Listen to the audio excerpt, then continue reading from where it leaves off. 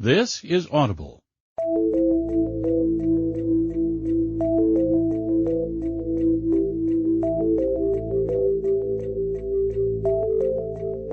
Brilliance Audio presents Trespassing by Brandi reads, performed by Kristen Watson-Heinz.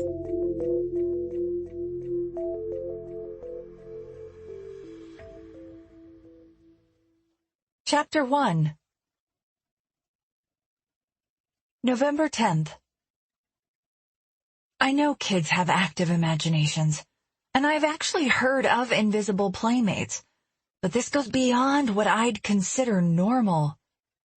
Who's to say what's normal? Dr. Russo chuckles. Kids do have wild imaginations, and your child is exceptionally creative, artistic. Not once have the educators at the Westlake School referred to her this way. I glance at the table where 3-year-old Elizabella is engaged in her favorite activity, coloring. I lower my voice. Doctor, if I fail to set a place at the table for Nini, Nini gets mad. If Elizabella gets into trouble at preschool, it was Nini who made her do it. Sometimes, I continue, in the middle of the night, she laughs loud enough to wake me, and when I check on her, she's sitting down to a tea party in her room saying, Nini just said something so funny, Mommy. Have you considered removing toys from her bedroom? My brow wrinkles, intensifying my headache. He doesn't get it. That's not the point. I just thought, considering the family history. He fills in the blanks. Schizophrenia is extremely rare. It affects only 1% of the population, and in children, especially children of Elizabella's age, it's practically unheard of. And based on what you've told me, your mother struggled more with depression than with voices in her head. Sure, based on what I've said, it's a logical conclusion to reach. But I haven't told him everything yet. I haven't even told Micah everything, and not because I don't want him to know. I can't explain what I don't understand.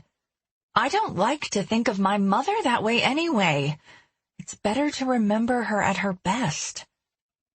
And even if your mother had been properly diagnosed as a schizophrenic, which I doubt, the due diligence just wasn't given to the case, the fact that you don't exhibit signs of the disorder means a less than 10% chance Elizabella will be affected. Would anyone, though, think herself crazy? If she's crazy? Creative minds usually run in families, the shrink continues. Are you creative? Not exceptionally. I majored in women's studies in college. Not that I'm using my diploma for a damned thing since my little bundle of restless energy arrived. Ironic now that I think about it. Your husband. I hold the doctor's gaze. He already knows the answer to this one. Micah, who wears only shades of gray because he doesn't know which colors go with which, is anything but artistic. I know where this line of questioning is headed, and I know he won't quit until we get there. My mother designed jewelry, I admit. I suspect you're a little artistic too, but you're afraid to follow in your mother's footsteps, no matter the capacity in which you do so. It's a ridiculous thing to say, an overgeneralization. Anyone would be afraid to become what my mother became. She had her way at the end. A short service beneath a lovely pane of stained glass. You're under a lot of pressure with the fertility treatment, with Micah's traveling, Dr. Russo says.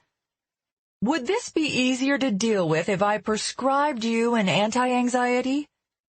I shake my head. I still have the pills he prescribed after the miscarriage in April. I don't like to take them. It's hard to be a mother when I'm on them. But it's out of the question in the midst of in vitro. Perfectly normal. Dr. Russo massages a hand over his beard. This is the optimum age for the development of a friend. He uses air quotes. Like this. Sometimes the child creates the imaginary friend to deal with some sort of shift in the household. Moving, for example. The onset of preschool. I look again to the corner table where Isabella is coloring. Dr. Russo is our family therapist. We've been seeing him together for about 6 months now, since April, since Nini made her debut, which coincided with the miscarriage. Not long after, we moved to the Shadowlands, a full-service gated golf course community on the outskirts of Chicago, and Bella started preschool last month. I twist my wedding ring around my finger. It's tighter than usual. "You're trying to have another baby," he says. "Always. I wish someone had told me in college it would be this difficult to knock me up."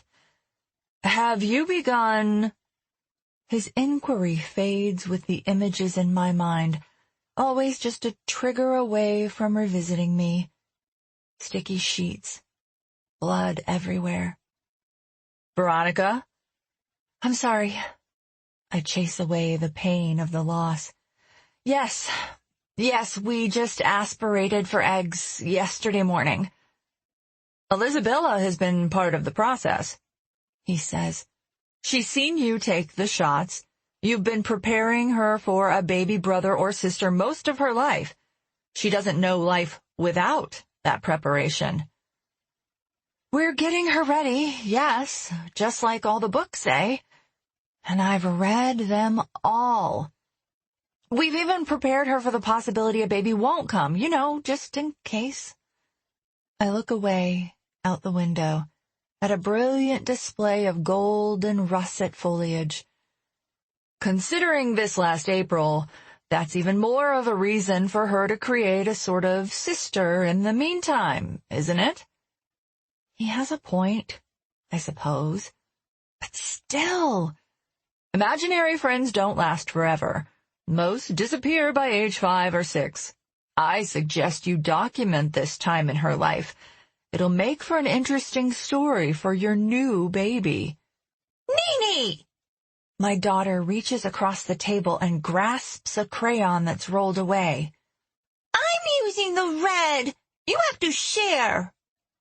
"And it's normal for her to fight with her friend, too?" I ask.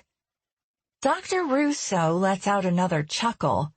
"A good sign she's learning right from wrong. She's a very articulate, very intelligent 3-year-old. She'll be fine." Resigned, I stand. "Come on, Allie Bell. Time to get you to school." She'll be only a few minutes late if traffic cooperates. This time of day, it could take half an hour to get out of Evanston. "You're preparing for the worst," Russo says. "So subconsciously you feel you'll be able to handle it, should the worst come to pass. It's understandable given all you've been through. Your mother, the falling out with your college roommate, especially considering the miscarriage." "Thank you." I extend a hand, which he shakes, before he can opt to lengthen the list of my trials. Then I wrap an arm around Bella's waist and pull her kicking and screaming from the table. She fights me all the way to the car, to the point I'm nearly dragging her down the hall, down the stairs, through the parking lot. "No school! No school!" "Yes, you're going." When I lift her to her car seat, she arches her back and slips from my grasp to a crumpled mass of girl on the floor of the SUV. "Isabella, stop! You're going to hurt yourself."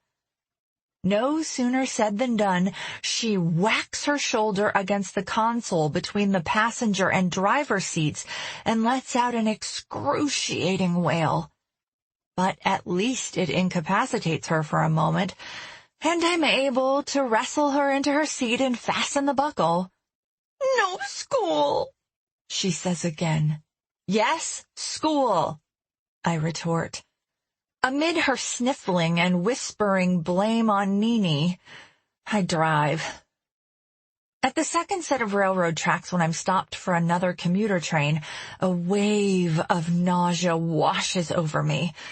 This is the worst part of fertility treatment, feeling pregnant when I'm not. It makes sense. I'm pumping my body full of hormones, and just 2.5 days ago, I took a shot of HCG to the ass. It's a lot to go through for a very real chance that it will get us absolutely nowhere. I take a sip of lukewarm water and cradle my head. A glance in the rearview mirror shows Bella twirling her chestnut hair around a finger. "Don't be scared," she says. "School isn't bad." "Nini's going to school with you today?" "She doesn't want to." And then, speaking to her coil of hair where Nini lives, "I won't let them put us in a timeout again. It was the boy in the red shoes. His fault." Perfectly normal. Okay, Dr. Russo, I'll take your word for it. We arrive at the Westlake School 12 minutes past start time, a big no-no, according to the director, and yes, those are the words she used. Late arrivals disrupt the morning routine, but I might guess that Bella's late arrival in particular will cause an uproar. She's been having trouble with separation lately. With Bella's hand in mine and her backpack in my other, I step quickly toward the door. The autumn breeze is uncomfortably cool at my back, bordering on biting. Soon we'll be trudging through snow. Still, it's a festive time of year. I hope we'll have some good baby news to share by Christmas. "Mommy, wait! Nini's not out of the car yet." "She's right there, baby." I play along like Dr. Russo suggested. "Right in your hair, like usual." "We have to go back and get her." She resists and yanks on my hand. "Mommy, please! She's all alone! She's scared!" I glance down to see Bella in the midst of tantrum number 3 of the day, stomping and crying and shrieking. My head pounds. Fatigue, nausea, and an invisible friend locked in the car. I don't need this right now. I have half a mind to load my daughter up and lug her back home, just for today. But Dr. Russo also said consistency in regards to preschool was best. If I give in once, she'll only become more resistant to going in the future. I take a deep breath. Okay, if we go back for Nini, you'll be good once we go into school, right? I crouch and tuck a tear-soaked tendril of hair behind her ear. If Nini goes with you, there's no crying at the door. Bella sniffles. Her lower lip trembles. "Mommy, are you scared?" I laugh a little. "No, baby, there's nothing to be scared of." "Yes, there is." Her little hands grip mine. "Nini says when Daddy went to Godland, he left us all alone." Slivers of ice dart through my veins. Nini said what? Fat tears well up in her big brown eyes. "We're all alone." "Why do you think we're alone?" "Daddy, he went to Godland." "Baby, Nini doesn't know what she's—" "Nini knows."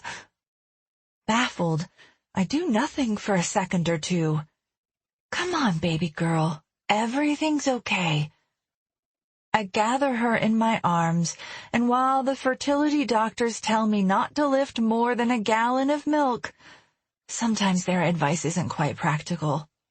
I prop her on my hip and make a show of going back to the car for Nini, and even pretend to hold the kid's hand as if I'm not holding enough, as we make our way to the door. We've already missed attendance, calendar time, weather report, and meet a new friend. Well, they'll just have to understand. I should have thought to bring a note from Dr. Russo. Maybe they'd spare me the lecture if they knew I'd been attempting to help my child adjust to this preschool routine. I lower Bella to her feet and punch in the access code at the door. A red light blinks at me. I try again to no avail. Great. I buzz for help. Through the intercom. May I help you? I push the button again. This is Veronica Kavanaugh. The code doesn't seem to be working. One moment. A minute or two later, Miss Wendy, the director of the school, appears at the door to admit us. I'm surprised to see you today. Her eyebrows slant downward, and her pink lips bend into a pout. Oh, I know we're a touch late, but Bella had an appointment. We walk into the foyer, decorated with a painted mural of a picket fence and flowers and blue skies that belie today's overcast cloud cover. How are you holding up? Did I tell them about the egg retrieval yesterday? I don't think so. But Claudette Winters knows, and since she picked up Bella for us yesterday, I wonder if she spilled the beans. It would be unlike her if she didn't. I'm hanging in there. The generic response is easier than explaining that I feel like shit, thanks to the aching caused by my ovaries blasted to the size of tennis balls and the constant headache. I've learned that while people ask, they don't really care about the specifics anyway. I help my daughter remove her coat. Such a tough time. Wendy crouches in front of Bella and wipes tears from her cheeks. And how are you, sweetie? She looks up from my daughter. You know, I think bringing her today is best. Sometimes a distraction, especially when that distraction is learning, is just what the doctor ordered. Just as I'm about to tell Wendy that beyond knowing that Mommy takes her baby shots, Bella isn't all that involved in the IVF process, a classroom coordinator appears to take my kid by the hand and lead her to class. Wait, Bella says. Wait, Mommy! I open my arms and allow her in for one last hug. See you in a few hours, Ellie Bell. Her little arms are tight around my neck, and I feel her trembling. Nini's scared. You and Nini will have a good time today, I remind her. You always do. I love you, Mommy. I love you, too. She separates of her own volition. Sometimes I have to pry her hands off me, and voluntarily takes the coordinator's hand. She looks over her shoulder at me and rubs a tear into her left cheek. We'll call you if it doesn't go well. Wendy takes the backpack from my hand. And if you're a bit late picking her up today, we understand, given the circumstances. All right, this is just getting weird. Or, if it'll help, Miss Jennifer doesn't live too far from the Shadowlands. She's offered to drop her off after class, and with a signed release. I'm okay, I say. We've been through this twice before, and it isn't glamorous, but IVF is more common today than IVF. Her face corkscrews into a confused-looking frown. I thought, Elizabella said yesterday, IVF? It's the reason Claudette Winters picked her up for me yesterday. We went through the retrieval process in the morning. Oh! Her smile melts away the tension. Well, that's a little different. Bella gave us the impression that... She waves a hand. Oh, never mind. What did Elizabella tell you? She said... Wendy covers her laugh. It's not funny. I don't know why I'm amused. She told Miss Jennifer yesterday that your husband died. I freeze. Did you say... My daughter told you...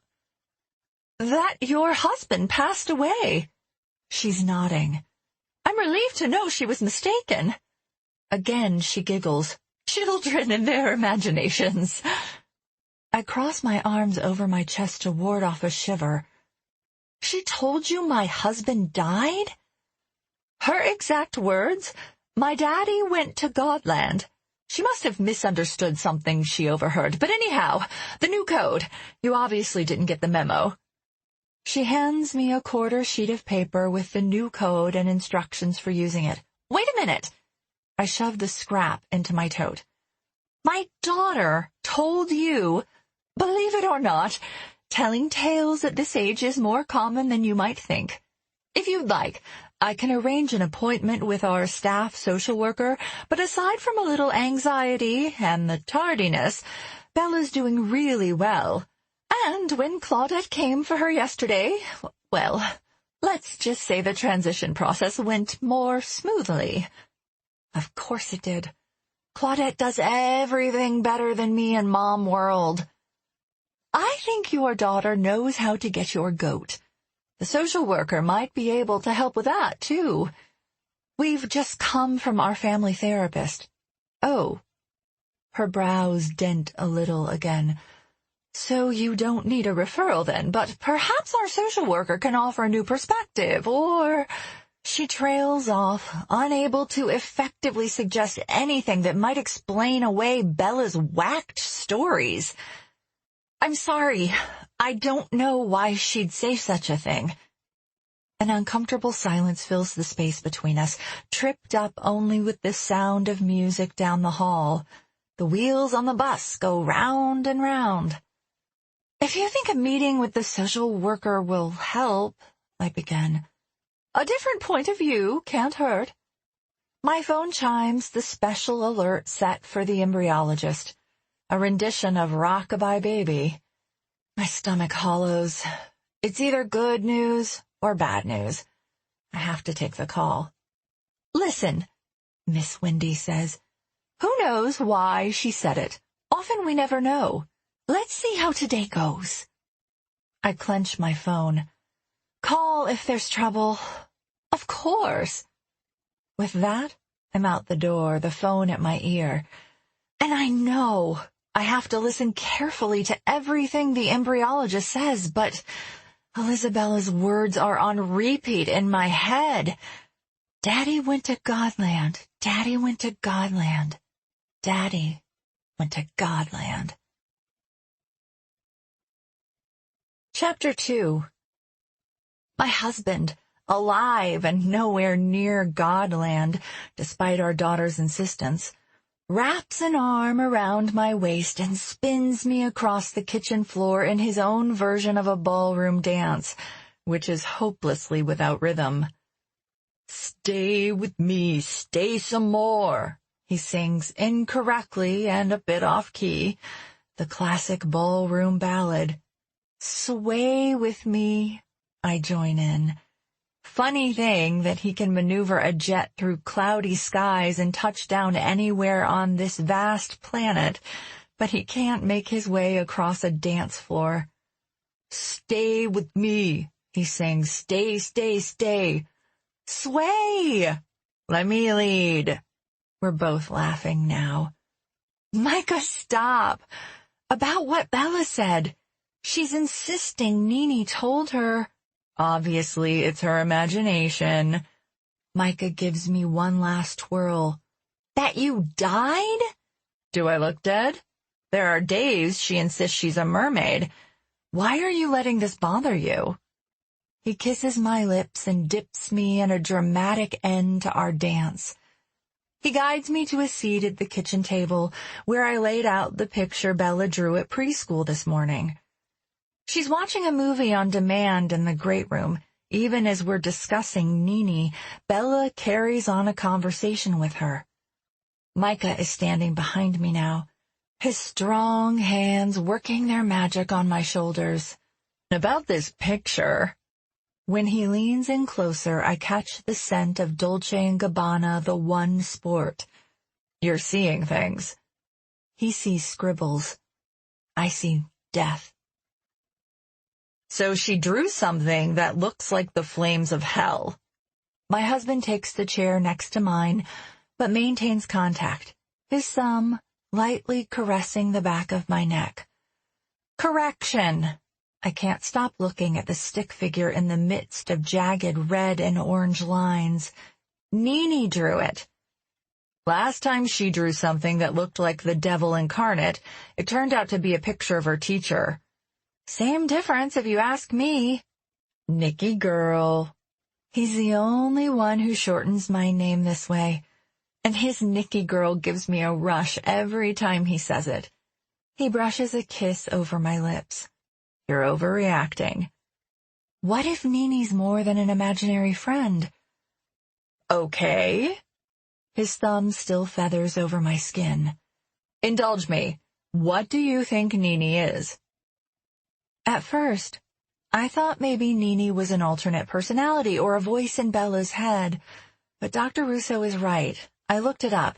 Even the most severe cases of schizophrenia don't usually rear up until adulthood. A rare case was reported in a 9-year-old girl who couldn't control the expanding number of her imaginary friends, but never has a 3-year-old been thusly diagnosed. Now, considering my daughter's insistence this morning that Daddy went to Godland, I wonder if Nini isn't something else, something not even doctors can explain. What if she's a ghost or a demon? Micah grins. Really? Yes, really. I stiffen and pull a few inches away. Look, I know it's far-fetched, but... Are you telling me you think our 3-year-old is clairvoyant? That she opened a door to the great beyond and plays with Satan's minions? He pretends to reach for my cell phone. Let's call Oprah. She'll know what to do. You don't think I know how crazy it sounds? I attempt to rub away my headache. Maybe it's me. Maybe I'm the crazy one. If everyone else thinks this is normal. He grips the back of my neck. It's crazy, all right. As crazy as I am about you. I try not to laugh, but while he's working my neck with one hand, he tickles my ribs with the other and gives my earlobe a nibble. Stop, I say on a breathy giggle. This is serious. Listen. He scoots his chair closer. I don't want you worrying about anything. His hand settles on my abdomen. Think about 2 little embryos, still kicking in their test tubes. Not great odds. The lab's call this morning informed us that of 6, only 2 eggs fertilized. I'm 31 years old, too young to be going through this. If these 2 fresh ones don't make it, we'll have 1 more shot to batch, he reminds me. And if we don't have anything to show for that attempt, we still have 2 frozen at the lab. All it takes is 1, baby cakes. All it takes is 1, and we already have 2. 1 is silver, the other's gold, all right? I rest my head on his shoulder. I don't tell him so, but I can't handle the prospect of having to endure this again. The shots, the medication, the side effects. Perpetually hung over and queasy without the benefit of the drink for months on end, especially because I'm becoming less and less confident in the process. Sure, IVF worked when we conceived Bella, but I'm 4 years older now, and things are different.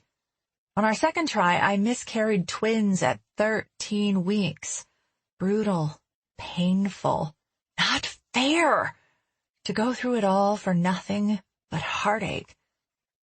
Do you think it's going to happen for us? I ask. Do you think we'll have another baby? No 2 people on this planet deserve it more.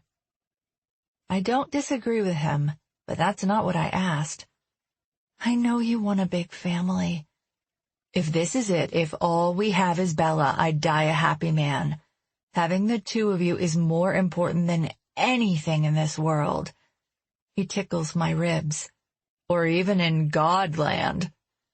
I roll my eyes at his bad joke. It's just that I don't feel good, and even a simple trip to the park turns into a stressful situation. Maybe go with someone. Give yourself an opportunity to socialize. Have adult conversations. Set up something with Claudette. Claudette is the closest thing I have to a friend.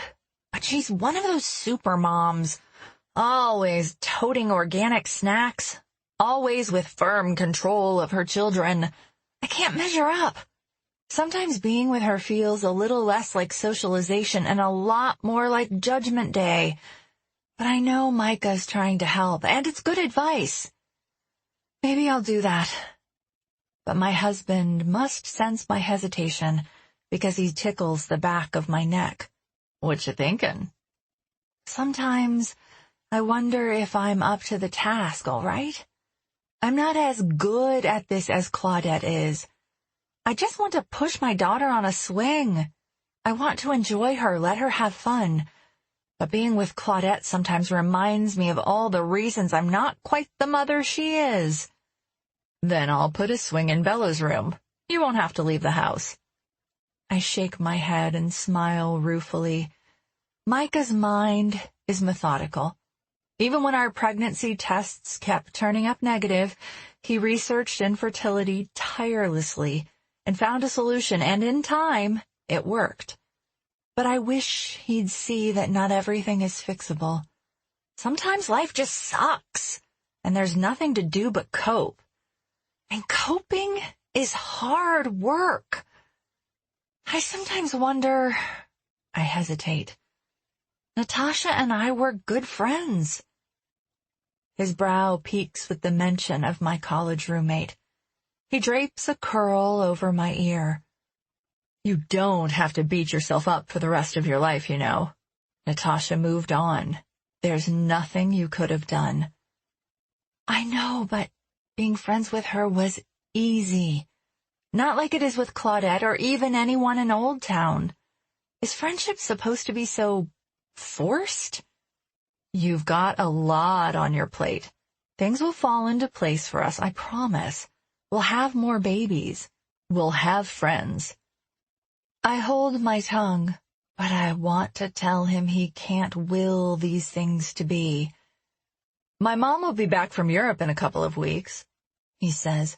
Maybe she can come help for a while after our embryos are implanted, until we're out of the woods, until we see little blips of heartbeats on sonograms.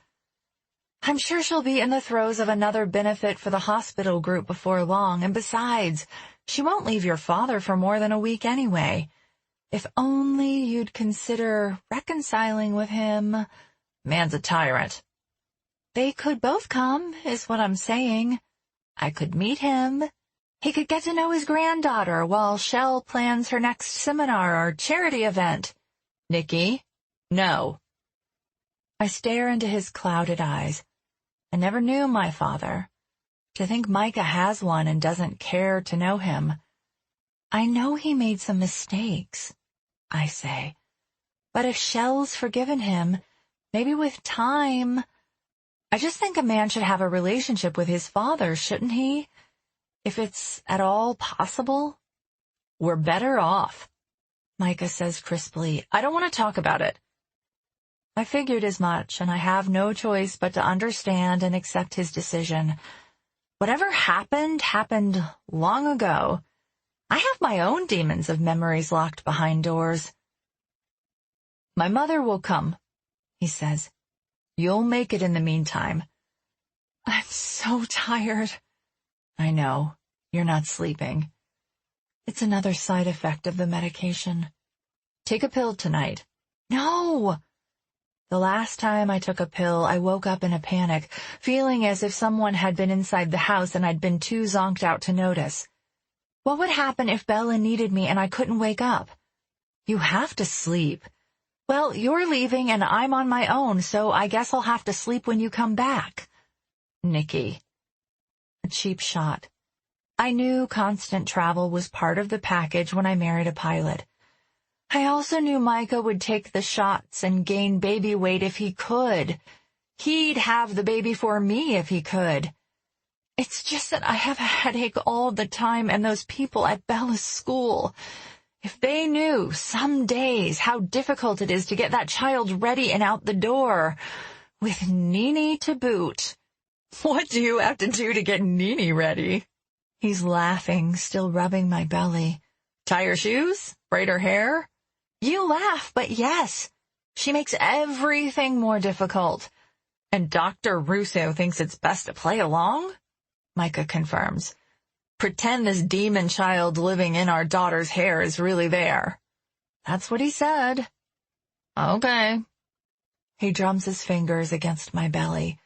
Then let's set some ground rules, just like we did when Bella got her tricycle. Before I have a chance to respond, he's calling into the great room. Bella? Bella, can you come here for a minute? No, she pips. Come on, Sugar Cube. She glances over her shoulder at us. We're busy.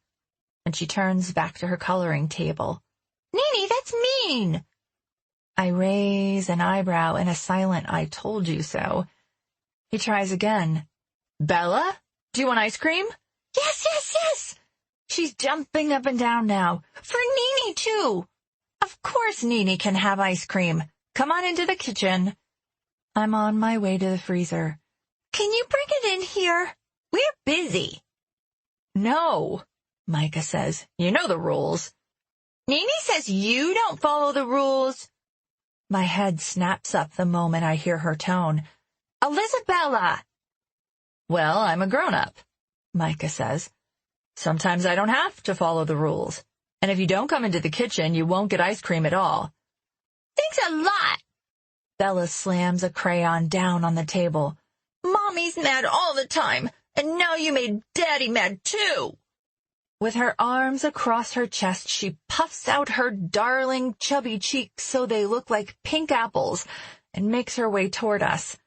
I bite back a laugh. She's so dramatic. But Micah doesn't contain his, which only serves to frustrate Bella more. No laughing! Ice cream, Mike? Just as I turn to pull 3 dishes from the cabinet, I hear a crash and a wail. By the time I turn around, he's already scooped up our daughter, who is a cuddly, weeping ball in his arms. What happened? Bella screeches, Nini pushed me! Just as Micah explains that she tripped. It's okay. Micah sits at the table, still holding Bella on his lap. Ice cream makes it all better. I scoop out 1 heap of strawberry into a silver dessert dish, then another, and 2 into the third for my husband, who makes ice cream part of his daily routine. Not that his waistline tells the tale. He'll eat Nini's ice cream, as well as whatever Bella doesn't finish, but he'll be no worse for wear on the scale tomorrow. I slide 1 dish in front of Bella, 1 toward an empty chair, and the dish with 2 scoops I hand to Micah. None for you? He asks. I'm up 17 pounds with the treatment. I show him my left hand. I can't even take off my ring. It's for a good cause, he reminds me. And you're still stunning. And you're blind with love. So, why don't you tell Daddy about this picture Nini drew? He nods toward the drawing we've been perusing and spoons a bit of ice cream for Bella and offers to feed her. She allows it, despite the fact that she's a big girl now and wouldn't tolerate such an offer from me on her best day. I take the seat next to them. You like it? Elizabella turns her head to look up at her daddy. Her angel soft hair brushes against his chin, snagging on the whiskers of a 5 o'clock shadow. I love it. Nini must be an artist. She is. An artist, like my mother. What's the story behind it? Who's this? He points to a figure I assume is human, floating in the middle of the page amid black chevrons and red swirls. That's you, Daddy. What am I doing? Flying. This makes sense. Micah has been a pilot with Diamond Corporation for only a few months, but before that, he flew with a commercial airline. He's flown since before she was born. She doesn't know a life without planes. Flying without his plane? I ask, although Bella and I have been through this conversation before. Silly Mommy! The plane went to Godland, in the water. I freeze, and a chill runs through my system. She did not say that the first time I asked. Micah looks up and meets my gaze. He's wearing a look of concern. And here's the water where the plane is, Bella says. as matter of fact as if she were telling me the water is wet. Her chubby finger travels over the page. And the place over here is where the big house is. I swallow over the lump in my throat. There's a big house? A very big house, she tells me. Is it an imaginary house? Micah asks. Or a real house? Real. Real like Nini? Nini go to there once. This time when my husband looks at me, it's with relief, as if to say, there you have it. Godland is a haven for her imaginary friend. But because I'm not especially comfortable with Nini, knowing my daughter has now created an imaginary place to put her does little to calm my anxieties. Want me to draw for you? Would you do that? My fingers tremble as I push the morbid scribblings a few inches forward on the table. It's a beautiful drawing. From Micah's lap, she reaches for me and presses a hand to each of my cheeks. We can remember him when he's gone. All is silent, except for the sound of the neighbor's landscaping crew blowing leaves. I'm staring into my daughter's eyes. My breath catches in my throat and tears prick my eyes. I don't know what to say, so I go with the old standby. Mommy loves you, Ellie Bell. All right, Sugar Cube. Micah pulls her back into his lap. Let's eat this ice cream and get you in the tub. I suppose we'll set those ground rules about Nini another time. Chapter 3. November 11. If I were you, I'd nip it in the bud, Claudette says. Claudette and I shared the same whim, which I'm beginning to regret, and spontaneously met at Centennial Park after preschool today. I don't tolerate imaginary friends. Of course she doesn't. She doesn't allow her kids to eat when they're hungry either. They eat at 7, noon, and 5, with snacks at 10 and 2, whether they're hungry or not. I check my watch now. It's almost 2. Like clockwork, she's unzipping an insulated cooler and calling over her shoulder to Crew and Fendi, her children, who know better than to delay responding, before she turns back to me. Listen, if you put on like this Nini is real, it's going to encourage her. I'm sorry I mentioned Nini at all. The professionals say it will encourage her imagination. Professionals don't always know what they're talking about. A professional plumber fixed my garbage disposal last month, but it's on the fritz again. I told him what was wrong, and he insisted otherwise, so... She shudders as if a colony of ants just wandered out of her hair. Sometimes you have to take charge of what's going on in your own household, if you know what I mean.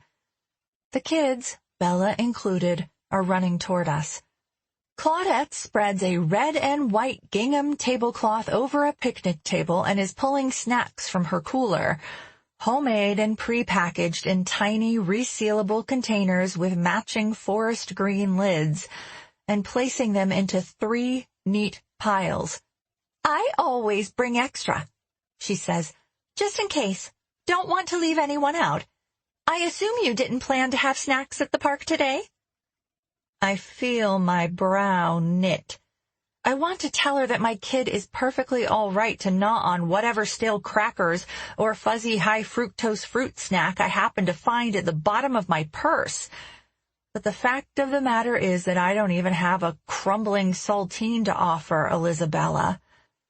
It's not like this outing was a planned picnic. If it were, I'd surely have sliced grapes into quarters and mixed an organic peanut butter spread for celery sticks and whatever else Claudette does when she isn't listing and selling houses.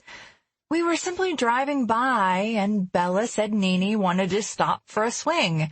So here we are.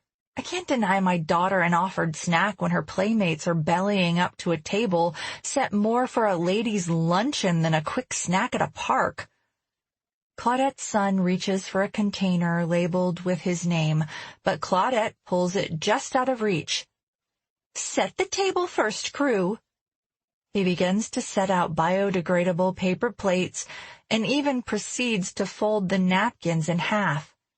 "Say thank you," I remind Bella. She glances up at me, then down at the food in the containers, which must look foreign to her. "Where's Nini's?" "You'll have to share your plate with Nini," I say. Claudette lets out an exasperated sigh, and if I took the time to look at her, I'm sure she'd be treating me to her best mom stare. "Not fair," Bella says. "Fendi has her own. Crew has his." "Bella." "Nini wants her own." My phone rings. Rockabye baby. And my heart flutters. It's the lab, calling with today's news. "Share for a second, okay?" I dig in my purse while Bella protests. "We'll talk about it." "Not fair!" Bella crosses her arms over her chest. I find my phone, press the answer button, and hook an arm around my daughter's waist to pull her off the picnic bench. I'm not supposed to lift her, but I can't very well leave her having a tantrum at Claudette's table. Neither can I deal with her and the lab at the same time. I lead her away from the playground and picnic area toward a line of pines where it's quieter. Bella's squealing and kicking. "Not fair, not fair, not fair!" "Is now a good time?" the woman from the fertility clinic asks. "No, but I can't not take the call." Waiting for news is nearly as stressful as the shots and procedures. "It's fine. Just a moment." I lower Bella to the ground and pull the phone from my ear for a second. "Bella, this is the baby doctor, and Mommy has to talk to her for a minute. Please." She's in tears now, wailing at the top of her lungs. But what can I do? I turn a few degrees to the left, walk a few steps so I can hear, and put my phone to my ear. "Sorry about that. What's the news?" "Mrs. Kavanaugh, of the oocytes we managed to fertilize, only one is developing. By the second day, we like to see a cell count of 4 to 6, and the one that is developing, I'm sorry to say, is at only 2. Numbness spreads from my heart to my fingertips. Deep breath. So that means, wait, how? I'm not sure I understand. I press a hand to my other ear to deaden Bella's screams. "We had 6 eggs, 25% develop." "That's what you said, so how is it that we don't have a single healthy embryo in this cycle?" 25% is the likely outcome, but as you know, assisted reproduction is an inexact science, and I'm pacing now, wearing a trench in the grass around a tree. It only has 2 cells? Anger rises like bile in my throat. We've been cheated. It isn't fair. I did everything right. Not once did I miss a dose of medication. Not once did I neglect the needles. Not once did I miss a pill. And if I did everything right, how is it possible things have gone wrong? "We'll watch it," the text says. "There is a chance it will still develop, but..." A chance? We deserve more than a fleeting chance. I hear about people all the time, cursed with unwanted pregnancies, women begrudging that it happened now instead of 6 months from now, couples pondering abortions because their kids are older and they were almost out of the woods when they were surprised with an oops, despite their methods of birth control. But me, I'm a good mother, and yet it's always a struggle for me to conceive. And no measured correlation between cell number and gestation. The technician's voice is flat, dry. I know she isn't supposed to give me a sense of false hope or even prepare me for the worst, just the facts. But if it does develop, I take another deep breath. Doesn't that mean there's something wrong with the embryo? Not necessarily. It worked once, I reminded myself. We have Bella. We have 2 embryos frozen at the lab. I spin to look at the proof that everything is going to be okay. But Bella isn't where I left her.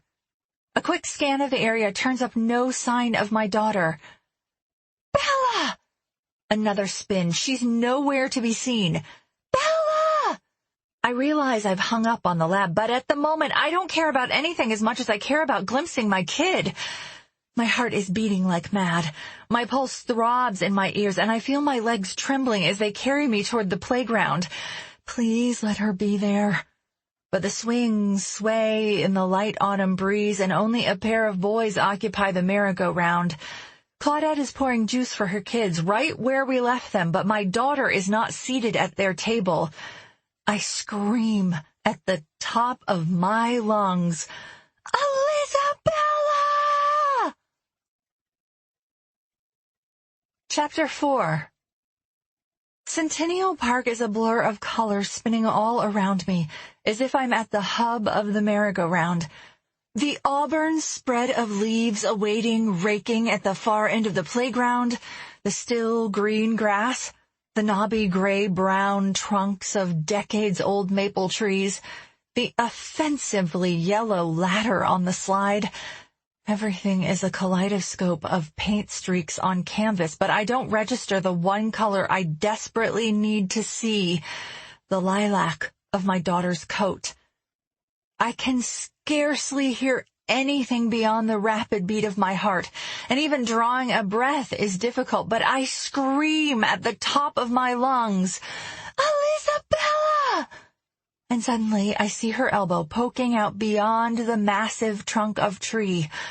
I dart to her, sweep her up into my arms, and feel her warm little body against me, her cool cheek pressed against mine. Tears of relief blur my vision, and the faint ache of swollen ovaries rears its head again, as if reminding me, don't lift more than a gallon of milk. Don't do that, I say. You can't just run away like that. Bella places her hands on my cheeks, cupping my face. Nini said she saw Daddy. And despite the panic of the moment, I touch my forehead to hers and I laugh. Let's try to do what's right, okay, Ellie Bell? And not what Nini tells us to do. She puckers her pretty pink lips and kisses me, wipes away more of my tears. I miss Daddy. I miss Daddy, too. He'll be home tomorrow. Meanwhile, I have to call to tell him about the unfortunate news from the lab. Come on, baby, let's go home. She shakes her head. Want to play with Fendi and crew, and wiggles until I put her down. Before I have half a second to compose myself, she's running over to the picnic bench and climbing between the mottled children, demanding another snack and place setting so Nini can have her own. I follow. No, Nini isn't real, Claudette says. I don't feed children who aren't real. My headache pierces. I glance at Claudette. I can handle. It's so real. Bella frowns and puffs out her cheeks again. Claudette finishes popping her little paper straws into small cups of organic apple juice, oblivious to my protest against her parenting my child. Let me give you some advice. Super Mom of the Year plants her hands on her lean hips, raises an eyebrow, and continues before I can tell her I'm not in the mood to hear it. Now, you know I wouldn't say this unless I truly cared about your family, Veronica. It takes 2 to raise a toddler, and because your husband is gone a lot, I want you to rely on me. I know you're exhausted, but you need to establish and enforce some boundaries. You're letting her control you. Who's in charge? I wrap an arm around Bella's waist and pull her, kicking, off the picnic bench. Stop, before you hurt someone. Bella doesn't stop. Maybe you should find an outlet, Claudette says. Something for you. I was the same way before I got my realty license. The feelings of inadequacy, the overblown concentration on spoiling the children. Excuse me? I know you're under a lot of pressure with IVF and with Micah's being out of town, and it's giving your daughter an opportunity to act out. Have you ever considered the fact that you're trying too hard to get pregnant? I plant Bella on the ground next to me and meet Claudette's gaze. Relax, and it'll happen, she says. My children are living proof of that. It probably took her a whole month or two of trying before a little plus sign appeared on the sticks in her bathroom. Some of us aren't that lucky. Why don't you let me take Elizabella for the afternoon? Go home. Have a glass of wine. I can't drink during treatment. And relax. And it'll happen. Do you honestly think we weren't relaxed for the first year? I tug on Bella's hand. Who isn't relaxed for the first several months? I'm just saying, well, don't. My daughter is at the onset of another tantrum, but I tighten my grip on her hand and give her my best mommy serious look. If Nini's coming, she has to come now. And we begin toward the parking lot. Veronica, sometimes positive thoughts. Yeah, I've read The Secret. Veronica! I picture Claudette staring after me, hands on hips, but I don't turn back to confirm it. Instead, I look down at Bella. Let's give Daddy a call. I try a tone with more sweetness, and it seems to work. Yay! Bella skips alongside me. Aside from emitting a dramatic sigh, Claudette seems to have already forgotten her quest to educate me in the ways of easy, carefree conception. A quick glance over my shoulder proves she's busy with her robotic children, who obediently grasp her hands to thank Jesus for the snacks before they gobble them up. The nerve of that woman! Thinking I'd be shooting up Full-Stem night after freaking night because it's more convenient than having sex at just the right time.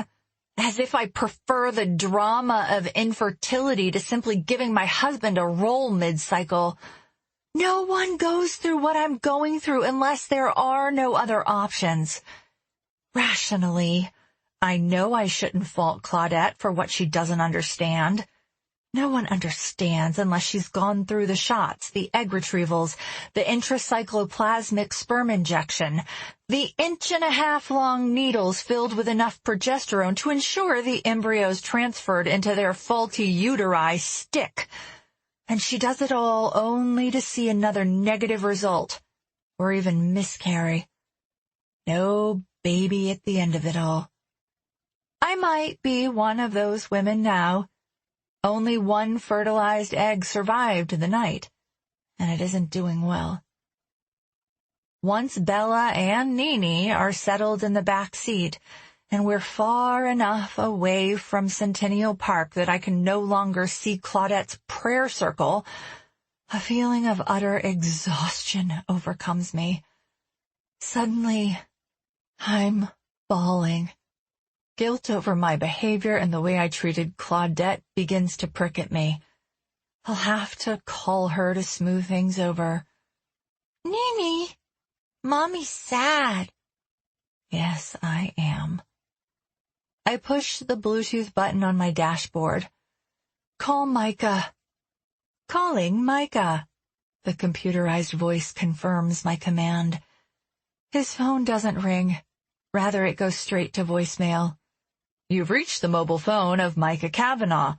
In a knee-jerk reaction, I terminate the call. My tears intensify, not with despair as much as irritation. How convenient that he has the luxury of turning off his cell phone. I'll bet he's enjoying a late lunch and a cocktail, despite our agreement that if I can't drink, he shouldn't drink. And I'm stuck here with a sassy 3-year-old, her mischievous imaginary friend, and Claudette Winters as my only acquaintance. I take a deep breath and try again. Call Micah. Calling Micah. Again, Voicemail picks up before the phone rings. This time I leave a message trying to hold my tears at bay. It's me. I have news from the lab, and it's been a rather tough day. I hope you had a nice flight. We can't wait to see you, so hurry home. Love you. Bye. I hang up. I know, Elizabella is saying. I told her, but she won't believe me. I glance in the rearview mirror and witness Bella in deep conversation with no one. What doesn't Mommy believe, baby? You don't believe what Nene says about Daddy. What about Daddy? You tell her, Nene. Bella fiddles with the belt on her car seat. I don't want to make her mad. Mommy won't get mad, I promise. I told you, Bella says. We're all alone. Daddy's coming home tomorrow. No. She follows it up with a dramatic sigh. No, Mommy. He went to Godland in his plane. I stomp on the brake at a red light. Bella, you have to stop saying that. You know it isn't true. It's so. She sounds sleepy. I glance at her again and confirm it when I see her heavy eyelids.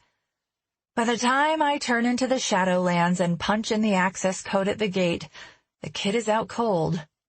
I drive along the winding paths leading to Hidden Creek Lane, where our home sits just south of the 11th fairway, across from Claudette Winters.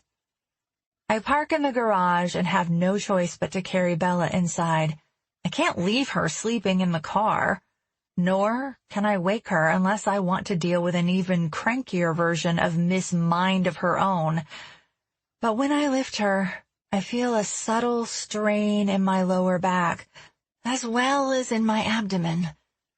This is one of those times life would be easier if Micah had a normal job. If he were due home at 6 o'clock, I might not care about a challenging, overly tired 3-year-old.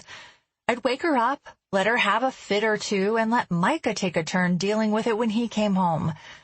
But as things stand, I carry her in, gently lower her to the sofa, unzip her coat, and remove her shoes.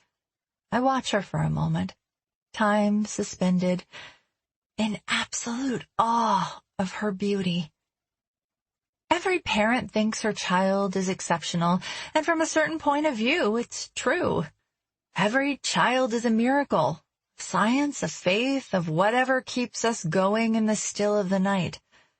Claudette spends thousands of dollars on headshots for her daughter and son, insistent they'll be the next Disney stars, and they're not especially cute kids. Some moms go overboard believing their children are special, but Elizabella is, especially considering the news from the lab today. No one can convince me she's anything short of a miracle. I snap a photo and text it to my husband in order to document what he's missing. Sometimes he comes home earlier if he can arrange it, and especially given the news from the lab, I desperately need him to try. I lower myself to a chair and prop my feet on the oversized ottoman. When I glance around this house, I realize, and not for the first time, that it has yet to feel like home. But the Shadowlands is a good place for kids to grow up, and you can't raise them in the city, Claudette has told me, as if she'd ever tried. Still, I miss our condo in Old Town. The white-bearded man who sets up his folding chair and draws the charming buildings from the corner. The wrought iron scrolled gateway arching over the sidewalk to announce your arrival into the quaintest neighborhood in Chicago. The fresh produce market just around the corner. I want to move back. When Micah calls, I'll tell him, let's just pack up and go. Leave this snooty neighborhood in the 11th fairway behind us. Chalk it up as a mistake. And I miss having friends like Natasha. Has enough time passed? If I were to reach out to her now, would she be open to meeting for lunch?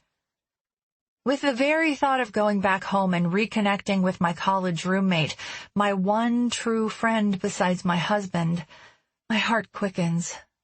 but I know it won't happen. I remember why Natasha and I parted ways, and I know why we moved out to the burbs. More space for our growing family. Little did we know the only addition might come not in a bundle of joy and receiving blankets, but in the form of Nini. Chapter 5. Somewhere between dreamland and wakefulness, a memory surfaces, as clear as if it happened only yesterday. My mother sits on a stool at our kitchen table, which she's recently painted blue. She's wearing the sweatpants smudged with every color of paint she's opened the past few years, and a men's tank-style undershirt, which she says used to belong to my father. Every time she wears it, I find myself staring at the worn material, hoping to find a clue somewhere within the threads. Something that might tell me where my father is, what kind of man he used to be. The pants practically hang off her hips. She's so thin. Her nubs of breasts are like tiny topographical bumps on a map now. But I remember when she looked like an hourglass. I remember when she looked like a woman. Her hair hasn't been washed in over a week, and lately she's been pulling at it, strand by strand. There's a scabby, bald patch at her right temple now. But she's still my mother.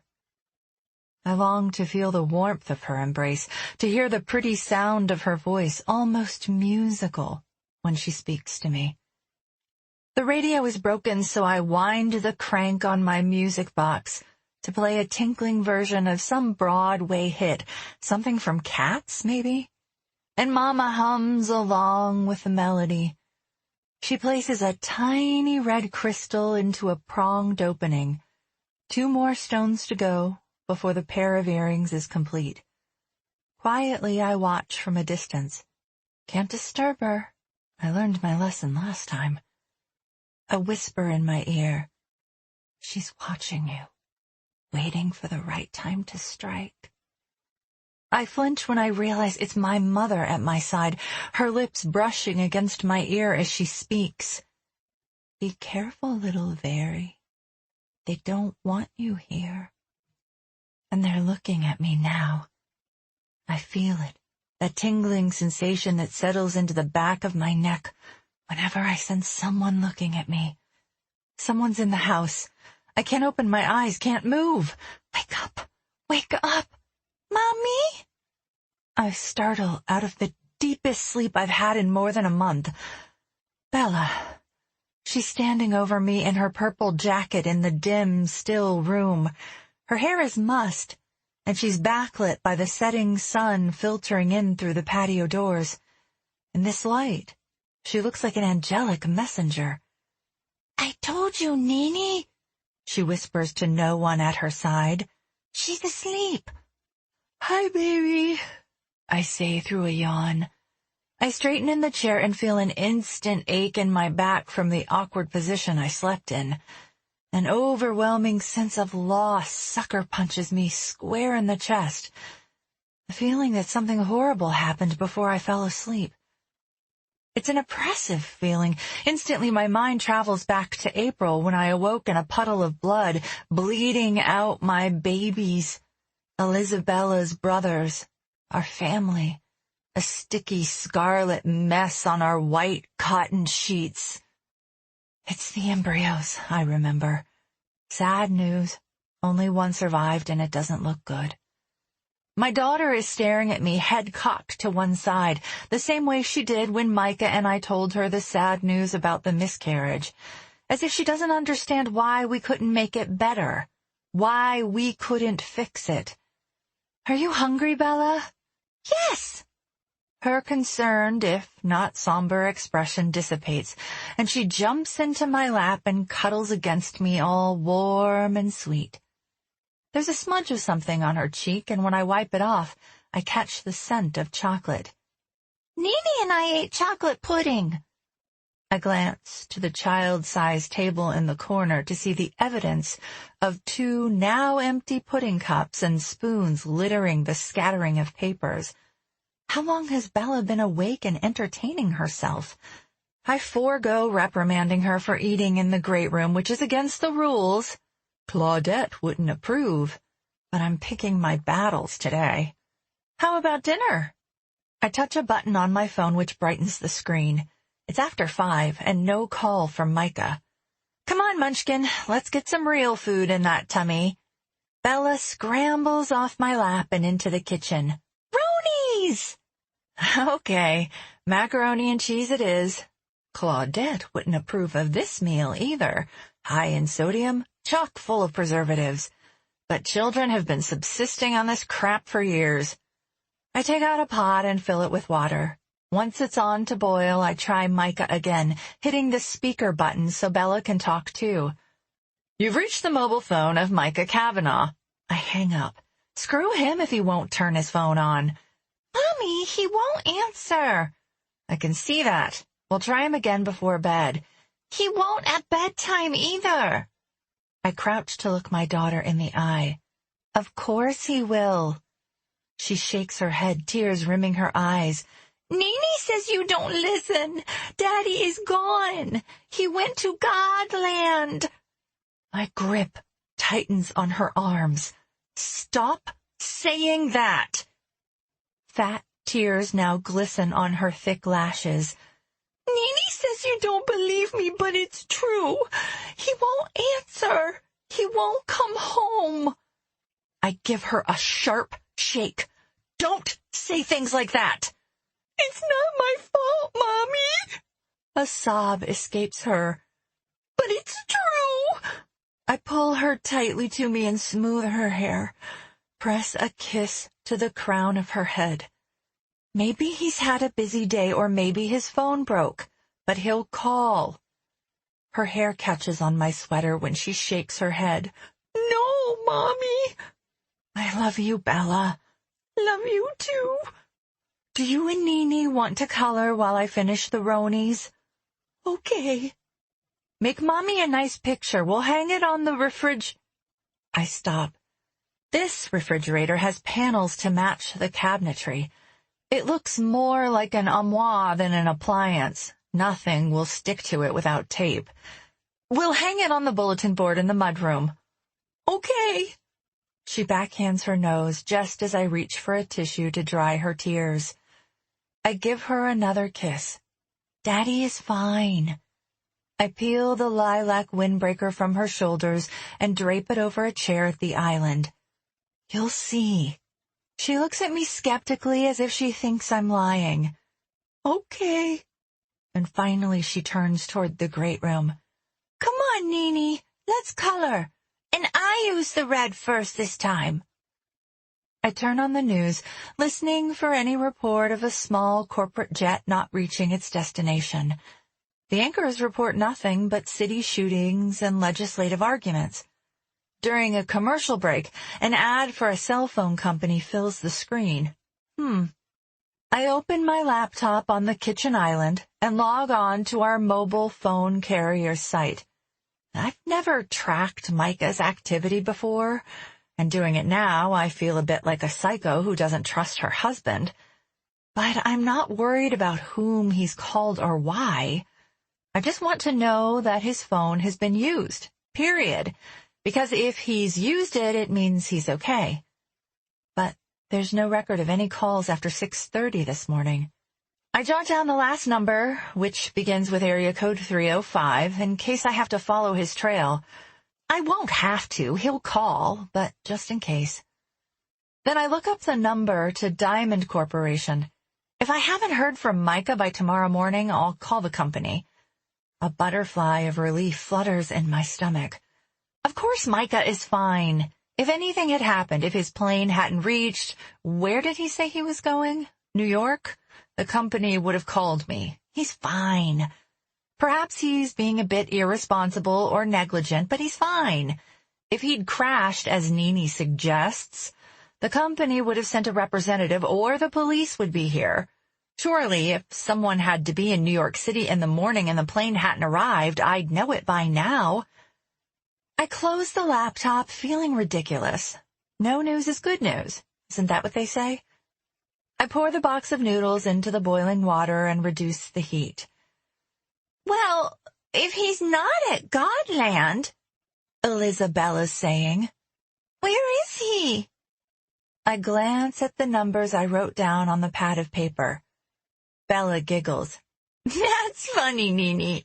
I don't think my daddy knows any dolphins. A chill dances in my veins. I snatch up my phone and dial Micah again. You have reached the mobile phone of Micah Kavanaugh. Hang up. Dial. Hello, and thank you for calling Diamond Corporation. Our normal business hours are 9 to 5, Monday through Friday. If you're calling during these hours, we are away from the switchboard or tending to other callers. If you know your party's extension, you may dial it now. I press 0. Hello, and thank you for calling Diamond Corporation. Our normal business hours are... Hang up. Dial the last number on record from Micah's phone. A series of 3 high-pitched tones pierces my ear, a computerized voice. The number you have reached, 305, you've got to be kidding me, has been disconnected. Bella is giggling up a storm. My heart is pounding so rampantly that I can scarcely hear anything beyond its beat. Who can I call? Who can help me find my husband? My mother-in-law seems the obvious choice, but she's in Europe with Micah's father. I don't want to worry her if I'm overreacting. Besides, it's the middle of the night across the pond. If I'm going to call, it'll have to wait until morning. I consider calling Claudette. What are friends for? But I feel sheepish after the way I stormed out of the park. I have to apologize to her, face to face, before I go to her for help.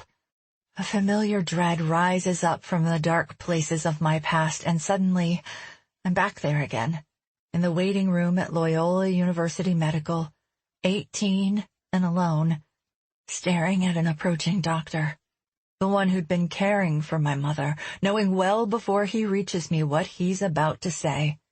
Silly Nini! My daughter's voice zaps me from the memory. My daddy doesn't know that man in the kitchen?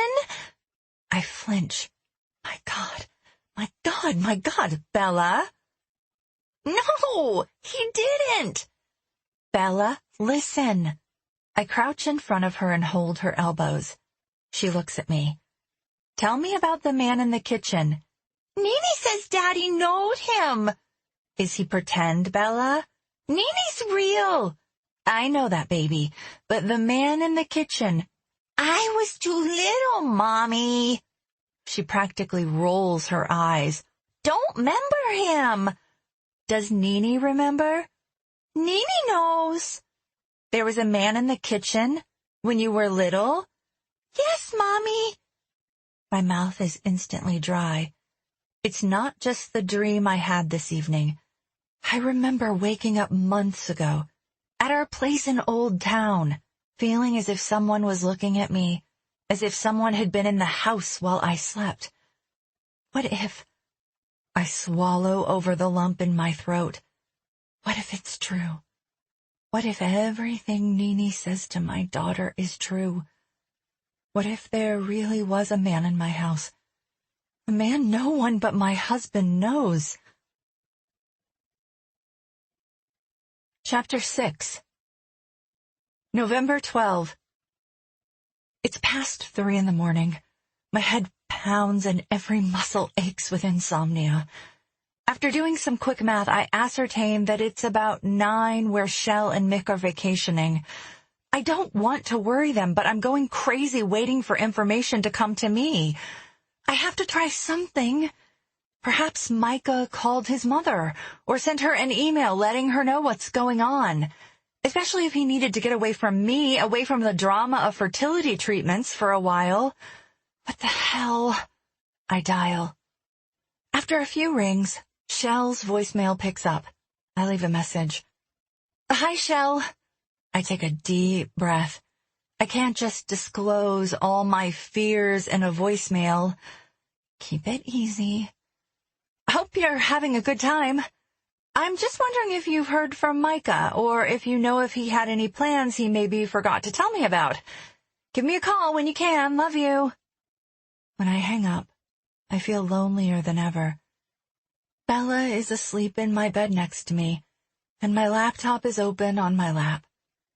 I've gone through nearly an entire box of tissues, and while I don't know where I'm finding more tears to cry, they keep coming. The Diamond Corporation website is displayed on the screen. It's a professional creation of plum and navy with an eye-catching bolt of lightning lacing down from nowhere to scrawl the word diamond across the top of the page. For the 80th time, I click on the tab About Diamond, and I'm redirected to a page displaying a picture of a woman in a couture business suit seated in a high-backed chair.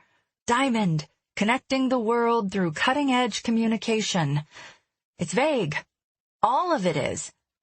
The page apologizes, but it's under construction, as are the other pages on the site. The Contact Diamond page offers up an email address and an 800 number, which I've already called, but no names of corporate gods or generals who might be able to help me track down Micah and his plane.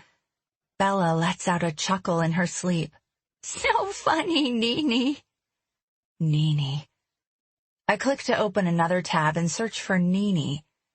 It comes up in a baby name dictionary. It means little girl or little sister. My heart warms when I consider what Dr. Russo said about Bella's creating a sister while waiting for IVF to work its magic. I should leave it at that. But a nagging sensation tugs at me. Nini appeared one day, out of the blue and unexplained. It was a week or so after the miscarriage. Micah's parents were out of town, and Micah had taken Elisabella to his parents' lake house up north, and they came back with Nini.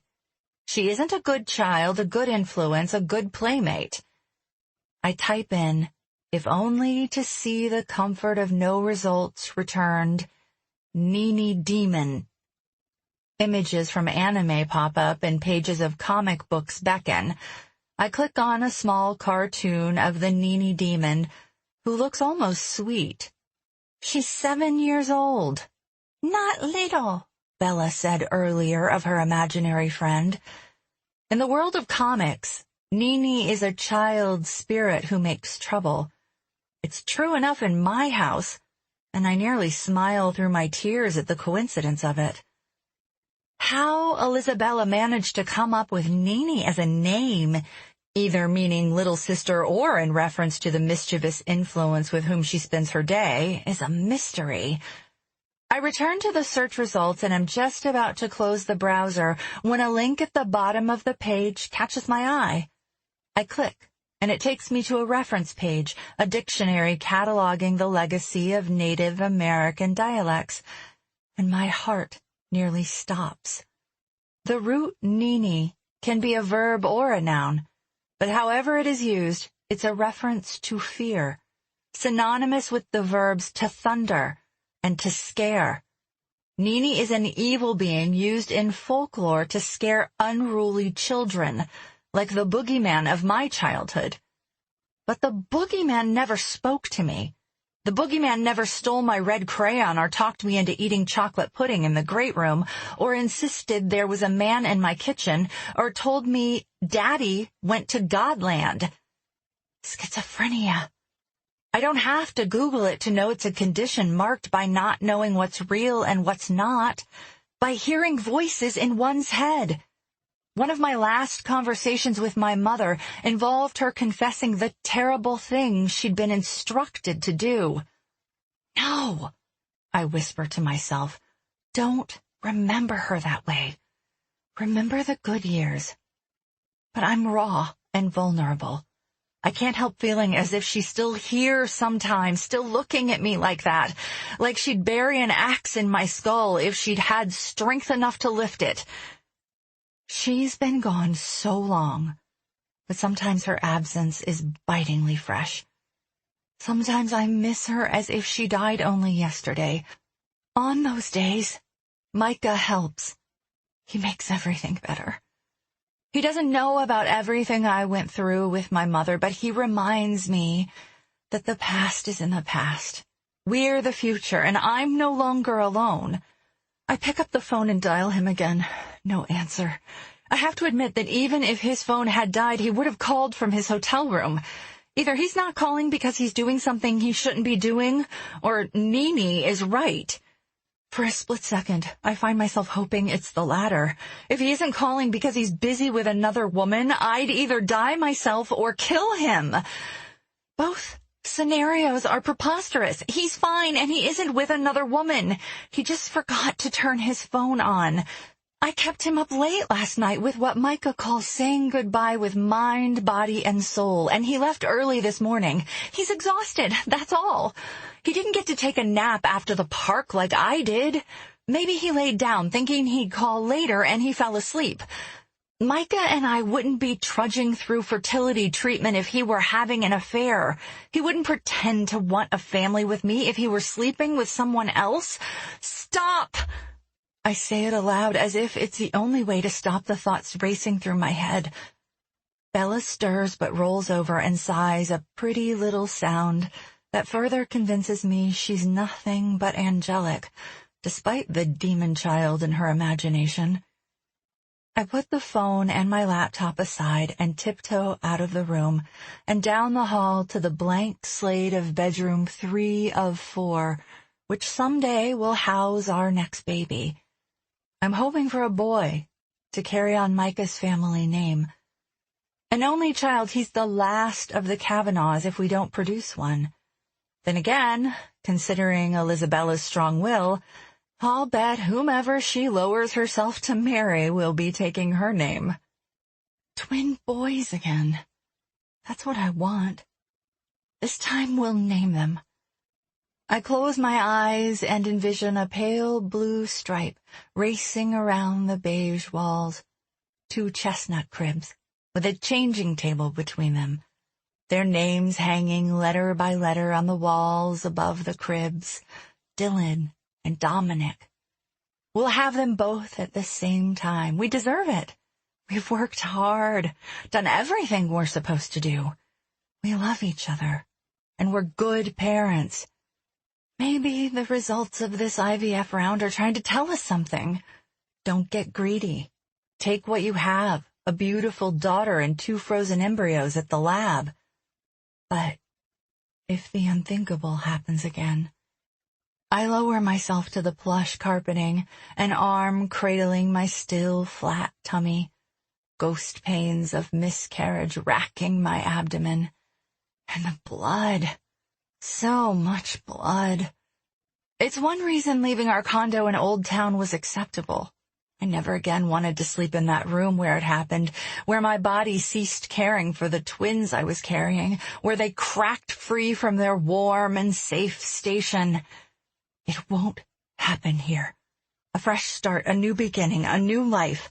Micah promised. No one can keep a promise like that. But if anyone can, it's Micah. It's why I believed him when he said it. Standing, I walk to the window and gaze out at the 11th fairway, lit only with the haze of the moon and stars. I remember Micah's commentary the day we moved in. Guess I'll have to start golfing again. He's next to me now, wrapping his arms around me in our would-be nursery, dreaming of tomorrow with me. I close my eyes and sink into the comfort of my imaginary husband. Can't live on the 11th fairway and never land a ball there. You should golf with me. I've never swung a club, I remind him, although I know he isn't here to hear me. I never danced before we took cha-cha lessons, and look at me now. You still don't dance, I say, swaying in time with him. It'll be something fun for us to do together. I'll sign us up for golf lessons in the spring, unless I'm pregnant. Of course, everything changes when you're pregnant. I lean against the window, trying to believe. It'll happen. The lab will call tomorrow with miraculous news. The embryo will have survived another night, and maybe we'll have another couple after the next round of batching. I'll be pregnant by the new year. Micah will golf without me. I'll drive the cart, with Bella and her naughty imaginary friend coloring in the back. An orange glow appears in the middle of the fairway, just a dot in the expanse of blackness. I straighten and try to zero in on where I saw it, but it's gone again. Out of the corner of my eye, I see it to the right, farther north on the fairway, but just like the first time, it's gone again. I open the window. Listen. Nothing but the sound of night insects and the mild breeze and crack, the snap of a twig. There it is again, the orange glow. The faint scent of cigarette smoke filters up from the fairway. Someone's walking the golf course at night, that's all. Smoking. Probably some Shadowlands resident who's lying to his wife about his habits, escaping in the middle of the night to indulge. But it's a strange, if not random, place to stop. Why stop at all? Why not walk the streets instead of the course? Who would do such a thing? The Shadowlands is a safe place. No one can be admitted unless a resident permits it. However, the property backs a forest preserve, which is blockaded with a privacy fence. If someone wanted to gain entry and couldn't get past the gates out front, it wouldn't be impossible for him to come in through the county preserve. The orange glow now comes and goes at measured intervals, brightening when the smoker inhales. Whoever he is, he's copped a squat and stopped walking. I wonder if he's looking at me the way I'm looking at him. I wonder if he stopped walking because he can see me silhouetted in the window. Or, I shudder with the thought, if he came looking for me in the first place. Chapter 7. I'm sorry. Who are you looking for, ma'am? I take another deep breath and prepare to explain the situation again to the third person to whom I've been transferred. My name is Veronica Kavanaugh. My husband is a pilot for your corporation. He left yesterday morning for New York, and I haven't been able to get a hold of him since. Can anyone tell me maybe what hotel he's in, or at least confirm that he landed all right? You said your husband is a pilot? Yes. With our corporation? Yes. His name is Micah Kavanaugh, and he left yesterday. I don't see an extension for anyone with that name in this office, or for either of our satellites. He isn't in the office. I don't think he's ever been to the office, but he's... Just a minute. Miss Kavanaugh, did you say? Yes, C-A-V-A. Just a minute. Elevator music interrupts my spelling. I bite on my thumbnail to keep from screaming. No, Nene, Bella is saying. That would be bad. If we do that, Mommy will never let us stay home from school again. I'm sure Miss Wendy will fill my ears about Bella's absence today, but until I find Micah, my daughter is staying put. No learning, no routine, no Westlake school rules, and if that stick with a pocket full of sunshine doesn't like it, she can kiss my ass. This is a bona fide emergency. While I'm on hold, my other line blips. It's the lab. It's awfully early for them to be calling. This can't be good news. I have half a mind to let it go to voicemail. They're allowed to leave me detailed messages. I signed a waiver permitting it. However, it's been my experience that they prefer to deliver bad news to a live person. But the phones go off the switchboard at 4. There's no guarantee I'll reach anyone, and I can't bear the thought of not knowing until tomorrow whether or not our meek, two-celled near embryo made it out of the gate. I click over and hold my breath. Well, the lab technician says, we had some progress overnight. It's at 5 cells now, and we'll continue to watch it. 5? A bubble of elation rises in my heart. That's good, right? It's progress, but it's still behind schedule. I'll call you tomorrow with an update either way, but your embryo had a productive day. Which means, what? It might be viable? She continues. I'm surprised to see this progress, truth be told, but some of these guys have a mind of their own. We've had 5 cells that became babies and some 8 that don't. So I guess we wait and see? That's about all we can do. Knowing nothing more than I used to know, we might have an embryo. I click back to the elevator music and remain on hold. It feels as if I'm living in limbo, as if my entire life is wait and see. No good news or even definitive bad news regarding the embryo. No word from Micah, no information from whomever put me on hold at Diamond Corporation. After a glance at Bella, who is deep in conversation with Nini while a Disney flick plays in the background, I head out to the screened porch. It's cold, and I'm wearing only a light sweater over a t-shirt, but I don't want my daughter to watch me unravel. Micah has been gone now for almost 30 hours. Since we met, we haven't gone a solid 24 hours without speaking. Something terrible has happened. Even if he needed a timeout, a vacation from the rat race of hormone shots and imaginary children, not that I'd immediately forgive his seeking such a thing, but I'd certainly understand, wouldn't he at least have texted to let me know he's okay? Maybe it's worse than I assume. Maybe the constant battle for conception finally got the best of him. Before Elizabella was born, I feared he'd leave me for someone he could more easily impregnate. He talked me down off the ledge countless times, assured me I was more important, told me we would adopt if all else failed. Even if he'd changed his mind about me, about us, he couldn't possibly turn his back on our daughter, especially after all we went through to have her. Ma'am? I catch my breath. Yes, I'm here. Ma'am, are you sure you have the right Diamond Corporation? Headquarters in Chicago, I say, with satellites in New York and Miami. That's right, the receptionist says. The trouble is... I wait a moment for her to gather her thoughts. The trouble is what? I finally ask. Well, it's just... Do you know by any chance who hired your husband? Who's the head of his department? I don't know. It's not like other jobs where he reports to an office, punches a time clock with familiar faces, and complains about the wages over lunch pails. Can't you look it up for me? Who's the head of aviation? Ma'am, bear with me, all right? We're a small communications corporation, and who's in charge of your pilots? Micah is new, so maybe you don't know him.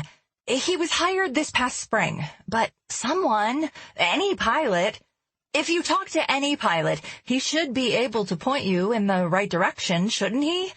Somewhere along the chain of command, someone is going to know my husband, and it's just that we don't have any planes, ma'am. Her words knock the wind clear out of me. What? Planes! I'm unaware of any aviation department here at Diamond Corporation. I've asked around and no one knows anything about pilots on our payroll. Are you sure that's what your husband does for us? Of course I'm sure. He flies planes. That's what he does. First for United Airlines and now for you. Maybe your supervisor knows him or her supervisor or hers. Put me in touch with the goddamn president of the corporation for all I care. This is important. I'm trying to help you, Mrs. Kavanaugh, but I'm not sure you have the right company. I storm into the house. Bella startles. I skid to a stop at the cabinets between the kitchen and the great room, which Claudette called the Family Planning Center the first time she brought us here. I tear through the mail and find proof that I'm not insane. I'm looking at his pay stub right now. Is this Diamond Corporation at 1058 LaSalle, Suite F, 22 in Chicago? We're on LaSalle, ma'am. What if I give you his employee ID number? Will that help? But we aren't on the 22nd floor. This building has only 15. ID number 103297. Can you look him up that way? She sighs. Look, honey, your husband doesn't work for us. I have his pay stub. His name is on it. It says Diamond Corporation. Mommy? I spin around to see Bella holding a picture of a plane in what looks like silvery water in her outstretched hand. Nini says she told you. Godland. I hang up the phone, gather my daughter into my arms, feel her tears against my neck when she buries her face there. Bella, why are you saying things like that? Her little arms tighten around me. Not me! Nini! Chapter 8. November 13. And when did he leave? Our formal living room is packed with agents of the law, some in uniform and some in plain clothes. While a couple of officers occupy Bella, I'm speaking with a detective wearing faded blue jeans, a backward baseball cap, and a University of Miami t-shirt. He looks more like a high school sports coach than someone who belongs on CSI, but the badge hanging around his neck says his name is Jason Guidry, with the Lake County Police Department. 2 days ago, just before 6 in the morning. He squints as he writes down everything I say in a handheld notebook. And when is he supposed to come back? 2 hours ago. Before the detective can draw the obvious conclusion that he's not technically missing, he's only late, I blurt out, I haven't heard from him and his company, the Diamond Corporation. They're pretending they don't know who he is. They're pretending he doesn't exist. Has this ever happened before? Guidry nibbles on his lower lip, still writing. He forgets to call. Goes off radar? Of course not. He always calls. Always. I believe you. He glances up at me. Have you been in touch with members of his family, parents, brothers and sisters, to see if they've heard from him? He's an only child. I open my laptop to show the detective what I've done. His parents are, well, they're in Europe. They aren't due back for another week, and I don't know if their phones are working over there. But I left a voicemail for his mother and sent an email. I also messaged her on Facebook, but she's not in the habit of checking it. What's her name? Shell Kavanaugh. I'd like her phone number if you don't mind. And your father-in-law? Micah Sr. He goes by Mick. Have you attempted to reach Mick? I don't have his number. The detective awards me with only a momentary glance, but I see something in his eyes in that split second. Suspicion, maybe? That propels me to explain. He and Shell are together, in Europe. Guidry is unfazed. He and Micah don't get along. We don't have a relationship. I see. He and Shell were separated when Micah and I met. They're back together now, but Micah never forgave his father for whatever it was he put his mother through. A shame. He's looking at me like he wants more elaboration, but I don't know much more than that. I know Mick had found someone else. I know he came to his senses just in time to save his marriage. Typical midlife crisis stuff. Motorcycle, sports car, younger woman. Shell forgave him, or maybe she simply chose to overlook it. But Micah wrote him off. That's the way it is with Micah. He's your biggest fan until you do something unforgivable. Mick practically lives up north now at their lake house. Shell's a butterfly. When she isn't planning charity events, she travels quite a bit and sometimes drags Mick with her. This time, he went. Mick doesn't see your daughter? I shake my head. Micah wouldn't allow it. He doesn't want him in our lives. Guidry nods. And it's because of whatever happened between his parents? That's what he said. The rift had nothing to do with Micah stealing money from his father 10 years ago? What money? My eyes widen. 10 years ago was right around the time we were graduating from college. We were together then, but I don't know anything about that. There was a report filed. Your father-in-law pressed charges, dropped them shortly after. I chew on a nail. I can't picture Micah stealing. But why would he have kept the accusation from me? I don't know. I mean, he never mentioned anything like that. What kind of money are we talking? Quite a bit. There's a record of it? Of the filed charges?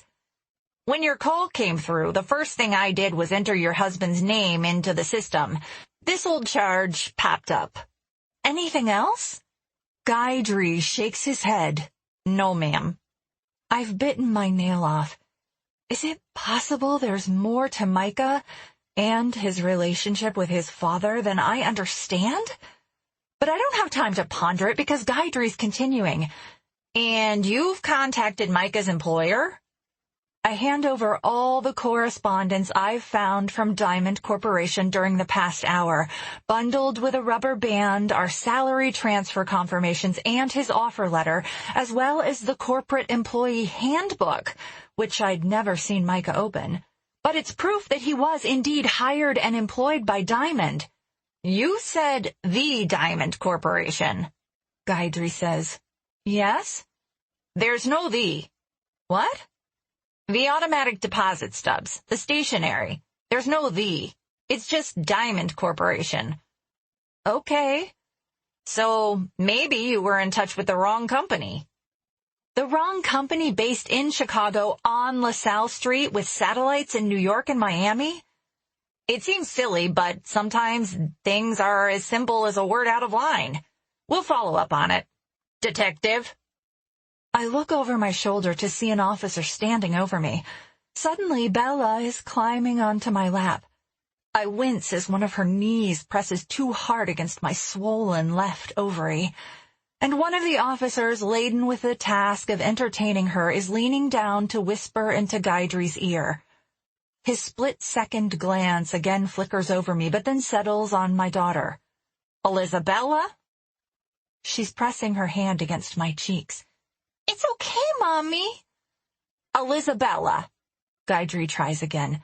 Can you show me what you drew? She nudges my stomach again when she spins and plops her bottom down on my lap. I didn't draw it. Nene did. Your mommy did? Gaidri asks. No! Nene! It's her imaginary friend, I say. She's real.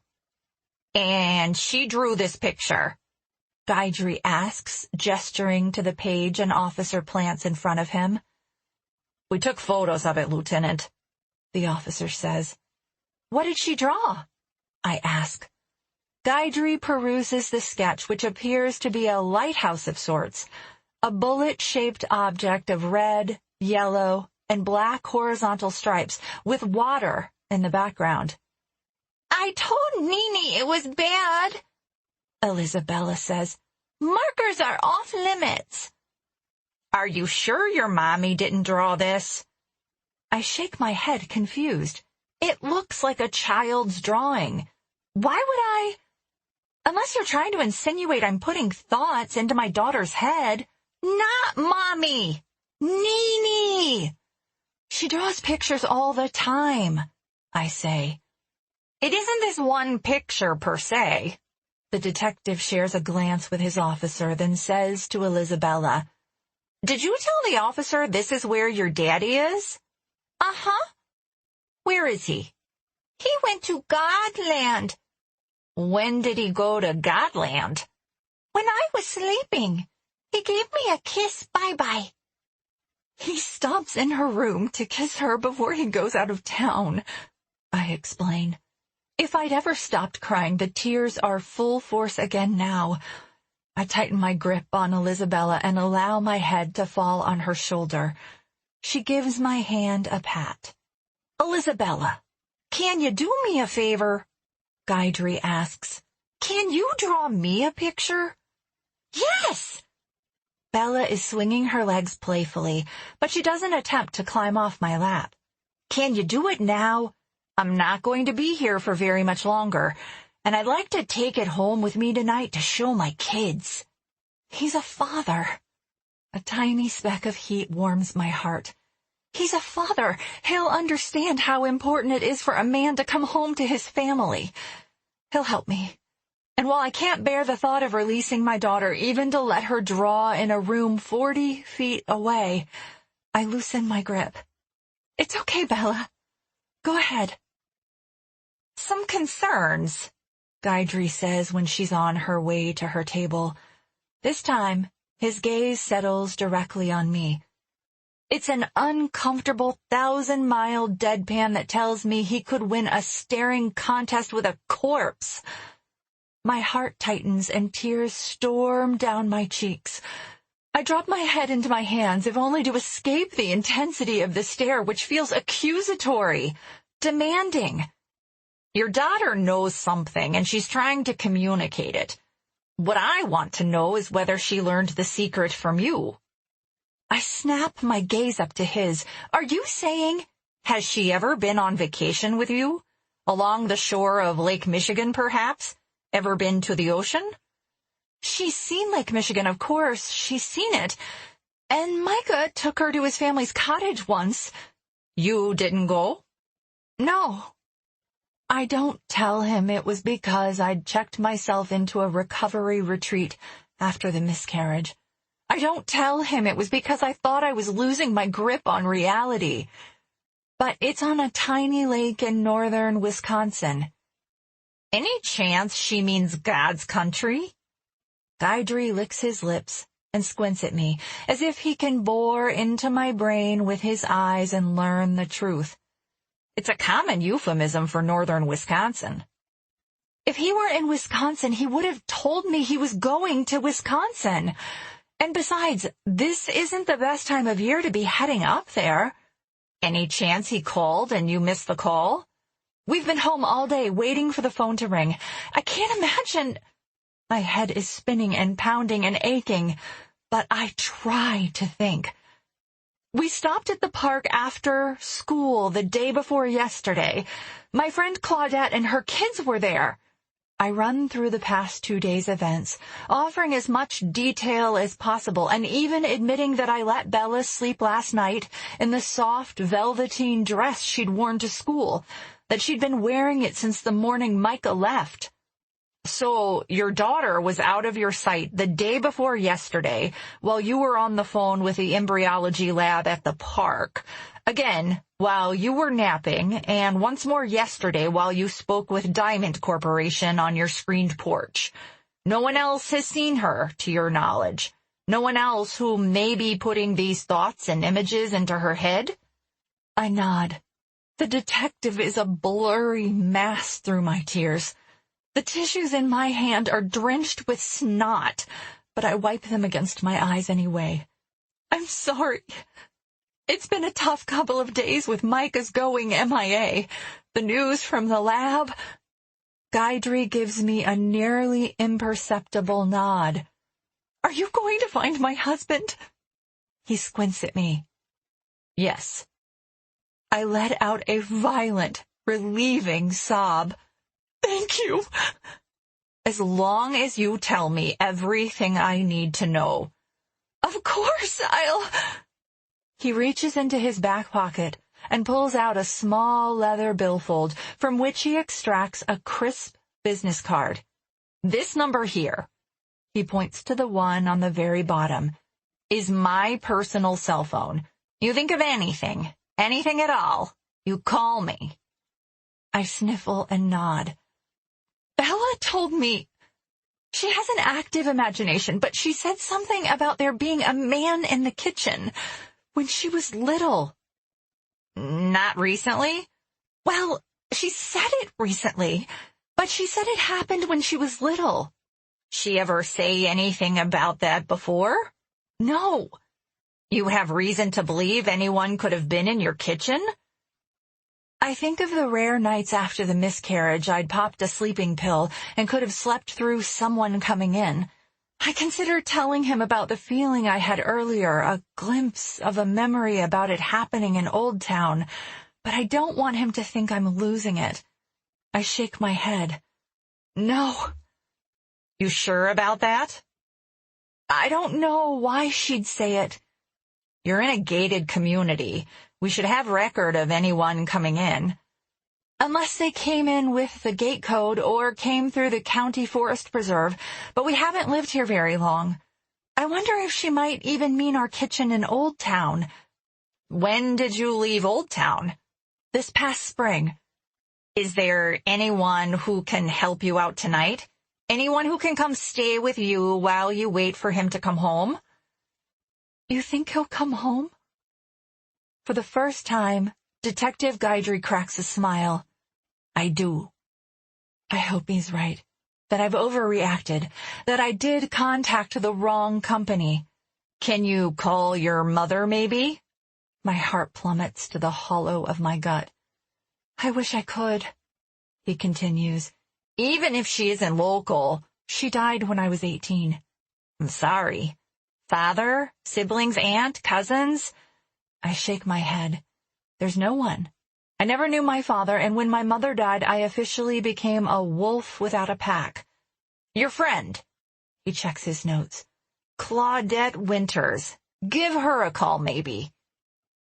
I take a deep breath and mentally debate whether or not I should explain the difference between friends, like my estranged college roommate, and friends like my neighbor. Some friends you can entrust with anything and everything that crosses your heart and mind.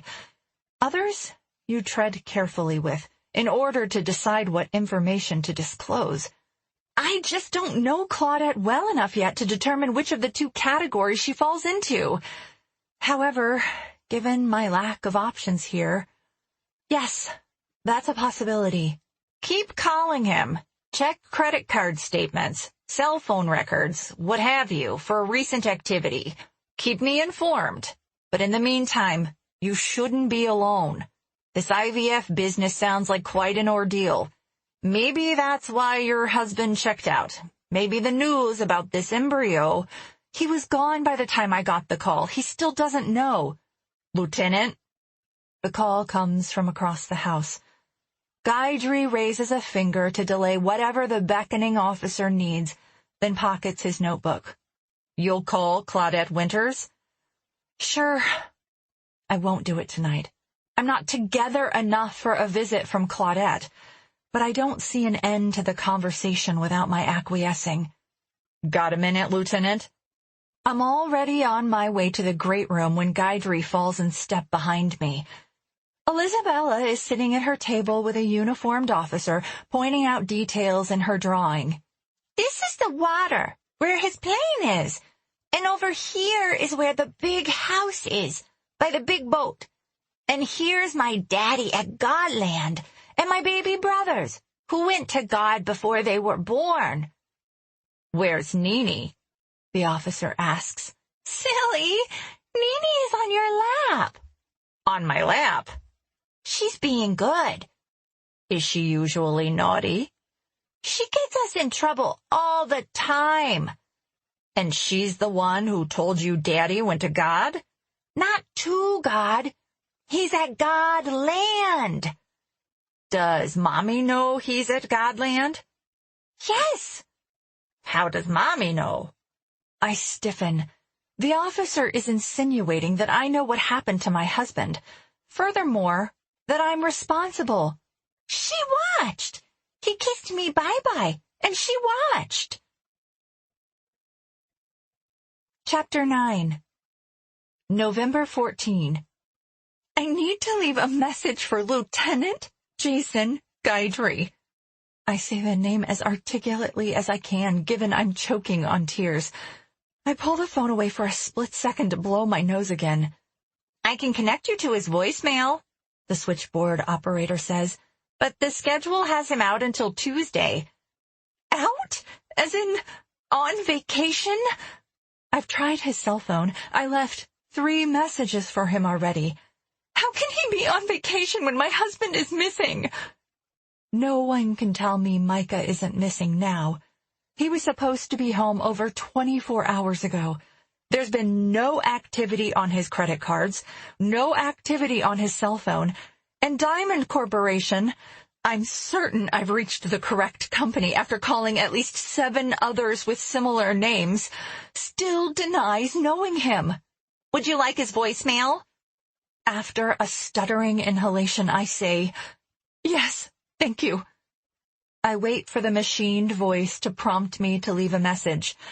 Detective, this is Veronica Kavanaugh. Calling again. Please call me back. A sob escapes me. No word from Micah. I stand there stupidly, with the phone to my ear as if I expect the voicemail to comfort or console me. But there's nothing else to say. I hang up the phone and drop my head into my hands. Nearly instantly, the phone begins to ring. I answer without looking at the caller ID. Hello? It's the IVF clinic. I vaguely remember listening to the details of yesterday's report. Not generating at an acceptable rate. I repeat the news matter-of-factly. Without Micah, there's no reason to generate embryos at all. But I repeat what I remember from the clinic's last call, cautiously optimistic about the embryo. Someone with the lab will be calling you soon, but... Mommy! Elizabella climbs onto my lap. I wrap an arm around her and prepare to hear the words no one wants to say. Our last embryo is gone. I wipe my raw nose with a paper towel. I'm out of tissues, and swallow a few more tears. It's okay. But I'm calling about your outstanding balance, Mrs. Kavanaugh. I'm sorry, what? There's an outstanding balance on your account? Our insurance will cover 4 cycles. This is the 3rd. There shouldn't be. Mr. Kavanaugh's been paying out of pocket. But we have a new insurance plan, I explain. My husband took a new job. Wait, I stop myself. What insurance card do you have? The last on record is Blue Cross of Illinois, but the policy lapsed. Mr. Kavanaugh has been paying... That's our old card. Didn't he get you a new one? No, ma'am. As I said, the invoices have been paid out of pocket. I'm back at the family planning station, opening a file drawer and pulling out a file with IVF written on the tab.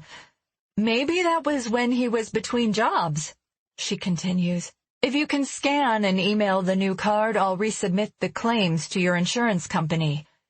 There was no time between jobs.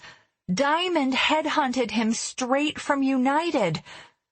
Tucked inside the file are the yellow copies of the bills we receive after every appointment at the IVF lab. Scrawled in red at the top of each is a credit card confirmation number and Micah's chicken scratch, paid, and the date. He's been paying for the services out of pocket? But why? I say aloud, when it's covered by insurance. You've explained it, Mrs. Kavanaugh. You have new insurance. Scan and email the new card, or next time you come in, if you wouldn't mind bringing it. Sure. And I'm sure everything will go through. Recent charges, I mean. Insurance doesn't cover the storage fee for Mr. Kavanaugh's specimen. Thank you. I wait even after her "you're welcome," because something isn't making sense. Specimen? You mean the 2 embryos?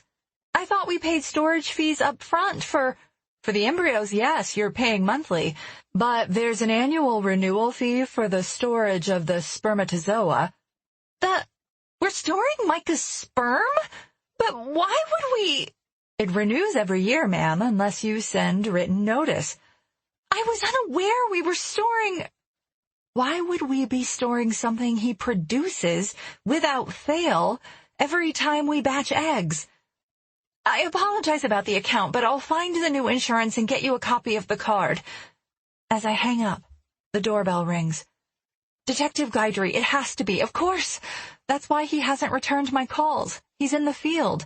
Stopping by is better than a callback.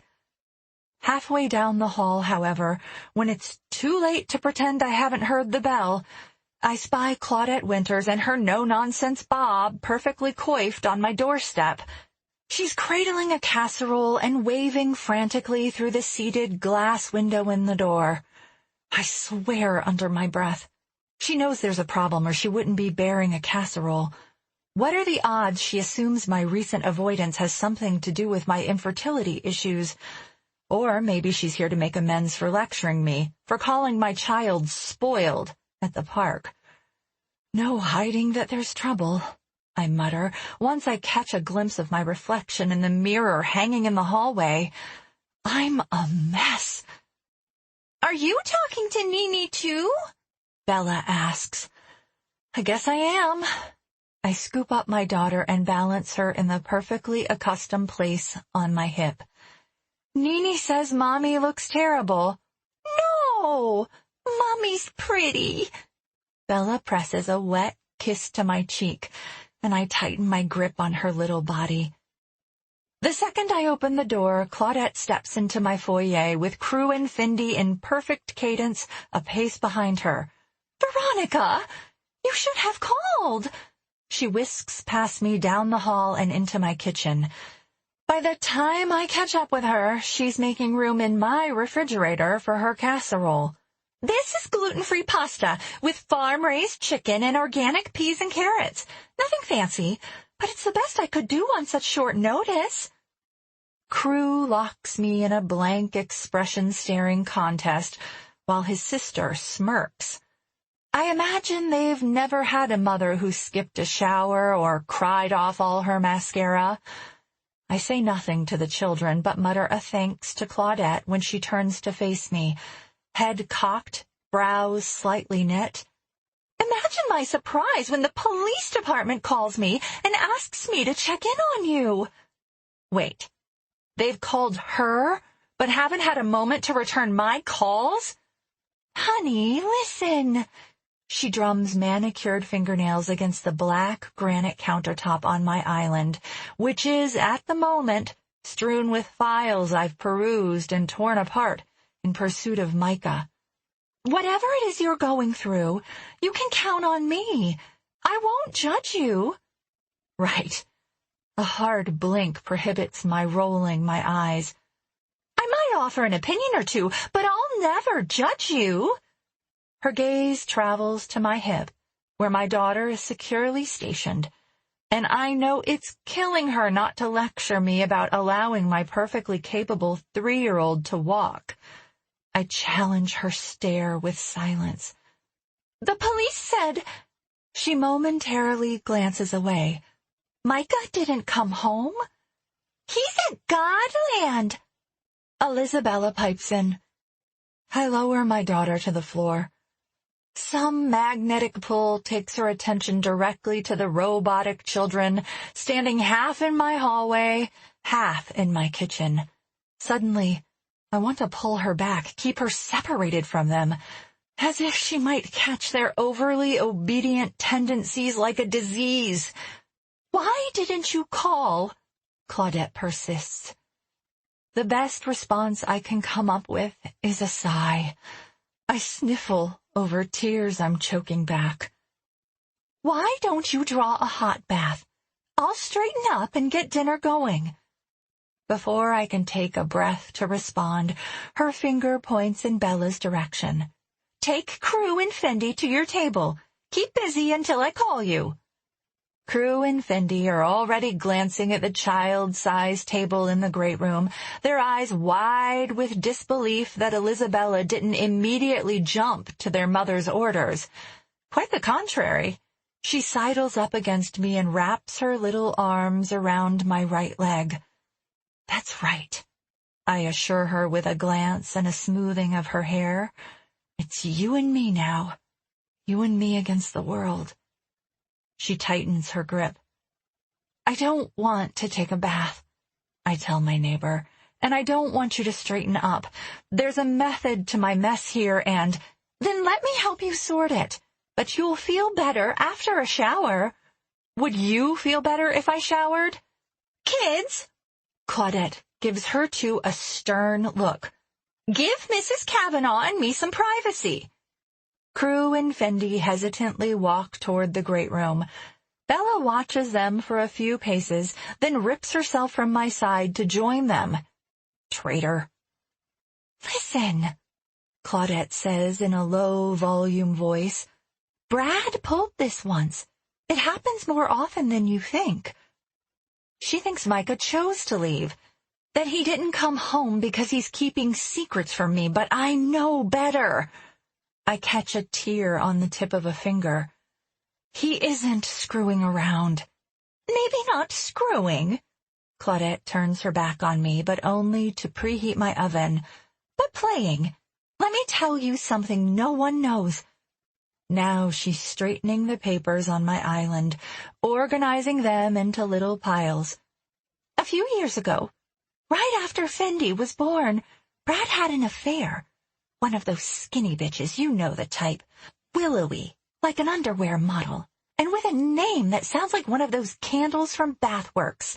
Misty Morningside. Can you imagine? I'm sorry to hear, Claudette, but Micah isn't. The moment I figured it out, I was hysterical, just like you. But once I calmed down, I realized something. This wasn't a statement about my shortcomings. It's a message about his. Truthfully, it's the best thing that could have happened to us. The guilt is nearly overwhelming for him, and he's been a model husband ever since. The key is to make this work to your advantage. Don't let him off too easy. Put him in purgatory for a while. I look at her for a few seconds to make sure she's done with her dissertation. She's not. So much depends on this consequence. I know you're hurting, and the first thing you're going to want to do is throw your arms around him because you miss him, you love him, you're worried about him. But what message does that send? It tells him you understand what he's done, that all is forgiven. But you don't, do you? And it isn't, is it? If you welcome him home, by the time you've managed to send the right message, it will be too late. You must make it clear that this behavior is unacceptable. When she's attentively staring back at me, one eyebrow peaked in an arc, lips pursed, as if she's just tasted something tart and can't decide if she likes it, I speak. Micah isn't having an affair. He's missing. She answers with a slow blink. He left to take some executive on a trip to New York, and I haven't heard from him since. My voice breaks a little, but I swallow my grief and continue. The company he works for, they're pretending they don't know who he is, but I have proof. Pay stubs, the company policy handbook. If they don't know who he is, why would they have been paying him every other week for 6 months? That's really what you think? She crosses her arms over her chest and leans a thin hip against my island. There's something bigger going on here? Yes. I dab at my eyes with an already moist paper towel I find in my hand. Then why didn't you call me? There's no shame in Micah's being in an accident. I'm not ashamed. Something's happened to my husband. Why would I be ashamed of that? If that's really what you think, you would have called me. She pushes away from the island. Where do you keep the glasses? I frown, which intensifies my constant headache. Claudette is already opening doors in search of what she's looking for. Here we go. She helps herself to ice and filtered water, filling 2 glasses. One she slides across the countertop to me. The other she sips herself. Look, honey. She leans in closer. I know we're different people, but I'm the only friend you've got right now. Micah was your everything, right? Your lover, your partner, your best friend. You didn't need anyone else. He was it. I nod and finally take a sip of water. It's true. Since we found each other, Micah and I have been inseparable. We didn't really have friends, so much as casual acquaintances we'd see occasionally, whenever we felt the need to prove to the world that we were capable of interacting. I'm going to go downstairs to the wine cellar and pull a dusty old bottle off the shelf, and you and I are going to toast our strength, and I can't drink. And then you're going to eat, take a hot shower, and start thinking rationally. Toss Elizabella in the tub and change her clothes, for Christ's sake. She needs a sense of structure right now. Pull yourself together. A million words stir in my brain, and my tongue fights to form even a fraction of them. Nothing's right. Micah's gone. My world is spinning out of control, and it's not because I'm being irrational. Or is it? As if she hears the question in my mind, Claudette sighs. I never wanted to tell you this. How do you make accusations like this? But you've been blind, Veronica. I've seen the signs. Half the neighborhood has seen him walking the streets in the middle of the night. An icy sensation rushes through me. I think of the figure I saw on the green the night Micah left. The one with the lit cigarette. Someone walking the course, I'd thought. Someone who's being dishonest with his wife, watching me in the window. He's always on the phone. Claudette is at the stairs that lead to the basement. With a toss of her head, she beckons me to join her in the wine cellar. I stay planted. Now tell me, why would he be on the phone at that hour? And who do you think he's talking to? I overheard the name Gabrielle. I flinch. The name is a specific detail. It lends credence to Claudette's theory. She probes further. Do you know a Gabrielle? I want nothing more than to scream at her to leave me alone. You're mistaken. It wasn't Micah. But I don't sound convincing. I gravitate toward the basement stairs and against my better judgment follow her. I'd tell you to check the phone records, but you might not find anything. Brad had a second phone when he was screwing around. Men are good at this, smart men anyway, and they know how to cover their tracks. And a man like Micah, traveling for his job, I'm sure it's only made things easier for him. He wants to go see the tramp, wants to spend the night with her. All he has to do is conjure some sort of business trip. I might throw up. Could he? Would he? I tell you. Claudette raises a finger to illustrate she's about to make a point. The cell phone has made serial cheating possible. Our mothers didn't find themselves in this position, and why? Because the little sluts had to call on the landline, and it was over with the first ring. By now, we're in the wine cellar, which is more of a showcase, complete with a tasting table and carved moldings, than the hole in the wall its name suggests. A floor-to-ceiling wine rack graces the far wall for reds, and a full-size wine cooler for whites is built into a walk-behind bar. Leaded glass panes adorn the cabinetry doors, and when the lights hit the glass, a spray of color splashes the wall. I pause, feeling as if I'm back in Fourth Presbyterian, staring at the stained glass raining colors down on my mother's casket. Never had I felt as alone as I did in that minute, and the feeling revisits me now, pulsing in my veins with every heartbeat. And it's happening again. The clouds of despair gather over my head. My feet pad over the uneven bricked floor to the wine rack, where I select a bottle of Pinot Noir. Oh, red? Claudette pauses on her way behind the bar, but after a second she reaches for the door of the wine cooler. I step between her and the appliance. She blinks at me. White really works better with poultry, and she reaches for it a second time. Again, I interfere. Are you joining me or not? I may have let her take charge of my kitchen the moment she set foot in it, but I'm not about to let her dictate the wine I drink, too. And I might just serve prepackaged snacks to her children to prove a point. Oreos, maybe. Without another word, I turn out of the cellar and make my way upstairs. She's right that white pairs better with chicken, but I haven't had a drink in years. If I'm going to drink, I'm going to sip on whatever I damn well please, whether it brings out the flavor of the food or not. She's right about something else, too. Micah has opportunities to have an affair, and he's smart enough to pull it off. Chapter 10, November 15. When my eyes finally close, my thoughts drift to my mother, and I'm hurtling back through the annals of time. Wake up, little Very. I've been awake for hours, despite the fact that it's barely 4 a.m, but I pretend to be asleep when she's like this. I lay as still as possible even when she sticks the sharp end of the brooch through my nightshirt and drags the straight pin. An accident? Or done purposefully? Over the skin near my clavicle. She's humming some strange melody, something I've never heard before, and she's rocking back and forth.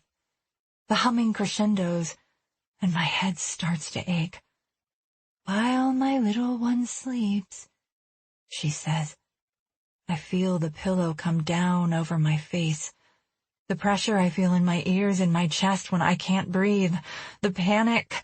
I try to relax, try to conjure the sound of my music box, but I can't hear anything beyond my own heartbeat.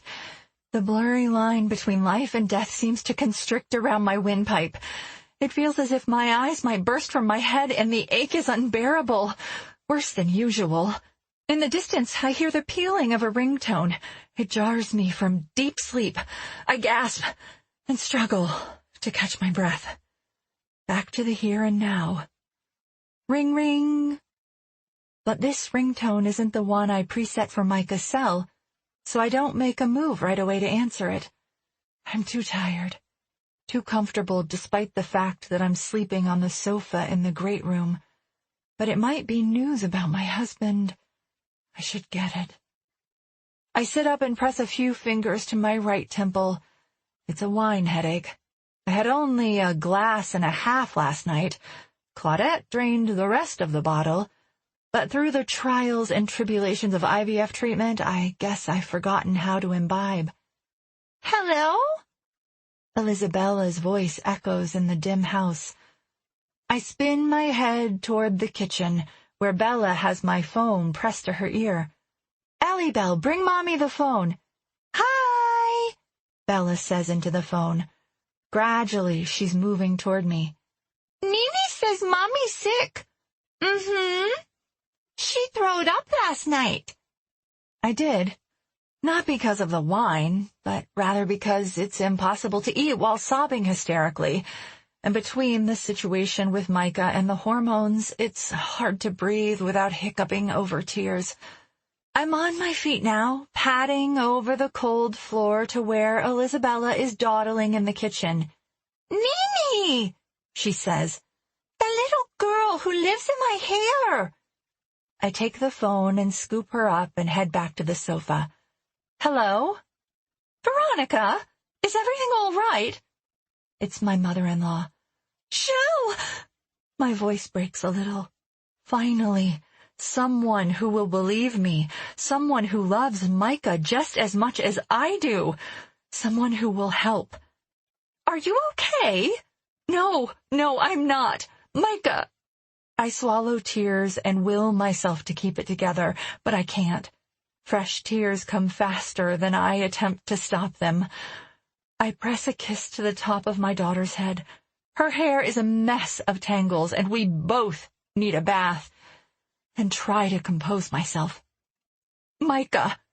"What about Micah?" "He went to Godland," Bella chimes. "Veronica."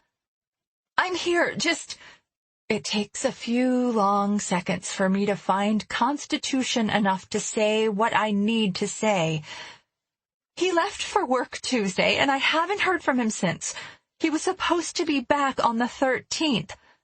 "That isn't like him," Shell agrees, but she isn't panicking. "Are you sure you had the timeline right? You know, sometimes when Mick was traveling, he'd run into some fly-speck town and he'd be hard-pressed to find a payphone, back when people expected to see payphones, let alone a cell tower. Maybe it's just that he's in an area. He said he was going to New York City." "Oh. And he never stays through the weekend. Never." A few beats of silence follow, while we both let it sink in. If he really is where he says he is, there's no way he wouldn't have called. "The police don't believe me. They say give him time, that he must have needed a break from me, from our life. But I know him, Shell. I know he wouldn't forget to call. And if his cell phone is on the fritz, he'd call from a phone at the hotel. I know he would." "He went to Godland," my daughter says again. "What's Bella saying?" "She seems to think he—" A violent sob escapes me, despite my attempt to hold it back with a hand over my mouth. "Elisabella seems to think he isn't coming home. She keeps saying he went to Godland." "God's land?" A wave of static on the line nearly deafens me for a moment. The North Woods of Wisconsin? What? The North Woods of Wisconsin. God's country. His cell phone doesn't work up at the lake. No one's cell phone works up at the... That's what the detective said. My heart pounds in my ears, a contrast to my mother-in-law's calm demeanor. But why? Why would he go there and lie about it? Maybe the police are right. Maybe he just needed a break. Give the house a call. Shell rattles off a number. Or, if he doesn't answer, maybe he's out fishing. Maybe one of the neighbors could let us know if someone's been at the house, though we don't regularly see most of them past Labor Day. I'll call the lake house, but he has a key, Shell says. Don't you keep a spare set in the desk drawer? There should be 4 or 5 keys on the ring. 1 to our condo downtown, 1 for our mailbox. I know the keys. Our safe deposit box key is on the same ring. The lake house key is labeled with a green cap. I'm at the desk drawer now. He wouldn't go to the lake house, not without Bella, not without telling me. I finger through the keys. 1, 2, 3, 4. There's no green-capped key, I say. Maybe he's up north then. Maybe he drove up for the weekend. You're sure he didn't say anything about taking a weekend to himself? Positive. Shell, he's never done that sort of thing. You don't think he'd... Images of underwear models flash in my mind. No, he wouldn't. My call waiting blips. I give it a glance. I know you're overseas, but the police are calling. Just a minute. The police? Honey? I click over, a sense of dread balling up in my stomach. What if I don't want to know what they're about to tell me? Still, a dry hello sputters out. Mrs. Kavanaugh, this is Jason Guidry. Do you have a minute? They told me you're out until Tuesday. Officially, yes, but I'm in the neighborhood and I'd like to stop by. Of course. Please. I'll be there in a few minutes. Thank you. I click back over. Shell, if he's at the lake, do you think there's any way he might not be there alone? You don't mean... Cheating on me, yes. Honey, after the way he turned his father out after Nick's affair? God, no. He loves you.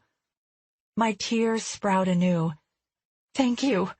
No one else seems to remember that, and my neighbor Claudette, she says she overheard him talking to some other woman late at night. Gabrielle. Gabrielle? I think that's what she said. We don't even know a Gabrielle. Well, I do. She's a nurse at Children's Memorial. But Micah wouldn't be... She sighs. Then again... My gut clenches. Then again what?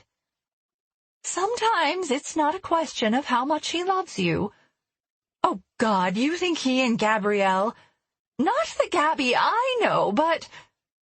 I get the feeling she's debating whether or not to tell me something. Maybe it's possible after all. Maybe Micah is truly not who I thought he was. I'm coming home, she says, as soon as I can get a flight. The instant relief washing over me is short-lived. What if I'm overreacting? What if there's a logical explanation for all of this? What if Claudette is right and he's running around with an underwear model and because of my unfounded panic, Shell cuts her European vacation short? I imagine her racing home to find Micah safe in the confines of our gated community, fresh from the North Woods of Wisconsin, with another woman's lipstick on his boxer shorts. As much as I need Shell here. If something's wrong, Shell says, and Micah... What if it is just an affair? I'd hate for you to rush home if he's just... I take a deep breath. Let's just... He wouldn't be doing what Claudette assumes. He wouldn't. And Shell can't possibly believe it either. But I can't explain his being gone this long without calling if he's not. The detective is on his way. Maybe he'll have news. Let's give him a couple of hours. Call me back around noon? I'm sure he'll call. He's probably up at the lake. I hope so. I'll call the lake house and let you know. I'd hate for you to cut your trip short. Will you call me? Let me know what's going on. We'll have a 7-hour drive from the airport to the lake. We'll be there for the week of Thanksgiving, Shell says. Right when we get home. But if you need me sooner, if you need me to come back, you'll let me know. The doorbell is ringing. I'm sure everything is going to be okay, Shell says, but she doesn't sound convincing. If he's up north without telling you, and heaven forbid he's doing something he shouldn't be, he'll hear about it from me, I promise you. Kiss my grandbaby. I will. Love you, hon. We love you, too. I gather my hair, which isn't in much better condition than my daughter's, and try to smooth it. I could use a breath mint. The house is a mess. Bella's artwork is scattered over the great room floor. Micah's receipts from the past year are haphazardly piled like paper buildings in a village erected on the kitchen island. Claudette's crusty casserole dish collects dust on the cooktop. She was too tipsy to clean up, and I was too sick to care. The detective doesn't appear fazed by the picture of death warmed over. He doesn't lecture me about the fact that Bella is still in the same long-sleeved velour dress she was wearing when he met her. He simply steps inside and says, "Any word?" I shake my head and move aside. While I'm closing the door, he's walking down the hallway. "Looks like you had a party last night." I trace his gaze to the empty bottle and 2 wine glasses on the island. Claudette. I want to explain that she was persistent, that the wine was her idea. She seems to think Micah is having an affair. So she told me. Have a seat. I gather papers scattered over the breakfast table and make room for him. I appreciate your coming out on God, is it Sunday? It's Saturday. Comes with the job, ma'am. I take the information as it comes, whether it's Sunday, Tuesday, or Christmas Day. Information? So you know something? He sits. You're right about the job. They have no record of employing a Micah Kavanaugh at Diamond Corporation. The checks! The pay stubs! I'm working on that. But how do you explain his getting a paycheck from a company that insists they never hired him? The payment receipts were formatted on a basic publishing program. Anyone could have printed them.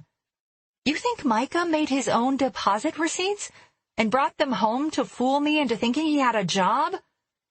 Stranger things have happened. Guidry shrugs, yet before he can offer another ridiculous comment, I cut him off. I've checked the account at the bank. The deposit amounts match the pay stubs. Someone was paying him. He nods. Could be that he was just transferring money from one account to another. But that kind of money?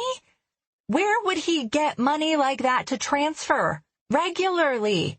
You don't know of any other accounts, stocks, bonds, mutual funds? Micah handled all of that. I'm looking into this business with his father and the money. The old charges he pressed against your husband. Could be these deposits were generated from the monies he allegedly stole from his father. What about flight records? He usually flew out of the business airport in Des Plaines.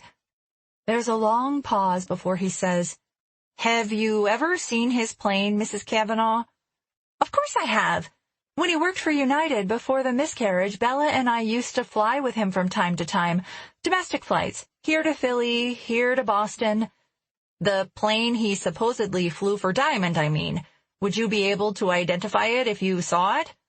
I think so. I mean, maybe. He texted me a picture of it a few times. I'm going to need copies of those pictures. Of course. I tap an icon on my phone and begin to scroll through thumbnails, mostly of Bella.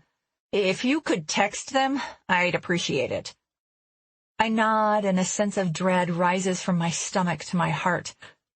But if you're telling me he never flew for Diamond, it's a long shot. The detective presses his lips together and bobs his head. But the remains of a small plane were discovered yesterday off the Atlantic coast. Oh my God. My heart seizes. Oh God. Oh God. Off the southern coast of Florida. Did he have his own plane, one he flew for leisure? I shake my head. He'd wished for one. He had wished? From time to time. Tears pricked my eyes and everything feels numb. Remains of a plane. Remains! I'm texting pictures that may help identify my husband's mangled plane off the Florida coastline. My fingers shake as I tap the screen. All planes of that size with recorded flight patterns in the area are safe and accounted for. And since we can't trace your husband's flight pattern without knowing more about the plane he was flying... But he wasn't going to Florida. He said New York. Wait. The last time he used his cell phone, the morning he left, he called a number with a 305 area code, Florida. Do you know how many times he called it? I shake my head. I'll try to get access through the carrier, but the online records don't give me much information. I did try to call the number, but it was disconnected. Do you still have the number? Yeah. I dig through a pile of papers on my island until I find it. I'll see if I can trace the number. It could mean something, being it's a Florida number. And if you think he was leaving from Chicago Business Airport in Des Plaines, I didn't ask, but I assumed. A car with his plates was found early this morning just over the border in Wisconsin. His car? So he flew out of Wisconsin? I think about what Shell said. God's country. It wasn't his car, Mrs. Kavanaugh, just the plates. According to the Secretary of State and iPass records, your husband drives a Chevy Impala. Yes? Dark blue. Yes. And these are his plates? He slides an 8x10 color photograph across the table at me. It accumulates Oreo crumbs on its journey. Yes! Even though the picture is a close-up of the license plate, I can tell it's not on Micah's car, but on a bronze-colored vehicle. I frown. The plates were on a gold Honda Civic, reported stolen yesterday. He slaps another photograph onto the table, one of the entire car bearing Micah's vanity plates. I Fly 3. We're searching for the Civic's plates, hoping we can find them. They'll be on your husband's car. So far, it hasn't been found in any parking lot, in any airport in the northern Illinois, southern Wisconsin, or northwest Indiana. Ground crews recognize his picture, or at least his name, but they haven't seen him in some time. So are you telling me... I'm not telling you anything. Guidry says, I wish I had something to give you. Bella's voice carries from the great room. That's me, Nene! Take it back! Guidry looks over his shoulder. Fighting with her imaginary friend, I explain. He returns his corpse-like stare to me. I'd like to go to the press to get the word out. The detective gathers his photos. Maybe someone out there knows something that can help us. Someone might have seen something. Sometimes it's a seemingly innocuous detail that blows a case wide open. Yes, it makes sense, I guess. The press can be especially cruel with spouses in this sort of situation. They may start hounding you with questions. I'll answer them. I have nothing to hide. Mommy! Bella screeches. Nene's glad Daddy's gone. She says she'd rather be at Godland too. I'm on my feet now, and my daughter propels herself toward me and catapults into my arms. Her tears dampen my shoulder. She needs a timeout. I think she does. I cradle Bella against me, feel her soft warmth. I resume my seat, rocking her like I did when she was a newborn. It's okay. It's okay. He'll come back. The detective shifts his gaze from Bella to me. No charges have gone through on his I-Pass, which means he stayed off the toll roads or removed the transponder from his car and paid the tolls in cash. We can't trace his route that morning, but we're looking into his past records, studying his patterns so we can approximate where he might have gone, what roads he might have taken to get there. Do you have a picture of the plane that was found? What was, left? I can't say the word. I can't say remains. Yes. But he doesn't pull it from his file. Can I see it? He reaches into his coat pocket and produces his cell phone. Soon the picture fills the screen, a mangled mass of metal bobbing in the silvery waters of the Atlantic. My breath catches in my throat. I have no idea if it's Micah's plane. I'd have no idea if it were a commercial jetliner or scrap metal for that matter. Were there, any bodies inside? He's shaking his head. I haven't seen the report. Is that the water where the plane is? Bella points to the screen. Yes, I say over a sigh. And over here. She waves a hand to the right. Here is where the big house is. At Godland. The detective squints. A chill darts through me like ice water in my veins. Elizabella, Guidry says, do you know where your father is? Nene says he's at Godland. That's what your mother told you? I didn't say... Bella interrupts me. Not Mommy. Nene. She's using her frustrated tone. The girl who lives in my hair. Okay, the girl who lives in your hair, Guidry says. Does your mommy know where your daddy is? Uh-huh. No, baby. I tighten my grip on my girl. I don't. But somehow Nene drew a picture of the plane crash days before it happened. She knows? The detective glances at me but quickly turns back to my daughter. Your mommy knows where daddy is? No, I say again. I told you. Elizabella says over her shoulder to me, then to Guidry. I told her. Godland. His mother seems to think she means God's country. They have a house on Plum Lake in Wisconsin. What town?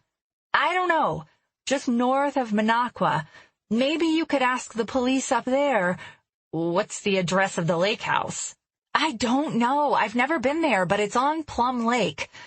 There can't be more than one Plum Lake in the northern woods, and there can't be too many properties deeded to Micah Kavanaugh Sr. If Guidry is any kind of detective, he'll find it easily. I'll check it out. Thank you. Anything else? Again, I shake my head. He fixes me with a stare that's almost accusatory. Are you sure? There's nothing else you'd like to tell me? I wish I knew what else to tell you, but he's just gone. I wish I knew where to find him, but look, no one in her right mind would choose to go through this. Okay, then. He drums his fingertips on the table. Does he have a computer? A laptop, but I assume he took it with him. And there's a desktop upstairs, but he hardly uses it. It's more for Bella, her games. It would be helpful, and this is volunteer, you understand. Could we take his computer, analyze the files, the internet searches, that sort of thing? I wipe at my eyes. If you think it'll help bring him home, you can take the whole house. I choke over a sob. Just bring him home, okay? I'll send a team of techs. He moves to get up. I'll be in touch. But I see it in the detective's eyes. He thinks I know something I'm not telling. Chapter 11. November 16. Shower. Dishes. Another box of tissues. News from the lab. A week after fertilization, the embryo is officially gone. I can stop the hormone injections, as there won't be an embryo transfer this month. Sit back, wait for a menstrual period, call the office when it comes, and try for another retrieval to see if we get better numbers. I hear Micah's voice in my head. We still have 2 frozen at the lab. All it takes is 1. But does it matter anymore? If Micah isn't coming home, there's no reason to have another child. When I lost the twins last spring, everyone at the hospital tried to comfort me with generic sentiments like, God has a better plan for you, or maybe God is looking out for your family in ways you don't understand. For the first time, I consider they might have been right. Maybe I lost the boys then to save my sanity. I'd been beside myself with grief. There's a limit to what a human being can endure, after all, and I'd felt as if I were well over that limit with the miscarriage. But what position would I be in now with a missing husband and 3 children to care for instead of 1? As soon as the thought enters my mind, I cast it out. Shame on me for feeling a modicum of relief at losing my sons. My tears, which never stop but for a minute here and there, intensify. Elisabella's been bathed, and half a bottle of detangle spray later, she looks presentable again. She and Nini are watching a morning cartoon. I'm on hold with our cell phone carrier, who was reluctant to give me any information as my name isn't on the account. Everything is in Micah's name. I just need to know, I say. How many times did he call the number with the 305 area code? If there's a connection to the plane found off the Florida coast, I need to know. You can access the account online. Only the current billing period. I need to know historically how many times he called the number. And I can't disclose that information without you being an authorized user on the account, ma'am. I'm sorry, but it's my phone plan. I should have access to the account information. If that's true, you'd have the required password. My husband is missing, I say. Missing! This information could help me find him. We can release the information with a court order, but can you tell me if anyone's ordered the records yet? I can tell the authorized user of the account whether the records have been ordered, but I hang up in frustration. I'm looking at the past few months of cell phone bills, which Micah apparently hadn't paid, as we had an outstanding balance of nearly $400 until a few minutes ago, when I paid it by credit card over the phone. Apparently, I'm authorized to pay a bill, even if I'm not authorized to peruse the records. There are no itemized calls or texts on the bill, just total minutes used, total texts sent, and total texts received for each number. Light bulb. There are 334 more texts sent from Micah's number than those received on mine, which means he wasn't texting me exclusively. Who might he have texted? Roughly 10 times a day? I know what Claudette would say, that he's been texting the proverbial misty Morningside. I shake away the possibility. Maybe he was texting colleagues. What colleagues? According to Detective Guidry, Diamond had not hired him once he left United. Friends from the old town? We hardly had any. None that we'd text with anyway. His mother, maybe. I'll send a quick note asking her about it. I open my laptop. Maybe Micah's emailed. I click on the icon that will take me to my mail server, and a second later, the sign-in page is brilliant with today's headline. Local pilot missing. Remains of plane found. Everything is moving in fast forward. My finger running over the mouse pad to click the link. The words flashing before my eyes. The verdict of the press. He's dead. But no one's come to tell me he's gone. Surely the police would tell me if they found him dead. I scanned through another paragraph. No confirmation that the two cases are linked, but there is a strong possibility. It's just the press. I try to catch my breath. It's just the press making an inference, connecting the two cases that might coincidentally overlap, even if they're not related. The press is trying to stir up excitement, trying to get people's attention. A small blip of relief. What they're reporting is just a possibility, not certain, not yet. The phone is ringing. The number is blocked. But I should get it. Might be Micah. Or it could be someone calling about Micah. I take a deep breath, center myself. It's okay until I hear otherwise. Pictures flash in my head, ice cream at the table, scribbled drawings of water and lighthouses, organic chicken casserole. Hello? A whispered voice answers me. Veronica Cavanaugh. Bills unpaid. Fertility fees paid out of pocket. The mysterious Diamond Corporation. The dead embryo in the lab dish. Who's calling? A pause. Static. A whisper.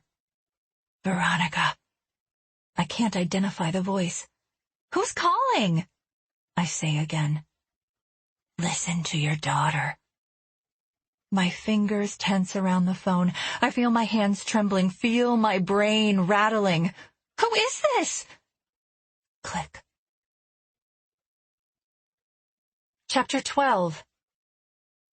Listen to my daughter. Listen to my daughter.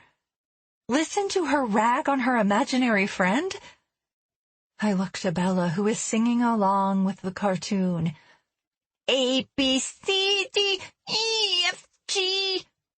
The phone is still in my hand, blaring its dial tone, and suddenly I feel as if I'm spiraling down a psychedelic corkscrew slide. Everything is black and white, checkerboard, everything's vibrating.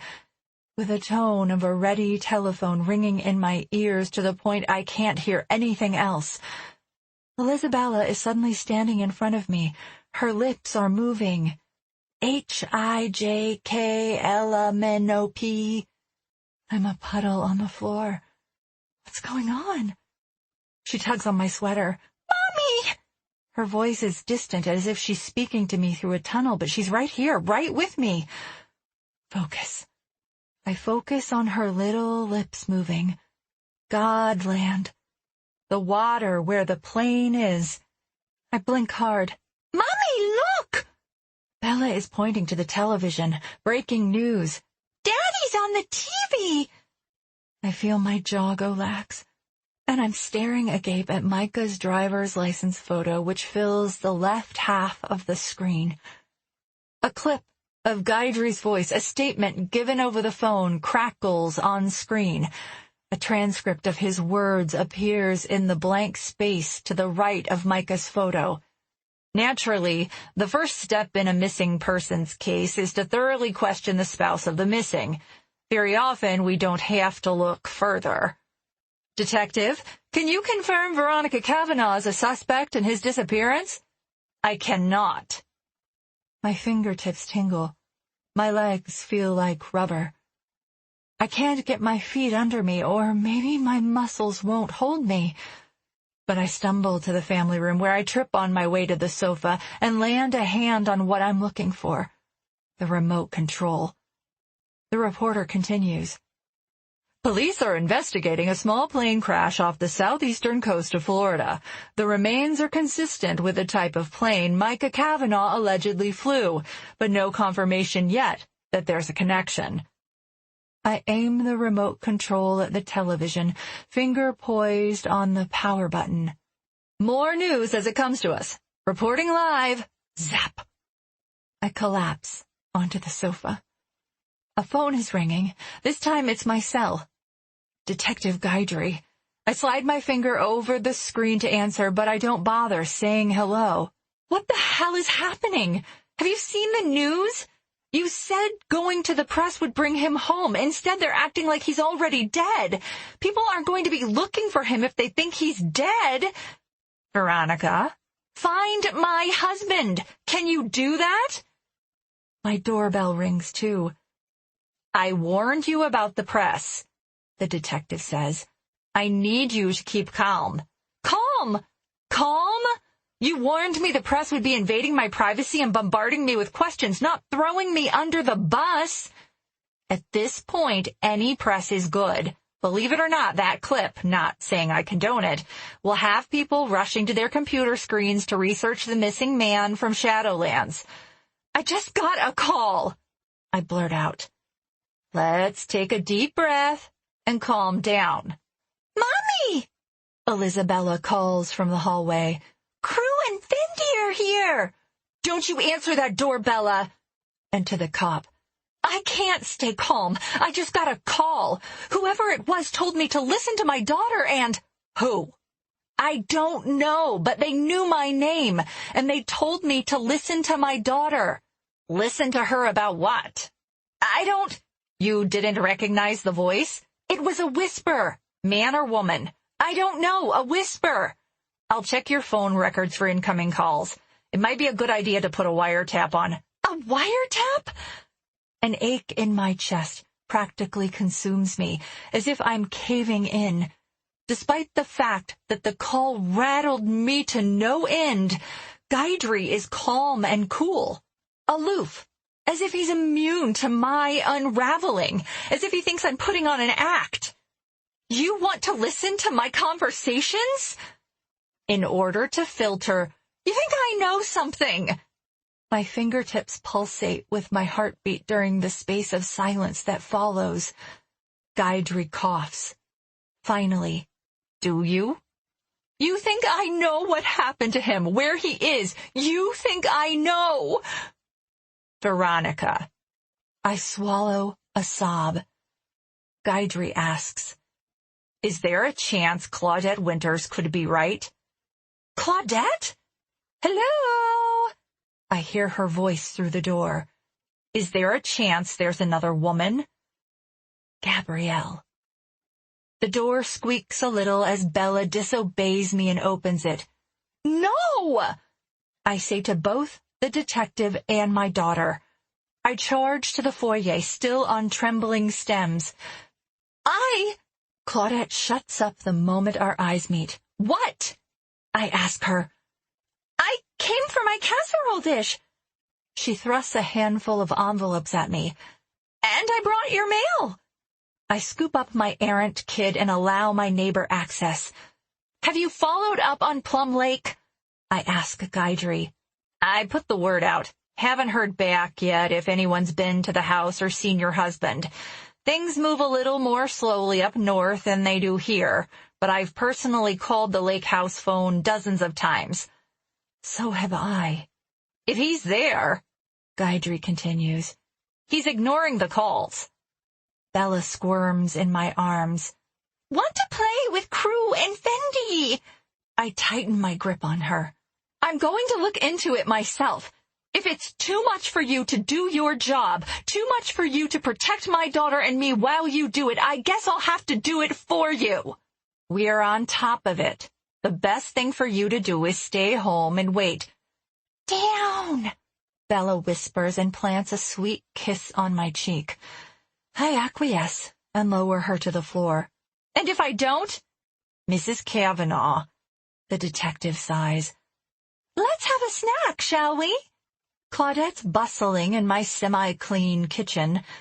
I glance over my shoulder to see she's managed to seat all three children at the table. Crew is doling out napkins. I'm going up north to the lake house, and if he isn't there, I'll come right back. It'll help, right? Please. I can't just sit here anymore. Silence fills the other end of the line for a second or two. Finally, Veronica. Who is Natasha Markham? I let out a little gasp the moment I hear her name. Instantly her image appears in my mind. Auburn hair, dark green eyes. Even in my memory, she's looking right through me. She's an old friend of Micah's. a girlfriend. She was Micah's girlfriend, I admit. She was my college roommate. For a brief moment, I relive a montage of memories. The day Micah leaned in and kissed me for the first time in our tiny dorm room while Natasha was at class. Natasha's interrupting a study session at the library we hadn't told her about. The look of realization on her face when she figured out her boyfriend had fallen for her best friend. But we haven't seen her in years. What does Natasha have to do with anything? Maybe nothing. We're just following up on any possible lead. And Micah? You have no reason to believe he's been in contact with Natasha? No. My mother had been dead less than a year when I started college, but being with Natasha made it feel like I still had family. We just talked about her. The night before he left, I mentioned her. Micah gave no indication he even knew where she was. But just speaking her name aloud brings back memories. Thursdays were movie nights. We rented old 80s flicks and ate microwave popcorn and shared blankets. We ate ice cream out of the same tub, passing it back and forth. We shared toothpaste and laundry detergent. But all that ended when Micah and I got closer. It was a dramatic few weeks all those years ago, but we made a clean break. I catch Claudette's glance, as if she can hear the detective's line of questioning on the other end of the line. She raises a brow and almost imperceptibly shakes her head in a silent, "It's a shame, but I told you so." Why? Do you have reason to believe he's been in contact with Natasha? I'm not ruling anything out at this point. Any word on the plane off the Atlantic coast? Not yet, but we should know soon. As soon as I know, you'll know. He clears his throat.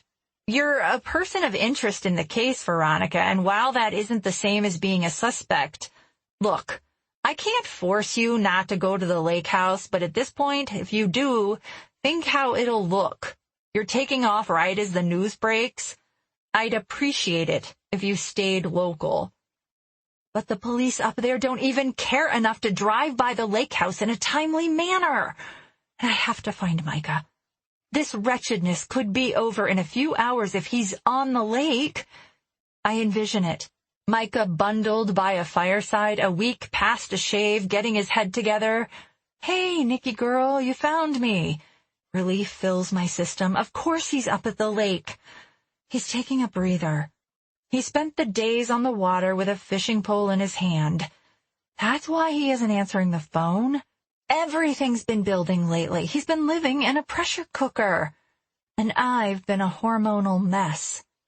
Call the lake house again, all right? Gaidri says. If he answers, great. Give us a call and go see him. But if he doesn't, I take a deep breath. Thank you for calling. We'll be in touch. He hangs up. There's plenty he didn't say, but I heard every word. Natasha was my college roommate. Micah chose me over her all those years ago. The detective assumes Micah has gone back to her, and the local press thinks he's dead. It's ridiculous. Maybe Natasha can confirm they're wasting their time if they're trying to pin something on me. She knows how I feel about Micah, how I've always felt about him. I haven't had a phone number for her in years, and I doubt she's still using her college email account. So I open my laptop and navigate to Facebook. I locate her page, but it appears as if she hasn't been on the site since May. At least, that's the date of her last posting. There are no pictures available for viewing beyond her profile picture, which is perhaps her as a baby.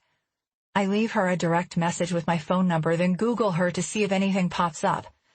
A LinkedIn account and other avenues of social media appear, which I'll investigate once Claudette leaves. Are you all right? Claudette asks. I shake my head, but can't manage a verbal response. Gaidri doesn't know my husband, and the press doesn't know anything about us. Of course, Micah went to the lake to decompress, just like he did when I nearly lost my mind after the miscarriage. And I'll prove it to the world. Chapter 13.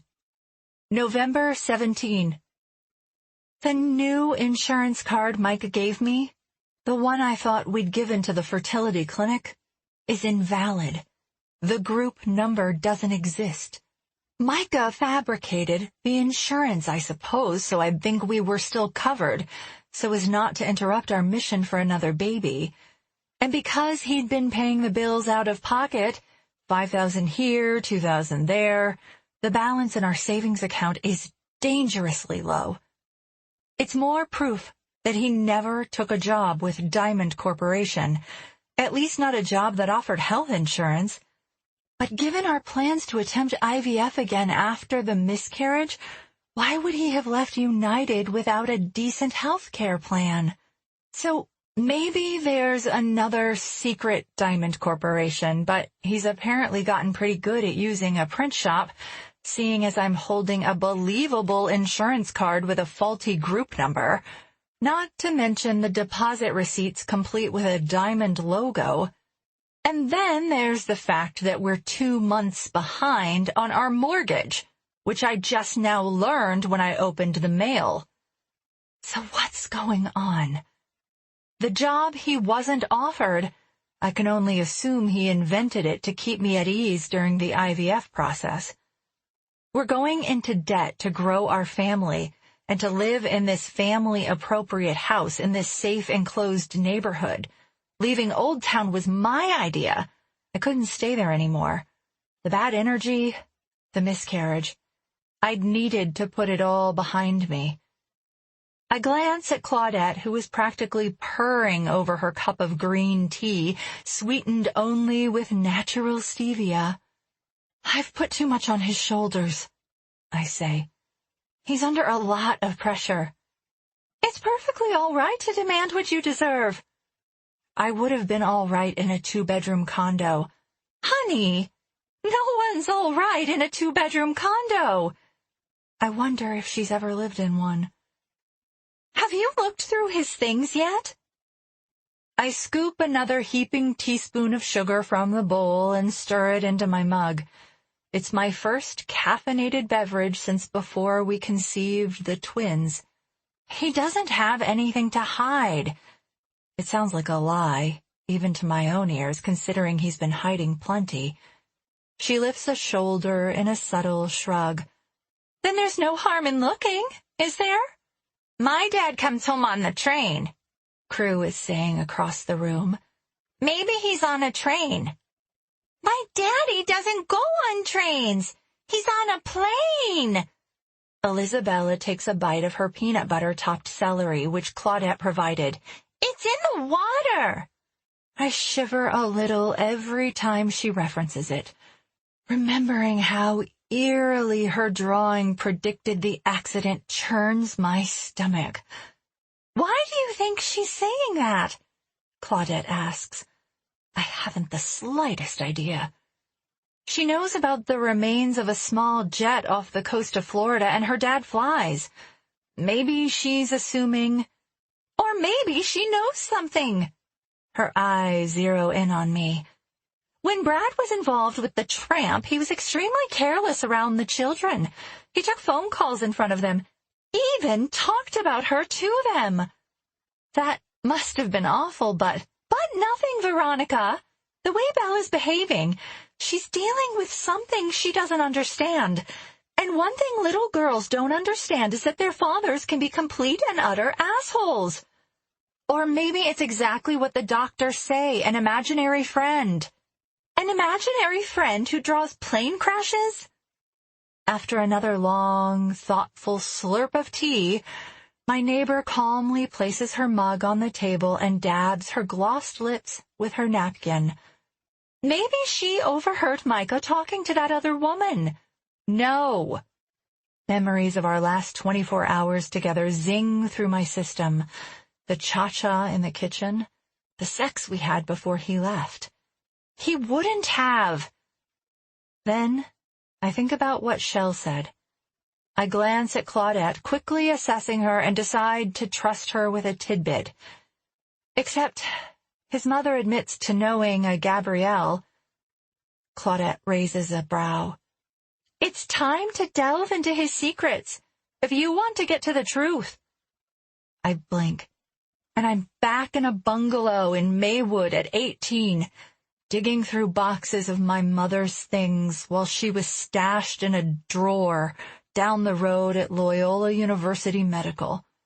The musty scent of that old attic revisits me now, along with the bite of tears that welled the moment I found the paperwork. Old medical records. My mother's grandmother had been institutionalized. The doctor suspected schizophrenia. We had a history of schizophrenia in the family, and I'd never known it. And my mother had just taken her own life at the behest of mysterious voices who told her to do it. Learning of the family history after her death helped explain it. Maybe learning Micah's secrets, and I'm starting to think he had a lot of them, will help me deal with his disappearance. The chime of the doorbell, church bells which remind me of the day I buried my mother, jolts me from the memory. I'll get that. Claudette is halfway there by the time I think to insist on answering my own door. Nene! Bella's saying from the next room over. That's not nice. Tell Fendi you're sorry. And a deep voice from the foyer. Good day, ma'am. I'm Special Agent Lincoln with the Federal Bureau of Investigation, and this is... Clumsily, I pull myself out of my chair and stumble on the first step down the hallway. Here to discuss your husband's accident. Claudette shaking the taller one's hand. Come in. The shorter fed as he takes my neighbor's hand. Veronica Kavanaugh? It's me. I'm Veronica Kavanaugh. My toes are numb. My fingertips tingle. Federal agents? I stop several feet away from the two gentlemen, smartly dressed in black suits and striped ties, as if they happened by on their way to a funeral. Mrs. Kavanaugh, the taller one. Lennon? Lincoln? Folds his hands in front of him. Perhaps when he realizes I'm not going to shake his hand. I'm too afraid of what he's here to tell me to remember social graces. May we come in? Of course. My voice sounds weak, more like a few pips than words. Everything feels cloudy for the next few seconds as I lead the gentleman, Claudette following close behind, to my kitchen. Lincoln's partner pulls out a chair and presents it with an abrupt palm. Would you like to sit down? Maybe I should. But I can't seem to propel myself forward. I'm glued to my spot. Everything echoes and blurs. Sit. Claudette guides me onto a bar stool. I'll take the children outside. I meet her gaze, see her lips moving, but I don't know what else she's saying. Then suddenly she's gone, and the kids are gone, and Lincoln is talking with me. I catch only a few words. Accident? Plane, debris, identified, declared, dead. Chapter 14. November 18. I awaken from a fitful nap. An hour has passed. Or maybe a day or two. I check the time on my phone, just after 7 at night, over 24 hours since my husband has been declared dead. My call log tells me I missed a call from Shell, who must have been returning the call I made just after I heard the devastating news about Micah. Her message. I'm sorry I missed your call. Honey, you've got me worried. Call me back. I will, but she deserves to sleep through the rest of the night. Her world can end in the morning. I glance at Claudette, who is busy with the dishes in my sink, and try to remember what she was wearing the last time I looked at her, to determine if it's the same day as the last time I saw her in my kitchen. Can't remember. Or maybe I never paid attention. Without a body, I can't bury my husband, and his remains are still en route. They'll be delivered to the same funeral home that took my mother. Lincoln and his partner have made the arrangements for me. It's surreal. I won't believe Micah's really gone until I hold his death certificate, until he's officially stamped not alive. And maybe even then I won't believe it. If I'd known that Cha-Cha would be our last. If I'd known. A blink later, I look toward the sink, and Claudette is no longer there. It's dark outside. Despite the late hour, Bella is coloring at her table, and a syndicated sitcom blares from the television set. A witty line, "Actually, it's Miss Chanandler Bong," precedes laughter. My abdomen is still tender with yellowish bruises from weeks of IVF needles, and I'm nauseous with the drastic hormonal shifts taking place in my body now that I've abruptly stopped the injections. The shift in this house is just as drastic. 1 minute, I was prepping for a baby with my husband, and now I don't know what I'm doing. I'm not decorating the nursery. I'm not shopping for onesies and tiny Chicago White Sox windsuits. I'm not doing much of anything, including being a mother. "She is not, Nini." Elisabella's voice isn't much more than a whisper. "She's just sad." I suddenly realize I can't remember the last time I interacted with my daughter.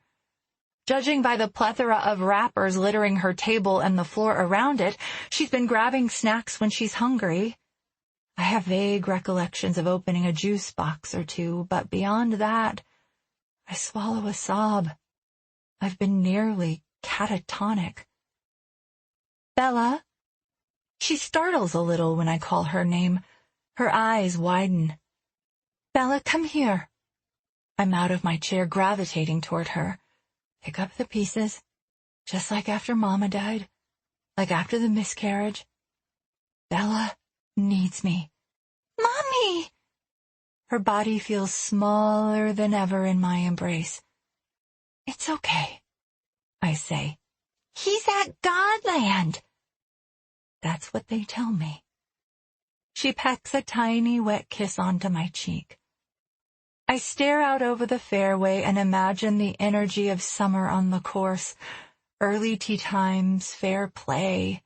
The faint scent of cigarette smoke drifts on the air. A split second later, I see it. The intermittent orange glow against a black felt sky, someone puffing on a smoke. I lock my gaze on it, and somehow I know he's staring at us, watching us. Or I tighten my arms around Elisabella. Maybe it's not me he's looking at. I could call the police, but I can't prove he's casing our house, and I don't know what they would charge him with if they apprehended him. Still, I hike Bella onto my hip and slink toward the sliding glass door. I turn the bolt and yank down the Roman shade to shut out the rest of the world. But then I catch sight of the windows in the breakfast room. We live in a fishbowl. All these windows! She wiggles. "Down!" I let her down when all I really want to do is keep her next to me in one of those slings I used when she was a baby. "Just a minute, baby. Stay right with me." Frantically, I pull on cords, lower blinds, rip at tiebacks, catch sight of more glass in the kitchen, then in the dining room. Curtains fall over the window panes. My legs are shaking as I dart to the front door and engage and re-engage the 2 locks on it. Bella's shriek sends an adrenaline shot to my heart. "Mommy!" I trip on the rug in the foyer, but catch myself against the wall to prevent a fall. "Mommy!" "Bella?" I'm nearly out of breath by the time I see her screaming, pointing at the shades I just lowered over the patio doors. "Bella, what's wrong?" She's sniffling over her words. Nini saw."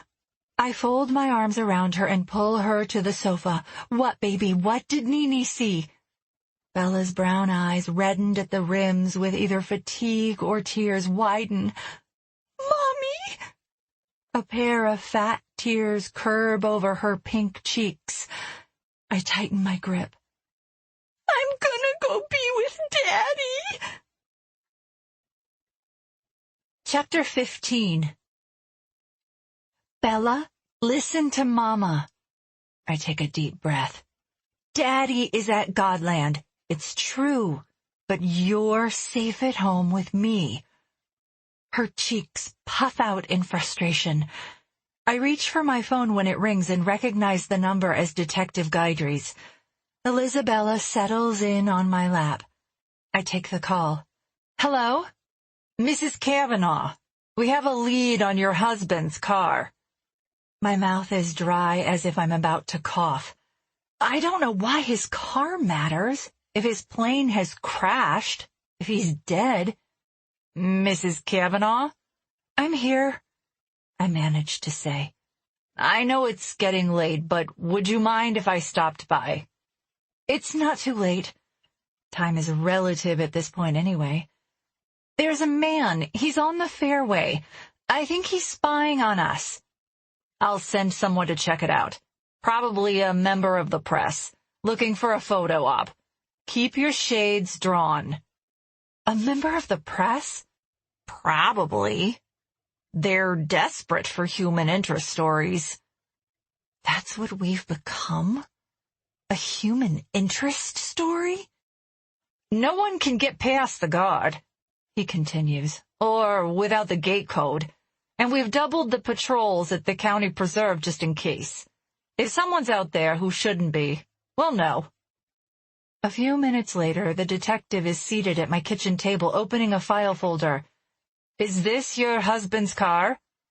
He glances up at me. With Bella on my hip, I award the photograph in his file a once-over. Dark blue Chevy Impala. Yes, but that's not his plate. The VIN matches. It's at Seaway. Seaway? Seaway, an airport. It's between here and the North Woods of Wisconsin. About 90 minutes south of your father-in-law's lake house. The familiar dull ache in my lower back registers just then. I shift my weight to accommodate the bulk of Kid in my arms, but she's my security blanket, and I don't want to let go of her. Mrs. Kavanaugh. Yeah? The detective places a warm hand on my elbow. Veronica. We lock gazes. Why don't you sit down? Fresh tears swell in my eyes. I lower my tired body to a chair. Bella touches the glossy photograph in the detective's file. Daddy! Guidry tears off a few sheets from his legal pad and slides them across the table to my daughter along with a pen. Bella isn't usually allowed to write with ink, but I help her click it open and give a nod toward the paper. Could be he drove up north for some alone time before he took his flight. Guidry's voice is soft, assuring. Security at Seaway says the car's been there at least 24 hours, maybe longer. It doesn't fill all the gaps. The license plate switch, for example, but... He sighs. It's something.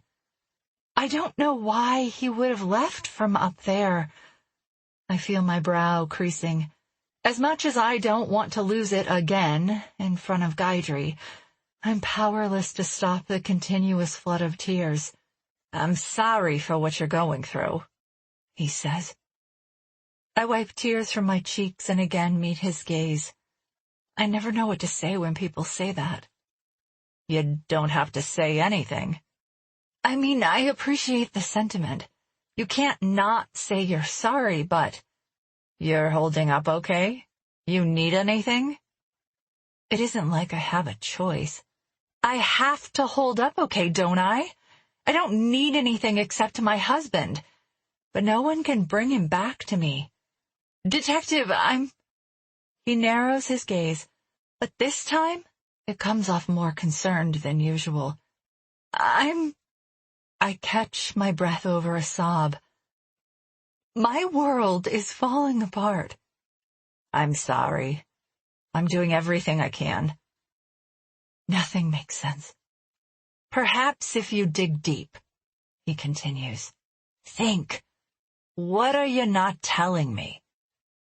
I wish I knew what he wanted me to say, but all I'm thinking is that if the police can't answer these questions, I have to find the answers myself. They think I'm not telling everything I know, but I think it's just the opposite, actually. They're keeping something from me. If Gayatri is saying Micah never took a job with Diamond, then whose plane was he flying? And if he wasn't a pilot anymore, then how did he die in a plane crash? Chapter 16, November 19. I don't believe it, Shell says through tears. There has to be a mistake. I keep hoping the phone will ring, and that all this mess will have been one big mistake. My son, my son, my son, she murmurs. God, why? And Bella! My tears intensify. What happened? I don't know, except they found remains of a plane. No, no, no. It was off the coast of Florida, Atlantic side. No, you said he was going to New York. There's some mistake. There's got to be. That's what he told me, Shell. But there were obviously things he didn't. We'll figure it out. Someone's made a mistake.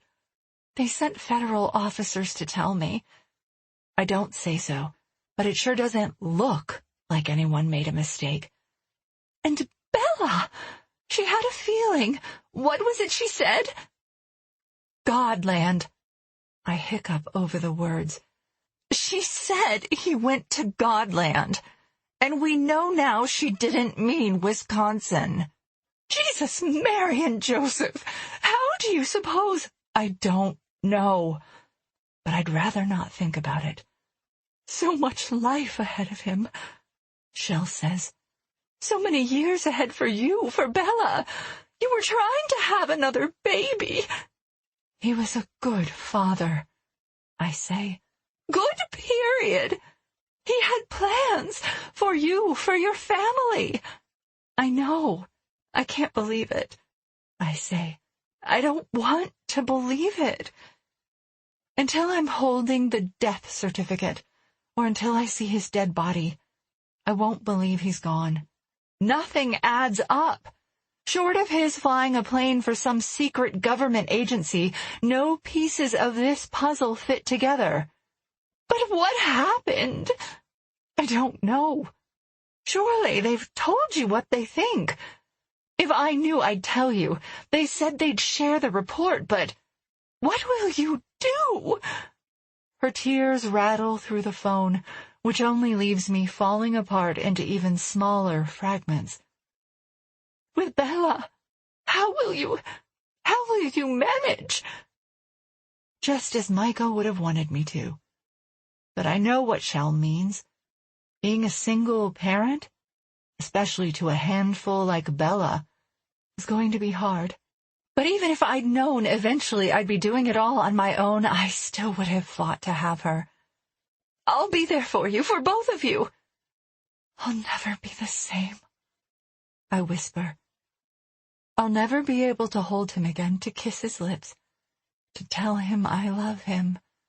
I'll never see Bella climb into his lap again, and that terrible truth keeps playing on repeat in my head. I keep seeing her climb into his arms. I keep seeing her eat ice cream off the spoon he held out for her. For the last time. And it hurts to know I wasted those last few hours with him, bitching about preschool, about Nini, about how his life was so easy compared to mine. I feel so cold inside, as if someone is taking an ice pick to my heart, carving out the places reserved for my husband, the father of my only child. And to think that Shell lost her only son. Not the natural order of things, Shell says. A son shouldn't go before his parents. They say sharing grief helps, but I can't believe anything helps now. As a mother, I see Micah's death as doubly unfair. Take a father from his daughter. Take a husband from his wife. But how must it feel to have a child taken from his mother? How would I feel to have Elizabella taken from me? God, Shell, I'm lost. I can't believe it. The service will help, I suppose. My only experience with memorials, my mother's, didn't provide closure, and the prospect of holding one for Micah feels as if I'm spiraling down into nothingness. We'll do it right, she says. Something special to honor him. No anniversary parties are on the horizon. No graduations. No giving Bella away with her father on her wedding day. Will anything be special enough? When will it be? Shell asks. The memorial. The crematorium is supposed to call when he arrives, but I thought I'd wait for you, I say, although I haven't wanted to think about anything of the sort. To plan the memorial, to find the right time. Our flight is tomorrow. I can't get on an earlier flight with the holiday next week, but honey, come to the lake. We'll plan the memorial together. At first, the prospect of being with Shell is like a warm blanket on a cold night. But a heartbeat later, the chill seeps back into my skin. Is Mick all right with that? He'll have to be. I'll talk with him. We should be getting there sometime Saturday. We cry together and talk for a while, but eventually she has to go. She has to tell Mick that their only son, with whom he hadn't spoken in years, is dead. Love you, she says. Love you too. Maybe I will find closure if I plan a memorial. Micah and I had planned for this sort of thing, only we'd figured we'd be in our 70s or 80s or even 90s when it happened. I'm an island, drifting in a horrific sea.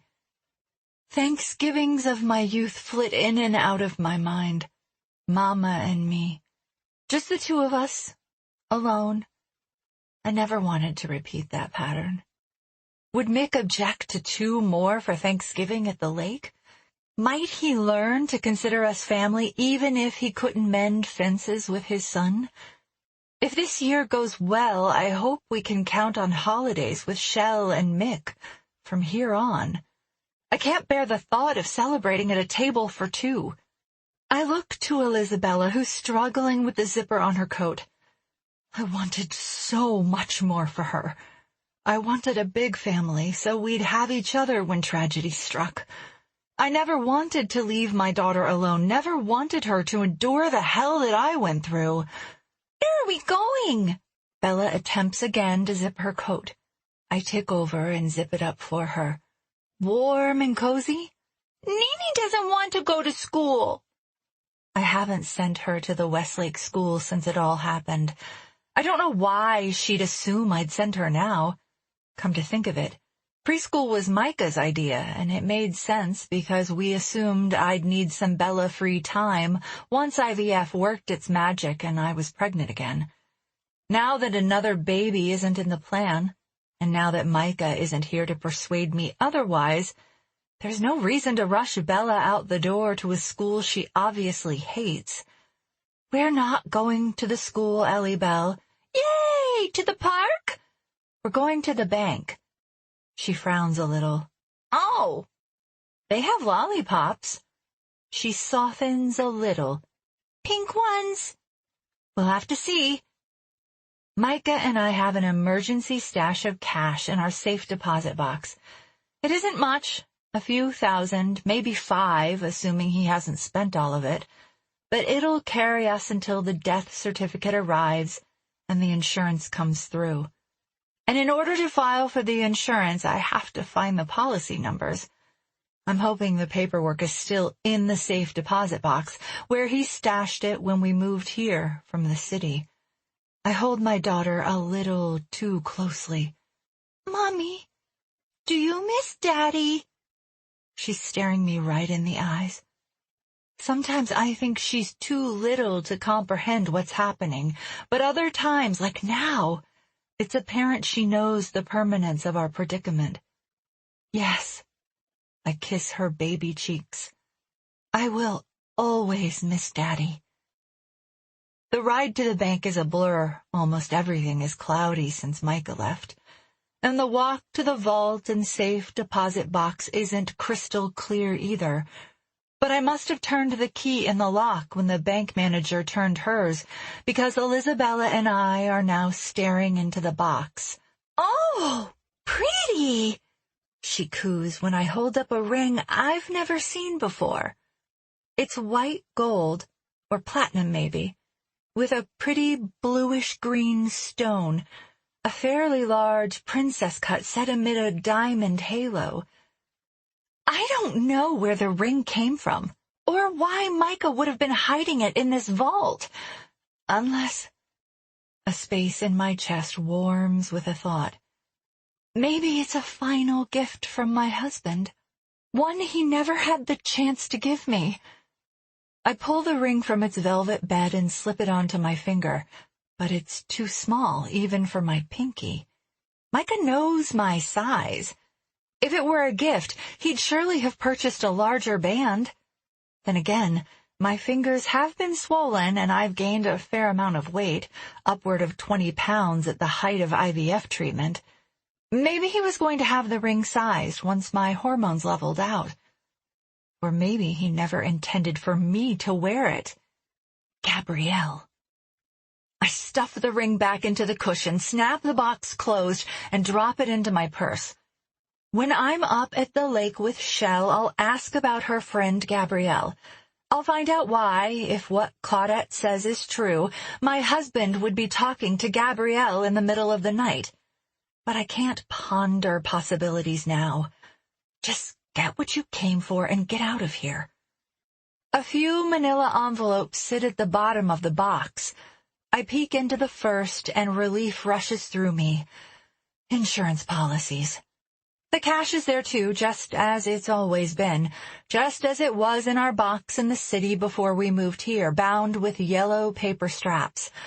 I count them as I place them, too, into my shoulder bag. 1, 2, 3, 4, 5 bundles of tens. But then I notice something. The bundles. Their straps are more mustard than yellow. They aren't bundles of tens, but hundreds, which means I'm dizzy for a good half-minute. I have $50,000 in my bag when I came expecting 5. $50,000! Micah, I whisper, what were you thinking? He may as well have shoved the money under the floorboards. Who in this day and age keeps this much cash at the ready? Why wouldn't he have kept it in a savings account where it would accrue interest? Or better yet, in stocks and bonds? Mommy! Just a minute, baby. And why wouldn't he have told me how much was here? When we rented the box in the city, we put a few thousand in it, and even then I hadn't understood the purpose. Micah said it was a good idea to have cash on hand for emergencies. But $50,000? Have we always stashed this much away? Or is this the money Micah stole from his father? The money that caused the rift between them? Mommy! Nini's hungry! I'll get her a lollipop in a second. The urge to flee the bank smacks me dead between the eyes, as if I'm doing something I shouldn't be doing, as if this money isn't really mine. And if I don't rush out of here now, someone will either take it from me or take me from it. The thought is ridiculous, of course, but so is not telling your wife about 50 grand. I was going to simply deposit the cash into our checking account to use it for bills and necessities until the estate was settled, but now I can't deposit this much money. How could I explain where it came from? I slip a few hundreds from one of the bundles. I'll deposit 1,000, maybe 2, but the rest I'll keep here, safe. Only, suddenly, I don't feel so safe anymore. Our credit cards are all but maxed. There's not enough in our checking account to carry Bella and me for more than a week. Like it or not, I might need this money. The image of the man on the 11th fairway flashes in my mind as if he's a recurrent memory, the cigarette glowing in the black of night. The voice on the phone that night, "Listen to your daughter." And I can't help thinking that maybe Micah is gone because of this money? Maybe the man with the cigarette knows what happened. Or maybe he wants what I've just dropped into my purse. I have to get out of Shadowlands. Tonight. Maybe I'm being ridiculous. But I can't take any chances. We'll just go up north a few days early. We can stay at a hotel until Shell and Mick arrive. I'm sure Shell will understand. She's the only one who could possibly fathom the gargantuan crater Micah's death leaves in my soul. She's the only one grieving the way I am. Maybe Bella and I can stay at the lake house until I get my head together, until I figure out what to do. And maybe Shell can help me figure things out. But the money, I can't talk to anyone about that. I can't even tell Shell I found it. If his having it proves he stole from Mick. If Detective Guidry knew, he might assume Micah was involved in something illegal. Whether this money is tied to Mick or not, especially given all the evidence of a fabricated life my husband left in his wake. And I have to admit now that maybe it's true. If Micah wasn't working, how did he come across this much cash? And why, if he had this money stashed away, have we fallen behind on our bills? My hands tremble as I scoop up the other things at the bottom of the box. The insurance policy for my engagement ring, the deed to our Impala and the Explorer I drive, our wills and declaration of trust, and an 8x10 manila envelope addressed to Micah at our place in Old Town. "Nini's hungry!" Elizabella tugs on my coat. "Lollipops!" "Okay, pink ones." "Of course, any color you want." I drop the rest of the things into my bag and tear open the last envelope. A deed of title with my name on it slips into my hands, along with a palm tree keychain on which 3 keys are hooked. I own a piece of property in Key West, Florida. What? Mommy! Okay, Bella, we're going. I shove the safe deposit box back into its slot, like a drawer in a morgue. I'll deposit a couple thousand, maybe 1,500, get Bella a lollipop, and get out of here, so I can start putting 2 and 2 together. The moment I step out of the vault, however, I catch sight of a man in a suit. He's perched on one of the leather chairs in the atrium of the lobby, and he's staring right at me. Agent Lincoln. I'm certain of it. I'll never forget the face of the man who told me my husband is dead. Something in the way he looks at me and the way he avoids looking at everyone else sends up warning signals. If he wants to speak with me again, maybe to share the report on Micah's death, he wouldn't be here. He'd be at my house. I make a move toward the teller, but Lincoln stands up and takes a step in that direction too. His expression, accusatory. "He was in the kitchen," Bella says. "Yes. What is he doing here? Is he looking to see if I'd take the money? What if Micah stole it and was under investigation? God, suppose they think I'm in on whatever scheme Micah pulled off. Lollipop! I imagine agents descending on me right here in the bank lobby. I can't let that happen. Not here, not now, and not on the street outside either. Or he was in the kitchen. What if he's the man Bella was talking about? My daddy doesn't know that man in the kitchen. I scan the area. The bank is crowded. Unless he bowled people over, he wouldn't be able to get to me if I beelined out the closest door. If I try to stop at the teller, though, he could stop me, or see that I'm carrying a ton of cash. On second thought, I say more to myself than to my daughter, we're going home. Lollipop! I scoop her into my arms before she has a chance to throw a tantrum, and the look in my eyes must be convincing enough because she's instantly silent. We slip out the side door and into the car. I don't see Lincoln exit the bank because we're already driving away. Chapter 17. The moment I pull past the gate at Shadowlands, Bella says, "Nene says you lied. You promised lollipops." Yep.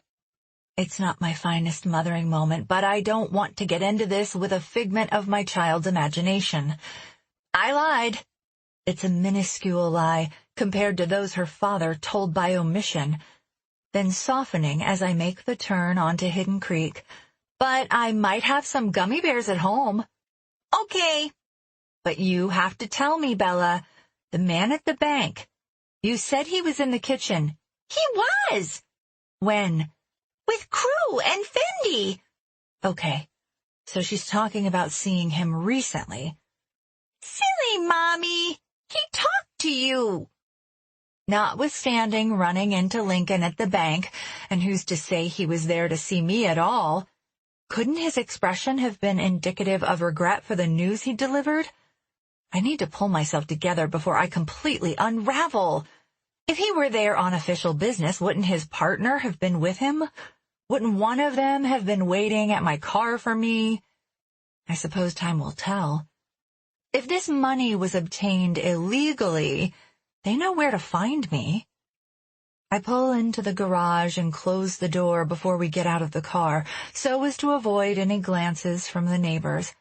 And once Elizabella is settled with some gummy bears, I start to look through the things I found in the safe deposit box. I don't remember discussing the purchase of a house in Key West, but my signature is on the form that gives Micah power of attorney to conduct the transaction without my presence. According to the deed, I own it, free and clear. Just me, not Micah. I purchased the house 4.5 years ago. We've been paying property taxes twice a year ever since. I would have been newly pregnant with Bella at the time and completely preoccupied. It's possible, I suppose, that Micah slid the form in front of me and asked me to sign it at some point, but I think I'd remember buying a house, especially when we apparently paid nearly $1.3 million cash for the place. Cash. Elizabella now colors at the table next to me while I search online for a property deeded to me on Elizabeth Lane in Key West. When the house in question pops up on my laptop screen, my heart nearly stops. I've never been to Key West. Elizabella has never been to Key West. But there it is, online. The house she's been drawing since the last night she spent with her dad. It's pale yellow with arched windows. I leaf through my daughter's drawings, page after page. Yellow house with light purple flowers in the window boxes. Bella's voice in my head. This is the water where the plane is, and over here is the big house. I stop paging through the stack of drawings when I hit on the red, black, and yellow sketch that looks something like a lighthouse. I open another window on my laptop screen and search for Key West lighthouse image. While a lighthouse pops up onto the screen, it doesn't resemble Elisabella's drawing. It's pure white, for one thing. I conduct another search. Key West lighthouse, red, black, yellow. Suggested websites pop up instantly. I click on one, which directs me to tourist sites in Key West. The first image to materialize is the southernmost point in the continental United States, marked with an oversized concrete buoy cemented at the corner of South and Whitehead Streets. The page claims this is one of the most photographed sites on the island. Its horizontal stripes are red, black, and yellow. I compare it to the crayon rendition. Her rudimentary shapes among what appears to be a rocky shore and waves behind it led me to believe Bella had drawn a lighthouse, but in fact, it's this concrete buoy, a Key West landmark. Bella, have you ever seen this? In person? We're coloring! Bella, I pull her onto my lap. A splat of pink, sugary gummy bear drool lands on my sleeve. Mommy! Behave, I tell her. Look, I point to the screen. Have you ever been there? No. Chomp, chomp, chomp on her gummy bear. She wiggles to climb off my lap. I tighten my grip. Ellie Bell, this is important. Why did you draw this? I didn't. Deep breath. Was it Nini's drawing? Yes. Has Nini been there?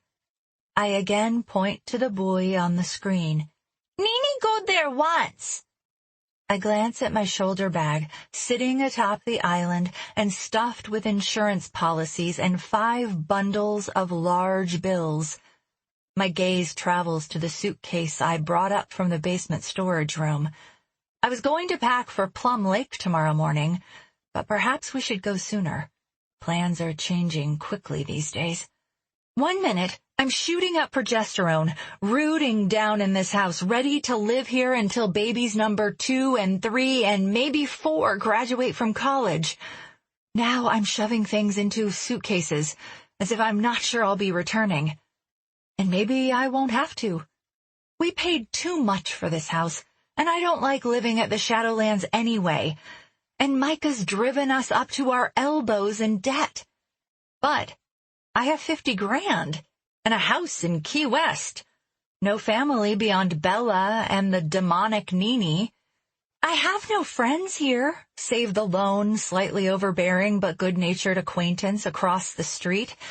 And there's a detective who was half a comment away from accusing me of offing my husband before the feds declared him dead. I ought to walk away, be rid of this place forever. But this bed beneath my suitcase, it's our queen-size mattress, which barely fit in the bedroom at our college apartment and damn near reached wall to wall at our condo in Old Town. It's where Micah made love to me both the first time and the last. It's where we began and ended. Maybe I can't leave for good, but I can stay up at the lake for a while, either in a hotel or with my in-laws, and after I've had time to think, I'll decide what to do with the mini mansion on the island. I'll decide what to do with this place and the $50,000. I wonder if I'll even have to make a decision or if the police will swoop in and take everything I have. Shell, it's me again. I lose my composure every time I leave her a message. Please call as soon as you can. Bella and I swallow over a lump in my throat. We're heading up north to Plum Lake early. I hope that's okay. So if you don't get me on my cell, please we'll meet you at the lake house when you get there. I toss my phone to the mattress and resume packing. I usually keep a small photo album containing pictures of our wedding in the drawer in the bedside table, but since Micah went missing, I've kept it on my pillow. I open it now, if only for a glimpse of the happiness we used to share, if only for proof that I didn't imagine it all, despite the secrets he was keeping from me. Our wedding was an intimate affair. Micah and me traversing the sand on a Lake Michigan beach with a few guests. Shell, of course, and some friends we'd met at UIC, with whom we quickly lost touch once we graduated. Natasha and I were long estranged. Mick hadn't come. Micah hadn't forgiven him for the midlife crisis, during which he'd briefly left Shell. And now, Micah will never have the chance to mend his relationship with his father. I'd always wanted that for him. I press the photo book into my suitcase and give it a pat, which seems rather melodramatic, but I want him with me. I feel him leading me across the kitchen floor in time with his unique cha-cha beat. I want to grasp the memory of those last moments, folded into a tight square like the notes I used to pass in middle school, and keep it safe and private in my pocket. A piece of us that no one can disturb. Our last dance. Mommy! Bella's lying at the foot of the bed, freshly bathed and in pajamas, and already fed. It's only a few minutes past sundown, but I'm planning to put her in the car in an hour or so and make the drive up north just as she's about to get sleepy. She'll sleep during the drive and the trip will be easier. Nini's coming too. Why wouldn't she? 'Cause you don't like Nini. I like her just fine, baby. A big, sweet yawn escapes her. Me too.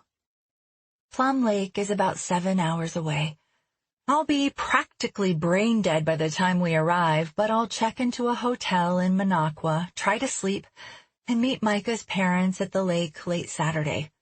Just the thought of setting foot in the cottage where Micah spent many a childhood summer warms me, as if he's sidling up against me, close to me, breathing with me. Or maybe I want to go see for myself that he isn't there, that he isn't anywhere anymore. I cover a sob.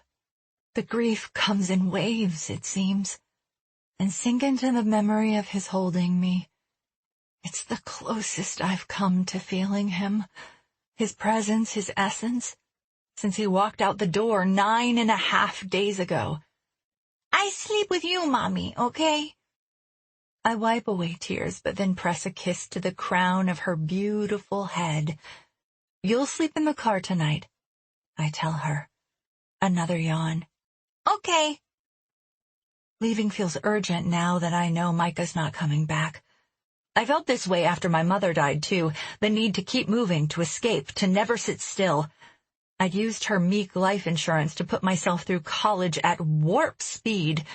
Then before I knew it, Micah and I were getting married, then trying month after month after month for a baby. Then after medication, Elizabella came. Then more trying, more medication. Then the twins.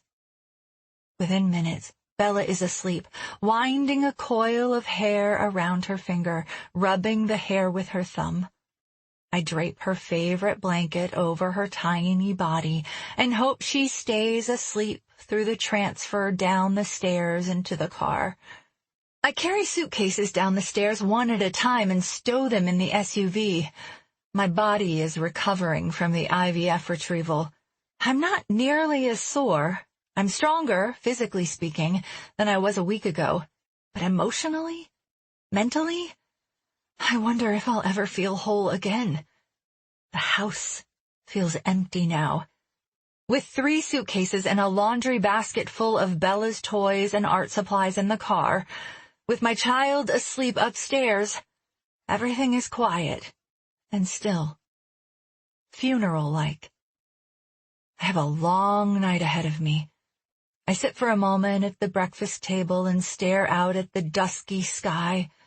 A private morning session between me and the great beyond.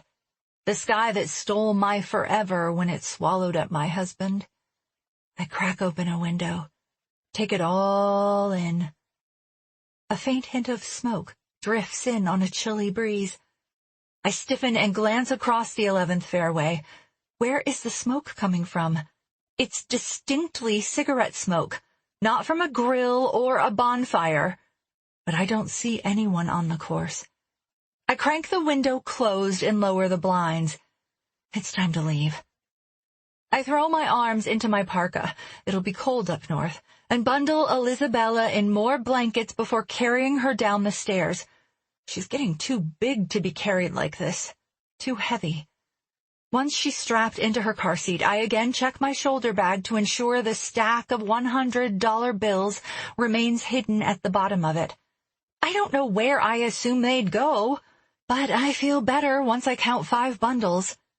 I catch sight also of the ring box and paperwork I found in the deposit box. I wonder what else Micah was hiding from me.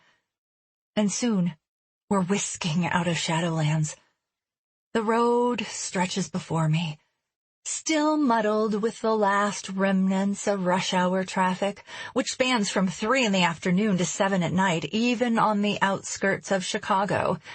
I'm neck and neck with many of the same motorists, as if we're fish in a school, all narrowing toward the same current, in this case, the Tri-State Tollway, to carry us to faster passage. Black crossover to my left, blue two-door to my right, brown sedan behind me, inch, inch, inch, stoplight after stoplight. Finally, I exit north on the toll road, which is more populated than I'd anticipated at this hour, but it thins out as we near the state line. I glance in my rearview mirror to catch a glimpse of my sleeping daughter. In the periphery, I see it. The same sedan. I see it's brown when it passes under a streetlight. That's been with me since Half-Day Road. I adjust the mirror so it's aimed more at the car than Bella. It's a nondescript car, probably not the same sedan.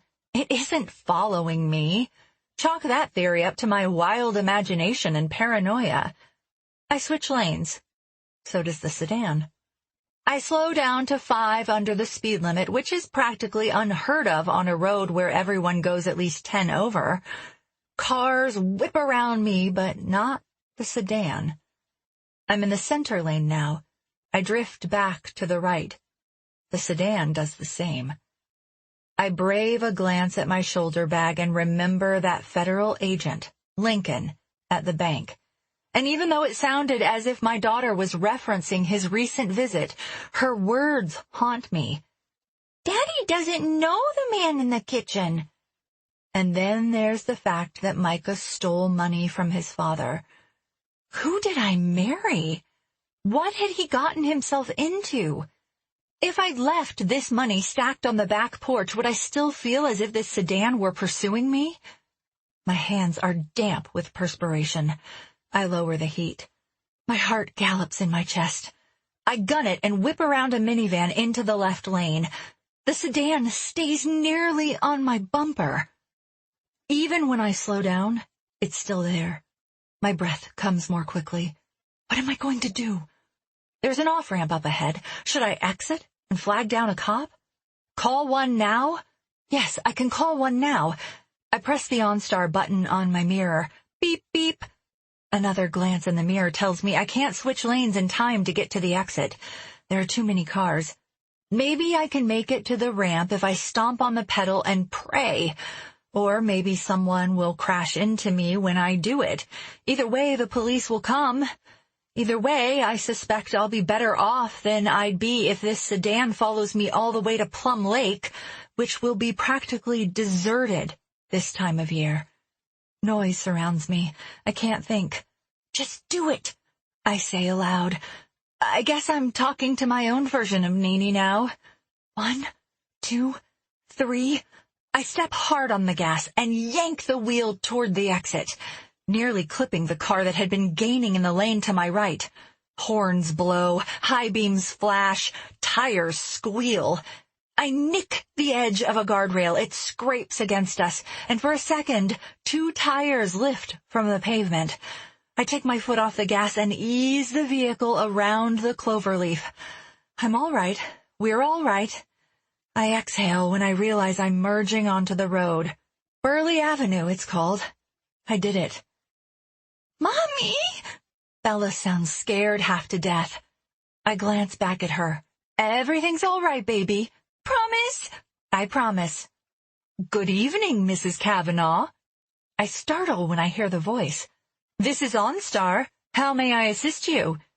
A peek at the rearview mirror proves no brown sedan managed to follow me. For the first time since Micah left, I start to laugh. I'm fine. Chapter 18. November 21. It's official. I've lost touch with reality. We've stopped only for snacks and bathroom breaks. Now, with more than half the country between us and the place we've been calling home, I finally pick up the phone to make a call I should have made before we left. It's a good time to do so. Elizabella is asleep.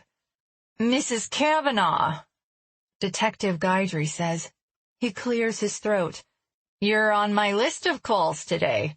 I spoke with your daughter's preschool teachers." His tone is cold, accusatory. "Your daughter shared something rather suspect. She told them your husband died days before you called to report him missing." "I told you that." "No, you didn't." "I could have sworn I did." My heart bottoms out. This can't look good. Guidry already thinks I'm hiding something. "I'm sorry, but yes, I can't explain what Bella said. And now it's been 2 days since anyone's heard from you. I left you 2 messages yesterday." "I didn't get any messages. I've been without service a few times." "And I damn near reported you and your daughter missing, too." "I'm sorry. I should have called. I had to get out of there. I just couldn't." "Where are you, Mrs. Kavanaugh?" I'm sorry. I was on my way up north. I asked you not to go. Micah's mother invited us for Thanksgiving and yet you haven't arrived. You left a message for your mother-in-law that led her to believe you'd be on Plum Lake by now. I called her to explain. She hasn't returned the call." A moment of silence precedes his repeated and more staccato, "I asked you not to go." "Well, as it turned out, I didn't. I was on my way, but someone was following us, a brown sedan." "Following you?" "I thought they were, but—" "Did you catch the license plate?" "It was an Illinois plate, and it started with STX. "Where are you, Mrs. Kavanaugh? Are you going to Plum Lake?" "No, I'm a little farther south than that." I'd stopped looking in the rearview mirror by the time we crossed the border into Georgia, stopped jumping every time someone else happened to pull up to the gas pump next to mine. "You're heading to the place in Key West." A chill races up my spine when he says it, as if it hasn't been real until now. I guess I am. I hadn't wanted anyone to know about the house in Key West. I didn't want anyone to know where we were going. It was as if I thought we might disappear forever if we made it safely to the Florida Keys. But I should have known Guidry would find the property deeded to me. It's his job to dig and find information. "Why didn't you tell me you owned a house in South Florida?" "You'd think it worth mentioning, considering the remains of the plane." "I didn't know about the house," I say, "and I need you to believe me. I guess there's a lot I didn't know about, so, yeah, I would have told you, but Micah never told me." I hear the drumming of his fingers against some surface, but he doesn't reply.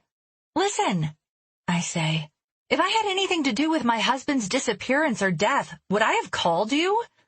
"Maybe. Maybe not." "I'm calling because I'm scared. You can't expect me to believe that everything is okay when Micah was obviously keeping secrets. Bella said something about a man in the kitchen." "I remember." "Well, she said this agent had been in the kitchen when we saw him at the bank." "What agent is that?" "Lincoln, with the FBI.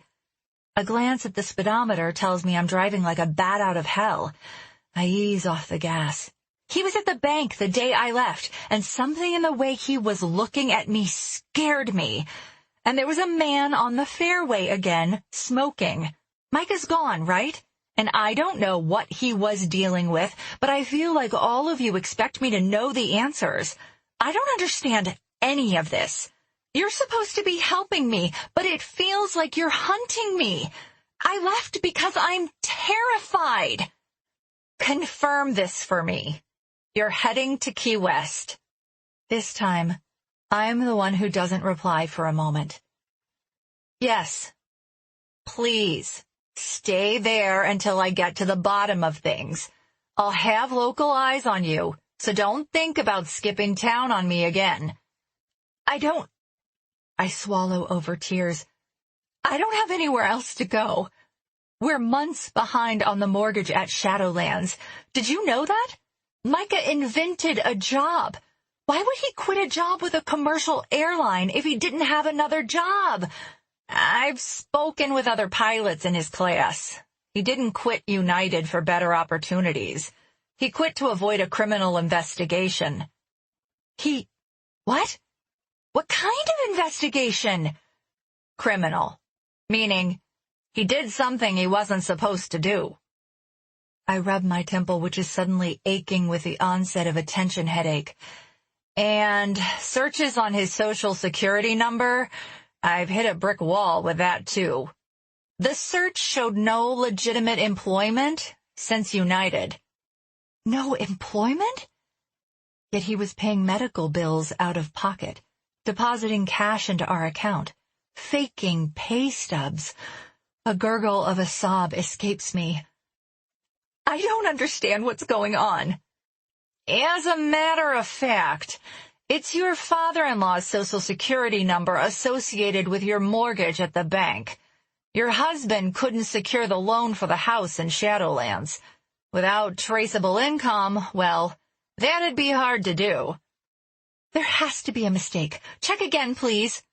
I have. But if that's the social security number on the mortgage papers, is he saying Micah and I don't actually own the house? That his father does? It's my fault, I whisper. I kept pushing for more children, more fertility treatment. I pushed and pushed, and I pushed him over the edge. I pushed because I thought he wanted it, but still, I can't imagine the pressure he must have felt to provide. Desperate men take desperate measures. But to have fabricated a job and insurance?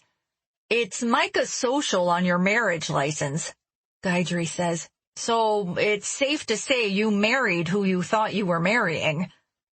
I stifle a sob. God, what if I hadn't?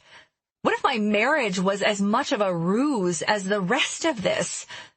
How long did you know your husband before you were married? 2 years. It wasn't like we rushed anything. I mean, the engagement was quick, but we waited until after graduation. After a few moments of silence, he says, It does mean something that you proactively reached out. I'm grateful you called to tell me where you were going. It saves me some work.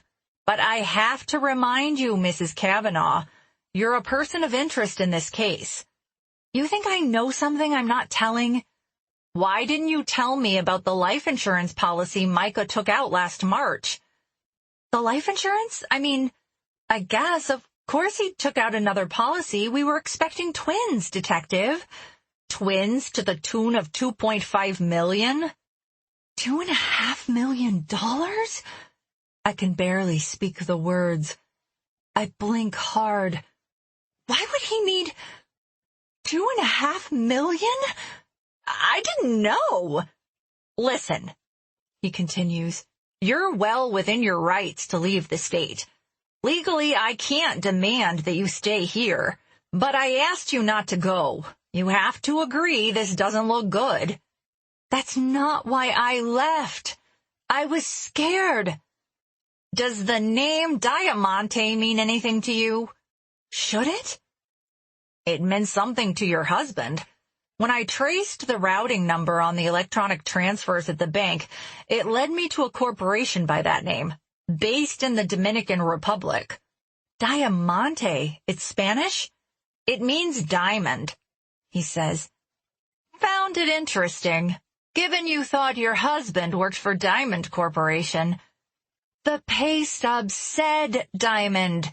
Micah told me it was diamond. I didn't just make it up. A beat of silence answers me. If I agree to share with you everything I find in Key West, I say, will you believe that I'm not party to a conspiracy? My husband was my world. So you've said. And losing him is killing me. killing me. I'll have eyes on you in Key West, he reminds me. Okay, thank you. I'll feel safer knowing someone's looking out for me. Looking out for you, watching you, whatever you prefer to call it. Chapter 19. November 22. Every time I close my eyes for the slightest amount of sleep, I remember her, my mother, calling to me. They're coming for you. Even your earrings have faces. And I picture them, the ruby crystals for marquee eyes, the cubic zirconia mouth in a solitaire O, alien faces from Area 51, a perpetual expression of shock and the gems dangling from my earlobes. They see. They know. They know what you're doing. They know what you've done. I hear a tapping at the glass. Mama stands on the outside looking in at her blue table, at the stones scattered over the pine surface. I gather the stones and categorize them by size, shape, and color.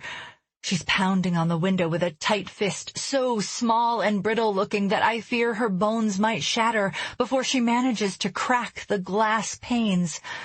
Don't touch those stones, little Very. Your human hands will poison their beauty. The pounding grows ferocious. I feel its beat in my bones, hear its ring in my ears, cacophonic in combination with the chirp of the tines raking over the barrel in my music box. I startle as I awaken. No one is tapping on the glass. The car is locked, and we're parked in bright daylight at a rest stop. Safe. Only 7 minutes have passed since I surrendered to my heavy lids, but it's enough. I start the car and put it in gear, ready to blaze down the last stretch of road before me. The route is self-explanatory. In order to arrive at the southernmost point in the United States, you have to drive south.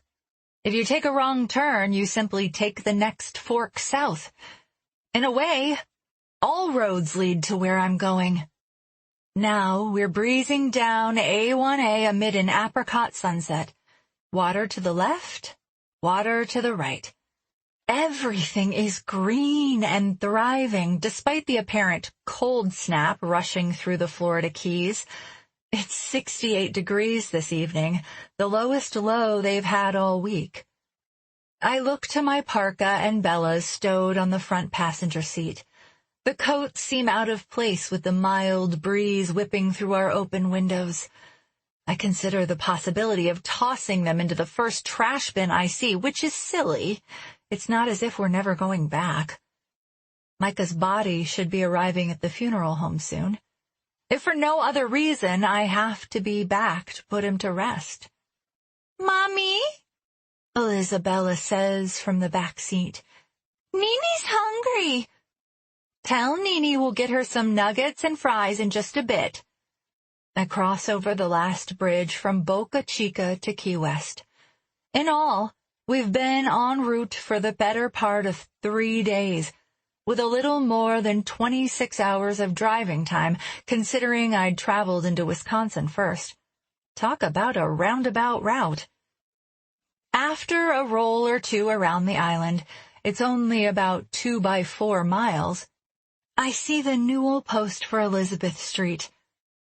A length of road later, I spot a lamp post with a small rectangular sign hanging by chains from a crossbar and boasting the address of the house I own.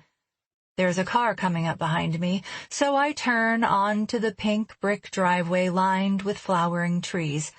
About 10 feet in from the street, the drive bends to the right, and I find myself driving through a masonry archway with the words Goddess Island Gardens lettered along the arc. Some letters are missing as if they've fallen victim to age. The DESS in Goddess and IS in Island. The sight steals my breath away. With the letters missing, the archway reads God Land Gardens. Listen to your daughter. Elizabella had told me her father was at Godland. My breath catches in my throat. Godland. I own this place. I have every right to be here. But it feels as if someone's looking over my shoulder, as if once I'm far enough down this driveway, a SWAT team will descend and demand to know why I've disturbed the peace here. I speed up, as if getting there faster will dissipate the nagging sensation in my gut. It's a feeling akin to snooping through someone's underwear drawer. Intriguing, yet an invasion of privacy. I'm trespassing through Micah's secrets. You own the house, I whisper to myself. The deed is at the bottom of my purse, along with a palm tree keychain and 3 keys, one of which I hope opens the door. But if I can't get in, which I hadn't considered until this moment, surely someone can come unlock the door, a locksmith maybe, seeing as I have proof of ownership. At the next bend of the drive, past a thicket of palms and tropical plants, the house emerges before us. It's the big house, Mommy! Elizabella shrieks. It is big. I slow our already turtle-like pace to nearly a stop. Pale yellow, arched windows, exactly as Bella drew it. Nene was here once. That's what I hear. I wonder, and not for the first time, if Isabella has been everywhere Nene's been. Have you been here, Ellie Bell? Silly Mommy. Have you? Hungry.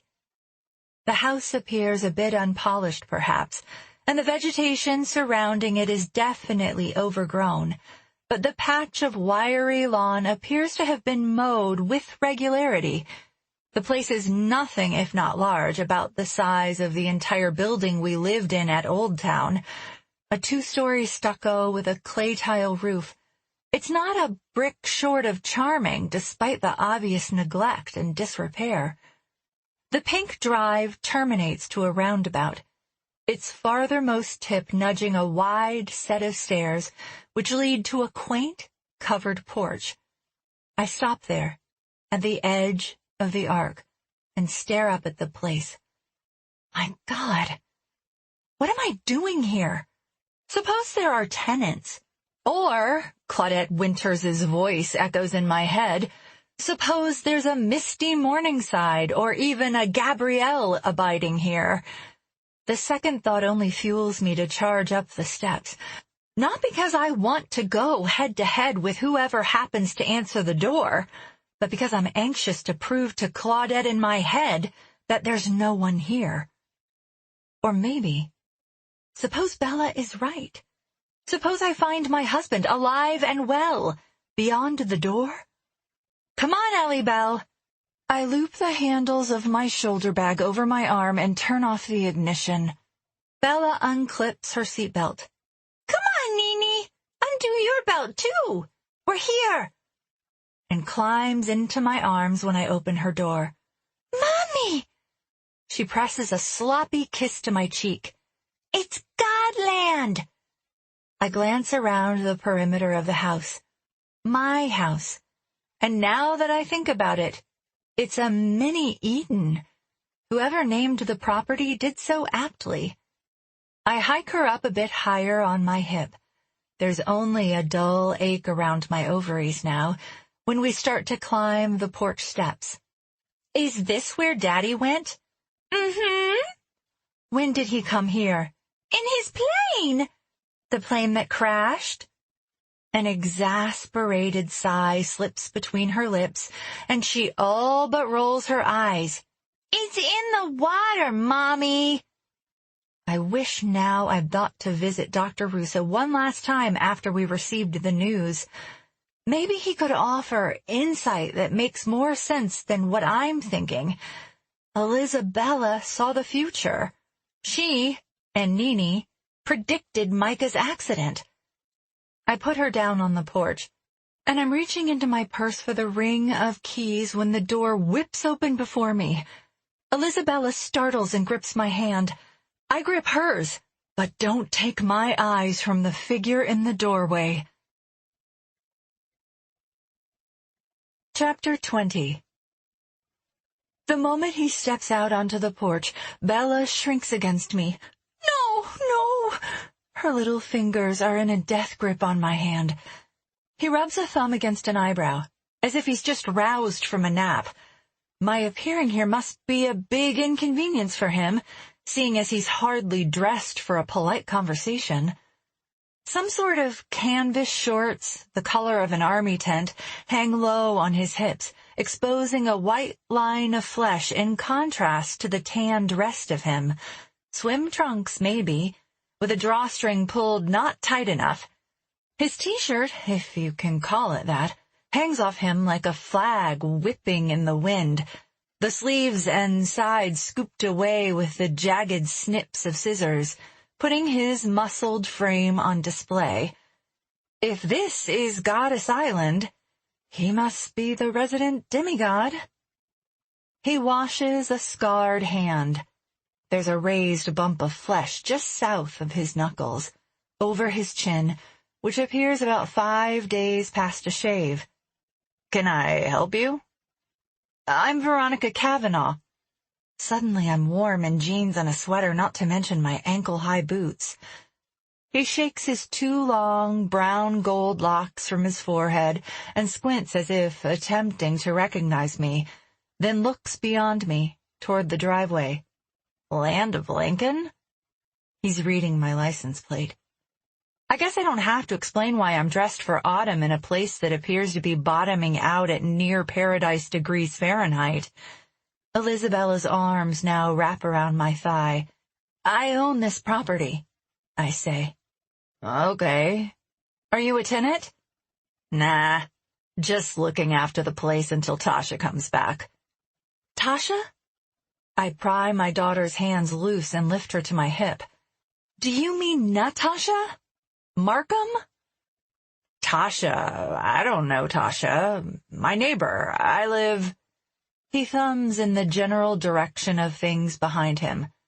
Who are you again? This time I offer a hand, which he shakes with a single pump. Veronica Kavanaugh, and this... I tilt my head to meet Elisabella's. This is my daughter. I own this place. I have the deed. I shift to open my purse, but I can't risk his seeing the cash. Not that he'd ask where I got it, but it isn't something I want to flaunt. And Bella's weight makes it difficult to maneuver anyway. I'm sorry. Come in. He steps aside and opens the door farther. I shouldn't walk in while he's in the house. The shadow of fear looms over me, and I feel as if a target has been painted on my back. Just when I was starting to feel safe again, I glance over my shoulder. Although I know no one has been tailing me since the Illinois-Wisconsin border. We're 1,200 miles from home, and I took a winding path. No one knows we're here. Aside from Detective Guidry, that is. And you are... I raise an eyebrow. Christian. Renwick. Mr. Renwick, Christian. I'm just here to feed the cat. Cat? I enter the cool 2-story foyer, my boots clicking against the pale blue squares of porcelain. The place looks like something out of old-world Capri, complete with a plaster-molded fountain niched into the wall with a copper faucet to supply it. The water isn't running now. Is she not supposed to have a cat? I don't mind cats, I say. When Tasha left, she didn't say you'd be coming. I didn't know I was coming either. When will Tasha be back? She and the kids are usually back by September, for school. Kids? They leave late June, come back August. I feed Papa Hemingway, take care of things, until she calls to tell me they're back. Been a little worried, to tell you the truth. They're not usually gone this long. They're almost 3 months late. I'm nodding as if I understand, but nothing makes sense right now. And my back is killing me. But Elisabella clings to me like a monkey to a tree. I can't put her down. So, if you're here, Christian says, I guess you've decided to put the house on the market after all. It's a nice, nondescript reply, I hope. I would have thought she would have at least come to pack her stuff. Or is that why you're here? Sorry. He puts up a hand as if he's halting traffic. None of my business. You'd think she'd at least take her cat, but you want him? Or you want me to take him? My eye catches a series of framed photos on a long, narrow table tucked against the wall beneath the staircase. I glance at the photos, which appear to be black and white images of island-type sites, palm trees, a shoreline. I don't mind cats. Well, if you change your mind, Hemingway and I are old buds by now. Never thought of getting a cat. A dog, maybe, but okay, thanks. If you need help slapping some paint on the walls, whatever, to help get the house ready, give me a call. You've got a crack in that pool that needs fixing. Of course there's a pool with a house like this. I've got time. I'm retired. Retired? He doesn't look a day past 35. Semi. I'm a writer now. Well, he shrugs. To be honest, I do a lot more paddleboarding and surfing than writing. For a second or two, we stand there in awkward silence. I wonder if he's trying to figure out a way to ask me to leave, or maybe if I ought to be asking him. It's my house. I don't have anywhere else to go. Elizabella squirms in my arms and murmurs, "Nini's hungry." I'd better get her something to eat, I say. Closest restaurant? Follow southward. He karate chops the air, demonstrating the straight path I ought to take. It'll take you directly to Old Town. I freeze in my tracks at the irony of it all. For all my recent pining to return to Old Town in Chicago, I've ended up here in Old Town, Key West. Plenty to choose from, he's saying, once you hit Duval. I nod, hoping I don't look like a deer caught in headlights. I'm heading out in a bit, he continues, if you want to tag along. I think we'll find it. All right, well, if you need anything. Thank you. I'm in the pink house. Follow the path through the backyard. Thank you. He's halfway down the hallway. I deduce he's leaving through the back door. I follow a few steps behind to the kitchen, which is open to a living room. More picture frames line the built-in shelves there. He barely lays a hand on the doorknob before he's turning around.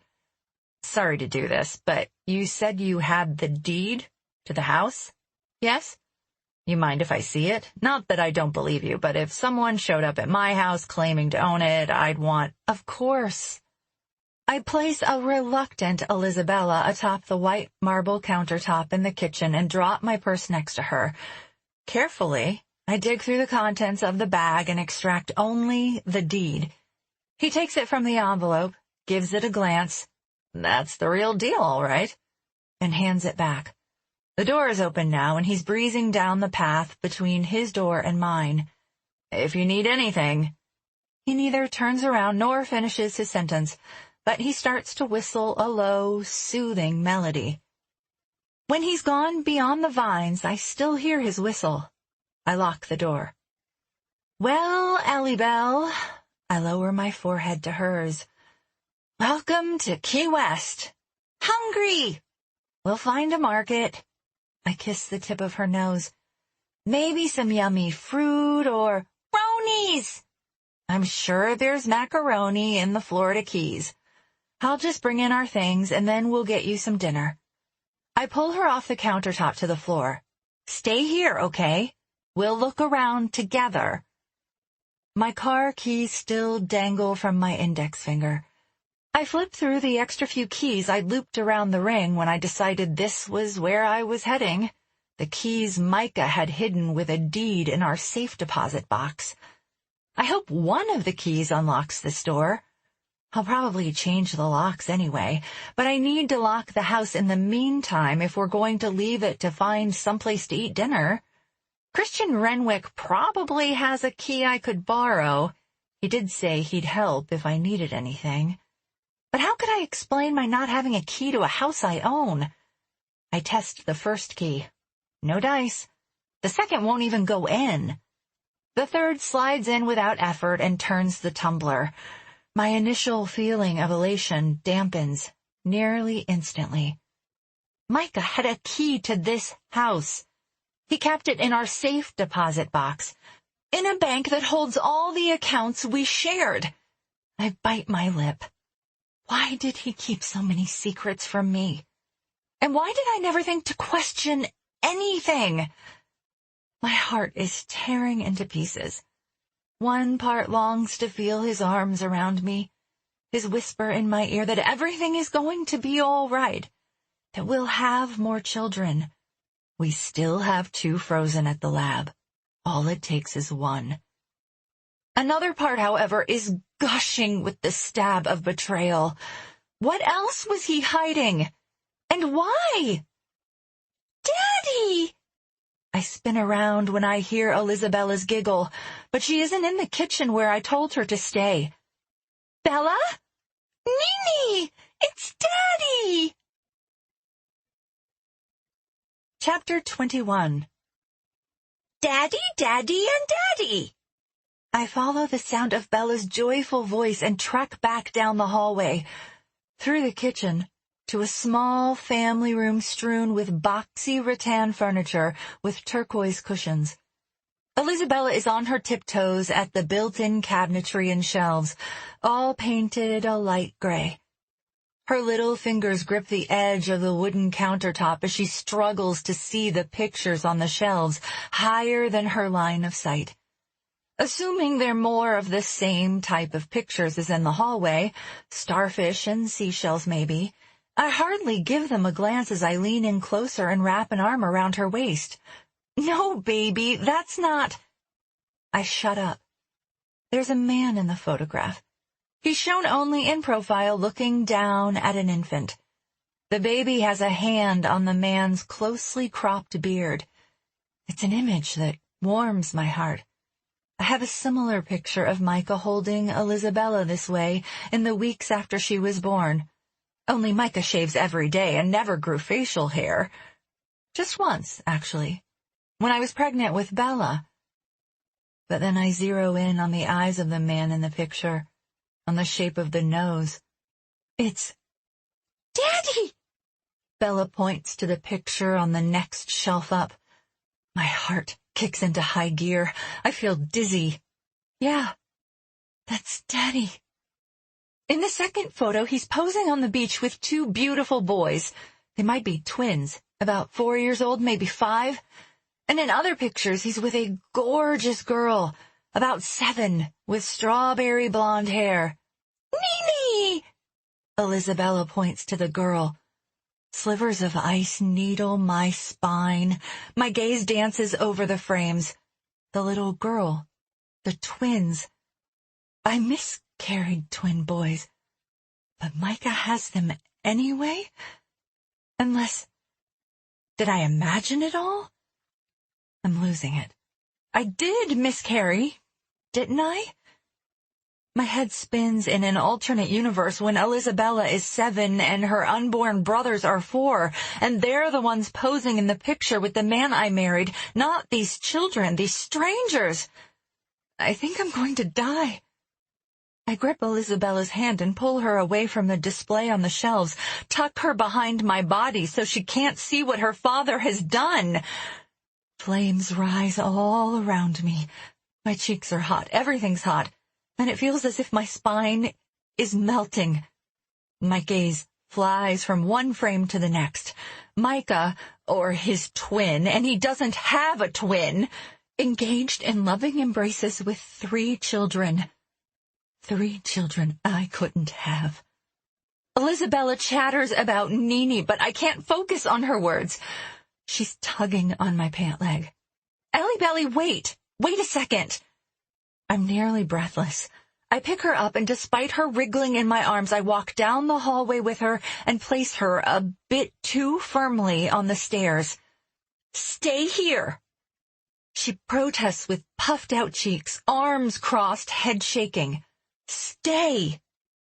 Micah's song rises in my head. Stay with me. Stay some more. Stay here, Ellie Bell. My voice sounds as if it's far away, underwater maybe. She's kicking her feet against the steps. "Stay!" I say again over my shoulder. The song continues in my head, a haunting memory of how foolish I was to believe in him, to believe everything he ever told me. "Stop!" I scream to the song, but it won't stop. It keeps playing, and I feel him next to me, stepping on my feet, out of sync with the song he's singing incorrectly. "Stop! Stop! Stop!" And I stomp back to the family room to confirm I really saw what I think I saw. It isn't possible. He couldn't have. He's dancing with me, but playing house with another family. Hands in my hair, I'm pulling on my curls at the roots. Don't scream, don't scream, don't scream. Can't scare Elizabella. I look from frame to frame. Micah and a pretty little girl. Micah and a boy and a colorful fish on a hook. At a beach on a boat.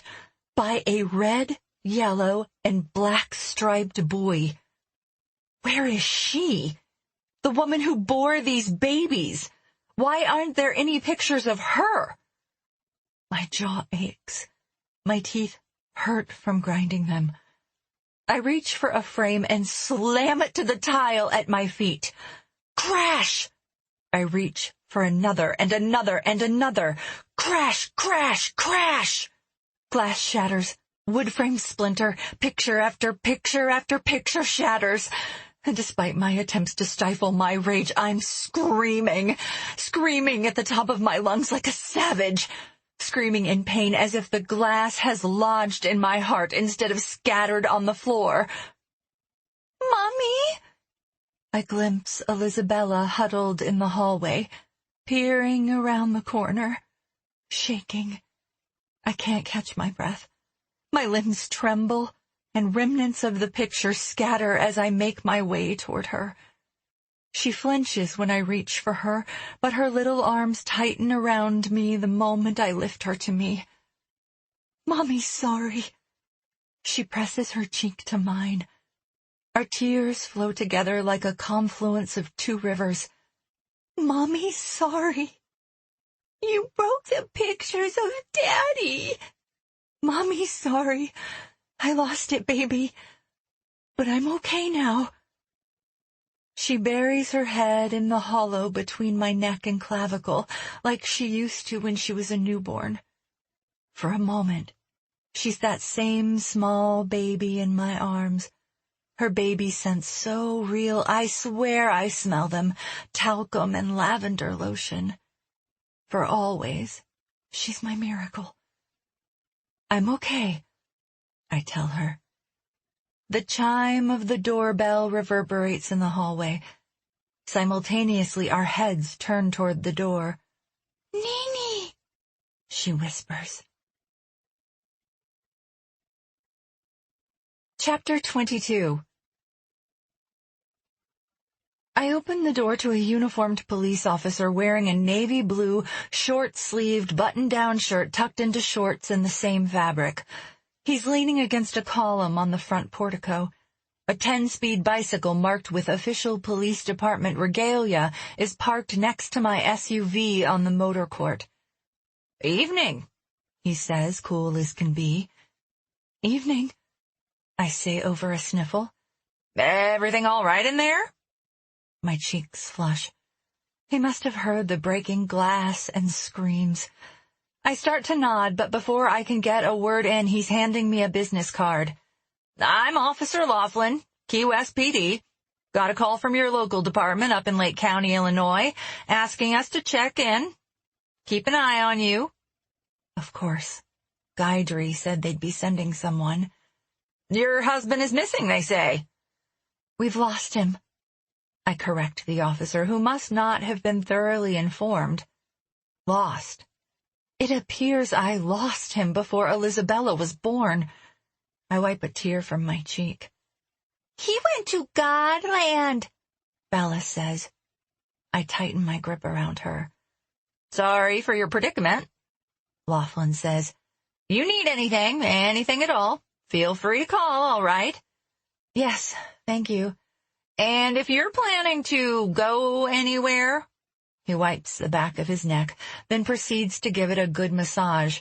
Well, let's just say you ought to check in with us before you leave on any excursions. Where would I go? I ask. I mean, where do you think? He shrugs. Dry Tortugas, Fort Jefferson, back to the mainland, who knows? Just check in before you go. Shows good faith. Good faith? I maneuver the business card beneath my fingernail. A splinter from a wooden picture frame dislodges. Look, I don't know what Detective Guidry told you, but I don't plan on going anywhere but back home. He offers a half smile and another nod. All right. And actually, maybe you can help me. Do you know the people who used to live here? I don't. It's a small island, right? Not too many locals, mostly tourists. See, I own this house. Only I didn't know anything about it until recently. My husband arranged the purchase and, well, now I'm here. I'm seeing that maybe the house isn't the only thing I didn't know about. Wish I could help, but I haven't had an occasion until tonight to even come up with a drive of this place. Any of your colleagues, then? If they know anything? I shut up when I catch something in the way he's looking at me. Accusation, maybe? Annoyance? Or mistrust? I swallow over an initial sense of shock building up in my throat. They, too, think I know something I'm not telling. Well, if you think of anything, or if you hear anything, maybe, I wouldn't mind if you check in with me every once in a while. Maybe now they'll get it through their thick skulls that I'm not trying to hide anything, that I didn't come here to run away, let alone from the law, but to piece together everything that doesn't make sense. And that includes, apparently, my entire life with Micah. But Laughlin stiffens, pressing his lips together in a way that makes the muscles in his jaw twitch. We'll be checking in, I promise you. Well, I clear my throat and cough to hide my intimidation. I'd appreciate it. He doesn't budge. Is there anything else? I ask. I have a hungry 3-year-old here. This is your first time on the island? Yes. Nene goes here once, Bella murmurs into the hollow of my neck. While the officer glances toward my daughter, he doesn't pry. Have a nice night, ma'am. You too. Check in before you go anywhere. If I go anywhere, I will. He's walking down the steps toward his bicycle. I wish I knew what you think I'm hiding, I call after him. He stops and turns to shoot a disciplined stare right through me. If I knew, I'd clear it up for you, I say. My world is falling to pieces. Everywhere I turn, just fragments. And I don't understand why you're looking at me as if... Unspoken words trail into nothingness. Why do you assume I'm looking at you in any way? You see? I wipe a budding tear from my eye. You're implying I have a guilty conscience. But what if I just want help understanding what happened to Micah? Your husband disappeared under rather mysterious circumstances, Laughlin says. From what I understand, he left debts behind, debts in only his name. And here you are, in a house you say you never knew you owned. I'm sure you understand. We have to rule out the spouse.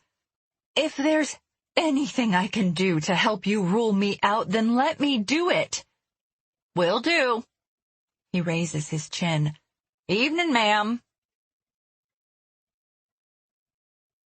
Chapter 23. There's a bottle of rum on the front porch. A metallic blue bow is affixed to the label, along with a note. Welcome to the neighborhood. I look around the property to see who might have left it, but the house is situated away from the road, and the trees shroud this place in privacy, despite the fact that neighbors border nearly all edges of the lot. It must have been the cat sitter. Who else knows we're here? The cops, of course, know we've arrived, but they're hardly the welcoming sort. So tell me about Nini. I take Bella by the hand and we saunter down the pink driveway toward town. The Nini in the picture.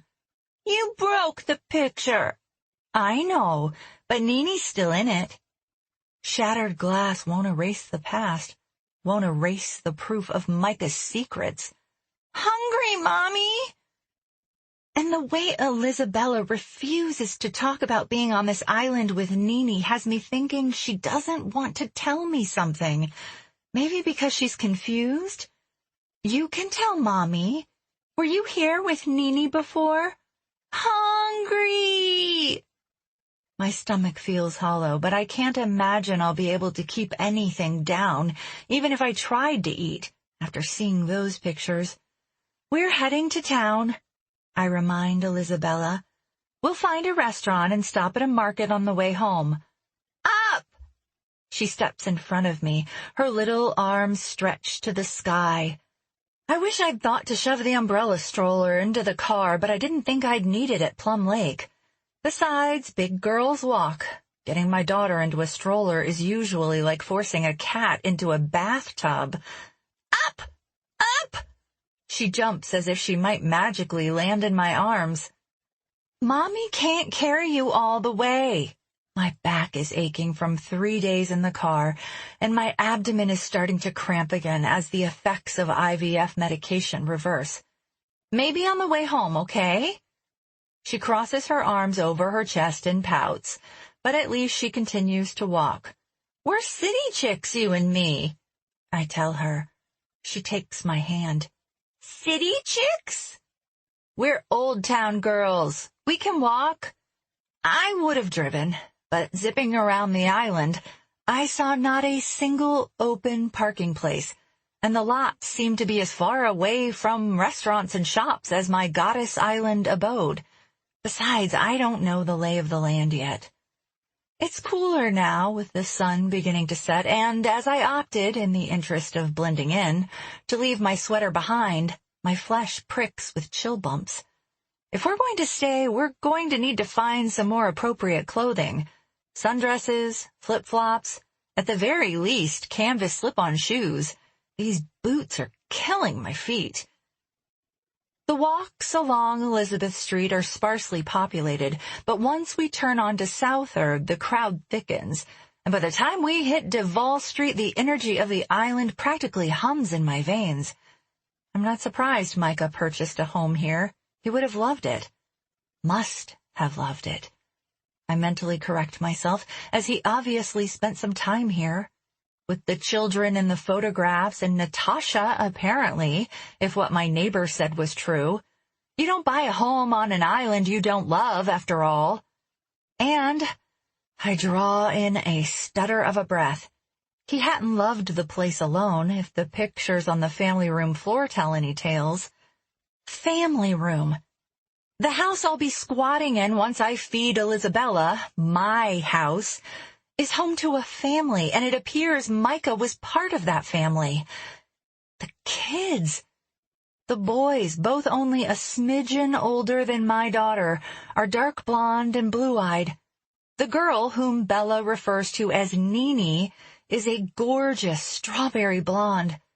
Perhaps she inherited the red from her mother. A lump forms in my throat, and tears well in my eyes.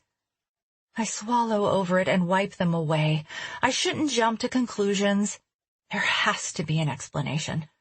But Micah obviously knew the people living in my house on Elizabeth Street, and he was obviously close to them, and Christian Renwick referred to a Tasha. The betrayal is doubly painful if he actually means my college roommate. I remember shopping at a thrift store for a murder mystery party we attended our first New Year's Eve. Natasha emerging from a dressing room in a high-necked calico dress and her hair in a bun. Aren't I ravishing as a schoolmarm? It's always the quiet ones you have to look out for. I shake free from the memory, which raises chill bumps on my arms. Listen to your daughter. Someone wanted me to arrive at Godland to see for myself. Someone wanted me to see Micah's secrets. Maybe Claudette was right. Maybe Micah's misty morningside came in the form of his ex-girlfriend and 3 times the children I was able to bear for him. A pang of jealousy tightens in my gut, envy for those who can conceive, bitter wariness that someone else may have done what I couldn't do for him. But it quickly morphs into something else, something nondescript, something that borders on, well, can you blame him? He wanted a big family. I couldn't provide one.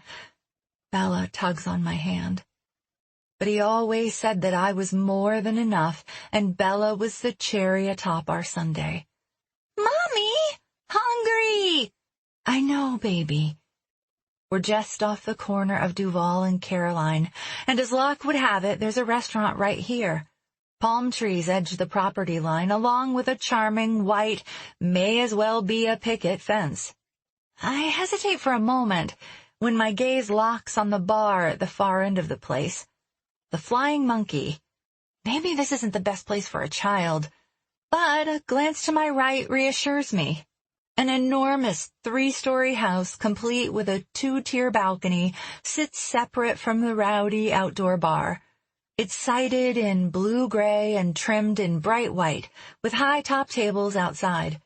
It looks like an old southern plantation house. Elizabella clings to me, even begins to yank on my t-shirt in an effort to climb up my torso and into my arms. She doesn't remember living in Old Town, doesn't remember parting our way through crowds denser than this one. The murmur of diners rises all around us. I give in and lift her to my hip. We weave our way through the tables. Despite her best imitation of a baby monkey clinging to its mother, I manage to lower Elizabella at the wide steps of the house. Her grip is tight on my fingers as we ascend. I flash back to a time Bella would have had a grip on both my hand and Micah's, and we'd swing her between us as we'd walk. 1, 2, 3, fly! More tears surface. Why? Why? Why is he suddenly gone? Why did he lie about everything? Why weren't his daughter and I enough for him? But we weren't enough for me either. I took the fertility shots. I took drastic measures to increase our numbers. Even after the miscarriage, even after I swore I couldn't go through it all again, I opted to keep trying. If I'd known Micah had 3 island-hopping children before Bella, would I have continued? Welcome to Fogarty's Party of 2. I catch a tear on a knuckle and smile at the hostess. Sorry, yes, 2. The moment we sit, Bella says, "Bronies and cheese!" Do you have macaroni and cheese? The hostess half shrugs, but fully smiles when she doles out menus. We have a 3-cheese penne pasta. It'll have to do.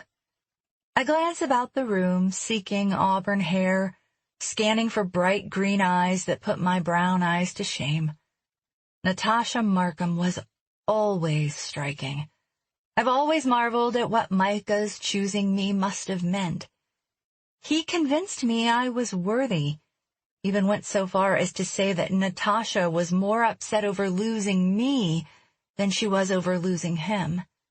He made me believe I was a prize, and that Natasha's distance once we got together was due to her losing her best friend and roommate when I moved out of our apartment and in with Micah, instead of losing her man. His theory never made any sense. Natasha found another girl to split her rent, and she never looked back, at least not at me. Roommates were easy to replace. Men like Micah, on the other hand. Now, I'm not so sure Micah ever found me worthy either. The images in those 2 photographs are forever planted in my mind. I suspect I'll see the smiling faces of those children even when I'm sleeping, even when I'm dead. Small world. I look up to see my neighbor, still looking like a surfer, holding a rose-colored frozen concoction with a pineapple garnish. Small island, anyway. Saw you walk in past the monkey. Thought I'd buy you a drink. Welcome you properly to the island. Thank you, but I shut up before my standard refusal slips out. I'm a fertility patient. I don't drink. Because he places the glass in front of Elizabella. Tentatively, she reaches for it. She may not like our neighbor. She likes few people right off the bat. But she can be bribed, and she's hungry. A split second before she wraps her fingers around the cup, I scoot it just out of her reach. What's in it? It's non-alcoholic, naturally. As if I thought he'd serve her anything else. I'm being ridiculous. I loosen my grip. A lot of sugar. She might be wired once it's down the hatch. I let her take a sip anyway. Say thank you to Mr. Renwick, I remind her. She shyly glances up at him, a small smile playing on her lips. Allie Bell? Thank you, she says. Christian gives her a wink. And you? What's your poison? You like rum? So he was responsible for the bottle of coconut rum on the front porch. Thank you for that. I'm a I clear my throat and meet his gaze. I'm not a fertility patient anymore. I can have a drink if I want to. But it's been so long since I've ordered a drink that I don't even know what I like or how it might affect me. And it would be rude to say I don't drink rum after he thoughtfully left a bottle for me. I don't know. Everyone likes rum, right? You'd better on this island. I look at him, really look at him. He looks trustworthy, and we're in a public place. What harm can come of a drink? And if he's been feeding Tasha's cat, he might know something. Not that I can pounce on him and demand information. I have to build trust if I expect him to tell me what he knows. Besides, theoretically, I ought to know more than I do, considering I own the house she was/is renting. Would you like to join us? That's not why I couldn't impose. Don't be silly. I'm already half out of the booth, ready to slide in on the other side next to Bella. Have a seat. He looks to my daughter, who stops sipping her treat only long enough to whisper, "Stranger danger." He's not a stranger. I glance up at him, but he isn't observing us. He's politely pretending not to hear. He's our neighbor. Like Crew and Fendi? Like Crew and Fendi. She eyes him. Do you have little kids? I don't even have big kids, he answers. My phone buzzes. Shell. It must be. I left her a message detailing my change of plans. It's taken forever for her to return the call, and finally... But Claudette Winters spans the screen. I'll have to call her back. I can't take a call just after I invited my neighbor to dinner. Why hasn't Shell called me back? I know she and Guidry spoke. Maybe she's angry that I changed our plans for Thanksgiving. Bella. I silence my phone. Mr. Renwick is going to join us for dinner. Just a drink, maybe, he says. Nene says okay. Oh, you know Nene? Christian suddenly breaks from his firmly rooted statue routine and slides onto the bench across from us. I trade glances between my daughter and our new neighbor, anxious to hear the exchange. If Nene is a real little girl... Bella doesn't take her wide-eyed glance from him as he talks about her best friend, and she continues to sip the frothy treat. So I don't really know Nene, he says, but she drew me a picture once, on my sidewalk with chalk. Do you like to draw with chalk? Nene did that once. Yes, she did. They're staring at each other across the table, each wearing an amused expression. So, I should fill this silence, if only to drown the questions in my mind. How long have you known Tasha? 2 years, he says while Bella interjects. Nene's 7. One corner of his mouth twitches up with a smile. I guess she is 7, but I met her only a few years ago. Tasha's daughter. I hedge to see if he fills in the blanks. He nods. Good-looking kid. Her name is Nini? Mimi, maybe. He shrugs. I don't have much occasion to talk with her. His tongue wets his lips, and he says again, good-looking kid. It's apparent to me now that's all he knows about her, that she's cute. Why couldn't someone more observant have been feeding Papa Hemingway, the fattest cat on the planet?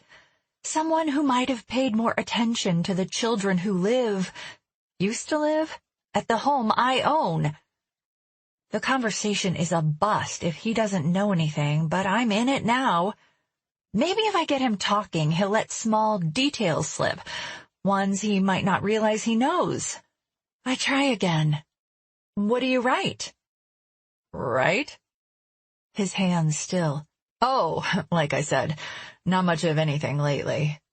When you do write, what do you write? A waitress approaches with crayons and a paper placemat for Elizabella. Anything to drink? Rum runner? Christian asks me. Never had one. Or... My neighbor offers me only a split-second glance, as if he can assess my preference simply by looking at me. Mojito? Never had one of those either. Really? His head tilts as if in sympathy. Then it's settled. 2 mojitos. 2 mojitos, she repeats. Ready to order? My daughter will have the 3-cheese pasta, but I need a minute. You should try a plate of the conch. Christian pipes in. Nothing like the conch fritters in Key West. Okay. I glance at the menu, but I'm not particularly hungry. Eating has been as much a chore as sleeping lately. A wave of exhaustion hits me full force. My eyes are tired. My feet are tired. Even my little finger is tired. You know what? The conch sounds good.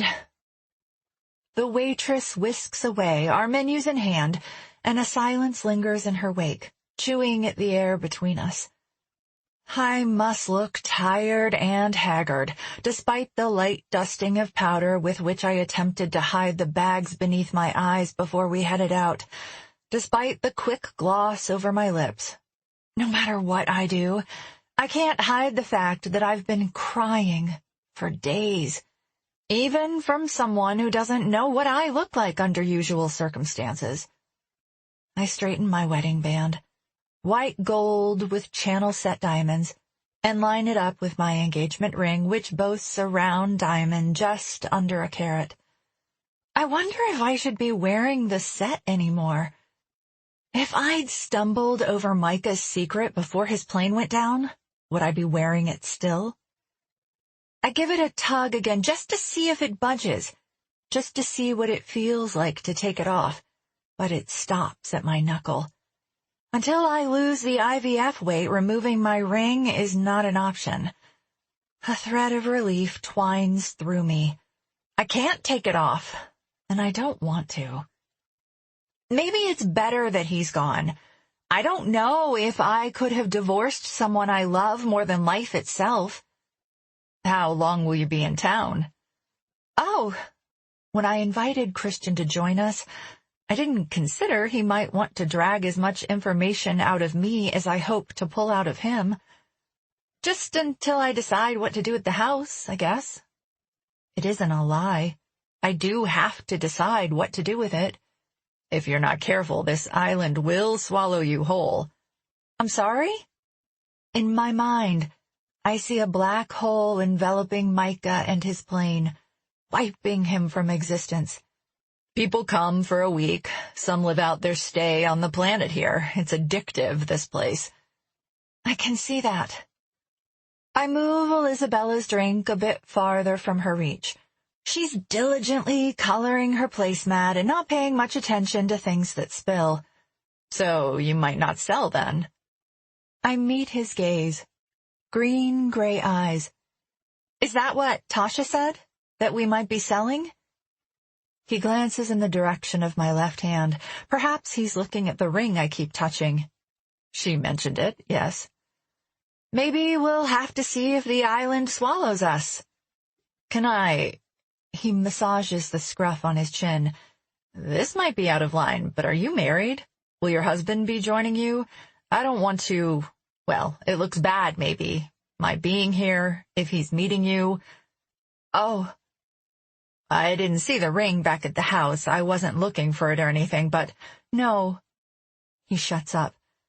My husband is dead. I can't say the word aloud, despite its replaying in my mind. He's dead, he's dead, he's dead. He won't be joining us. I can't say it. We're not together anymore. My wife, ex-wife, that is, was, well, let's just say I respect the institution of marriage. She didn't. I'm sorry. So if I'd noticed the ring, I probably wouldn't have taken it upon myself. He's dead. I hiccup over the wave of grief that hits me full force, like the water beating against the red, yellow, and black buoy not far from here. He was a pilot, and there was an accident. God, I'm sorry. I'm sorry. I dab my napkin at my eyes. So I don't know how long we'll be here, and I don't know what I'm going to do with the house, and I don't know how I'm going to exist without him, and... The waitress appears with drinks, prompting another uncomfortable silence. I glance at Bella's drawing. A sea creature, judging by the waves of blue crayon, lots of red squiggles around a circular object. A mermaid, maybe. Could be an octopus. Once the server retreats, Christian raises his glass a few inches off the table. I know something about how that feels. He clinks the bottom of his glass to mine, which I have yet to touch. For different reasons, of course, but no matter how it happens, it isn't easy. He takes a sip. No, I guess it isn't. I raise my glass to his and offer a clink in return. You know what worked for me after throwing things and breaking things? I stiffen and feel the flush of embarrassment crawling up my neck to my cheeks. I wonder if he heard my destructive tantrum through the vines in the backyard. And after a night in the clink? In jail? One of the things I broke. He smiles a little. The guy's nose. I feel more than hear my own laugh, brief as it may be. It isn't funny, but it is. He came at me first, I swear. His hands rise in a I surrender pose. The judge saw it the same way, but anyway, the point is, it's hard to be angry forever in a place like this. I mean, look around you. Nothing's fair in this world, but this place, this island, is a pretty decent consolation prize. You might want to stay. Echoing in the caverns of my mind is Micah's song, the offbeat cha-cha. Stay with me. Stay some more. Sway, I whisper to the memory. Tears bead up in my eyes. Excuse me? I shake off the memory of my last dance with Micah. Shake off the fact that it'll never feel warm and fuzzy again, and ward off the tears. So, Tasha. My neighbor raises a brow. Is she... This is crazy. Micah wouldn't have. He loved me, loved our daughter, wanted more children. But I've seen the proof in the pictures I smashed. I clear my throat. Is she married? I never met a husband. It isn't a lie. If Tasha is Natasha Markham, I never met her husband. My phone chimes with a voicemail alert. Claudette left a message. He bites his lower lip and sort of squints at me for a split second. I don't know if they were married, but... Again with the squint. She wasn't always alone. Alone, I repeat. I'm alone now. I'm sorry for your loss. There's something in the way he's looking at me, something that tells me I'm a pathetic shadow of what I used to be. And lately, I haven't been much of anything beyond a pincushion for IVF needles. It's recent, huh? Yes. The warm sensation in my cheeks intensifies like mercury about to burst a thermometer. I meet the challenge of his stare. He takes a long draw on his mojito. His straw becomes a stir stick, chasing mint leaves around his glass. I wore my ring for about a year after it was over. Just couldn't bring myself to take it off. It had been part of me for so long that I couldn't part with it for a while. Couldn't bear the thought of being with other women either, but I heard wearing a ring doesn't quite deter women. It wards off the ones who are serious about relationships. Oh. I don't know if I actually say the word or if my lips just form it. But either way, his message comes in loud and clear. It wasn't necessarily the company of other women he thwarted, so much as a relationship. Could I do something like that? Fill the void Micah left with a casual fling? I take a healthy sip of my drink. Sweet rum mixed with a bitter, yet refreshing, elixir of mint leaves. It burns all the way down, but it chases away the thoughts rushing through my head. Of course, I couldn't fill the vacancy with something impermanent, something cheap. I wouldn't know how. My phone chimes with a different tone. This one alerts me to an incoming text. I glance at my phone. The text is from Claudette. She sent a picture of my house at the Shadowlands. A red-head figure is on my doorstep. I tap the screen to enlarge the photo, blink to ensure I'm seeing things correctly. But there's no mistaking that red hair. She's at my house. Natasha Markham is standing on my doorstep. Chapter 24. Suddenly, the entire world is a tornado rush of colors. The rosy pink froth spilling across the table from Elisabella's souvenir cup, the purple monkeys adorning it, the green of palm trees, which I see only when I spin to find a member of the waitstaff in search of a towel, and the memory of the bright auburn tresses of a woman I last saw in the rearview mirror of Micah's old beat-up Bronco rumbling off campus after graduation. Sticky mess in my lap. Mommy's fault, Nene! Mommy's fault! Maybe it was. Did I knock over her cup? With one hand gripping my phone and the other yanking my daughter out of the booth as she's now swimming up to her elbows in the mess, a cramping sensation rings in my pelvis and my lower back strains every time I lift her. She'll have to walk. Out of nowhere, it amplifies into the same stabbing, slashing pain I felt moments before miscarrying the twins. My knees buckle. I manage to catch myself with a hand on the back of the booth bench. Lord, it's happening now.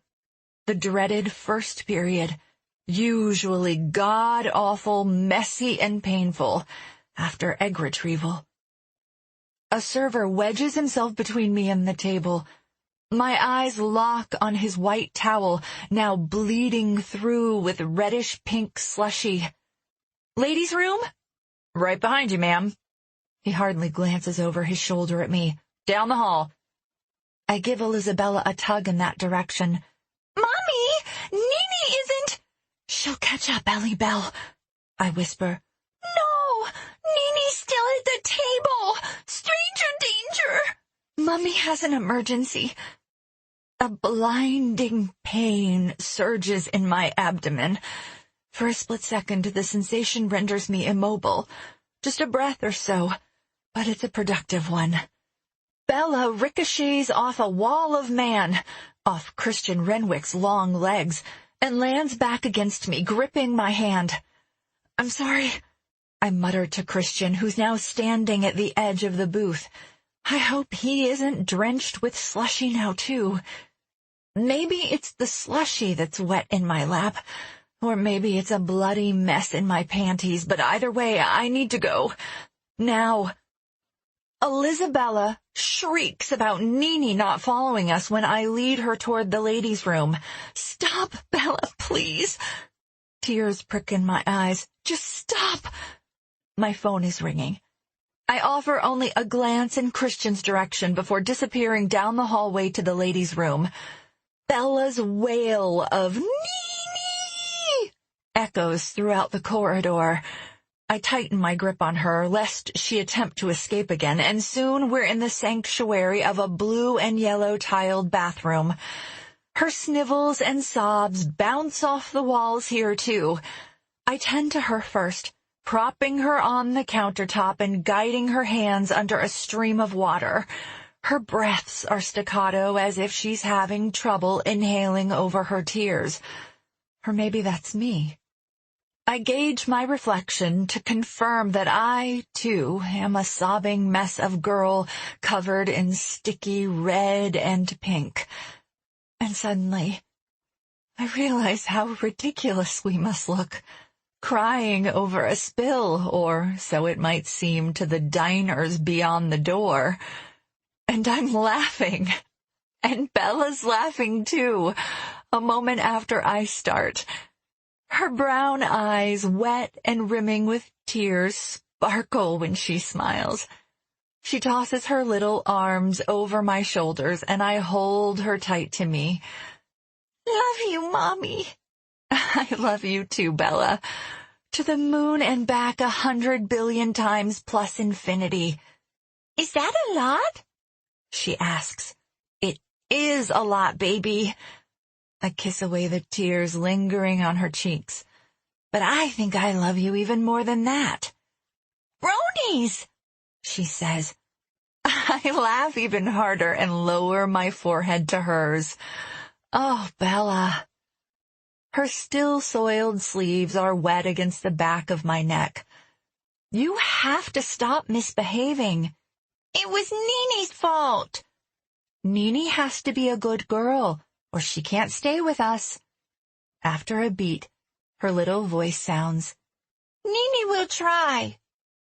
How I miss your daddy. When I close my eyes, I see sun filtering through stained glass, slanting over my mother's casket at Fourth Presbyterian. To think someday Elizabella will be standing alone over a box containing my body. I shove the thought out of my head. My mother chose to leave me the moment she swallowed the handful of pills in the bathtub with the water running, and then again later with her more successful incident with the knife. I don't want to think about that either. I'm going to live a long, fruitful life, and by the time I kick it, Bella will be married with droves of children of her own. You'll never be alone, I promise. Not for a single second. We'll always have each other. And Nini! Yes. I smooth my daughter's hair from her forehead and allow myself to laugh at what I'm about to agree to. Us and Nini, against the world. Against the world, she echoes. Chapter 25. When we had returned to the table, Christian was gone, and the guests at the table closest to ours had been relocated. We sure know how to chase people away, don't we? I had asked Bella. But he'd prepaid our entire tab before he took off. Now that we're back at the house, I wonder if I should knock on his door to thank him. It isn't too late, but tomorrow might be better, or maybe I should wait until our paths cross again. I know what Claudette would do. She'd bring him a casserole. And maybe that's a good idea. He's a single guy. He provided a dinner for us. I could reciprocate. Wouldn't Claudette be proud? Her missed call notification still mars my phone screen. I'm about to call her when the picture she sent revisits me. Bella is asleep upstairs in the master bedroom, atop the duvet, as I haven't had time to wash the linens. I've swept shards of glass and dumped the mess into a small trash can I found beneath the kitchen sink. I washed the travertine tile against which the picture shattered. There's still plenty to do. I haven't done more than peek at all the rooms in this place, let alone clean them and get to know them. But I dial Claudette's number. "Where are you?" No hello. "Key West." "Florida?" It's a long story. "Well, I only have a few minutes. Brad's got the bedside candle lit, if you know what I mean." "I got your text," I say. "Oh, yes. That little hussy tried to convince me she was there to offer support, but I saw it in her eyes." "You spoke to her?" "She said she'd called the house and left a message, and when you didn't call back, she thought she'd come. But I could see she was there to take home a piece of your husband." "What?" "A memento, a shirt, or who knows? The hair from his razor for all that's holy. And her name isn't Gabrielle. It's Natasha." "Wait, you actually talked to her?" "Briefly, and she said she'd seen the news report, and she's my college roommate." "Oh, did she leave a number?" Another stretch of silence ensues before Claudette clears her throat. "I apologize. I assumed, and I'm afraid I wasn't very nice to her, but I stand behind my friends." "It's okay." For a split second, a longing for home, or maybe for the way things used to be, washes over me. Why didn't Micah and I do couple-related things at the Shadowlands? We could have played golf with Claudette and Brad, or at least gone to the clubhouse for lunch. I realize, maybe for the first time, that I want that sort of life. I want to be sociable, part of a community. I want to have friends. "I'm sorry," Claudette says. "Don't be. She's not exactly innocent, if you know what I mean." "Veronica? The police were here, asking all sorts of questions. Did I know about Micah's job? Do I think you two were happy? That sort of thing. And I said, I told them you were blissfully happy." We were. But to hear Claudette say it, it feels more as if she lied for us, as if she expects gratitude for covering for me, which is precisely why I don't thank her. Or maybe it's that I'm starting to see what a lie my marriage was, even if I didn't realize it until recently. My cheeks burn with embarrassment, as if the curtain has been pulled back on my life for the whole world to see, as if everyone knows I'm a fraud. Micah's job was no one's business but mine and Micah's. If the police let on that he quit to avoid a criminal investigation, that his job at Diamond didn't exist, that we were paying our bills, the bills we actually paid, that is, with cash from an unknown source. I'll let you go, Claudette. Thanks for standing up for me. Honey, wait. Are you all right? Do you need anything? I wish people would stop saying that. I'm here for you, she says. It's an odd sensation having someone other than Micah in my corner. My eyes tear up.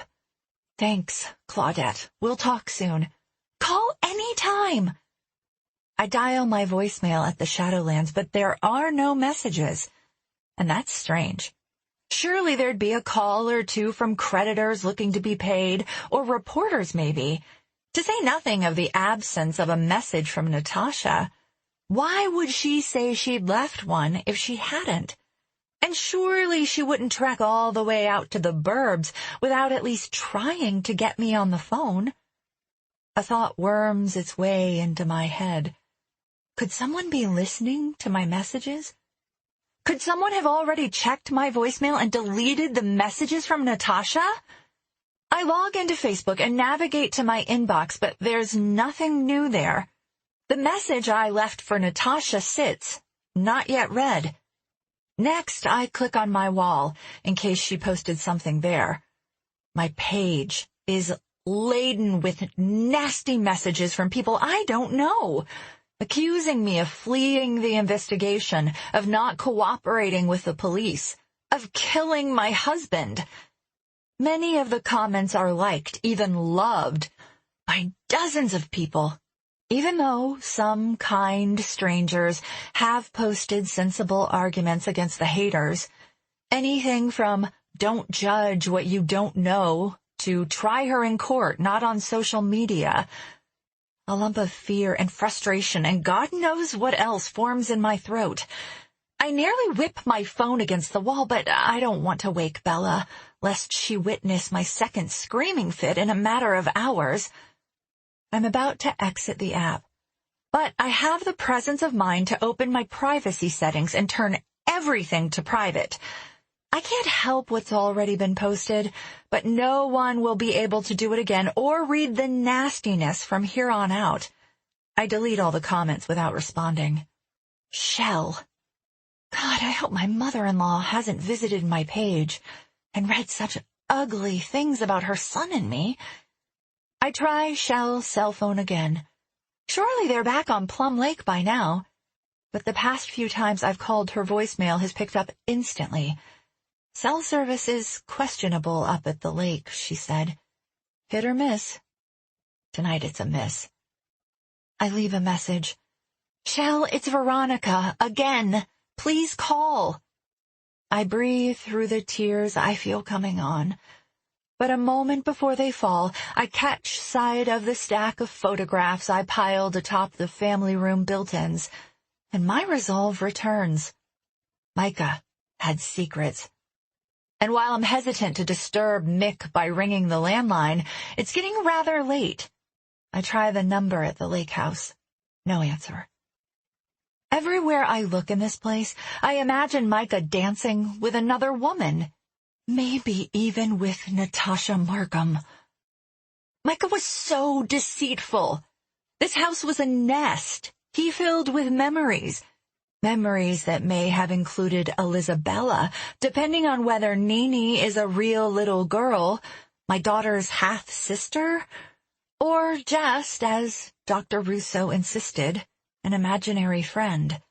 But there is no question that my husband's life here did not involve me, despite my name on the deed of this house.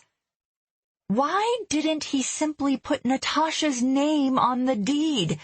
If she were going to live here, wouldn't it have made more sense to leave me out of this mess? Perhaps I never would have learned Micah's secrets if I'd never found this deed. Either she stole my husband, or he went to her willingly, but gone is gone. Or maybe, considering her children are older than Bella, was I the thief? I did steal him in college. Micah chose me, but he obviously never completely cut ties with Natasha. How could that have happened? I hear Claudette in my head. His traveling made a dual life possible. I pull a stack of portraits from the shelves and study the children's features. There's no denying their resemblance to the man I married. But if Micah is the father of these children, they were born during our marriage. After all the frustration of negative pregnancy tests, we had 36 before Bella, and poking and prodding and ejaculating into cups. Is it possible Micah went the easy route, impregnating someone else? Maybe he planned to leave me after these boys were born, but I turned up pregnant, finally, just as he was about to break the news. Or, ironically enough, fertility treatment involves very little actual sex. Our microscopic cells come together, our bodies don't. Nothing about the process is erotic. Did the lack of sex drive him away? Did he find himself torn between two families? If Micah didn't have a job, he probably came here every time I thought he was flying. Sometimes he was gone for 3 days a week, sometimes 4. If he spent as much time here with Tasha as he did with me at the Shadowlands, maybe her life is just as turned upside down as mine is right now. I look around at the home of Micah's other woman. Flowers and green grass year-round. Beautiful breezes. A variety of places to eat. I'm not sure how anyone isn't happy living in a place like this. That's one thing I hated about the Shadowlands, I now realize. The rigidity, the lack of options. Sure, it's a safe, hemmed-in neighborhood, beautiful, with plenty of space to spread out. But sushi is a 15-minute drive. Ice cream after November? Only at national chains. It was a difficult adjustment after living in the city, where everything was just a block away. But this place? There's plenty of space here, plenty of variety. Could I find a happy medium here? At the moment, I have 2 options. Stay here in a house I own free and clear, or trek back to Chicago, to mounds of debt and questions no one can answer. I could let Mick sell the Shadowlands house. That would settle the mortgage debt back home. It's not home anymore without Micah. But I don't know that I can stay here either. Will I ever be able to look at the shelves across the room without seeing the photographs of his other family? Not likely. Maybe if I fill the space with pictures of Bella and me. Or maybe I'll tear the shelves out altogether. Doubt flickers in my mind. This is the other woman's home. She's bound to be back at some point and find me here. So what if she does come home? I dare her to try to reason her way back into this place. It's mine. And maybe I had to unknowingly share Micah, but there's no way in hell I have to share my house. Let her come. Papa Hemingway leaps up onto the cushion next to me and nuzzles in for some attention. I massage the top of his head. He paws at me and cuddles on my lap. Huh, he has 6 toes on his left front paw. The irony makes me chuckle. This cat proves nothing is right with the world anymore. But maybe it can be made right. I stare across the room at the blank canvas I created the moment I cleared the shelves. Gray and unassuming, the built-ins blend into the rest of the room, linear and simple. I don't like the color. And come to think of it, I don't like the drab taupe walls surrounding me either. I abandon the cat and cross the room. The paint is chipping from the edges of the shelves, and the back panel in the cabinet all the way to the left is a little askew, as if installed just a touch out of square. But otherwise, the cabinetry seems to be in decent shape. Sturdy. Might I like this room better if I painted the cabinetry a bright white? If I painted the walls a cheery blue or green? I open the cabinets and begin to pull out everything inside. Issues of home decor magazines, crayons, scissors, art supplies. Another cabinet holds a wicker basket of what appears to be yellow slipcovers that fit the rattan sectional in this room. Another houses DVDs of old Disney movies, although a quick glance around the room proves there's nothing to watch it on. I'll head back to the mainland tomorrow to buy a television. I'm going to need something to occupy Bella. I'm going to be busy. Job 1. Pack all the personal effects in the house. I won't throw anything away, but I don't want her clothing in the closets. I don't want her blankets tossed over the beds. Come to think of it, I don't want her beds either. Once the family room cabinets are empty, I tuck the yellow sofa slipcovers under an arm and take them down the hall to the laundry room. Eventually, I'll purchase a new sofa, but for now, I'll settle for sitting on clean cushion covers. There's only a bit of detergent left, enough for a load or 2, so I mentally add it to the list of things to buy. That and cat food. I spy a nearly empty automatic feeder in the corner of the laundry room. The cat jumps through an access panel at the bottom of a louvered door. I open it, assuming it leads to a closet, only to be taken aback by the odor of soiled cat litter. Once I adjust to the smell, however, I flip the light switch at the door and the space illuminates.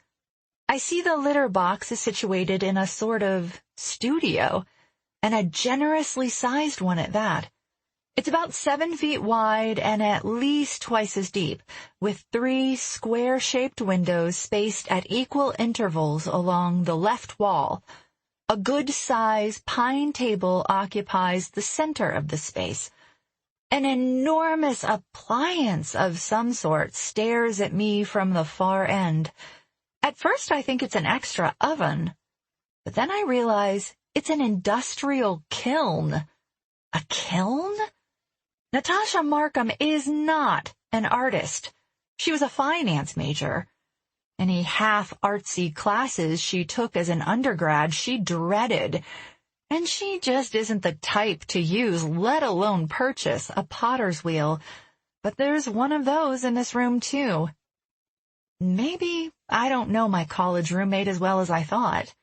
I certainly couldn't know less about my husband.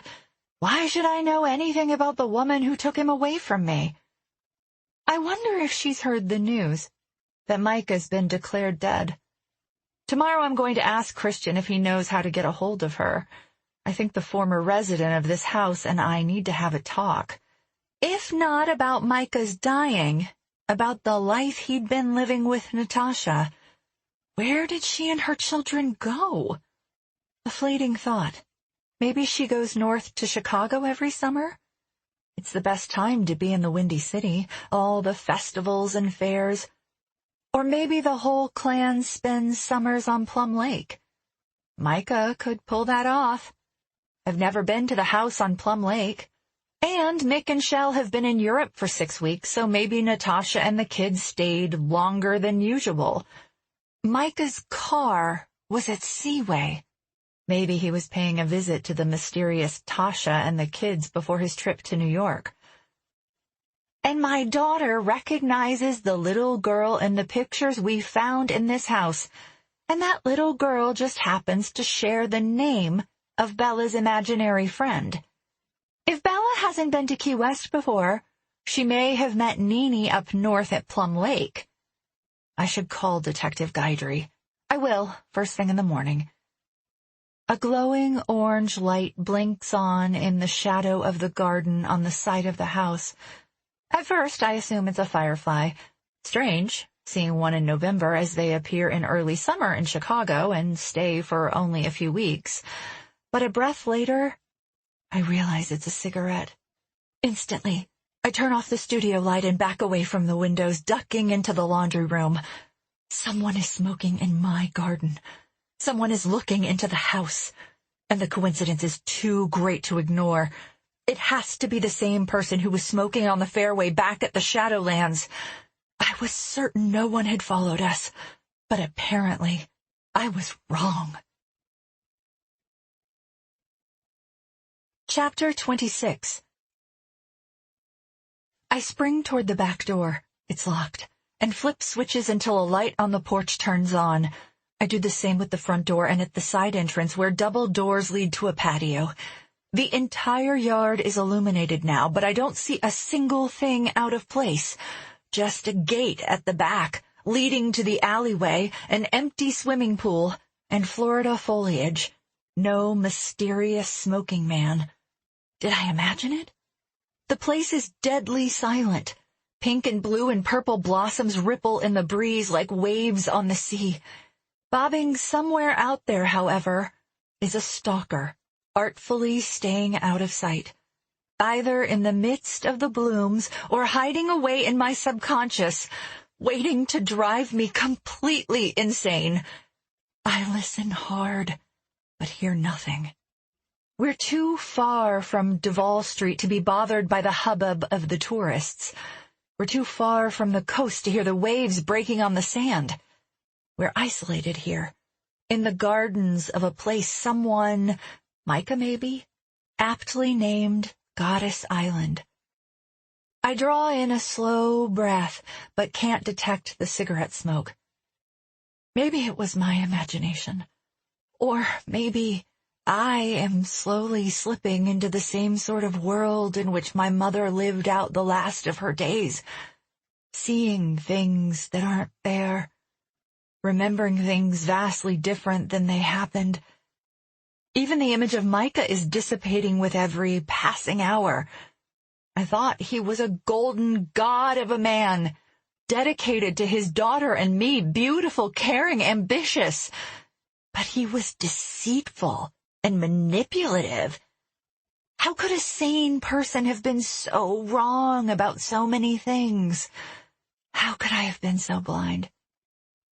All the times I considered worst-case scenarios, I never assumed I'd someday find myself in this predicament. Then, from out of nowhere, I hear the tinkling tune of a music box.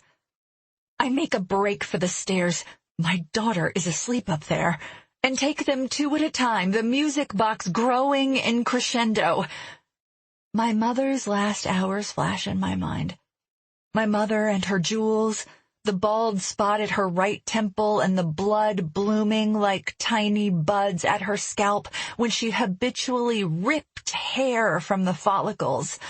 The blue table, the filthy tank top hanging off her bony frame, the knife in her hand. I skid into the master bedroom, heart beating like mad, only to find no sign of my kid. My ears cloud with the eerie sound of the music. "Ellie Bell?" I tear her blanket from the bed to confirm she's not hidden beneath it. "Elizabella!" No. Flashes of the cigarette glowing on my lawn on the fairway back home haunt me as I whip through the room. I peek into the ensuite bathroom, in the shower, in the compartmentalized toilet room. I even check in the cabinets under the sinks. It seems as if the music surrounds me, as if it could be coming through the air vents or echoing off the walls. I can't pinpoint where it's originating, but if I can find the music box, I suspect I'll find my daughter. I open the closet door to see empty racks and rods, but no headstrong 3-year-old. "Bella!" The sound of her laughter is an instant relief. I follow the resounding joy of her giggling down the travertine-tiled hallway to a dark room at the far end, facing out over the back lawn. She's sitting in the center of the floor on a round pink area rug, the texture of which resembles cotton candy. The music box plinks out its song. The pink ballerina in some dancer's pose spins around merrily. "That's funny, Nini! What else happened?" "Bella!" She jumps when I turn on the light. "Mommy!" "Bella, what are you doing in here?" Her eyebrows come together in a frown. "I'm playing with Nini." "It's bedtime," I remind her. "And when I put you in bed in one room, you need to stay in one room, so Mommy doesn't worry." "Nini said this is my room." "She did, huh?" I crouch down to her level, then sit and pull her into my lap. "Do you like this room?" "Uh-huh." She nods enthusiastically. "This is Nini's room?" "My room! Nini says!" A canopy bed full size is draped with pink and pale purple tulle, and an enormous dollhouse is atop a double dresser situated on the opposite wall. In an alcove by the window, its wooden seat tethered to the ceiling with thick, knobby ropes, is an honest-to-goodness swing. A swing in a little girl's bedroom, just like Micah suggested we do at the Shadowlands. "My room, my room, my room!" Of course Elizabella likes this room. It's everything a little girl could dream of. It's her favorite colors, pink and purple, and... I zero in on a framed drawing hanging on the wall near a doorway to a shared bathroom. The picture is of a girl with long brown hair, big brown eyes, strawberry ice cream cone, Bella's favorite, in hand. It's the work of a child older than Bella, a child who has better control of pencil grip and fine motor skills. Is this caricature of my daughter? Nini must be an artist. She is. A chill darts up my spine. Bella, let's look at the other rooms. You can pick whichever room you'd like. "This room!" She points to the floor. Okay, but let's look at the others, okay? I scoop her up. A moment before I carry her toward the attached bath, shared with the room opposite, I opt to open the closet door. A few sundresses, 4 now that I count them, hang from the rod. I maneuver a hanger to look at the tag. Size 3T. Bella's just growing out of 3T into the next size up. But I wonder, could these dresses have been stocked here for my daughter to wear? I walk through the shared bathroom, which is crisp with white fixtures, yellow walls, and a seahorse sculpture, bright purple, hanging on the wall. Brush teeth! She squeals. I glance down at the double vanity. There are 2 steps leading up to the sink closest to the pink room. This is where you... I hesitate to ask because I'm starting to think I'm not going to like the answer. Bella, is this where you brush your teeth? Nene did once. Nene's been here before? Yes, Mommy. Do you go everywhere Nene goes? Sometimes. Have you ever been here, Bella? Down! Emphatically, she shakes her head. Down, down, down! I put her down. Have you ever been here with Nene? No. Never. She crosses her arms over her chest and shakes her head, lower lip protruding in an impressive pout. Tell Mommy. It's a secret, she says. A secret you're supposed to keep from Mommy? She leans in close. From everyone. An eerie tickle dances on the back of my neck. Okay. She tugs on my hand and leads me to the next room. This one has a queen-size bed piled with purple and yellow pillows, and carved roses are on the walnut headboard. Whose room is this? I ask. Nene's. This is where Nene sleeps? Sometimes. I open the closet door, but nothing beyond empty rods and shelves stares back at me. I know from my walk through the house that there are 5 bedrooms, a master outfitted in shades of gray, a frilly pink bedroom, and a purple one, too. One bedroom is painted a slate blue with 2 double beds and a large model airplane, red, suspended from the ceiling. The last is decked out in white eyelet and neutrals. Despite the made-up beds, it appears the place was permanently evacuated when the mysterious Tasha departed. The closet's all open to racks of empty hangers, swaying ghostly in the dark. Except the closet in the room my daughter's imaginary friend has assigned to her. Nothing makes sense if Bella hasn't been here before. The only occasion on which Micah took our daughter someplace without me was after I lost the boys in April, and they went, at least he said they went, to the cottage on Plum Lake. He'd taken over for a few weeks. He'd ordered dinners and researched preschools. He'd even ordered some clothing for Bella's summer wardrobe.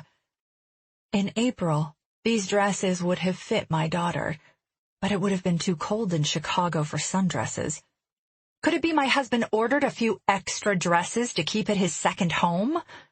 Could I have been so wrapped up in my own pathetic pity party, poor me, I can't conceive, that I didn't notice my husband was living a life that didn't involve me?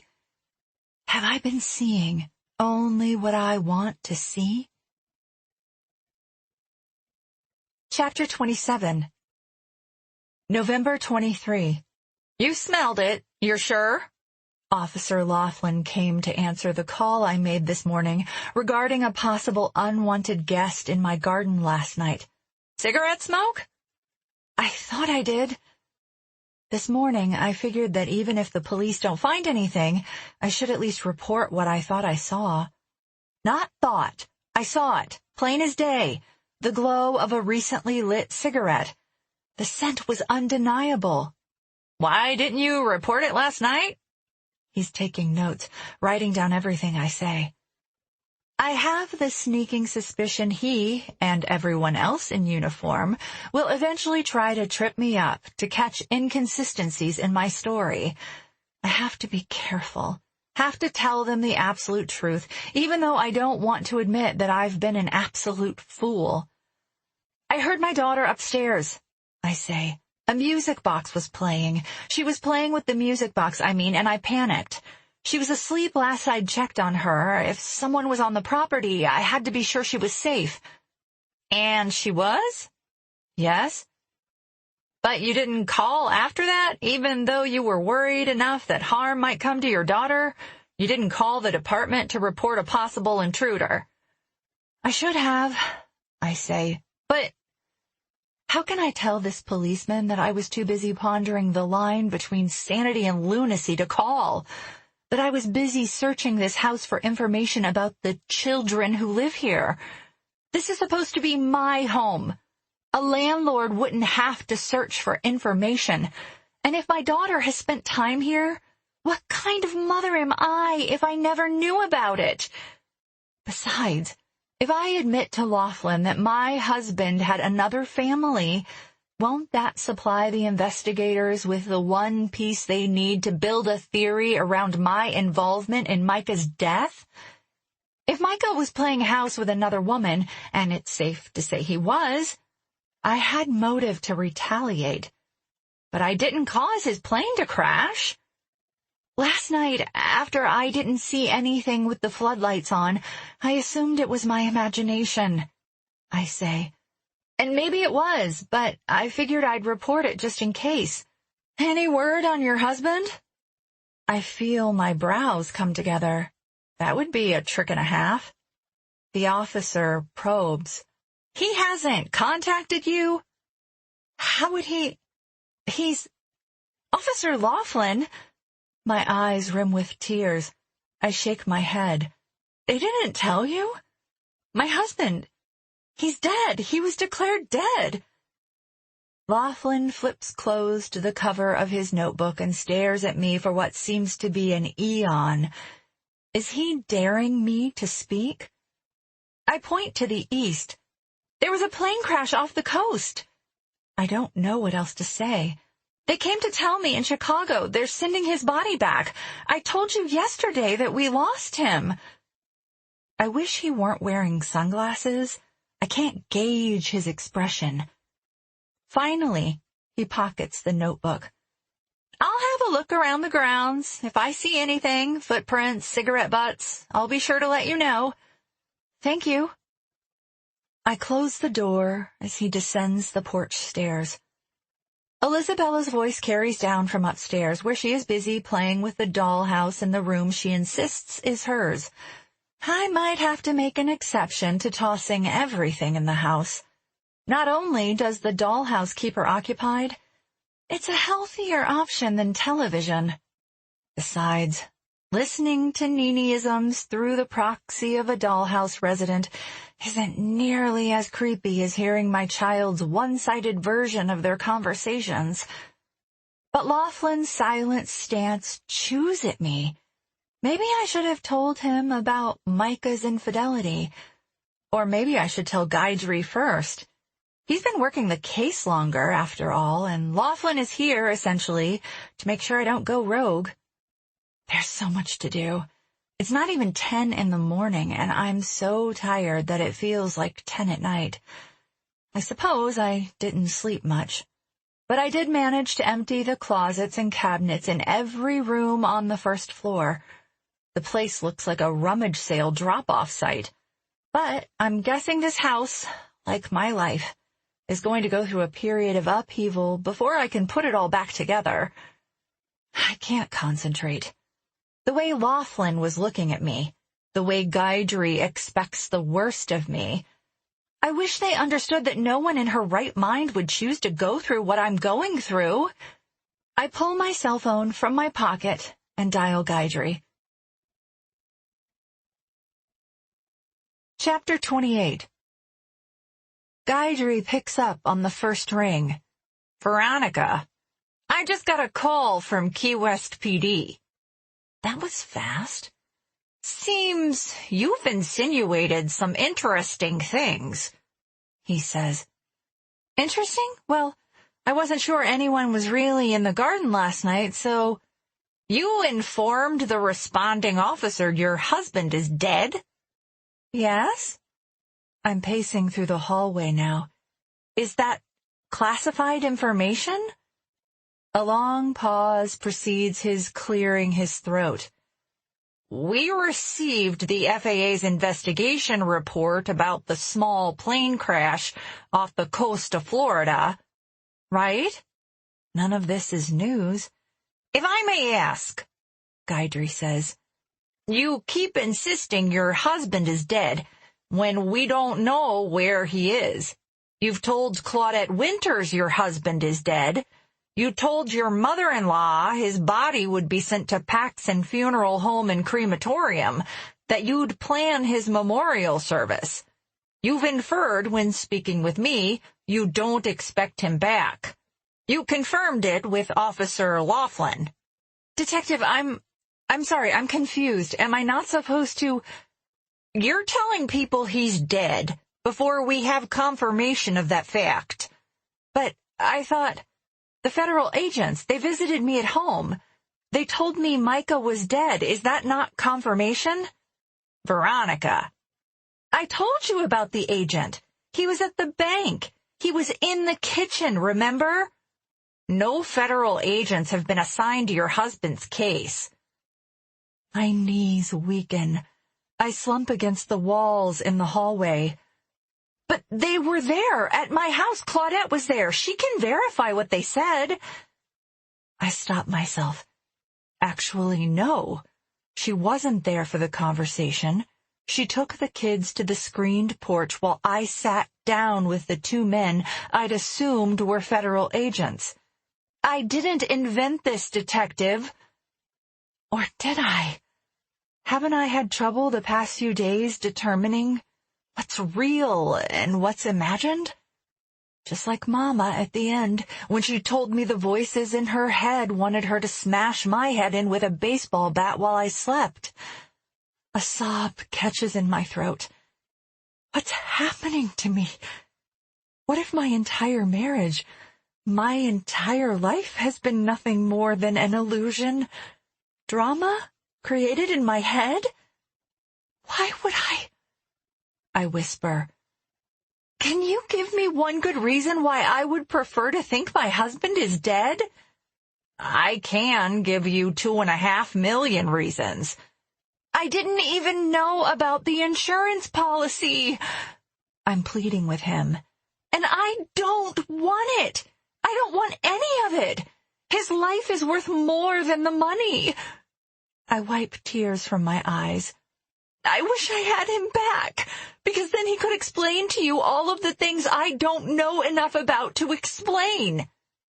That's why you want him back?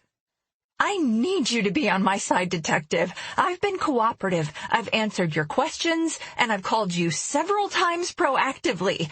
I've opened my home to you and your team and done everything I can to help you get to the bottom of this, and you still insist I'm capable of doing the unthinkable. Say your husband has a secret. My heart bottoms out in my gut. He knows. He knows about the children who used to live in this house, and because I didn't have the chance to tell him, he's going to think the worst of me. He's going to think I had motive to make my husband disappear. Couple that with my telling everyone my husband is dead when maybe he isn't. He might still be alive, and I'm surprised I'm not in cuffs yet. Say your husband tells someone, his mother, maybe his ex-girlfriend, that if you ever found out about this secret, you'd be angry enough to kill him. Oh, God. Now, say I look at your past. I see the only person close to you before you met your husband, Mama. She died under mysterious circumstances. I can't answer his accusation, but he's wrong. I didn't have anything to do with my mother's death, and I didn't have anything to do with whatever happened to Micah. Guidry continues. The old case file from Maywood PD suggests something more may have been going on in your mother's house than you let on. You didn't tell me about any of that either. My stomach turns, and sweat breaks on my brow. It was so long ago, so far away, but suddenly I'm back there. My mother is sitting at the table, plying wires and beadwork into art. And out of nowhere she whips the pliers at my head. She's hissing like a rabid cat, and I'm terrified, screaming. Veronica. I blink. You tell me, Gaidry says. What am I supposed to think? I breathe through the confusion, focusing on a crack in the plaster that runs up the wall opposite the stairs. I startle when I hear Bella's giggle floating down from her room. Nini, wake up! Connor's being silly!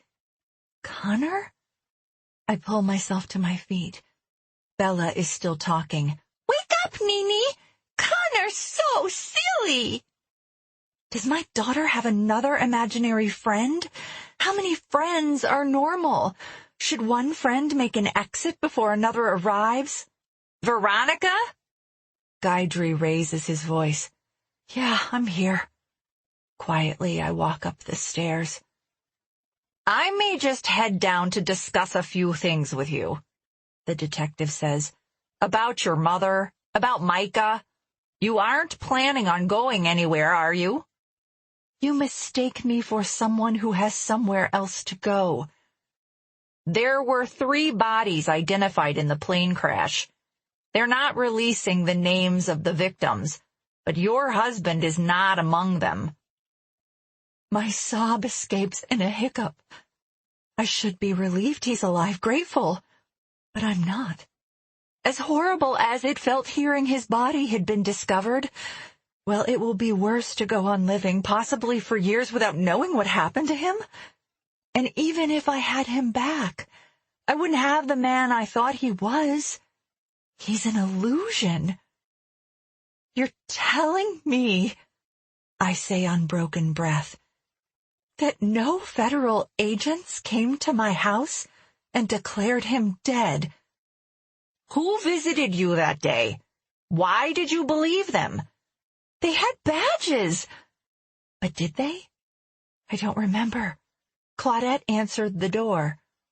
They looked official. They were wearing suits. Listen, I can sit down with you and describe them. The tall one in particular, I've seen him twice now. Lincoln was his name. I peek in on Elizabella. In her left hand, she's holding a little boy figure. In her right, the little girl. She's talking to Connor and Nini, just role-playing with her toys. Veronica? Have you been in touch with your husband? Fresh tears sprout in my eyes. No. Gaidry's commentary echoes in my head. Say your husband tells someone, his mother, maybe his ex-girlfriend, that if you ever found out about this secret, you'd be angry enough to kill him. But you've talked to Shell, I say. She says she didn't know about the house and the keys. I already told you, I didn't even know. He lets another unspoken accusation hang in the air. I was going to tell her about the house once we settled in. I was going to ask her to come. Really? And I've been calling, and she hasn't called back. Can you save me some time, Veronica? Help me out. I'll do whatever I can to help. You know that. You know what my men found on the hard drive of that desktop? Not much, I imagine. Elizabella uses it to play her alphabet games, her counting games. Your login was the primary, the one used most often. This silences me for a second. Even if I had logged Bella onto the computer, she has her own separate icon to click on to gain internet access. I would have logged on using her sign-in. That's news to me. He continues. You searched for... No.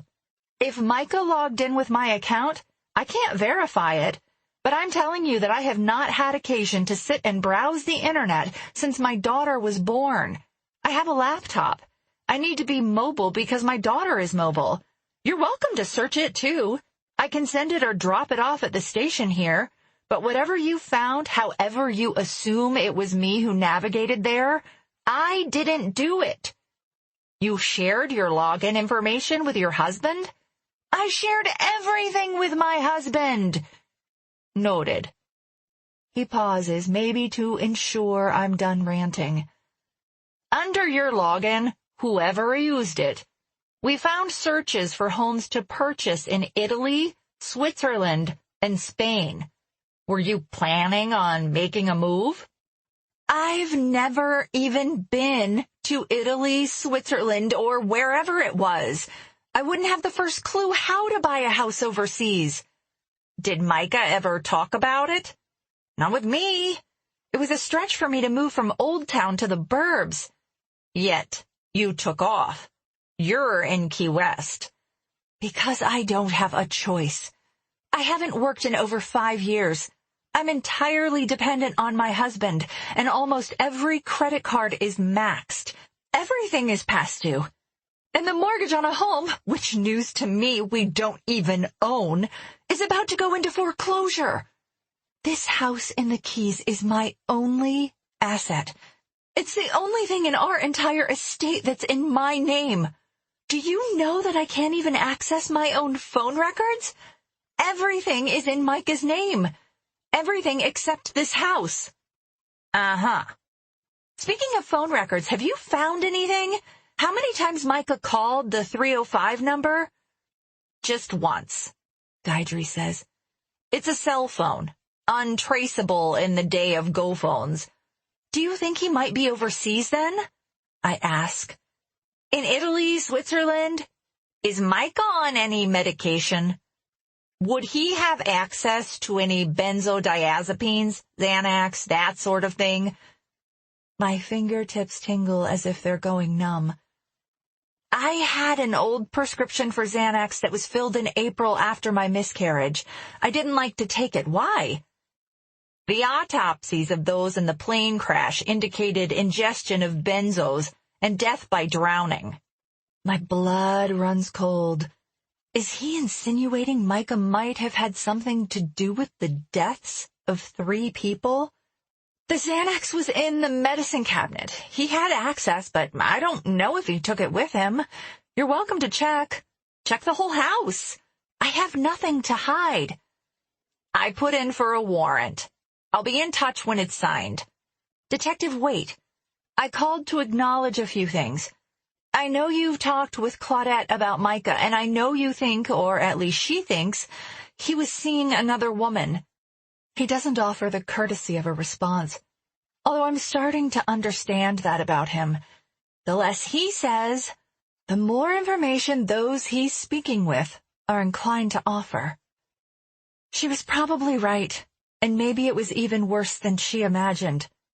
Worse? I take a deep breath. Once I got to the house in the Keys, it was all apparent. Right here in front of me, on the shelves in the family room. What was apparent, Mrs. Kavanaugh? Suddenly, I don't so much feel like Micah's wife, and the title throws me. Would you mind calling me Veronica? Veronica, what was apparent? Man, a few words. There were pictures here, still are here, I guess, but I've packed them away. Pictures of Micah, and kids that aren't mine. Whose kids are they? I think Natasha Markham's, and probably my husband's, too. The pictures seem to suggest as much. Huh. I mean, I don't know for sure, but these pictures, I'll send them to you if you want. It's hard to deny Micah was involved with these children. He was in their lives. And you didn't suspect any of this beforehand. I feel like a fool, but no. He had me snowed. A beat of silence follows before Guidry says, You realize some might see this as giving you motive. Your husband is missing. We always rule out the spouse first. And you might have reason to shake things up. Motive. Only if I'd known, and I didn't. Ask anyone. I was blissfully blind to all of this. And I'm angry now, trust me, I'm angry. But even if I'd known back then, before, I wouldn't have been angry enough to kill. Some theorists might disagree. Some say you might not even remember being angry enough to kill him. I grit my teeth. Anyone who thinks I'd actually kill because I lived in a make-believe world, because I was blind, assumes I value Micah's life over mine, over Bella's, and I don't. Chapter 29, November 24. After a quick peek at Elizabella, who has dozed off in front of the dollhouse, I enter the odd little studio through the door in the laundry room. Papa Hemingway is at my heels, curling around my legs as I step inside. What happened here, Papa? Whose space is this? The cat stares up at me, blinks, and continues his figure-8 pattern around my ankles. If he knows anything, he's not telling. What do you suppose people do with these? I pull from a hook on the wall something that looks like a thick thread, fishing line, maybe, or a thin wire, with knobby buttons fastened to either end. I crouch to the cat's level and pet his head while he bats at the strange tool, as if it's merely a toy there for his amusement. Yeah, I don't know either. After hanging it back where I found it, why shouldn't I simply throw it away? I make my way past the shelves along the end of the room.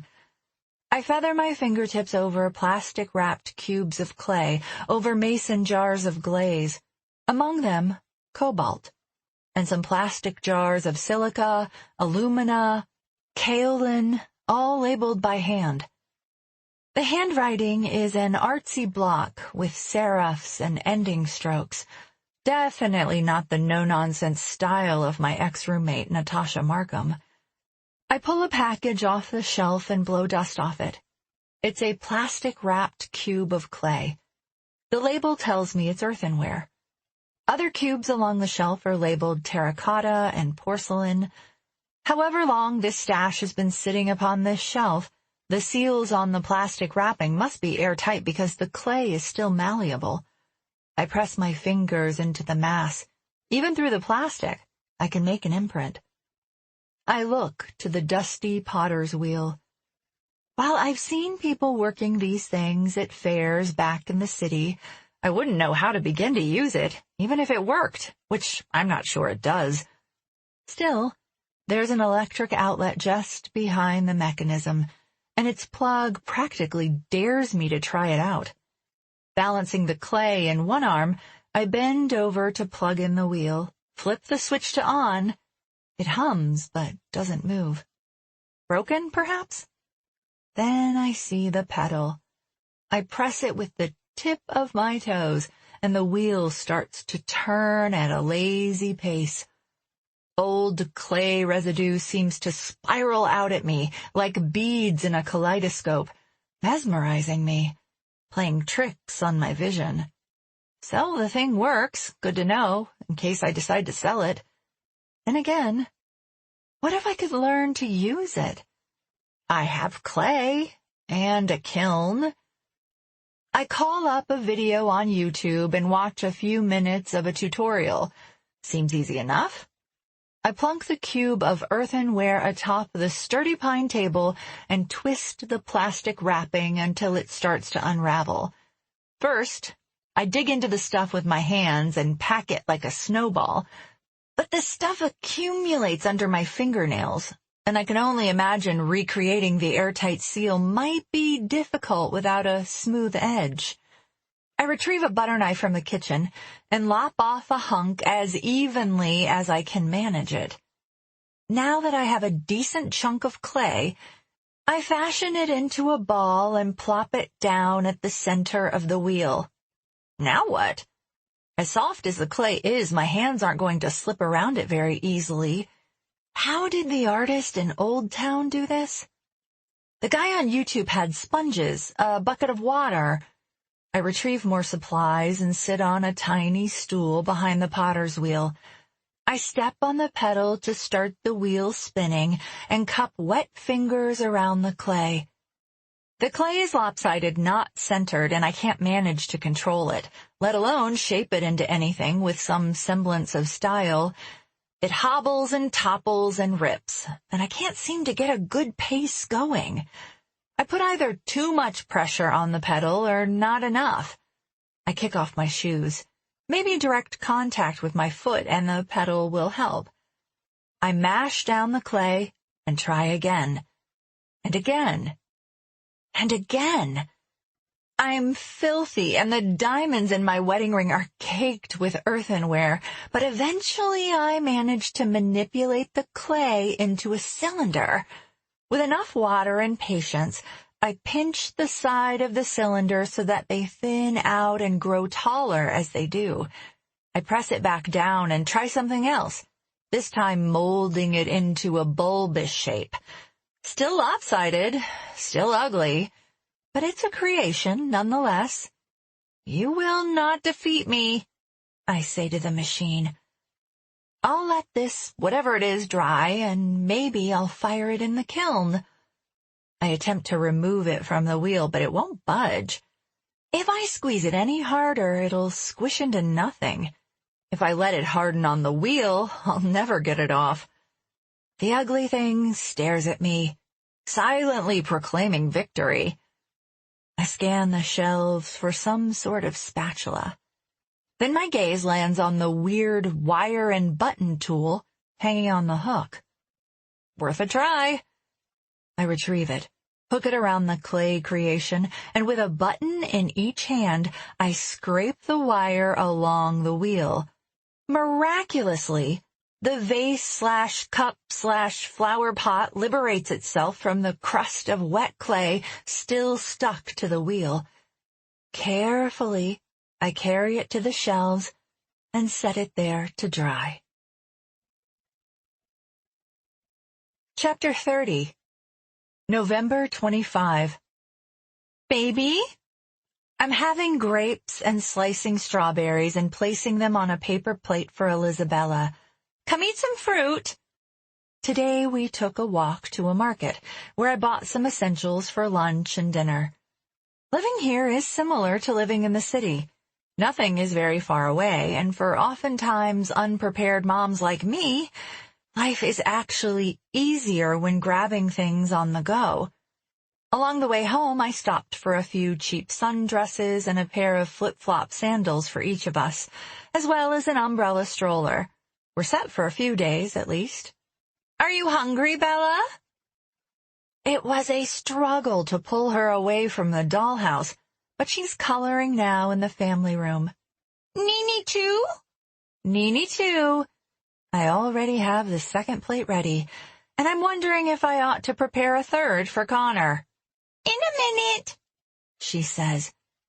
Back at Shadowlands, I probably would have had to insist she eat right now because we likely would have had somewhere to be. The Westlake School, mini musicality, Dr. Russo's office, or the IVF center. But there are no deadlines here. The only thing we have to do here is wait. Wait to see what other leads come in. Wait to see if someone happens across Micah's body. Gaidri says that if my husband considered an overdose of benzodiazepines as a way to off himself, chances are his body would turn up in a bathtub somewhere. I shudder at the similarities to the situation with my mother, remembering the day she stepped into a tub with water running. My knees buckle every time I think of it. First Mama, then Micah, drifting off to nothingness in a filled tub. Why? Because he lied to me? Because life got too big for him? The man who cha-cha-cha'd me around the kitchen in the last hours of our life together wouldn't have committed suicide. But what if he'd snapped? It wouldn't be unheard of, would it? There were things I saw my mother do in frantic states only to listen to her deny the actions later when she seemed more reasonable, calmer. And she wasn't lying. She really didn't know she'd done or said the things I'd witnessed. She was crazy. Unless I was mistaken. Dr. Russo told me there wasn't enough evidence to suggest schizophrenia. And even the doctors she saw while I was growing up disagreed. Not all of them were convinced that she had trouble determining what was real and what wasn't. Besides, she knew enough not to talk about the voices she heard, so in effect, those doctors could have been right. She said the voices told her to kill me. Maybe that's why she killed herself. But is it possible that the delusions were mine? That I was the crazy one? That I only imagined her episodes? The day revisits me now, finding her that way, in the bathtub. Is there any way I could have killed her? Is there any way I could have killed Micah? Do I just not remember? For a few seconds, I stare at the 2 small plates I'm preparing for one child and one imaginary friend. I'm doing the right thing. Dr. Russo said I should play along. Time to eat. I set the plates atop the table. Bella will come when she comes, and if she doesn't come, she doesn't eat until lunch. She'll learn. Window closes in 10 minutes. She looks up at me, her crayon stilled on the page. What window? If you don't come to eat in 10 minutes, I'll clean it up. And you'll have to wait a long time for another snack. Okay. With crayons and paper in her hands, she gets up and approaches the table. See? She lays the paper next to Nini's plate. Here's Connor and Brendan. I glance at the paper. She's drawn 2 figures who appear to be boys. Are they twins? I ask. Uh-huh. How old are they? They're little. Little like you or littler? Yes, Mommy. She gives me a slow blink, as if she's irritated that I asked, and picks up her fork, with which she stabs at a strawberry. Little boys.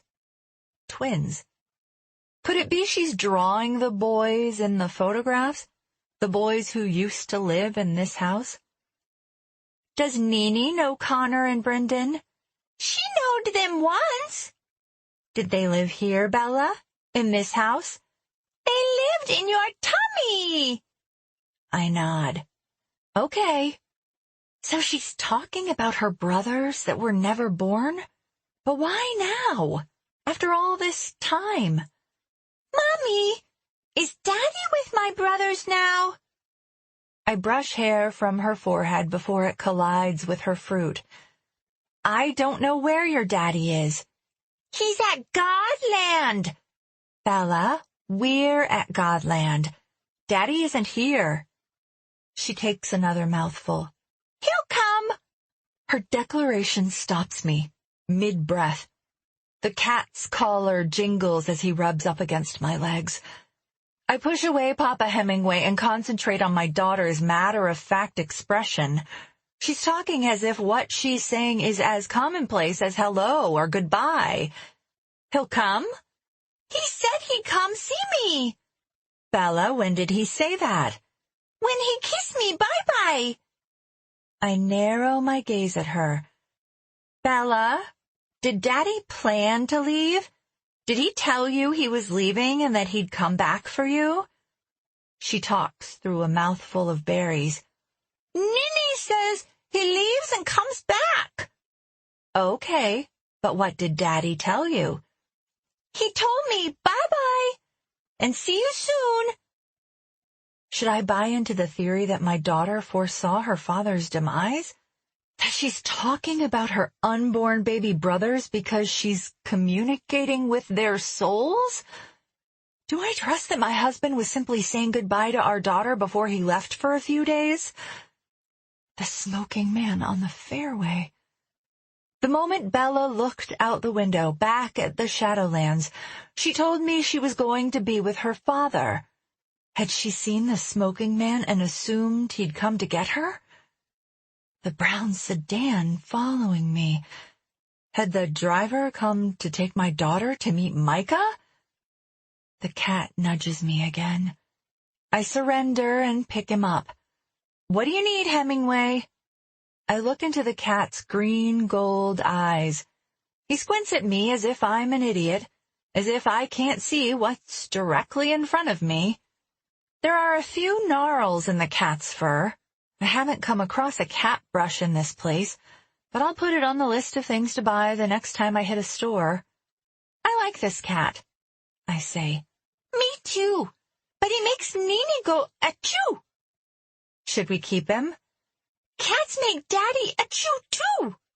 She imitates a sneeze. Really? If it's true, it seems odd that he'd allow one in the house. Come to think of it, I sort of remember him thwarting conversations about getting any pets. Is that right, Papa Hemingway? Do you make Daddy sneeze?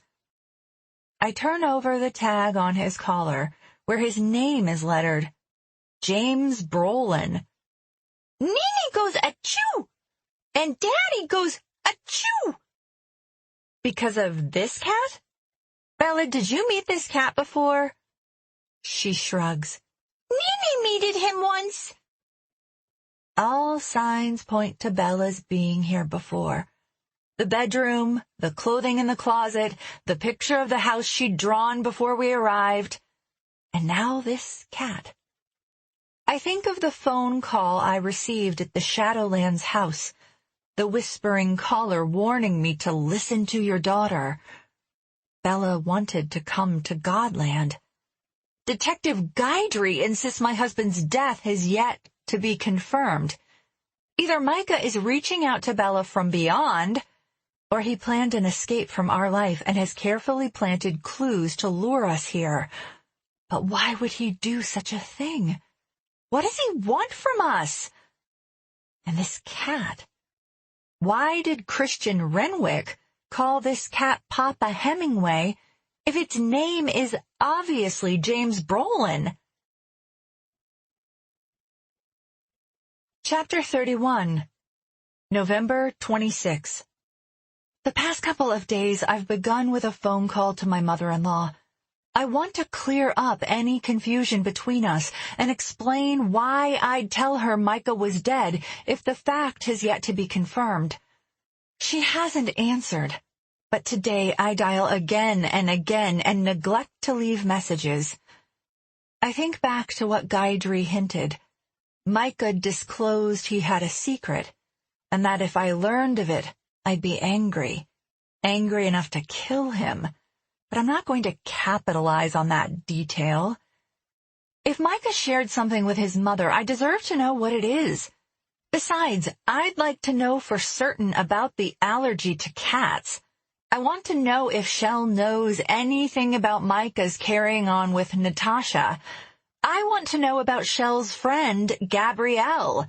I want to know what the hell happened between Micah and Mick and the money. And I pull from its small box the blue stone ring I stumbled across in the safe deposit box. With all the confusion of that day, the 3-day trek down to the Keys, and everything that's happened since we arrived, I forgot about it. But I found it at the bottom of my purse, and it sprung even more questions. Questions his mother might know the answer to, if he confided in her. So I keep calling. On my 6th attempt, Shell picks up. Stop calling me! I'm too stunned to reply for a few seconds. Shell, it's Veronica. I know who you are. My God, do you know what you've put me through? To tell me my son is dead when... Shell, 2 men came to my house and told me he was gone. I didn't just... Listen, I know you know more than you're telling. I know your son had a double life, I say. I know that now, but if you think I know what happened to him, not only do I think that, I think you're responsible for whatever happened to him. The police told me about Bella confessing your plan to her teachers. My plan?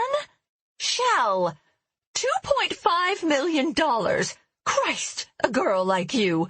Never more than $20 in your pocket until you met my son. It must be like winning the lottery. I stifle a sob.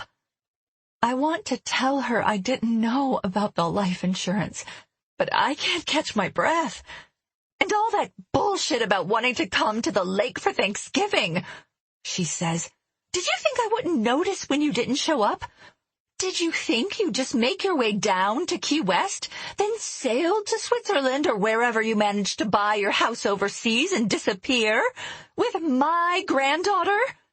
Listen to me, please. I'll listen if you tell me what happened. But I don't know what happened, and that's the honest-to-God truth. The truth will come out eventually. It always does. I ask you as a mother, end my suffering. God forbid if anything happened to Bella. You'd need to know about it, wouldn't you? Please, tell me what happened. I don't know. You have to believe me. You have to trust me. You know I love your son more than anything. You know the last person I'm inclined to trust. The person who has to remind me to trust her. I pull the phone from my ear for a second. I can't bear to listen anymore. When I bring the phone back to my ear, however, I hear the worst of it. You won't be raising my son's daughter, not if I have anything to say about it. No. She wants to take Elizabella away from me. I love you, I manage. Someday, you'll realize you're wrong about me. I hang up. Chapter 32. November 27. God, it's warm. It's probably not more than mid-80s, but it's an oppressive heat. There's barely a breeze today, inland from the shore, and I've just been an hour in my kitchen. My dress is sticking to my back, and my hair is out of control in this humidity, even when tied back. With a chicken casserole balanced in my arms, my cell phone in its case dangling off my wrist like a party purse, I walk past the emptied in-ground pool in my backyard toward the gate at the farthest corner of Goddess Island Gardens. Bella runs ahead of me, then doubles back and circles around me. She's making me dizzy, and we pass through the gate. I pause at the end of the path and scrutinize the houses, most of which seem to be a single story or a story and a half with dormers, their grounds abundant with foliage. Christian said he lived in the pink house. Did he mean the peach house with the mint green door, or the white one with the pink trim? I look up and down the street. There's a pinkish house down the road a piece, but didn't he say right through the gate? So which is it? Peach or pink trim? Bella tugs on my dress. Mommy, let's go! I opt for door number 2. It has a charming covered front porch with a dormer situated above it and shuttered windows. There's a small tree, or maybe it's a bush rooted near the single step up to the porch, and its leaves bear etchings, autographs, sketches of shapes. It appears that where pen or pencil, or fingernail, scrapes the thick, sturdy leaves, the chlorophyll dissipates, leaving a yellowish tan impression. Interesting.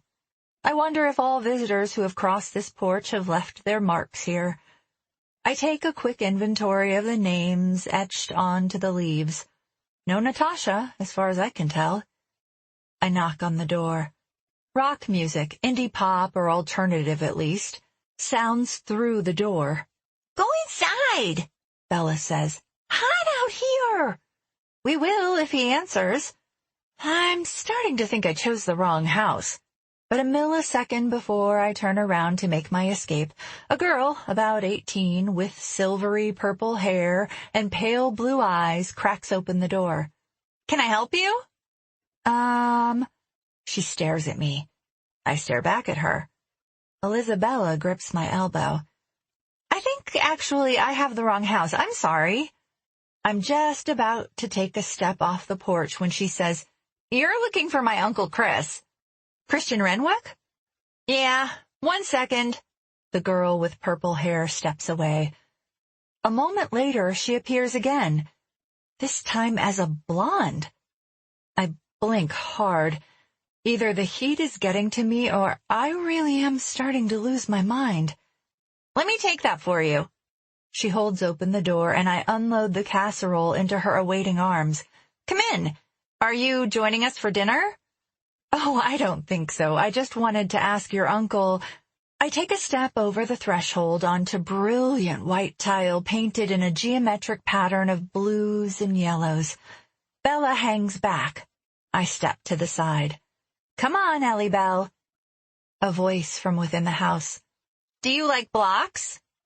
I glance to see a clone of the girl holding my casserole dish, the one with the purple hair. I do a double take.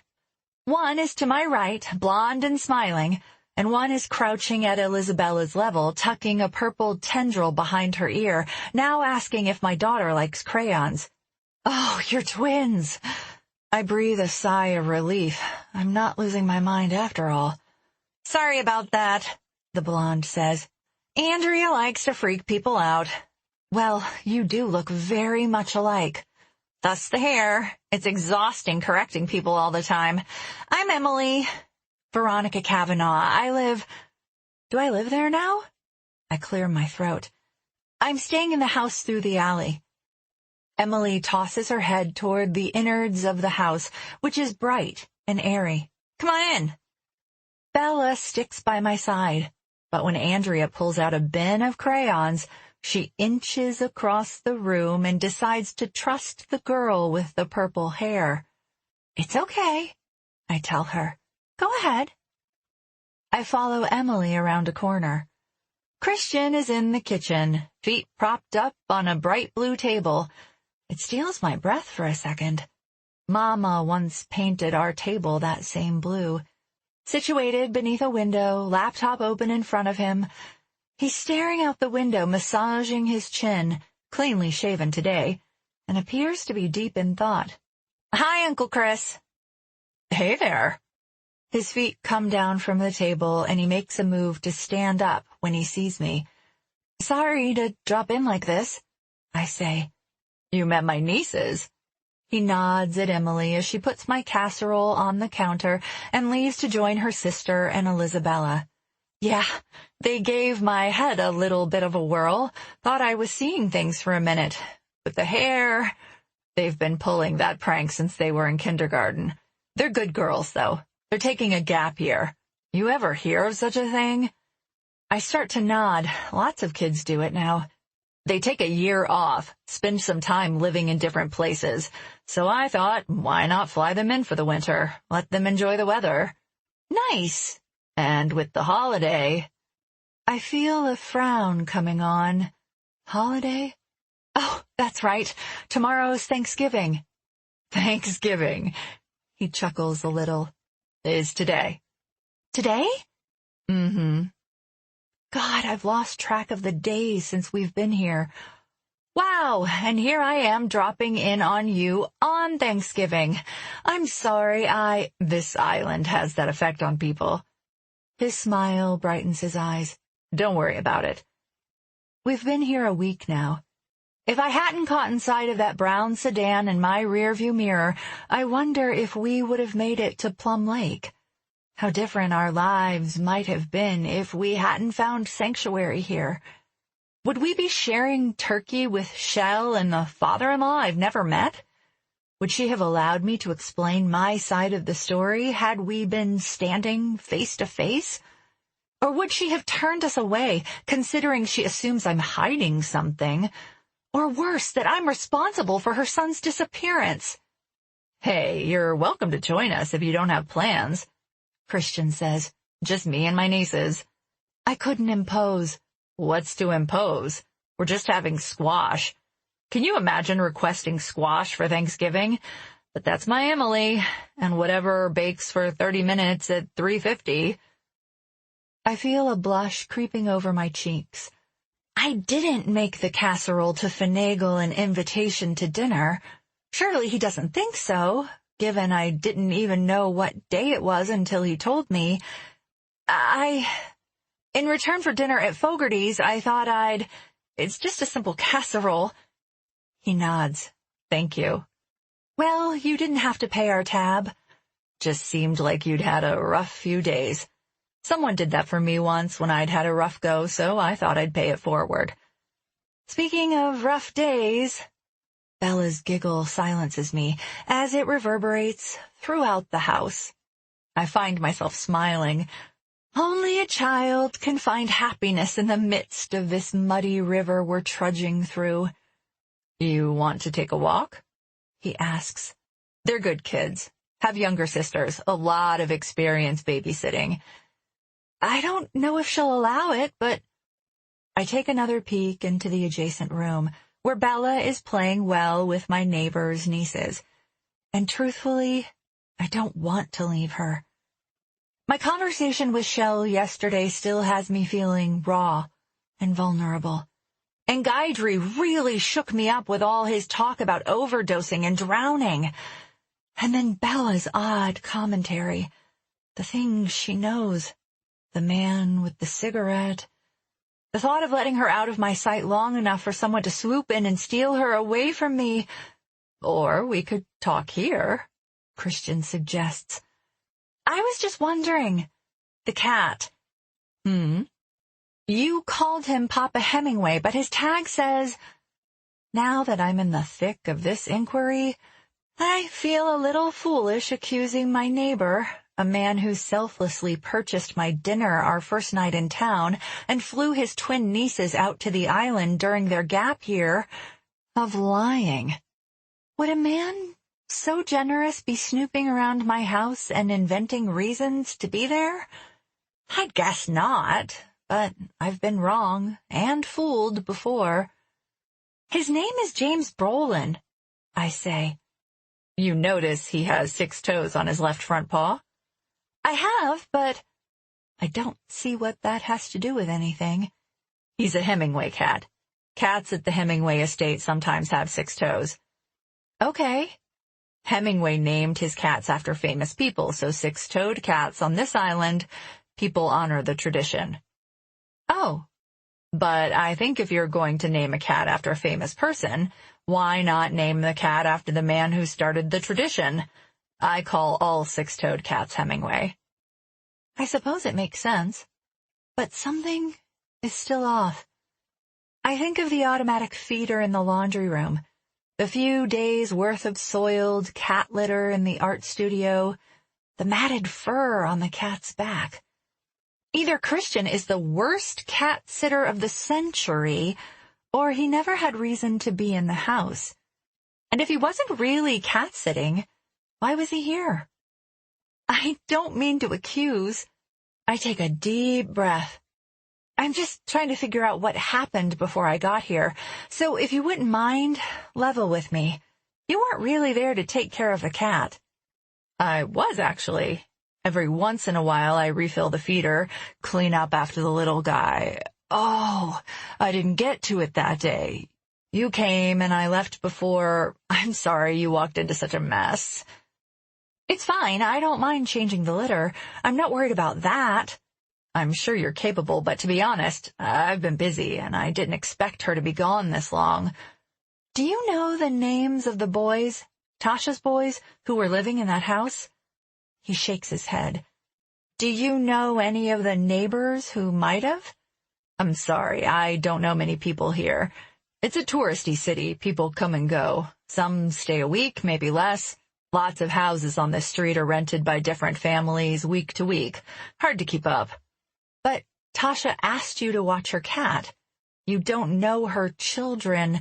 I met the little girl in the garden, Mimi something or other. It was short for something. I never met any boys. Frustration builds inside me. How is it he can't know anything about the woman who'd impose upon him to watch her cat? Indefinitely? I pull my phone from its case, the strap of which is still looped around my wrist. Maybe you can tell me. I start swiping the screen, flipping through pictures until I land on a picture of Micah and our daughter. "Have you seen this guy?" He takes the phone from me, licks his lips, and studies the screen. He glances up at me, but our eyes meet for only a moment before he redirects back to the picture. "This is your husband?" "Yeah." "Oh."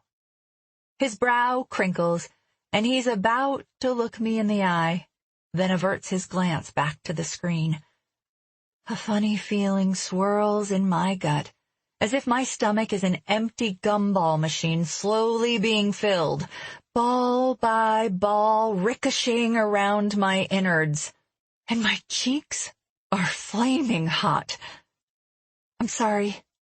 I take my phone back. "Why are you sorry?" "You know him, you've seen him, and you don't know me, but here I am making you tell me, considering what you've been through, with your wife, I mean.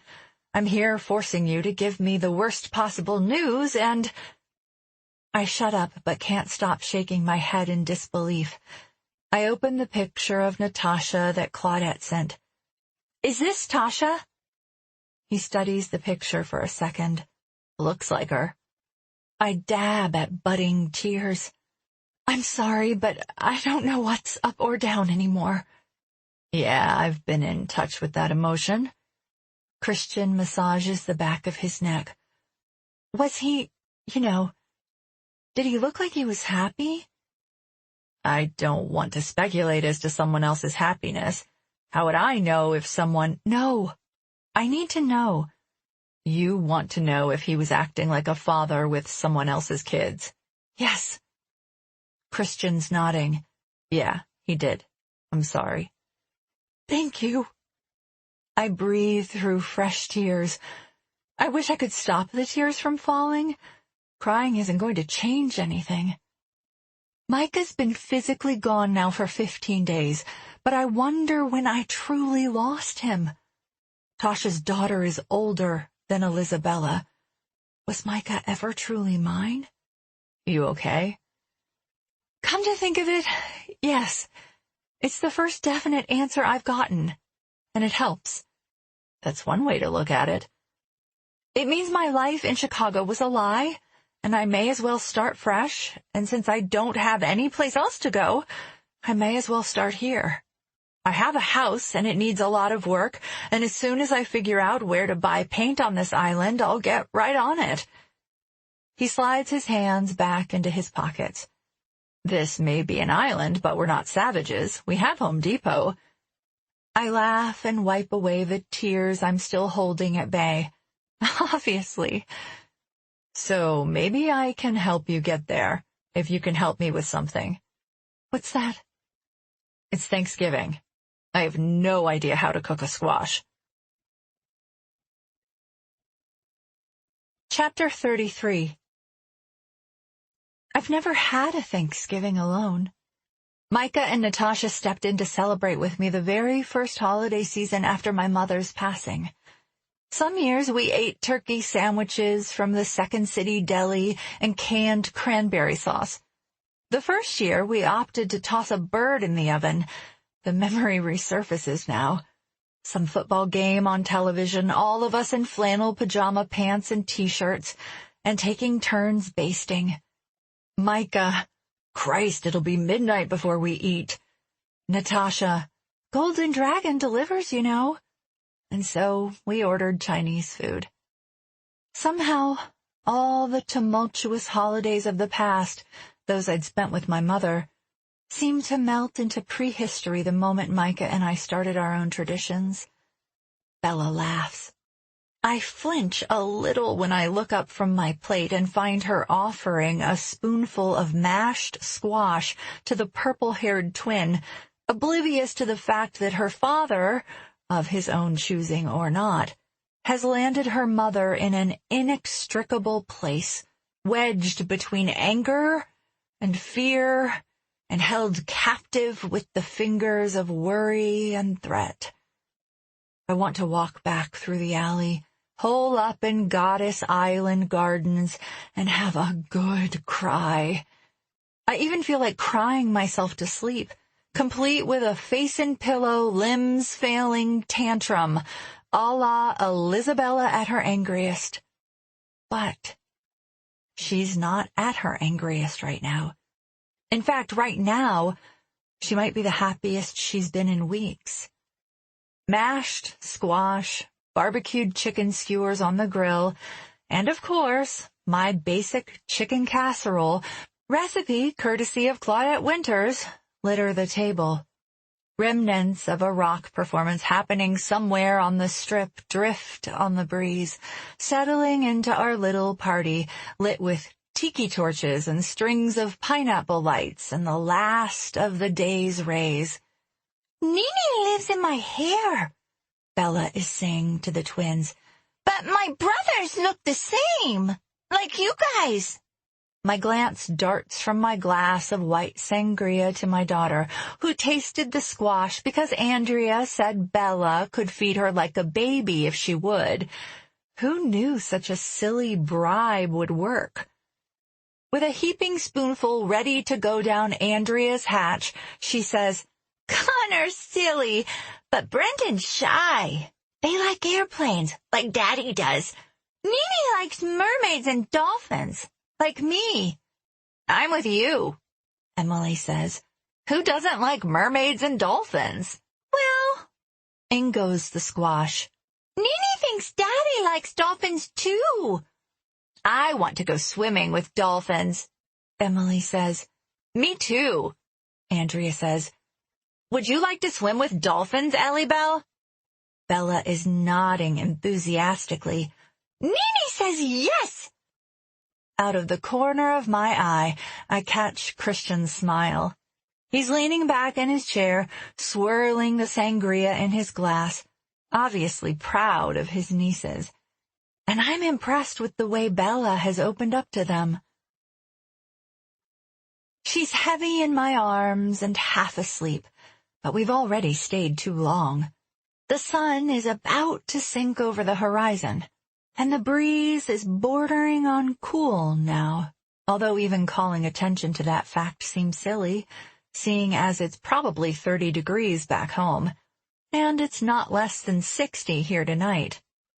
"I'm happy to carry her down the alley for you," Christian says.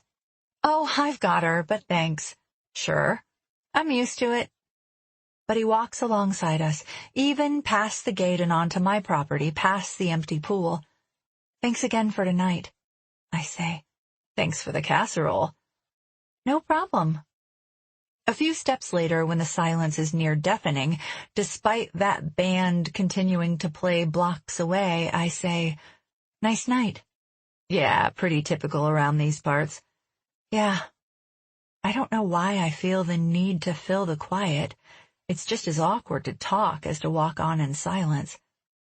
When we approach the house, I'm zapped into a time warp that brings me back to high school dates and all the drama involved. Is there a certain way I should be acting? "You have my number," he says. "I'll help you get that pool up and running in no time." "I do, and thanks. For the help with the pool, for everything. For rolling with the punches with my quirky 3-year-old. For not asking me to explain my intermittent tears during dinner and my silence after. Well, if there's anything else I can do. You know a lawyer?" He grins and gives me a wink. "Criminal? Have you done something I don't know about?" "No," I laugh. "Family. Although, to be fair, I've been thinking of seeing a lawyer who might cover both bases." "Yeah, I know a lawyer. I'll give you his name and number." "Thanks." I manage to insert the key into the back door, open it, and cross the threshold. Christian backs his way off the rear porch, and smiling gives me a silent wave as I close the door. Papa Hemingway is instantly there to greet us, brushing against my legs, wrapping his serpentine tail around my calves. And then I catch it. The hint of Dolce & Gabbana, the one sport hanging in the air. I concentrate.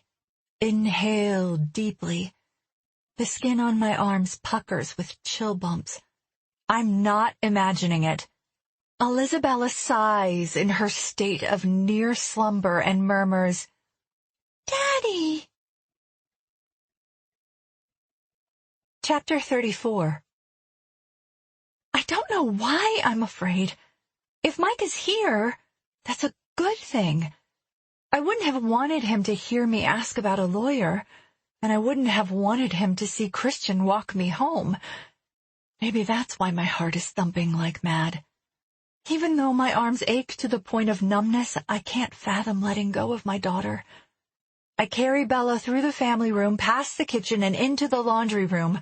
I turn on lights as we go, clearing each nook and cranny. No one here, no one there, no one hiding in the alcove beneath the stairs. My legs tremble as I climb the stairs. Tears burn my eyes as the scent of my husband's favorite cologne grows stronger and stronger with every step. I enter every bedroom, open closet doors, bathroom doors. I shove aside shower curtains and open linen cabinets, and if I could find a way to look under beds with a sleeping child in my arms, I would do that too. I crouch as best I can and lift bed skirts. The beds in the boys' room are on pedestals with drawers beneath, but just to be sure, I yank comforters off the mattresses. Clear, clear, clear.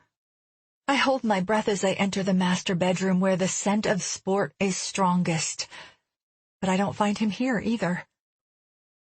Micah? No answer. There's not a wrinkle in the duvet. Not a single impression of a foot in the area rug. I carefully lay Bella on the bed and curl up next to her. Tears fall silently to my pillow. He's not here. But I didn't know until now just how badly I wanted him to be waiting beyond the door for us. As angry as I am with him, and despite all the secrets he withheld, all the babies he's kissed while I've been shooting my system full of fertility medications, he'll always be part of me. And he's gone. Yet the scent of him lingers in the air. I miss you, I say to no one as I drift off to sleep. You have to come home. Love you, Nikki girl. Love you too. Am I imagining things? Wanting him so badly to show up that I'm conjuring him out of thin air? But he seems so real, almost tangible, as if I could reach out and touch him in the empty spaces around me. Logically, I know it isn't possible, but he's here with me, as if he's part of my aura, part of my inhalation, part of every breath of breeze off the Atlantic, where the plane went down. The plane he wasn't flying. The plane in which his body wasn't found. I used to smell Mama in the air, too, after she died. Chapter 35. December 4. Here on this island, days pass one into the next, in a slow, steady 80-some degrees. More hours of daylight means more fruitful hours for a woman with too many items on her to-do list, and tackling that list helps me take my mind off Micah's secrets, which are slowly revealing themselves. It feels like a violation of someone's privacy, Natasha's, but I comb through every detail of every item I pack, on the off chance it will tell me something about her life these days, and in turn, something about my husband. Sometimes I'll come across some trinket, and it'll leave me tumbling back in time to the days Natasha and I were inseparable. Rollerblades remind me of skating down Lakeshore Drive, eating street vendor hot dogs while rolling our way along the path. She always asked for ketchup, although everyone knows a true Chicago dog doesn't come with ketchup. You're saying the rest of the city is wrong, I said. Wrong about ketchup? Yes. I've tried again and again to reach her through social media, but she hasn't even opened the messages I've sent. I wish she'd left her number with Claudette. If only I could reach her, I might know more about what happened to Micah. Where is he? Why did he go? In the early mornings when I'm still asleep, I sometimes feel him with me, but then the warmth subsides into resentment. He must know the suspicion he's putting on me by staying away. He must not have loved me the way I loved him. Sometimes, when I allow that realization to swallow me, when I'm feeling sorry for myself, I sit at the potter's wheel, failing pot after pot, and stare out the window long enough to imagine the Florida blooms withering, the landscape turning gray and misty, the sky clouding over in a permanent winter. When I blink away the glaze in my eyes, however, everything is vibrant and purple and pink and yellow again, and I forge ahead. Boxes filled with another woman's belongings find their way to the garage, seemingly of their own volition. I pack a few, carry a few out, and the next, I know, half the garage is filled and hours have passed, and Elizabella is happily riding her new tricycle, sometimes chasing Nini, sometimes with Nini in pursuit, around the roundabout drive. She smells of sunscreen and ocean air always, and she seems to sleep better at night. Since our arrival, I haven't discovered her in the midst of a tea party at 3 a.m, and it isn't because I've removed toys from her room, thank you, Dr. Russo, but because this place agrees with her, and she with it. From my seated position on the front porch steps with a glass of iced tea sweating on the planks beside me, I watch her ride around and around. I'm suddenly aware that despite all the motion of the past few weeks, we're standing still, in a sense. Is Micah out there somewhere? When the police locate him, will I be preparing divorce papers or planning a funeral? Both options are equally abhorrent. I'm perpetually on a pendulum, and we can't keep swinging back and forth like this. At some point, we have to move on. We have to live normal lives. The lawyer Christian referred me to suggested I file for divorce. It's better to distance myself if he's involved in something illegal. Without a definitive answer as to what happened to Micah, the insurance company isn't going to pay out even the small policy we purchased shortly after we married. Without a divorce decree, I can't collect child support should Micah resurface one day. I would have been better off had he divorced me. The legal system could have protected me through the process, but because he disappeared, I'm out of luck. The authorities can't make a man support his child if they can't find the man. The saving grace is that I own this house. I found the closing documents in a drawer in the kitchen. Along with a power of attorney I signed over to my husband, there's a refusal of homestead rights. Micah signed it at the closing, so he has no legal claim to this property. The lawyer said this house should be free and clear of any of Micah's debts. Translation, it's mine. And Micah thought to protect it the moment we purchased it. I can make things work here if I can find a job. I haven't worked in almost 5 years, and it took a while to get a permanent position out of college, so I have a whopping 3 years of experience on my resume. Plus, the island is less than 7.5 square miles. Employment opportunities have to be limited. But the funds from the safe deposit box are dwindling with every trip to Home Depot, and debts in Chicago are accruing. I have to find something. Nini, faster! Elizabella should be in preschool. She should be socializing with real children, not with made-up ones who live in her head. I snap a picture on my phone to commemorate this moment. She's happy.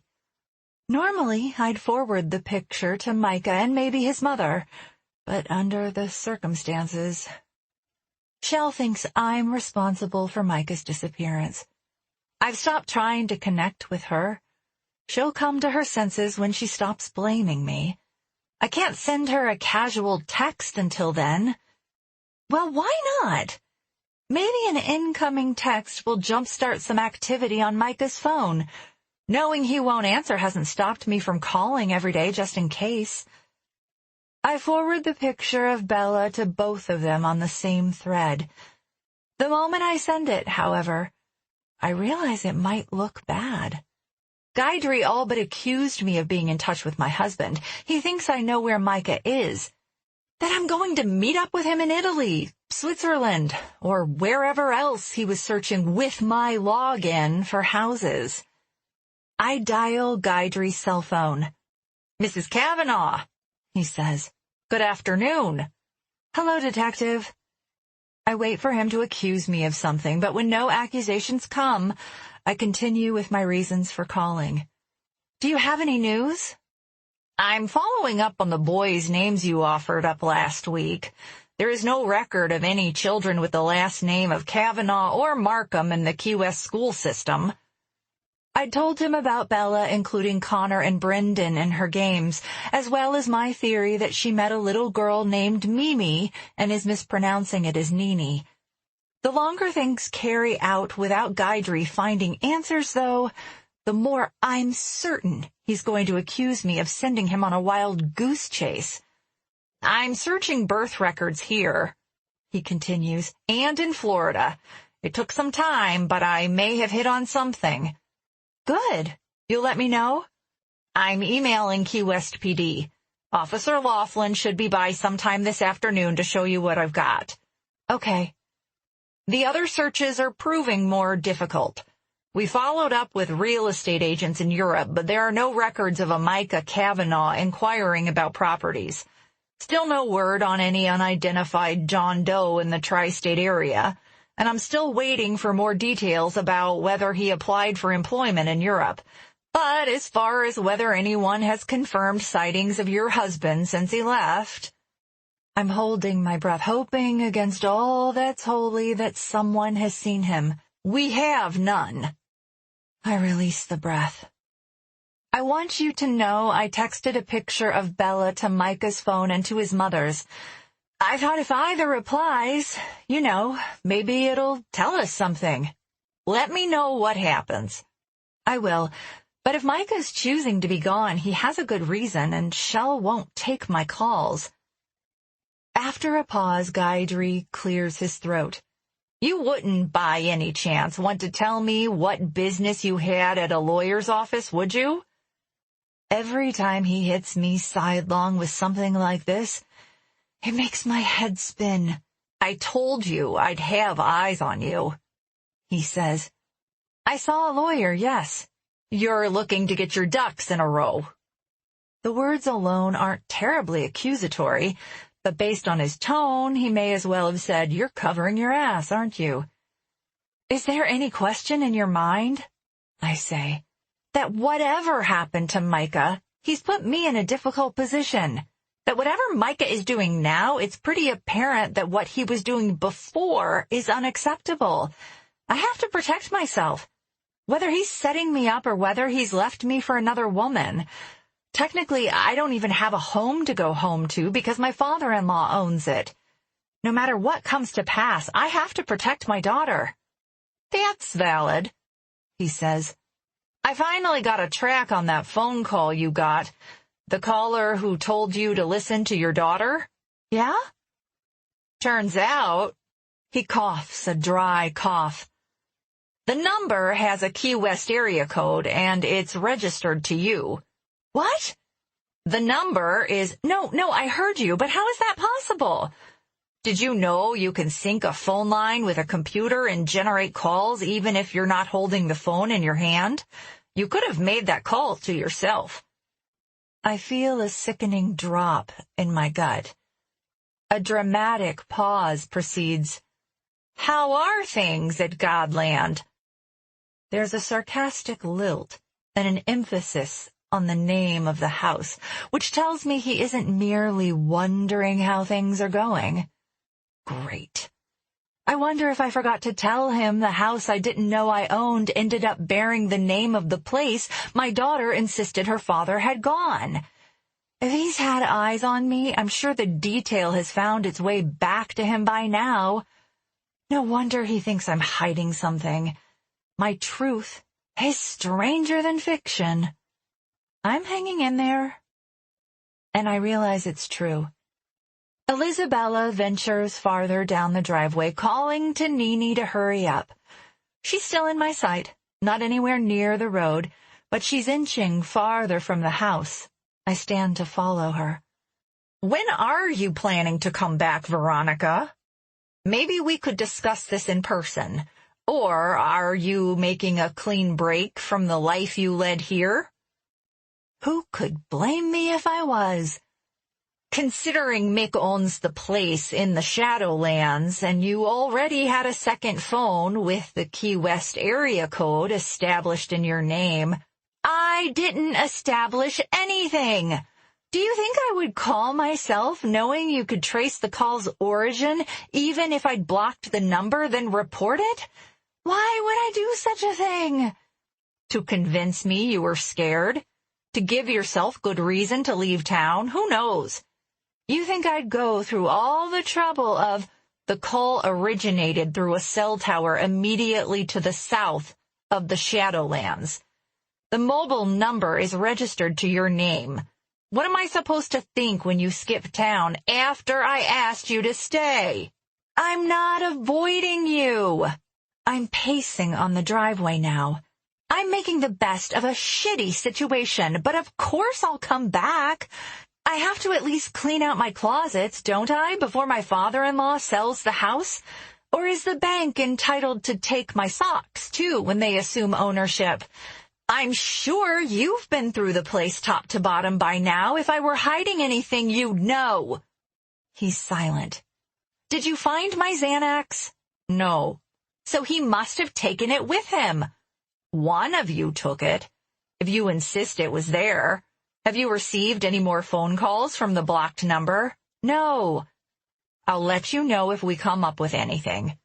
Guidry says, in the meantime, if you think of anything else you maybe forgot to tell me. I look up again to catch sight of my daughter, but all I see is her tricycle, overturned, wheels spinning, abandoned on the driveway. I drop the phone. Chapter 36. She was right there. Where could she have disappeared to in the blink of an eye? Her weeks-old commentary revisits me now. I'm gonna go be with Daddy. Isabella! This happened at Centennial Park, too, right before my world imploded. I lost sight of her. She's okay, I say to myself, but I'm not convinced. She's okay, she's okay. She has to be. If I don't see her in a second or two, I'll call the police. She's on an island. She can't go far. But could someone leave with her? By boat, maybe? Bella! My throat is raw from screaming, and my vocal cords vibrate. Bella! I hear her in the distance. Daddy! Daddy! Daddy! The modicum of relief at hearing her voice quickly trips back into panic when I realize that if he's here, he may want our daughter more than he wants to be back in my life.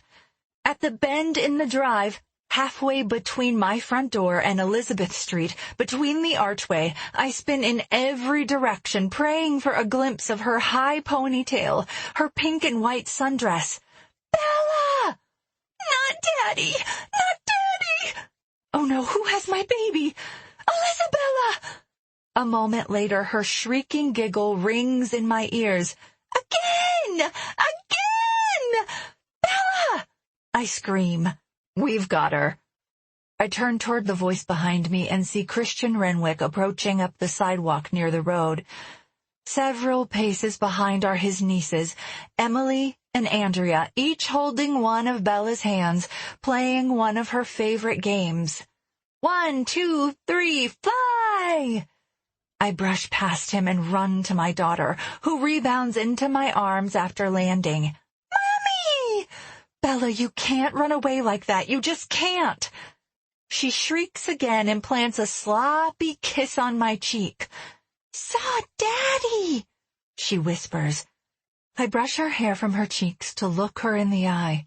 "What did you say?" "I saw Daddy." "What? Where, Bella? Tell Mommy." I think she has mistaken me for... Christian's words trail off when I meet his eyes. She came running after us, yelling for her father. I close my eyes to get my bearings and take a few deep breaths to calm the beating of my rampant heart. I try to picture Micah, but for the first time since I met him at Lollapalooza when I was 20 years old, I can't remember his face. Can't remember his eyes, his lips. The only face that enters my mind is one I just saw. Christian's.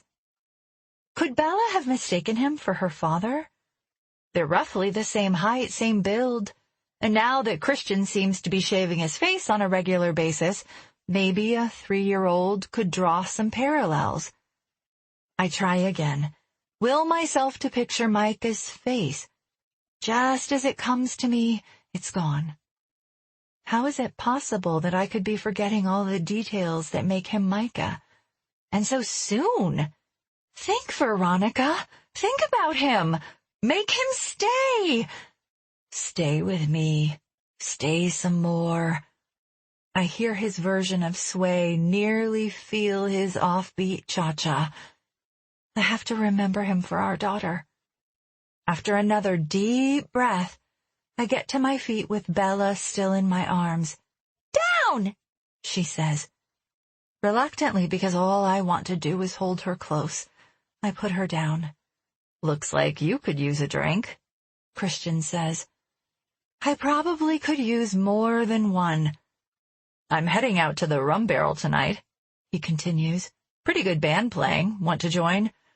"Oh, thanks, but I've got Bella, so—" "I've got nieces," he counters. "We don't mind taking her for a while," Emily says. Bella swings between the twins again, and for a few seconds I fixate on the sight of it. 1, 2, 3, fly. Like double Dutch jump rope, it's definitely a game you need partners to play. And I no longer have a partner. It's just Bella and me. "Your daughter seems to like the girls," Christian says. "Listen, I appreciate the invitation, but I have so much to catch up on, and—" Starting with a phone call to Guidry. I just hung up on him at the height of his accusations. I can't imagine that's going to go over too well. "Anytime you want to tackle that pool, you let me know." "Yeah, all right, thanks. Maybe next week?" A smile slowly spreads onto his face. "Yeah." "I hate to take you away from your writing." "Writing?" Emily giggles. He gives his niece the hush sign, an index finger pressed to his lips. "Em's right, actually. I haven't been too productive lately. Maybe you can help me with that." I hear my phone ringing. Rock-a-bye baby. A quick spin in place, however, doesn't reveal its location. Where was I when I dropped it? Here you go. Christian's located my phone a few paces away. By the time he retrieves it, it isn't ringing anymore. But I know from the ringtone it was a call from the fertility center. He locks me in a staring contest that probably lasts only a few seconds, but feels like an era and a half. He probably saw the name on the caller ID. Great. That's all I need for him to know that my life is even more complicated than he originally thought. In the periphery, 1, 2, 3, fly! Come on, Veronica. How long have you been doing this? All on your own? Christ, have you even slept through the night since the accident? I still haven't filled him in. I haven't told him there were no federal agents, that Micah might be alive. I shake my head. I couldn't possibly. I'm giving you permission. Let yourself off the hook for an evening. Just tell me you'll think about coming out tonight. Christian says. Okay. I close my fingers around my phone when he slides it into my hand. I'll think about it. He gives me a nod. Good. You know where it is? Front Street, right? Don't look now, Veronica, but you're almost a local. I crack a smile and turn to walk back up the drive. Come on, Bella, let's get some food in that tummy. Chocolate pudding? Sure. I glance up at the archway through which we're about to pass. God Land Gardens. I look over my shoulder at Christian. You wouldn't happen to have a ladder? Sure do. I'm going to take the letters down off the arch. I don't want to be at Godland anymore. Chapter 37. He was in the trees, Elizabella says. He called my name. Are you sure? I open my wedding album and prop it up on the kitchen countertop. Micah's smile zaps me in all the places that have gone dormant since he left. The trust I had in him, the devotion and dedication we shared. If I went back in time to do it all again, I wouldn't change a thing. Everything we endured resulted in our daughter. But if I knew it would all turn out like this, would I have walked down that sandy path to the shore of Lake Michigan, where he awaited me with a wedding ring? Would I have agreed to love him? Had I known I'd have less than a decade of forever? Yes, Mommy, I saw Daddy, and he gave me a hug and kissed my nose. Well, that's a nice treat then. I miss my Daddy. Me too. But now is snack time. With Elizabella seated at the table with a pile of scrap paper and a box of crayons, I dole out pudding cups. For Nini too? Yes. I put out an extra, one for my daughter and one for the apparition. I wonder if Dr. Russo was right. Maybe the imaginary friend bit is a sign of Bella's creativity. If Mimi is a real little girl, as Christian Renwick seems to think, and if Bella met her here in Key West, she's placing characters she knows, including her father, into situations in her head. And if Guidry can learn more about Connor and Brendan, if they're the twins in the photos, it would be one less thing to worry about. Maybe she isn't talking with alternate personalities or demons in her head. Mommy has to make a phone call. Call Daddy! My heart sinks a little. I've been calling him every day, just to hear his voice on his voicemail. The phone doesn't ring. It goes straight to his recorded message. He won't answer, baby. I dial the fertility lab instead. River North Fertility Center. Veronica Kavanaugh returning your call. I put out spoons for Bella and Nini as the call is transferred. I take a seat at a counter stool. Mrs. Kavanaugh, I was calling because the credit card on file for the storage fees won't go through. Of course it won't. What is the storage fee? We're storing 2 embryos and cryogenically... I know what it's for. I mean, how much? For the embryos. Your husband opted to pay month to month, which is a little more expensive. But then you can implant at any time, and you aren't paying for the entire year if you don't need storage. Okay. The embryos weren't batched together, so it's $150 a month for the 2. If you want to pay annually, that's $1,500. As for the sperm... Wait, I'm still unclear as to why we're freezing sperm. I'm not sure that's necessary. Although, now that he may be gone, this stuff could be the last specimen of Micah Kavanaugh Jr. ever procured. Your husband elected to do so, Mrs. Kavanaugh. I'm sure he did. And I guess it makes sense. If he had to be on a flight... What flight? On what plane? When it was time to batch, we would have needed his sperm to fertilize. Okay, how much to keep the sperm frozen too? Same. $150 per month or $1,500 per year. Your husband has been paying annually for that, but the payment just came due. Do I need the sperm if I have 2 embryos? If the embryos fail, there's a chance I can batch another round of eggs, and if Micah isn't here for the fertilization, I'll need the sperm on hand. I stop mid-thought. For years now, my focus has been on propagation, increasing our numbers. But why continue? I'm tempted to tell her to thaw and destroy everything. But one glance at Bella silences the logical forces in my brain. Loving a child isn't rational, and those embryos could be my children. And I want a big family for my sake, for Bella's. Lowering my mother into the ground with no one by my side but the paramedic and cop who'd come to answer the call had been devastating. I want better for my daughter. The trouble is, if the card isn't working, I'm out of town. I can mail a money order. Can it wait a few days? The amount is already 3 weeks past due, and we have only a 60-day grace period before it's out of our hands. We've been attempting to reach your husband, but I'm sorry the credit card failed, and I'm sorry my husband hasn't been in touch with you, but he hasn't been in touch with anyone in nearly a month. He's missing, presumed dead.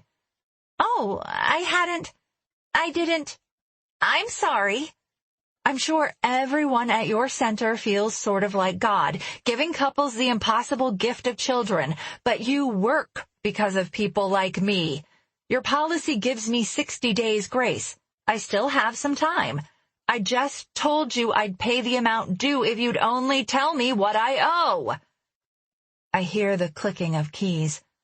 3 weeks late is $300 for the embryos and $300 for the specimen. But if you pay any later than tomorrow, you'll have an additional $200 in fees. If you prefer to pay cash, I have to charge you annually, $1,500 each. That's $3,000 for both the embryos and specimen. Plus late fees, I confirm. $3,600? If you pay by tomorrow. And then I'm good for a year? Yes, ma'am. I'll be in touch. Might I transfer you to reception so you can make your next appointment? I hang up. I know, Nene, Bella's saying. Mommy's mad. I was mad at them, Ellie Bell, I say, because they were being mean. Nene says you can't help it. People are just mean sometimes. Nene is very smart. The Rockabye Baby ringtone echoes throughout the kitchen.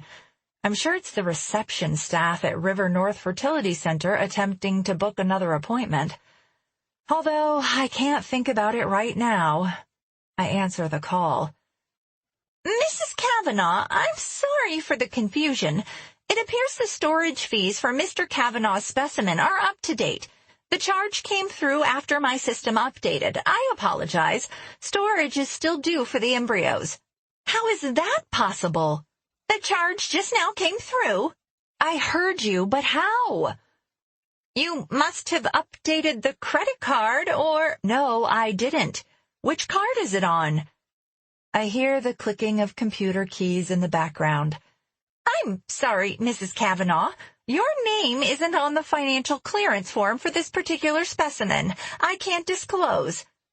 I hang up even more frustrated.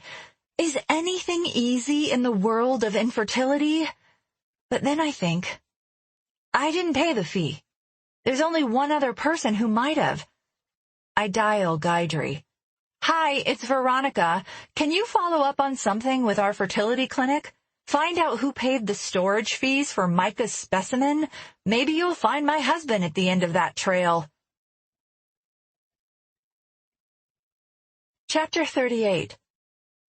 I dragged a child-sized table and chairs, 2, of course, Nene needs one too, from Nene's bedroom to the driveway. Bella colors there, while I balance too many feet off the ground on Christian's ladder and pry the remaining letters off the archway. I'm going to paint the arch, too. The top trim pieces will stay white, but the rest of it I'll coat in the same pale yellow as the house. I know, Nene, Bella chatters incessantly to her invisible friend. But that's what Daddy said. I stop what I'm doing and listen harder. I told you, she continues, when he came to see me. He said we could swim with the dolphins. She reaches for another crayon. But I love my daddy. Despite the mid-80s temperature, a chill pricks the back of my neck. Slowly, carefully, so as not to disrupt my daughter's chattering, I climb down from the ladder an inch closer. He says it's a house even bigger and prettier than this one, and I could get a new dollhouse. Bella? She startles when she hears me. When did Daddy say that? Oh! She brushes a stray coil of hair from her forehead. He said it when he kissed me bye-bye. When did he say that? I told you, Mommy. I saw Daddy. That was Mr. Renwick, with Emily and Andrea, when you were riding your bike? Yes, Mommy. She's exasperated with having to explain it to me again. And he gave you a kiss goodbye? In my head. In your head or on top of your head? On my nose. On your nose. Yes, Mommy. Are you sure? Nini and I are coloring. She doesn't want to talk about it anymore. Bella, this is very important. You said Daddy came to Godland. This is Godland. We are at Godland. Daddy's not here anymore, Mommy. You just said you saw him. So he's like Nini? Yes, like Nini, except Nini is in my hair. Excuse me? I turn around to see Officer Laughlin standing next to his parked bike under the archway. Veronica Cavanaugh, Officer Laughlin, Key West Police. Yes, I remember. Lake County asked me to drop by and get your read on something. He hands me a few pages of printed material. I glance down at the fruit of Guidry's investigative efforts. But quickly, after I register only a few words here and there, and focus on the Micah James Cavanaugh Jr. in the one place I'd hoped it wouldn't be, I return my gaze to Laughlin's. Does this mean? I glance down at the dates on the paper. He doesn't have to answer. I don't even have to ask the question. Chapter 39. I'm sitting at the potter's wheel, my fingers coated in wet clay, watching earthenware spin. There's no denying it now, no way to explain it as a misunderstanding or misinterpretation. The boys in the pictures I've packed away are my husband's sons. Born 8 weeks before Elizabella in Wisconsin, not far from Seaway Airport, where Micah's car turned up. I think I remember Micah taking a longer trip in my 3rd trimester. Perhaps he went to be with the boy's mother, someone named Gabrielle, for the birth. What if he intended to leave me for her when she turned up pregnant with his babies? What if very quickly after he learned of her pregnancy, I was expecting too? I wonder how Natasha Markham fits into this mess. I scrape this crock off the potter's wheel and place it with the others on the shelf.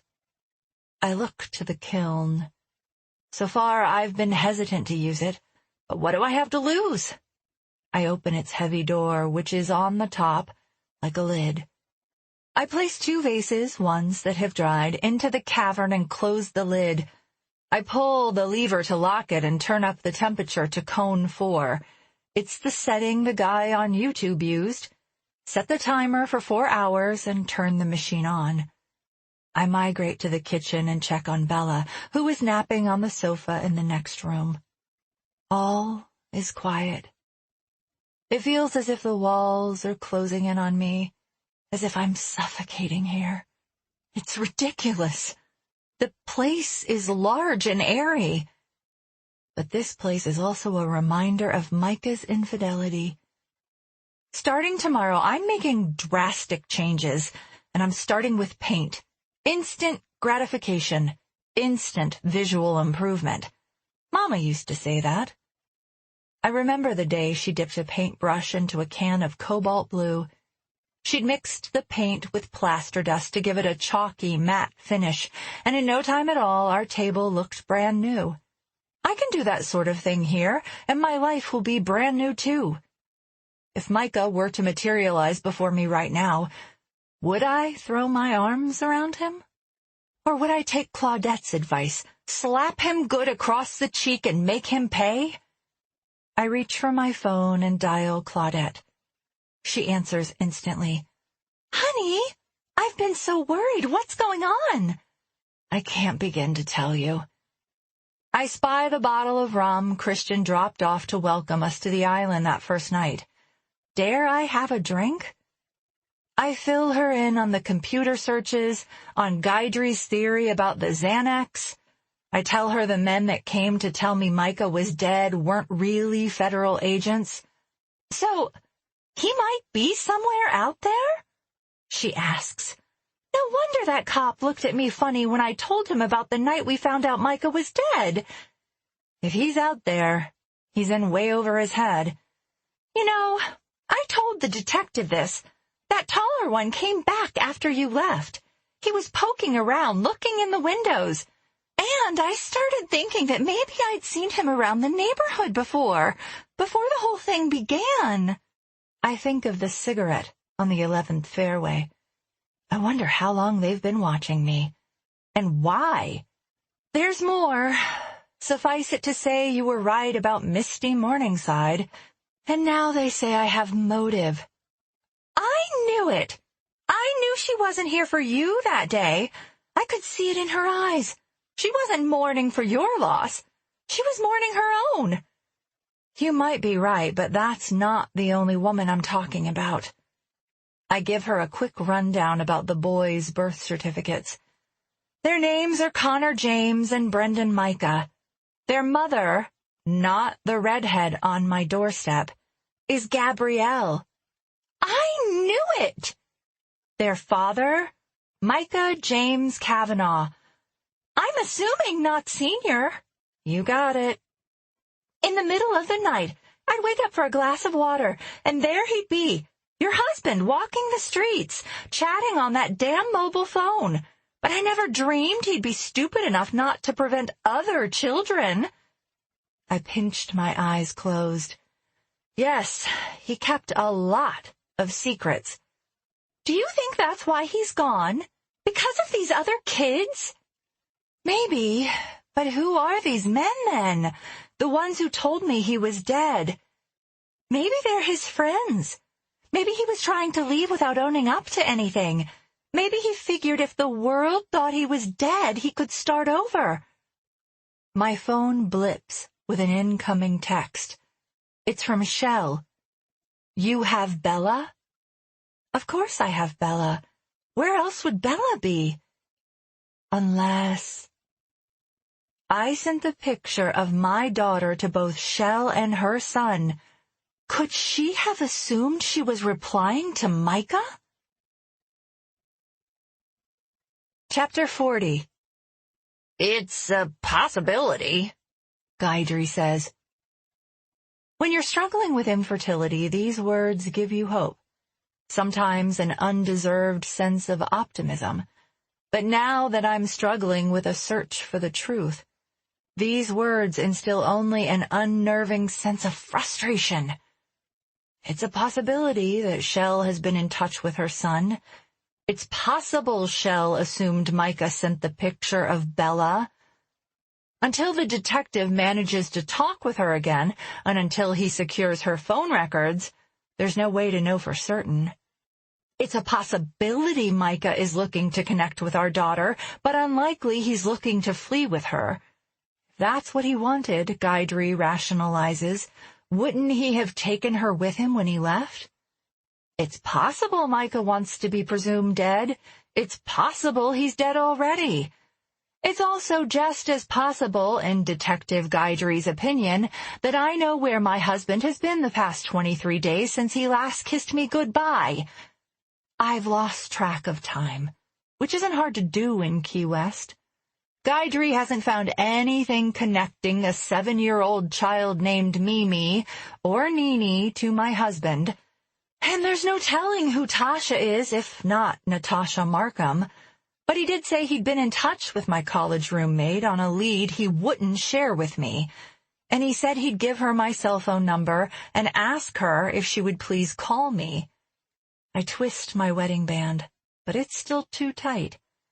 Although I've lost about 5 of the pounds I packed on since we began IVF. A yank and a tug later, all I have to show for my efforts is a sore finger. I let out a growl. "Mommy!" Bella giggles. "Silly Mommy!" What a terrible few weeks. I can't take it anymore. "Bella, it's time to take a bath." "No, we're coloring, Mommy." "You've been coloring and getting dirty all day. It's time to take a bath." "I know, Nini," Bella says. "Mommy's always mad." Her tongue appears at the corner of her mouth as she scribbles a black mass over her drawing. "Me too, Nini. I wish Mommy left and Daddy stayed." "What did you just say?" "Daddy loves us," my daughter sasses. "Not like you." "Elizabella, Mommy loves you more than anything. You know that." "Daddy's better at hugs, better at games, better at coloring, and better than you. I wish he stayed and you left." "You don't mean that." It comes out more as a wheeze than a sentence. "Yes, I do. I hate you." I lunge at her, rage bubbling inside me so wildly that I feel it vibrating in my joints. Bella flinches, a look of disbelief and fear in her eyes. I tear her from the table, kicking and screaming, "One Daddy, one Daddy, one Daddy!"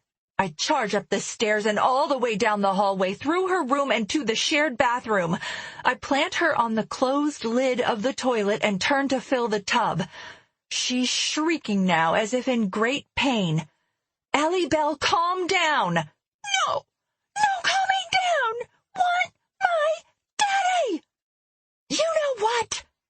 I'm screaming now, too. "I want your daddy, too. Just once. I want him to handle you at your worst. I want him to spend more than 3 hours alone with you to see how he might measure up in your head when he starts to lose his patience. If I left him to deal with even half the shit he's piled up around here, he'd be long gone. He couldn't handle this. He couldn't handle you." I bite my lip and wipe tears from my eyes as I turn to look at my daughter, who is shaking and white. And I'm responsible. Instantly, I try to pull myself together, but the sight of her little body huddled atop the toilet only drives me to unravel even further. Tears sprout from my eyes like April showers, and I'm sobbing, a rumpled mass of bad mother on the cold mosaic tile floor. "Bella, I'm sorry." She flinches when I reach for her. I sniffle over tears.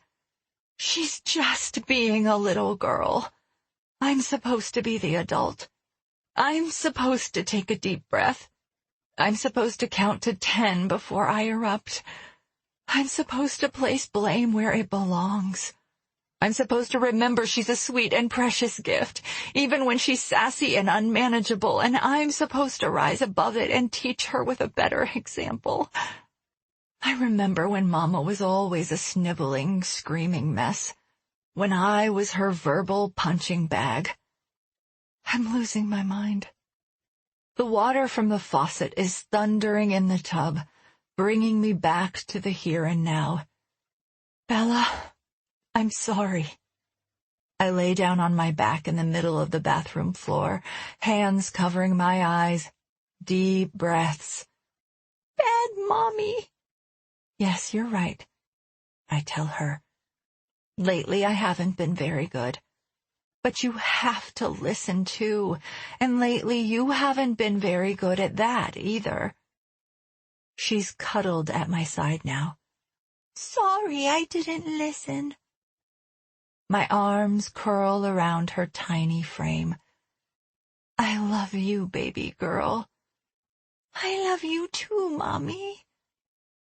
Christian was right. I'm not doing myself or my child any favors by staying cooped up in this house all day and night. I have to get a job. Elisabella has to start back at school. We have to move on. I'll get in the tub now, Elisabella says. Thank you. And when you're squeaky clean, let's go see if Emily and Andrea can come sit with you.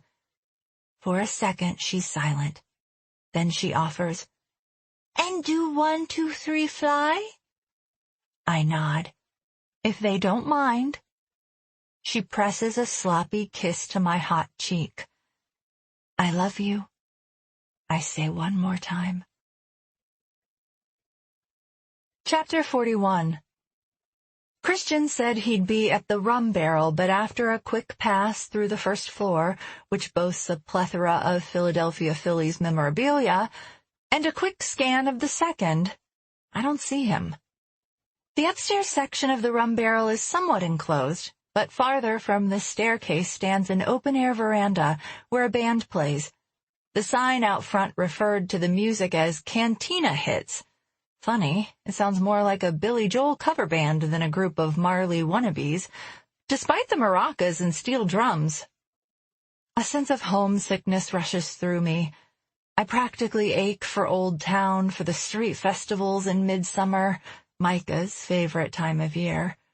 I gravitate toward the sound of the music as if I'll be miraculously passing through to Chicago and turning back the hands of time by the time I reach the platform. An empty table occupies an inconspicuous place near the speakers in the corner, so I take it, out of the way, near enough to the amplifiers that no one would dream of speaking to me, or at least expect me to answer any questions. No one would dream of approaching me. Micah would. A voice in my head chirps. It's true. He would have. He had, as a matter of fact. It's how Natasha and I met him, in Grant Park, at Lollapalooza, amid screaming guitars and 9-inch nails. I'm sorry, ladies, I can't hear a word you're saying. We didn't say anything. I'm sorry, I can't hear a word you're saying. My thumb instantly searches for my wedding band. Still there. I bite my lip in frustration. Why couldn't I have continued to live in oblivious happiness?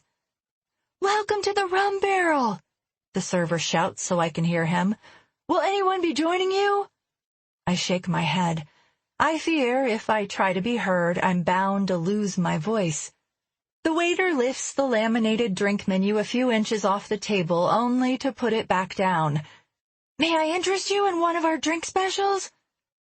The band plays the last few notes of a song with flourish, and the vocalist croons, ta-da, as if he were more magician than musician. I'm grateful not to scream. Mojito. After a pause, I add, please. Behind me. Nice choice. Christian. He places a half-gone pint glass on my table. Mind if I... He's already pulling out one of the aluminum stools at the table and helping himself to a seat. Anything for you, sir? My neighbor looks to the waiter. I'll have another Frogman. I raise an eyebrow at the name of the beer. Sounds appetizing. Try it. He gives the glass a little shove in my direction. I sip. It's okay, flavorful. Too bold for a girl whose occasional, if not rare, beers consisted of Miller Lite Big Mouths at Comiskey Park. I'll stick with the mojito. Anything to eat? Fritters, I say without thinking.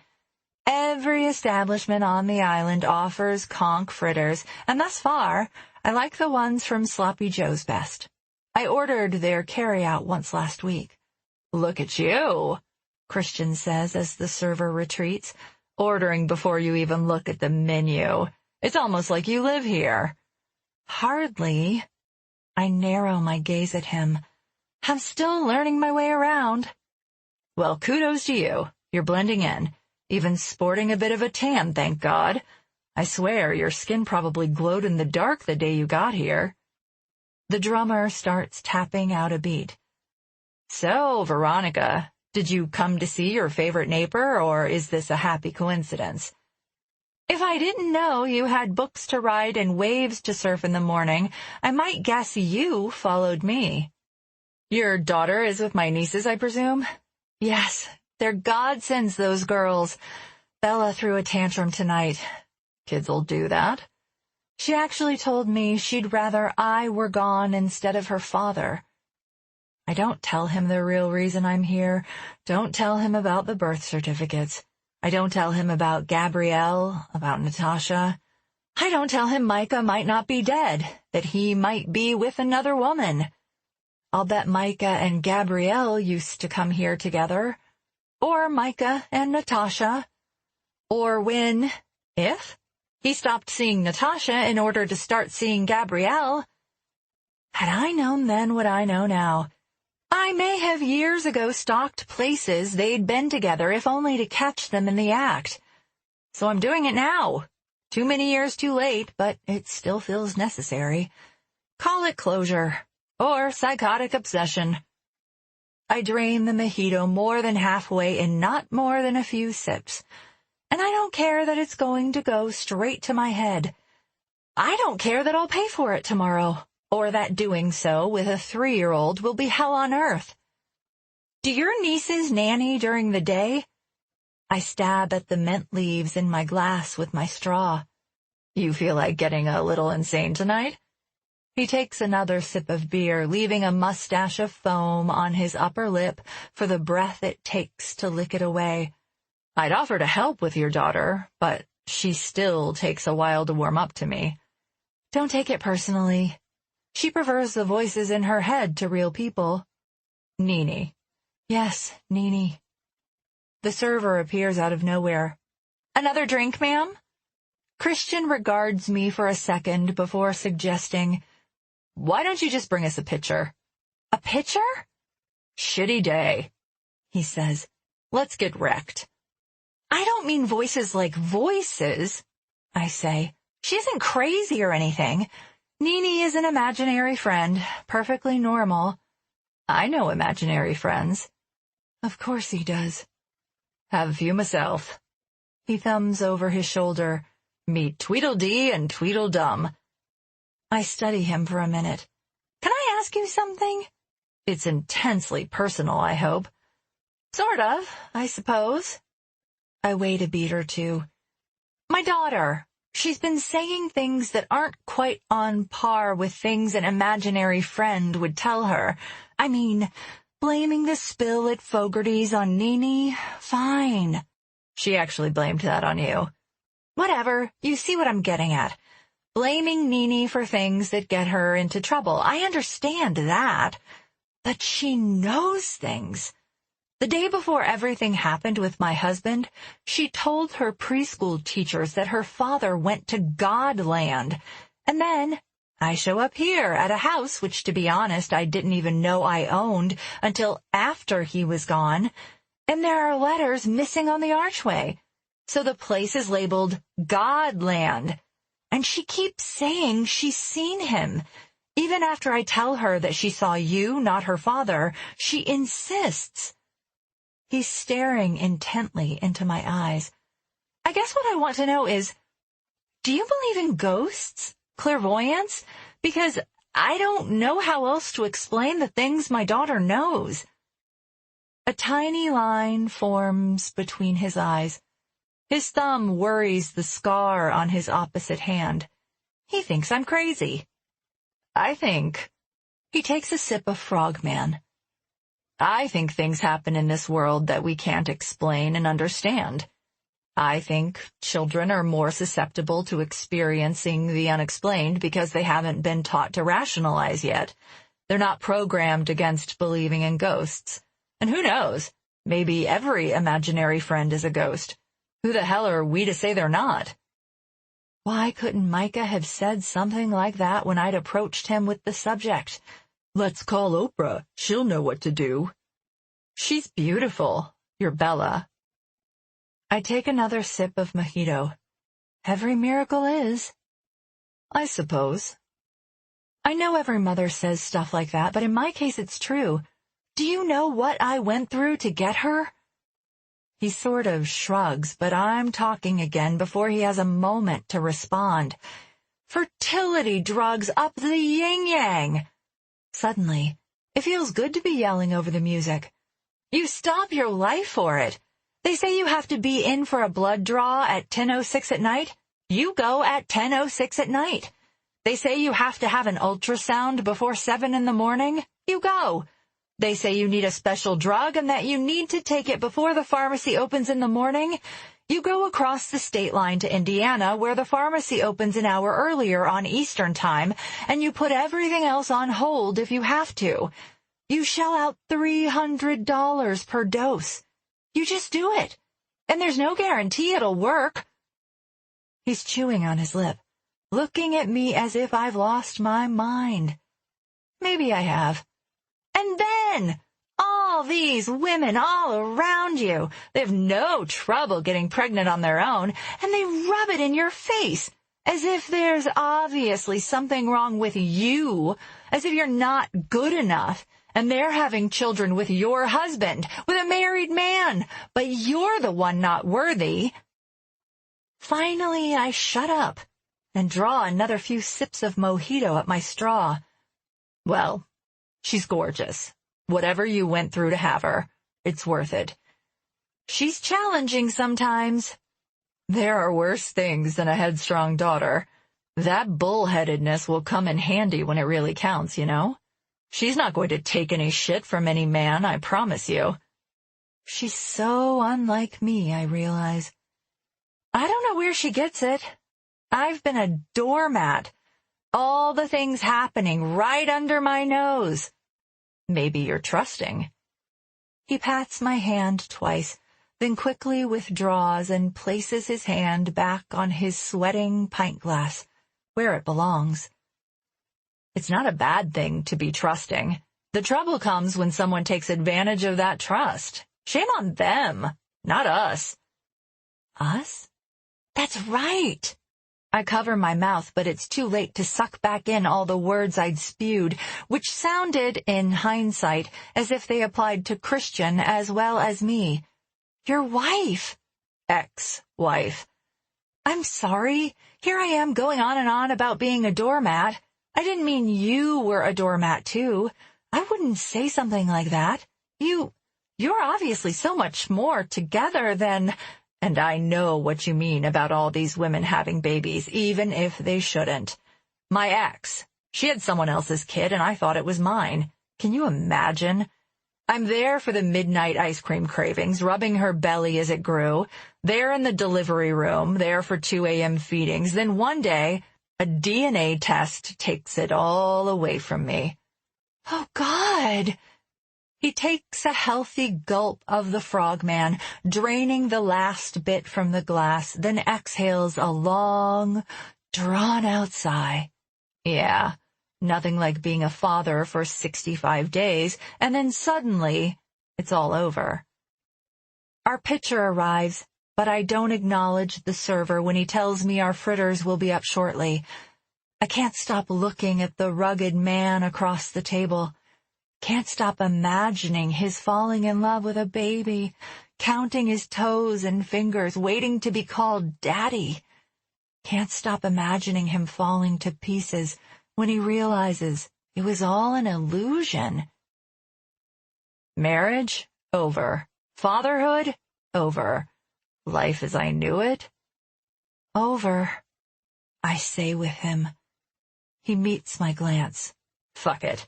Life deals you shitty cards sometimes. What are you gonna do? Fold? Nah, you gotta play, right? No matter what. Absolutely. I think of my mother, folding with a handful of pills, checking out. But she didn't stop there.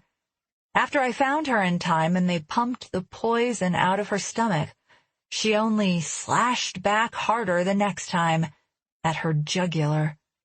She left me to scrape myself up off the floor. I'd played. I'm playing now, too. I reach for the pitcher of mojitos and the spare glass the waiter brought with it. I top off mine and fill the second.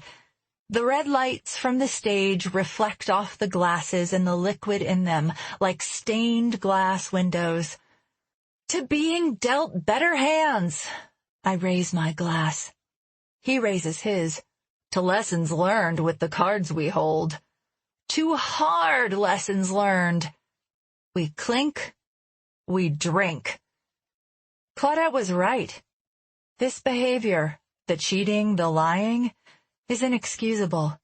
And if I'd learned of it before Micah flew his proverbial plane into the great beyond, I wouldn't have been half as forgiving as Claudette was of Brad after misty Morningside.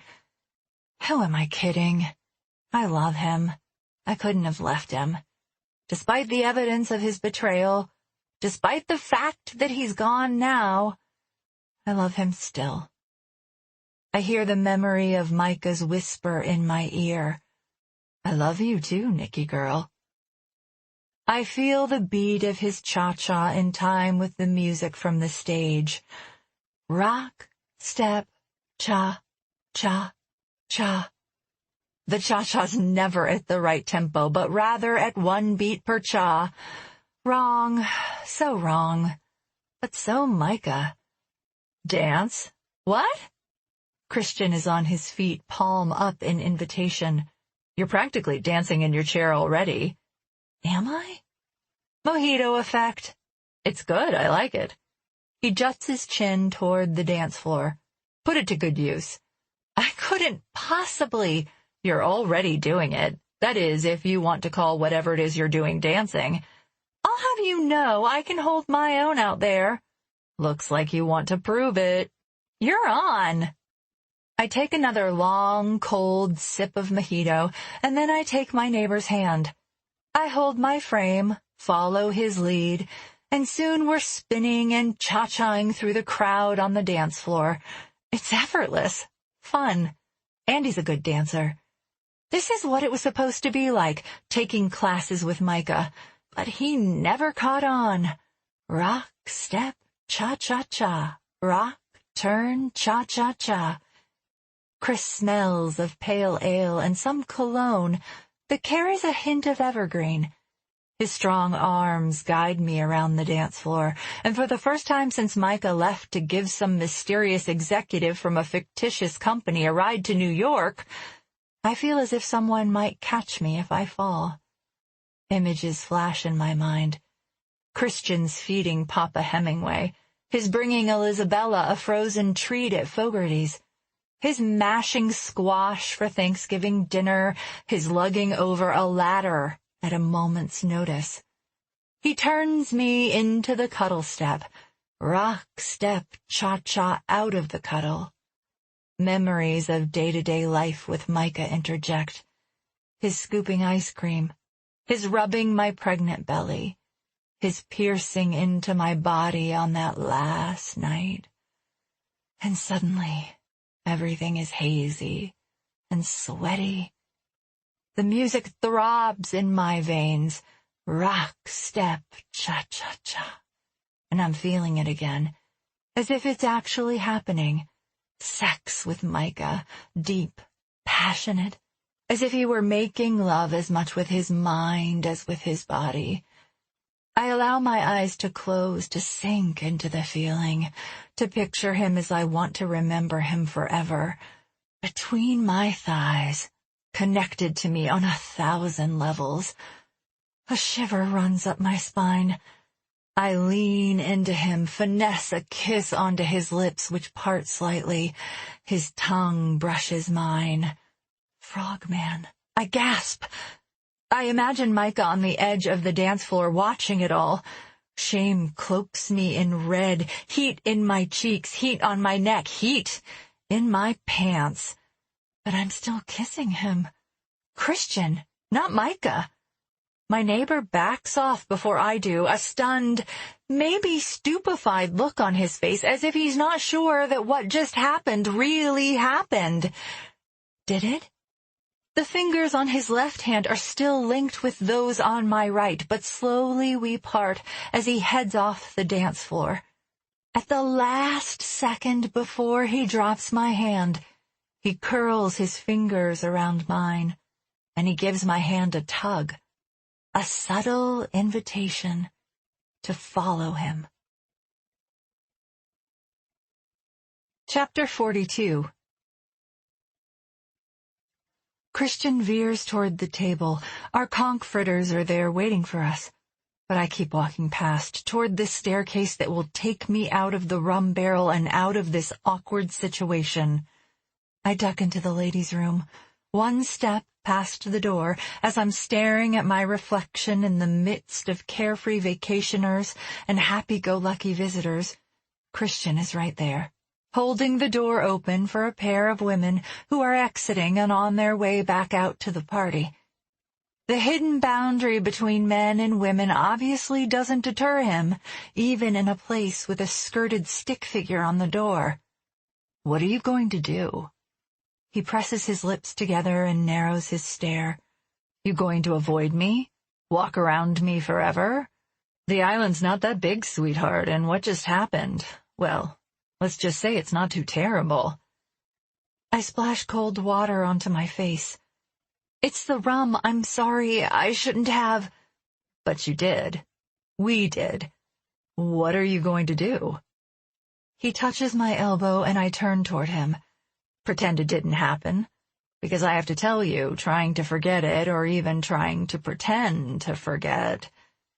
Our lips crash together again, and after a second or two the kiss comes to a close. I'm not sure how it happened, but damn. There, he says. We're even. You made a mistake, then I made a mistake. And now we're even. My hands are pressed to his chest. His arms are draped casually around my body. I can't look him in the eye. Nothing to be ashamed of, he says. Blame it on the island, on the mojito, on the dancing. It's just that I'm a clumsy idiot at the moment, tripping over my words as surely as I'd trip over my feet if I tried to walk around him right now. If anything else happens, not saying that's what I want. You're saying you don't. I'm not saying that either. I mean, look at you. You've been the best neighbor anyone could ask for. So have you. And you're sort of nice to look at, you know? Sort of. His brow crinkles, and the corners of his lips turn up in a combination smile/smirk. And after the day I've had, after the months of fertility shots and timetables and everything else, Veronica, it wouldn't mean anything. And after what you've been through, you deserve it to mean everything. And, Veronica, what? Let's eat our fritters. Have another drink, maybe dance a little more. We don't have to solve all the world's problems right here, right now in the ladies' room. Another patron comes in. Come on. He juts his chin toward the door. It's getting crowded in here. At the corner of Front Street in Simonton, with one, possibly two, too many mojitos under my belt, I grab Christian's elbow to steady myself as I pull the flip-flops from my feet. My feet are killing me. Well, what do you expect, walking around on $3 slabs of rubber? He smooths an eyebrow with a pat of his thumb. The street lamps catch the raised flesh on his hand, and in my slightly inebriated state, I nod in its direction. What happened there? A hint of a smile appears on his lips. We're going to have a personal conversation. Are you kidding? With the straps of my flip-flops tucked over my fingers, I step off the curb toward the ocean to my left. We've had at least 10 of those tonight. Elizabeth Street is this way. He slides his hands into his pockets and twitches his head to the right. And that's debatable. I indicate left. The beach is this way. Would you believe I haven't so much as seen the beach since I've been here? I've been texting with Christian's nieces all night. They've sent pictures of my daughter mid-games, mid-snacks, mid-drawings, and finally asleep.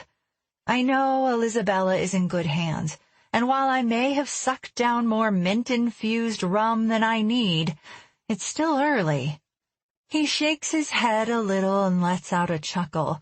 But he follows me across the street and past the gate of some fancy-looking hotel. So, do you want the story I usually tell about how I got the scar, or do you want to know the truth? Does any girl ever tell you to lie to her? All right, I'll tell you both versions. You get to decide which really happened. Are you going to tell me if I guess right? We'll see. Story number 1. I'm in the middle of a fist fight. You know the one with the asshole who knocked up my wife. He broke his nose. Right. But the real story is why. He came at me first, like I told you. But what I didn't tell you is that he came at me with a weapon. A weapon? I repeat. He shrugs. Of sorts. Automatic nail gun. We were in the midst of a home improvement project. The guy was our general contractor. He came at me and He demonstrates with a hand. I blocked, and he shot. So you broke the guy's nose with a nail sticking out of your hand? Yes, I did. His elbow grazes against mine as we walk. But to be fair, I hit him with the other hand. That's pretty unbelievable. You think so? Sorry, I do. Okay, story number 2. It's after the split with my ex, and I'm out on a blind date at one of those chop-chop-at-the-table Japanese grill restaurants. The chef is there doing his thing, and suddenly one of the knives goes flying. It's heading straight for my date. And I'm thinking, I can't let anything happen to her. She won't go out with me again, right? You're thinking about all of that as the knife's flying? It's one of those situations where you sort out your thoughts later, but long story short, I bat the knife down midair. He shakes his head. At least that's what I thought I did. She's screaming, and some other guy at the end of the table passes out, and I look down, and the knife is sticking straight out of my hand. That really happened? I don't know, he says. Did it? But it would explain why I'm 34 and retired. Those national chain restaurants have some decent insurance. Also might explain why she never went out with me again, but I digress. You saved her life. He shrugs as if what he proposes he's done is no big deal. You took a knife for her and she wouldn't go out with you again? I don't know if that's the reason, but no, she didn't. What a bitch! Are you saying that if I took a knife for you, you'd go out with me again? Well, considering this isn't a date, I don't know if I'd go out with you again, but we danced. You bought my drinks. How is this not a date? I stopped walking before we hit the ocean, but the surf rolls up on the shore to tickle my toes anyway. I didn't pay the tab. Huh. How about that? Did you pay the tab? He shrugs. They know me. I'm probably the only Phillies fan on this island. They'll bill me later. For a few moments, I'm astonished that I was too lit to remember to pay for my dinner, and I most certainly am feeling a little on the warm and dizzy side. And I'm feeling a bit like a degenerate. But when he starts to laugh, I realize he's kidding. After drinks number 3, or 4, I asked for the check and went to the ladies' room, alone this time. And when I came out, he was waiting there, offering to walk me home. Of course he paid the tab. That's twice now, I say. You didn't have to do that. Maybe I want another casserole. Because the first one was so incredible. If I'm being honest, I'm not that big on casseroles. I prefer to drink my carbs, to tell you the truth. And I don't much like the idea of having you indebted to me, but I do like the idea of getting to know you a little better. A wave of guilt washes over me with the next ripple of the Atlantic tickling my toes. Am I a married woman or a widow? The impermanence of my situation is mind-numbingly irritating. I don't know if I should be mourning Micah or hating him. Probably I should be feeling a little bit of both ends of the spectrum, regardless. I take another step farther into the squishy white sand and realize my husband has probably walked these shores with another woman. I'm saying it because I think you need to hear it. He says, I'm on your side. You've got a friend in me. I've never had many friends. The moment the words cross my lips, I wish I could rewind time and take it back. It sounds so pathetic, so woe is me. I don't believe that for a second. The way he's looking at me, as if he believes I can hold my own, as if he's been fooled by the mask of confidence I wore the day I strode right up those plantation-style steps at Goddess Island Gardens and proclaimed to belong there. I can't deceive him anymore. He doesn't deserve it. Or maybe he does. What do I know? But I know I don't want to be the one to do it. I can't be responsible for anyone feeling as wretched and uncertain as I've been feeling since Micah's secrets began revealing themselves to me. The wind catches my hair and flutters it over my forehead and into my eyes. Christian brushes the wind-blown mess aside. Your daughter looks so much like you. I softened for a second. He's practically daring me to leave all the ugly truths of my life behind for the night. But I'm afraid I'll only start believing in illusions if I do that. She's beautiful, he says again. My cheeks warm with his flattery. If he thinks my daughter looks like me, that must mean he thinks I'm beautiful too. Thank you. Whether you have friends or not. I don't, it's true. I wouldn't mind being one. The only friend I ever had, the only one in my adult life anyway, was my college roommate, and I ended up stealing and marrying her boyfriend. He shrugs. Well, you married the guy. You weren't just filling a vacancy. A rationalization, but a valid one. What is it with you? I'm trying to tell you I'm a terrible friend, and... You're a terrible friend because some girl had trouble letting go of a guy who didn't want her? I don't buy it. No, I'm a terrible friend because I have trouble investing. And now, after everything with Micah, I'm only going to have even more issues. I gauge his reaction, but he offers only a no-big-deal shrug in response. Most of us have some sort of issues. True.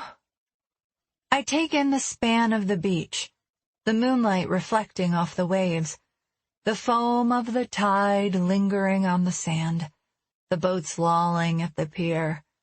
I scan the names lettered on the hulls: Mermaid, Joni, Azul, Blue. Micah used to say friends were silver and gold. I continue. Ironic because we didn't hang out with anyone. Never got close to anyone. I had friends when I was younger in high school, but they were up here. I float a hand at eye level, on the surface. I couldn't afford to get close because of how things were with my mother. Realization hit me like a roundhouse kick across the jaw. That's why Micah chose me, I say slowly. He couldn't have pulled this shit on Natasha. He needed someone vulnerable, someone broken. I meet Christian's gaze. Micah needed someone who could fall into him to the extent she'd lose herself, and I most certainly did that. Don't sell yourself short, Christian says. No, it's true. I'd just been through a god-awful few years with my mother, and it was always just Mom and me, and... She wasn't, well, my mother, she wasn't normal. How so? I'm going to tell him, I realize. Maybe it's the alcohol, or maybe it's just that not telling Micah everything didn't exactly work out as expected. I never told my husband the whole story. He never knew Mom had attempted an overdose. He never knew she tried to blame me when her attempt failed. He doesn't know about the very bitter end, either, because I didn't know how to broach the subject. And it turns out he didn't know how to tell me a lot of things, too. But I take a seat on the beach and allow myself to enter the twisting, coiling corridors of my history. And I begin to tell him what I lived through. It happened slowly, so slowly that I can't pinpoint a moment when I knew she was different. But it started with the jewelry. The jewelry had faces. Those faces had mouths, and when those mouths opened, the most terrible thoughts were spoken. But only Mama could hear them. It's all so vivid, as if I'm spiraling through dimensions of time and space, and I'm there again, or she's here. The ocean becomes a window. The waves are the table at which she worked so diligently on the beautiful pieces of artwork that wormed into her brain like parasitic assassins. And I feel her all around me, whispering, "He wants me to kill you. Kill you. Kill, kill, kill, kill." Chapter 43. Christian's fingers curl around my hand. "You poor kid." I try to explain it to her, I say. I'd remind her that she made the jewelry, that the jewelry wouldn't be here if she hadn't meticulously placed every crystal into every prong.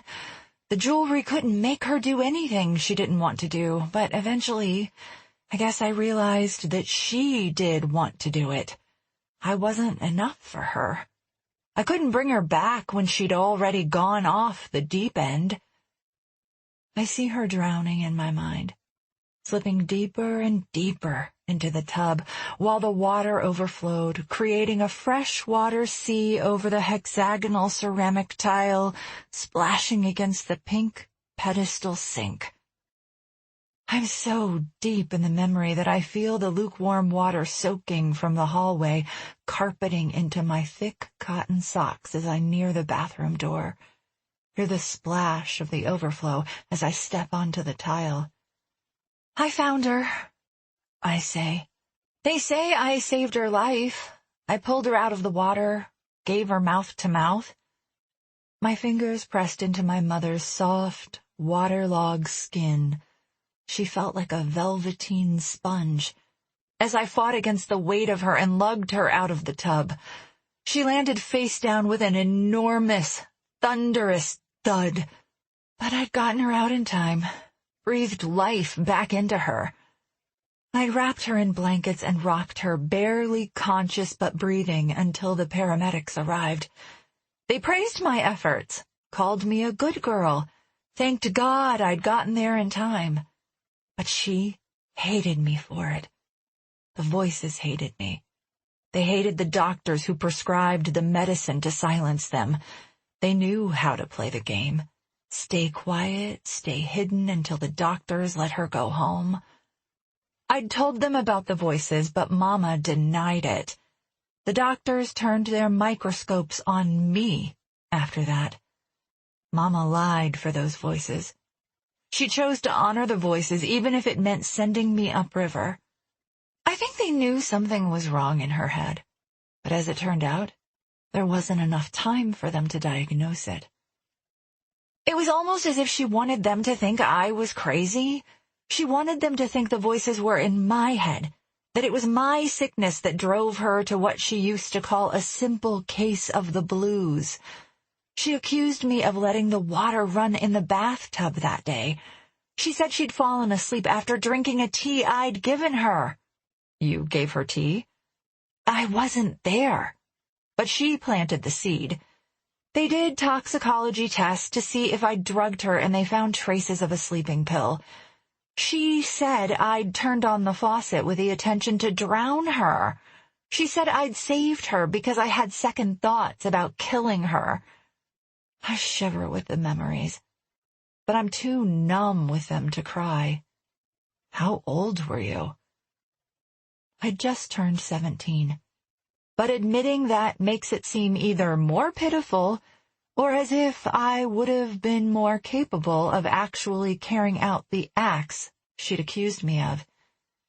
It's just something that happened, just something I survived. I'm not asking anyone to feel sorry for me. No one's pitying you, he said, but I'm telling you, that is batshit wrong, and it shouldn't have happened to you. It's pretty unbelievable, actually. Maybe more unbelievable than his stories about acquiring the scar on his hand. And it does sound as if I'm fishing for sympathy. So I go with details. Details make the story harder to dispute. Just a few weeks later, when they were still reviewing my psychiatric evaluation, she came at me with a kitchen knife. But at the last second, she turned the blade on herself. I didn't see it happen, but I can conjure the picture of the knife in her neck. I see as clearly as I see the stars reflecting off the waves, the blood spurting like a geyser. I was hiding from her, but when I heard her fall, there's nothing I can do to change the picture in my mind. She was already gone by the time I came out of the closet. I'm sorry. My prints were on the knife. Of course they were. You lived in the house. She came at you. There was an investigation.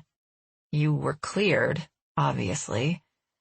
Doesn't change the fact that it happened, that I spent a year in a county home trying to prove I wasn't crazy, or that the life insurance company didn't want to pay out, first because I was under investigation, and second because once I was cleared, her death was ruled an apparent suicide.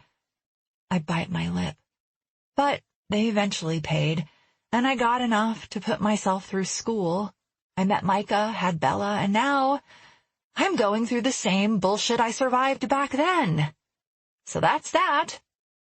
So you think that makes you vulnerable? I shrug a shoulder. Makes me something. Maybe he chose you because he knew you could handle it. What? Look, I don't know what's going on with Micah, but you survived it all once, at 17. All this time, you're thinking he chose you because you were more vulnerable than Tasha. What if he chose you because you're stronger? I face him now. The night wind musses his too long hair. His gray-green eyes reflect the light of the faraway lampposts. No one survives what you've been through if she's not strong, he says. Does he really believe that? Or does he have ulterior motives? It wouldn't be the first time some guy said something amazing to get a woman into bed. But does it even matter? It's not as if it was his idea to come here. He offered to walk me home. I brought him here. I sat down in the sand and started telling him things I don't usually discuss with anyone. Not even Micah knows about the faces in the jewelry. Even if I'd shared a few gruesome details of my mother's suicide and her attempts prior with my husband, he doesn't know the police once suspected me of involvement in her death. Unless, what if Micah found out, and that's why he's running? In all my accusations about his deceiving me, have I forgotten that I married him without sharing the biggest secret of my life? Yet I told Christian after a few rum concoctions, and he's still looking at me as if he respects me, as if he'd still like to get to know me, as if he still considers me a friend. You said before, maybe you didn't admit to believing in ghosts, but you didn't tell me you didn't, I say. So maybe you don't think it's out of the question. Nothing's out of the question, he retorts. Do you believe in God? No, really. But sometimes I swear I see Micah out of the corner of my eye, or I smell his cologne, and I swear he's there. It's so real. Well, that could be God as much as it is a ghost. But either way, who am I to tell you what you saw or didn't see, what you experience or don't? And suddenly, the urge to know him, overcomes me too. He licks his lips, and I imagine they must taste like the elixir that stole my inhibitions this evening.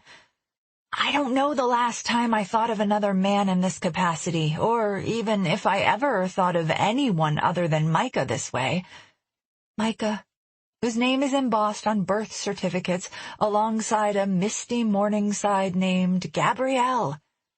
Micah, whose life has become as foreign to me as distant lands I'll never see. Micah, who I'm not sure I can forgive or forget. I'm not thinking straight, or maybe I'm not thinking at all, but I don't care about regret, revenge, or reconstitution. All I know is the concept of gratification leaves me hungry. I lean into my companion, land my lips on his, and before I know what's happening, we've joined the other pairs of shadows on the stretch of shoreline. We're part of the scenery, like the lovers vacationing at the resorts dotted along the coast. My back is against the sand, and Christian's hand, the one marred with the scar, is on my hip, and his tongue is brushing against mine. It's wrong, but I want it. I want to feel real, like a woman, not like a shell in which to implant and nurture embryos that won't develop. I nudge a knee between his legs, feel the heat of his breath on my lips, his warm hands on my body, his thumb daring to brush along the contour of a breast. I shiver with anticipation of letting go of the chaos, if only for a night. The trill of a phone startles me. Christian lets out a breathy laugh, but he keeps kissing me. You should get that. Go ahead, I say against his lips. It's not mine, he says between kisses. It's coming from your purse. So it is. I unzip my purse and yank out my cell phone. My fingers instantly tense. Oh my God, I manage to say. The call comes from a blocked number. Hello? A whisper, familiar only because I've heard it before, answers me. I see you. Who is this? The caller is still whispering. Veronica? Yes? I'm watching. Who is this? Click. Chapter 44. You're sure? Christian asks his niece. I hear Andrea's voice filtering through the speaker on Christian's phone. I'm looking at her right now, Uncle Chris. She's sleeping on the sofa. Is the door locked? She asks her sister. Emily, is the door locked? Lock the door, Christian says. Okay, already, it's locked. What's going on? Should I call the police? Just don't let anyone in. Obviously, we're on our way back. By the time we arrive at my place, I've lost my sandals. Maybe I left them on the beach, and my feet are killing me. I've heard the girls insist that my daughter is fine, but I'm not convinced, won't be convinced, not until I'm holding her in my arms. This is my punishment. I shouldn't have been doing what I was doing on the beach. I shouldn't have been enacting revenge for Micah's irresponsibility, let alone allowing Christian Renwick to take part in it. The entire run back from the beach has exhausted me, and I don't even think about the sand I must be trailing in with me until after I unlock the door and after I'm seated on the sofa, cuddling my safe and sleeping little girl. Whatever effect the mojitos had on me, it's gone now, slapped out of me with the fear of losing everything. What happened? Emily's asking. Christian's explaining, but everything happens in a fog in the distance. It's almost as if I'm tuned in only to the sound of Elisabella's yawn and the sweet sigh she emits as she tosses her arms over my shoulders. She's fine. Thank God she's fine. I hear the police in the periphery, but I can't focus on what they're saying. I stroke her baby soft hair and rock her in my arms. I kiss her warm, rosy cheeks and study her as if memorizing every detail of her face. Members of the KWPD walk through my house while another takes notes from here in the living room, as if keeping an eye on me. What's the crazy lady going to do next? But I didn't imagine any of it. It happened. Christian was there when I answered the phone. He knows. And maybe Key West PD will assure Detective Guidry that I couldn't have generated that call. Emily and Andrea sit on the floor opposite me, trading glances. If twin telepathy exists, I'm sure they're sending each other messages about me. Maybe they'll take their uncle aside and urge him to sever all ties with me. It might be good advice. The officer stationed in the room with us asks questions. Any idea who might have called? Did you recognize the voice? Has anything like this happened before? In the interest of furthering the investigation, I answer the questions, but I know my answers will only serve to put more suspicion on me. No one can help me. History keeps repeating itself. I have no doubt Detective Guidry will find a way to trace the call, just like the one before, back to me. Because everything leads back to me. Just like after Mama died. My prints were on the knife. Her blood was all over my body. The mix of emotions I experienced back then stirs in my heart now. Never had I known I could love someone and fear for her, fear because of her, worry for her, and despise her all at the same time. It's the same way I feel about my husband. Between horrific scenes of my past, I tune into the present, hear the police inquiry and my answers, as if I'm watching the whole thing on the nightly news. Yes, we'd been drinking. No, not so much that I could have hallucinated. Yes, I'd told Christian about Micah. Yes, I'd originally told him my husband had died. Christian's going to think I lied to him because it's apparent now that Micah's death is not confirmed. I should have updated him. I should have told him sooner. He's going to think I'm hiding something, especially after I just spilled my guts about my mother. I knew there was a reason I shouldn't have told him about my mother. But I can't help that now. It's probably just as well. Let it end between us before it really begins. I tighten my grip on my daughter. She's the only one who matters. Veronica? I shift Bella on my lap, but I can't stop looking at her even long enough to acknowledge whoever is speaking to me. Veronica? I glance up when I feel a hand on my shoulder and see an officer standing over me. The twins are gone. I assume their uncle left with them. I didn't have a chance to thank him or to pay the girls for their time. We've looked through the house, made sure everything's safe, the officer says. I nod. Call us if you need anything else. I take the cue and with some minor struggle to shift my daughter in my arms, manage to stand and lead the police force to the door. I thank them. I lock the door behind them. I take a deep breath and start to climb the stairs when I see Christian, very much still here, lingering in the hallway with Papa Hemingway in his arms. You've been through enough today, he says, lowering the cat to the floor. You want me to carry her? Just as I'm about to refuse the offer, Bella reaches for him. The moment he unburdens me, a strange dichotomy settles into my skin. It feels good to accept the help. Relief relaxes my shoulders, my lower back, and I feel as if I might fall into a deep, deep sleep at any moment. But at the same time, I feel inadequate. As if I should be able to do it all alone, but again have failed to prove I can. All along the walk up the stairs, I keep my gaze pinned to Bella's cheek, resting naturally on Christian's shoulder. If I squint just right, or if I let my mind play tricks, I can convince myself I'm seeing Micah on that last night before he disappeared, carrying our daughter up to bed. I've watched the scene 1,000,000 times in my mind since then. There has to have been a clue, a hint as to what his plans had been. When he said goodbye, was there anything in his voice, in his embrace, in his eyes, that said that particular goodbye meant forever? I direct Christian to Bella's room, where he transfers her to her bed. You okay? He asks. I shrug. Sure. What else does he expect me to say?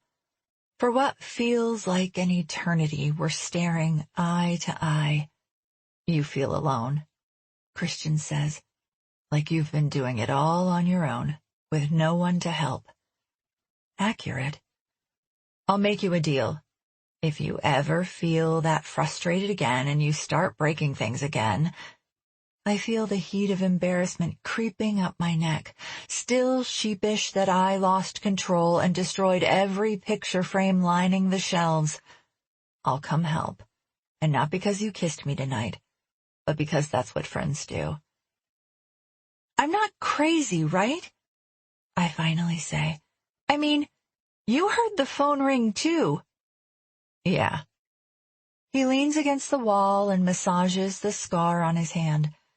Another awkward silence fills the hallway for the space of a few seconds.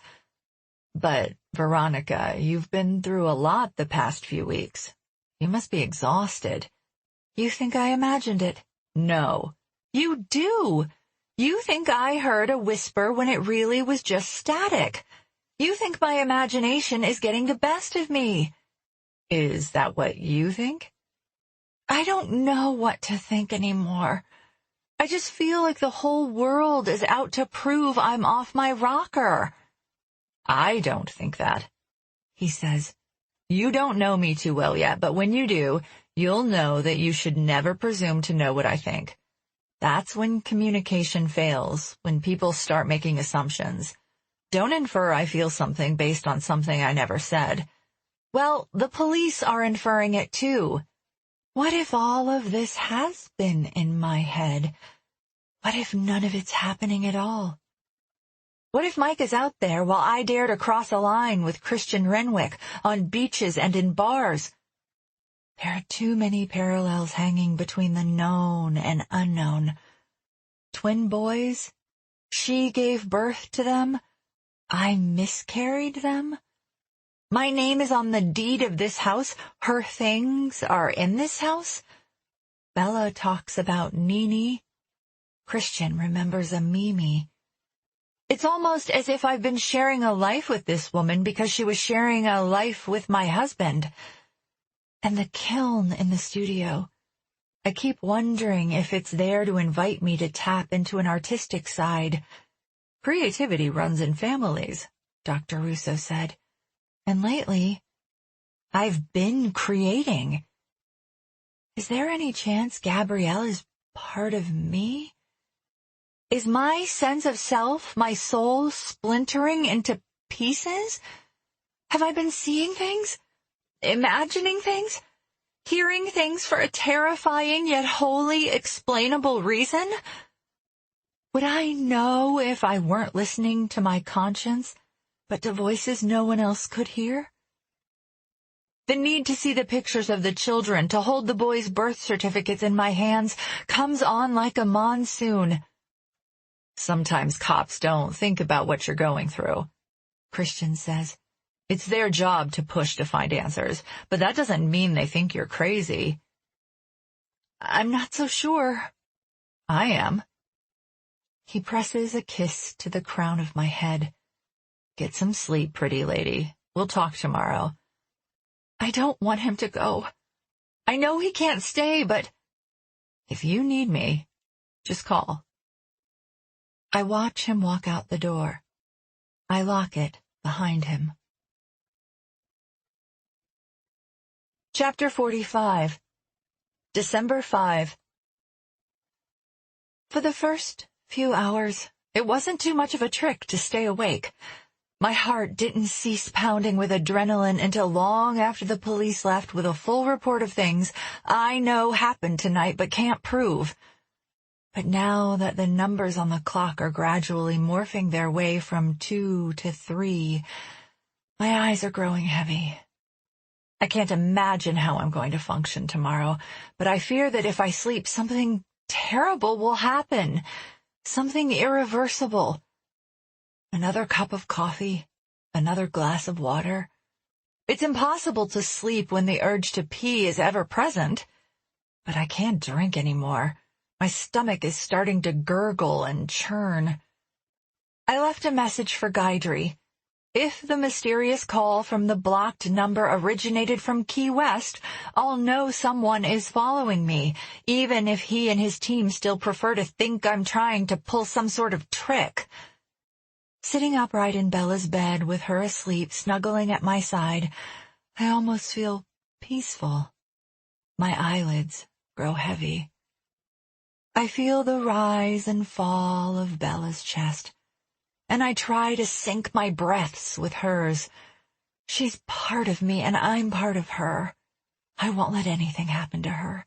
I'll stand up for her in a way Mama never stood up for me. Mama. An ethereal feeling settles into my skin, my bones, as if I'm hovering in a place between dark and light. A feather on air. I drift through the coils of memories I keep locked away.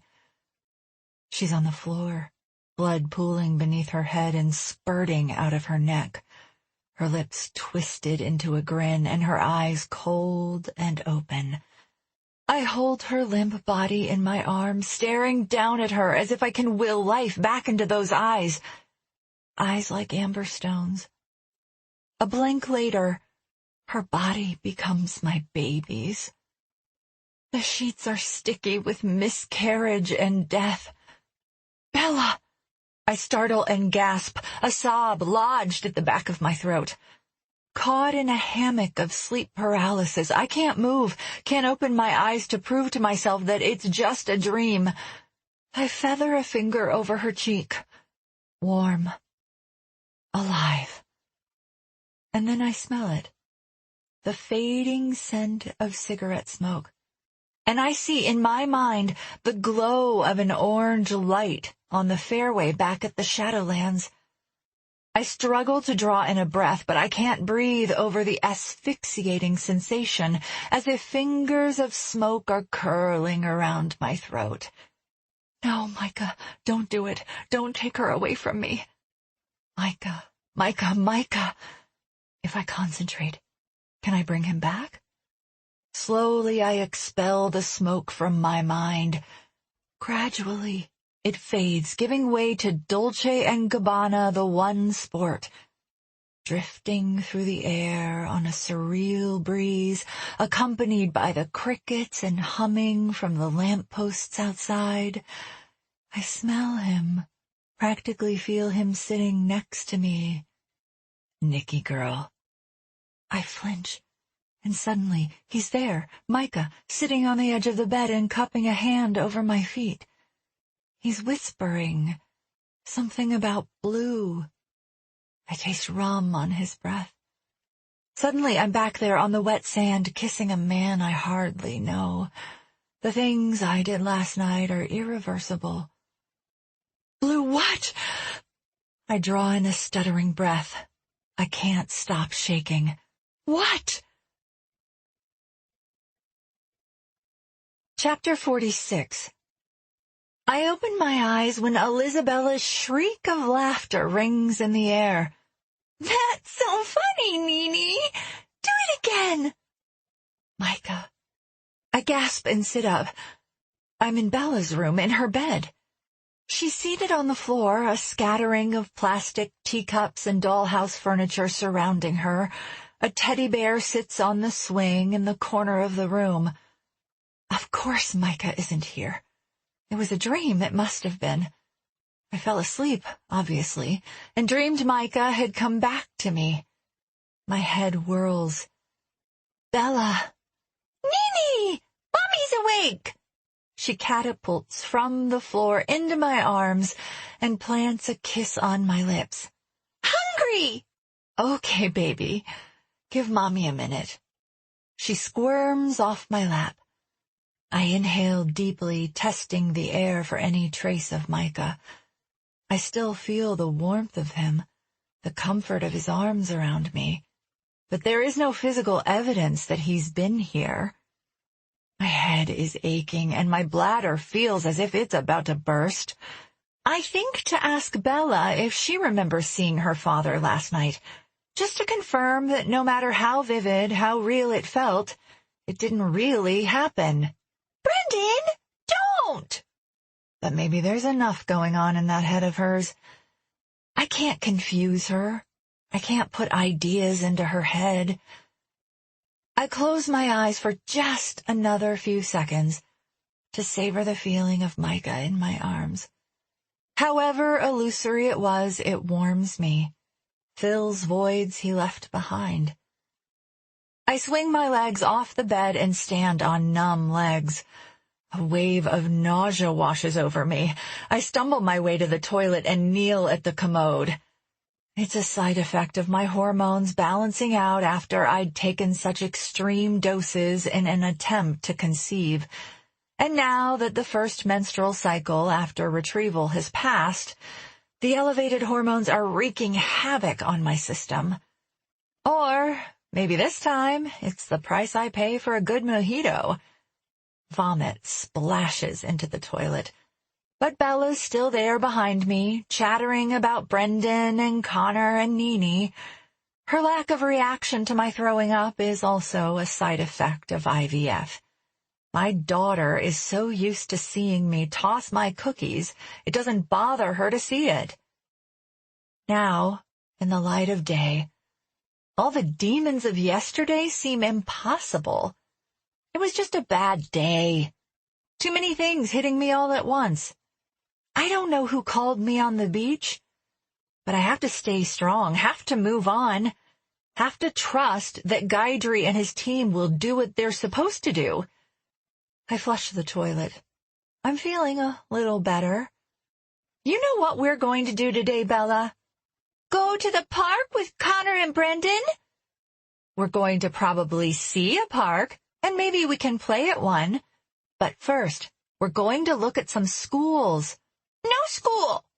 She crosses her arms over her chest and sticks out her bottom lip so far I fear she'll trip on it. We won't even go inside. It's Saturday. We're just going to look. Just look. Schools can be fun, Ellie Bell. Your other school, not so much, right? But that's why we're going to look and spend some time playing there first, before you enroll. No school! You can help Mommy choose the school this time, and maybe you won't go every day, but you have to go. She's emphatically shaking her head. One step at a time. Brush your teeth. Nene says no! Mommy says yes. Remember what we talked about yesterday? About listening? I hand over her toothbrush, and she reluctantly climbs the steps in front of her sink. She brushes as I count aloud the number of times her brush passes over her teeth. We then walk the length of the hallway to the master suite, where I splash water onto my face and brush my teeth and pull another sundress over my head.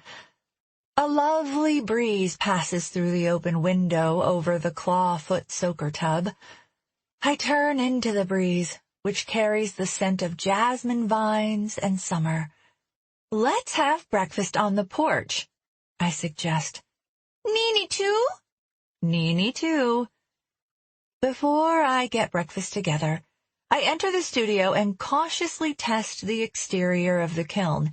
While it's been off for at least 12 hours, it's finally reasonably cool. I learned yesterday that the metal sides of this appliance could pass for a radiator, even hours after the timer goes off. I don't know if it's hot to the touch at that point, but I didn't want to learn the hard way. I unlock the lever and lift the lid. My weird, amateurish creations are a whiter gray now, but they're sturdy and solid, no longer brittle. I did it. I created oddly shaped ceramic coffee mugs, or flower pots, or topless canisters. My victory is short-lived, as a sinking feeling returns to me. I smell something burning, and while I suppose it's to be expected, this kiln at Cone 4 had to have gotten pretty hot to have morphed clay into something unbreakable. Should the scent of fire linger?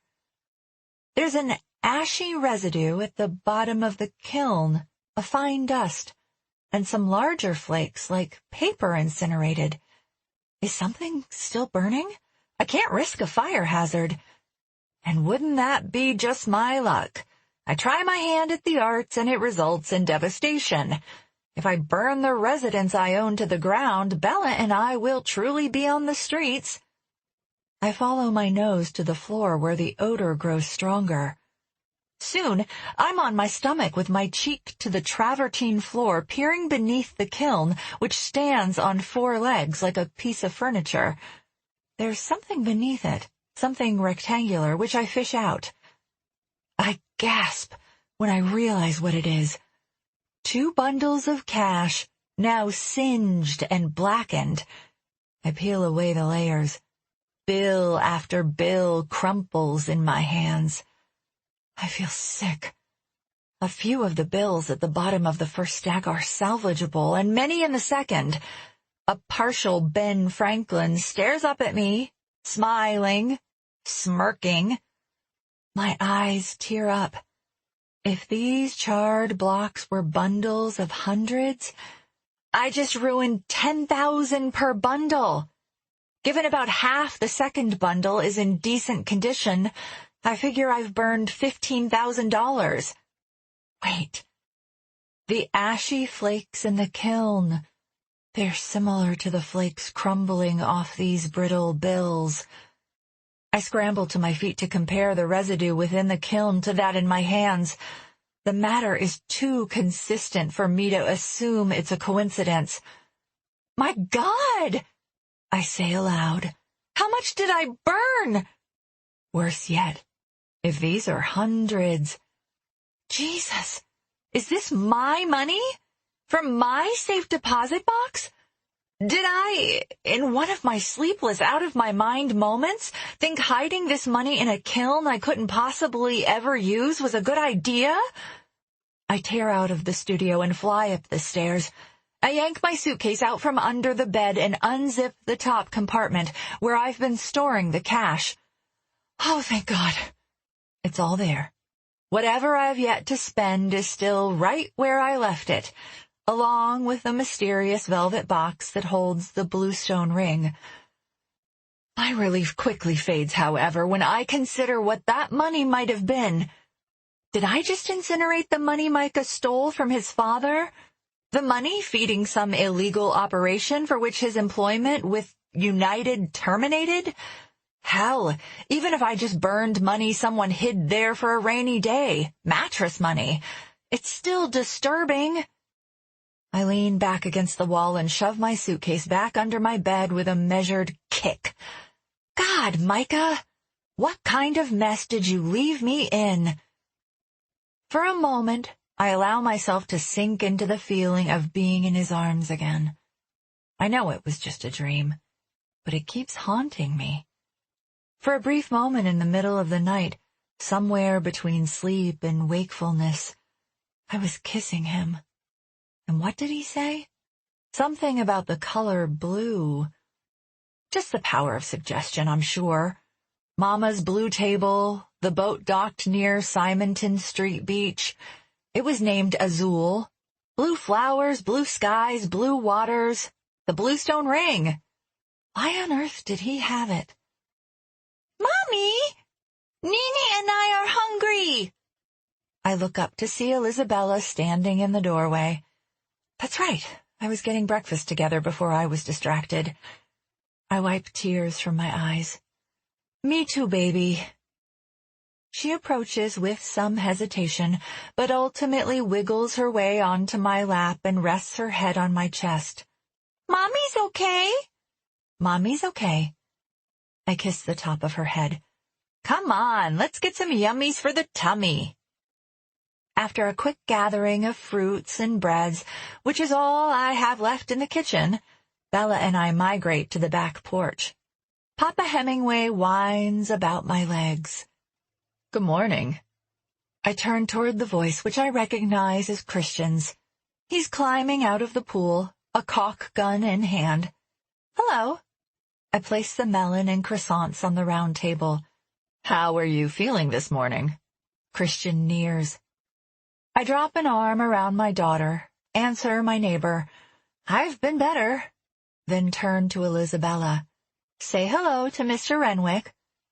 I'm about to add that she allowed him to carry her to bed and tuck her in last night, but it suddenly feels too familiar a thing to say. Maybe after I landed a few kisses on his mouth, I shouldn't worry about being too familiar. There are many things about last night that I ought to just forget. Dreaming about Micah won't bring him back, and kissing Christian Renwick won't make the dilemmas in my life disappear. Where's Emmy? And Andrie? Bella climbs onto a chair. Christian shades his eyes from the morning sun. Playing tennis, I think. See them later?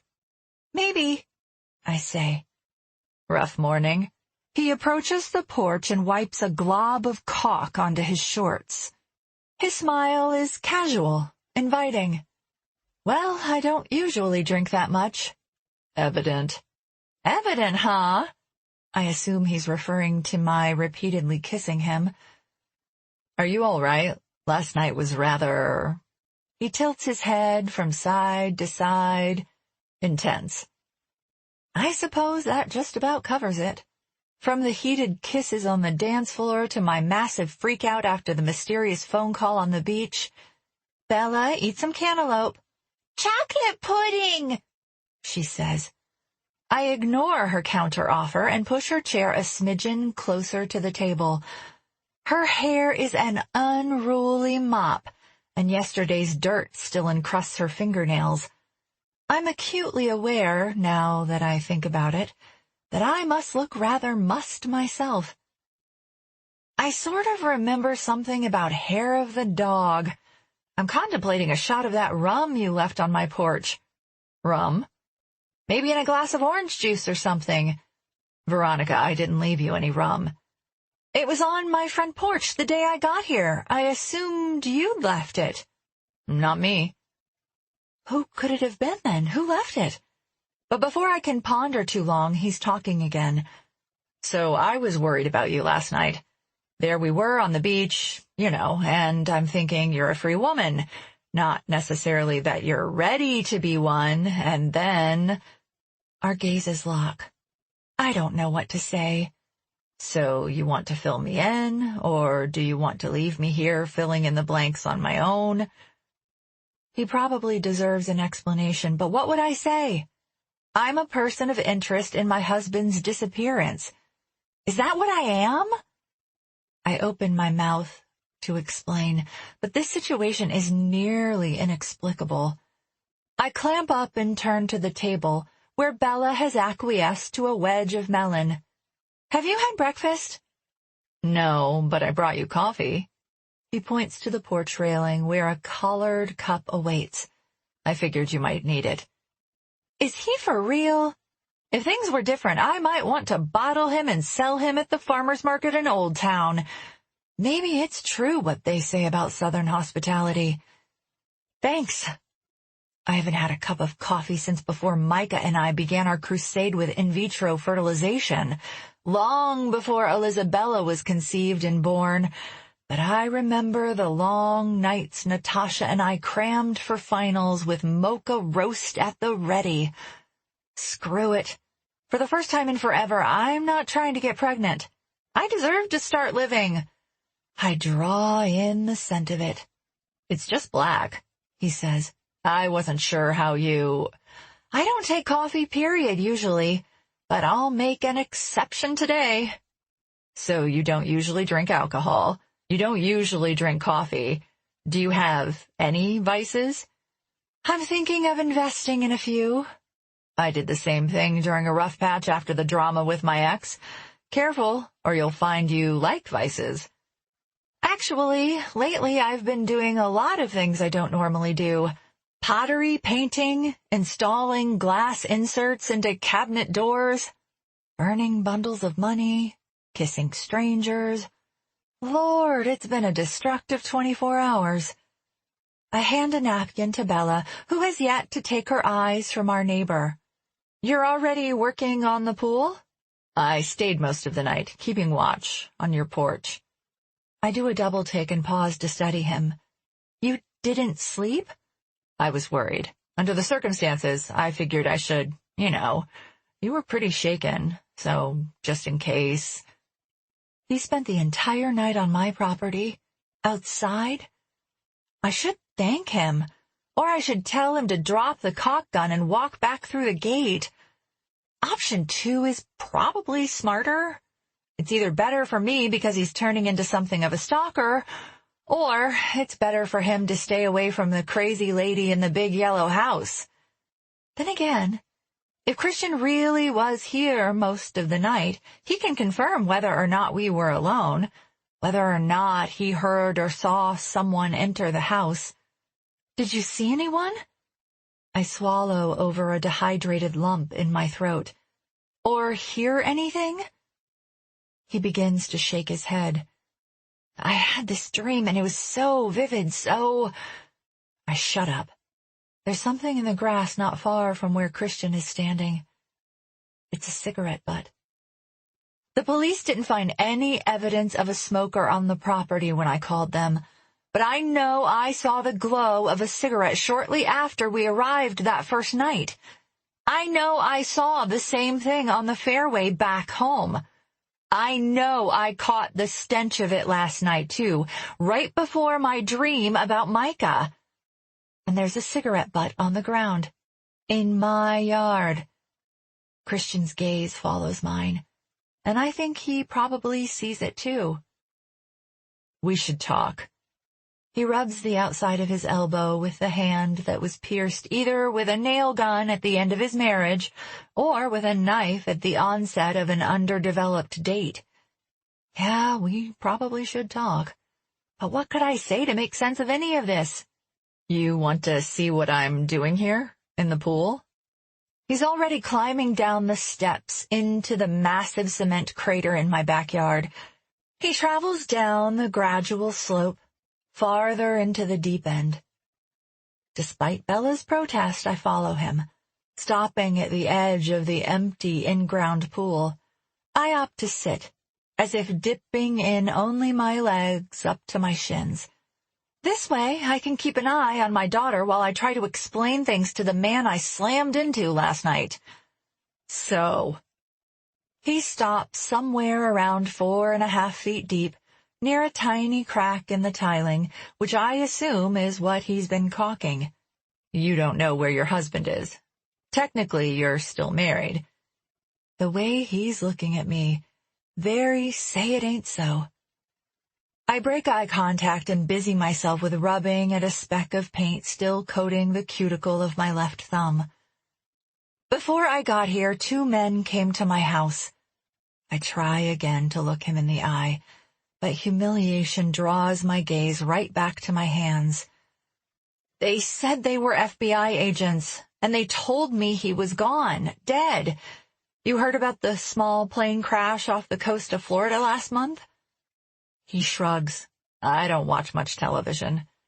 Well, they said it was his plane, and I had no reason not to believe them because Micah's a pilot, or he was. And he was supposedly flying for Diamond Corporation, only maybe he wasn't. I don't know. I don't know anything anymore. And it turns out the children who lived here in this house, they're my husband's children. Is that why you're here? Suddenly he's right in front of me. His hands fall atop mine. To figure out what kind of man your husband was? Or, as the case may be, is? Is that why you're spending time with me, because you think I know something about the people who used to live here? You don't seem to know anything about them. Right. So obviously, I glance up at him again. There's no way to say what I'm about to say. I like him, I just can't get involved right now. Not that it's apparent that that's what he wants. I kissed him first, after all. And if I tell him I can't even think of a relationship, not only because I don't know where Micah is, but because I'm a mess right now, isn't that rather presumptuous? Doesn't it sound as if I'm assuming that he wants me in that regard? Sorry, lady, you read me wrong. I had a dream last night, I say. At least I think it was a dream. Micah came back. He squints at me, but rubs a thumb over my fingers in what I perceive as encouragement to continue. And I know now that our marriage was a lie. I know he had these secrets, so I wasn't sure I wanted to let him close to me last night. But it felt good to have him there. Despite all the evidence around me that I never really knew him, that he obviously didn't respect the institution of marriage, I was happy to have him there. But a second later, I was waking up and he was gone again, so it couldn't have happened, right? He shrugs a little. I guess we can talk about that instead. I'm not avoiding the subject. I'm trying to tell you how crazy things have been. You should have told me what you knew. If I'd known what was going to happen between us last night, I absolutely would have. But it all happened so fast. You're a person of interest in his disappearance. I give a reluctant nod. The heat of his hands radiate into me. Spouses usually are.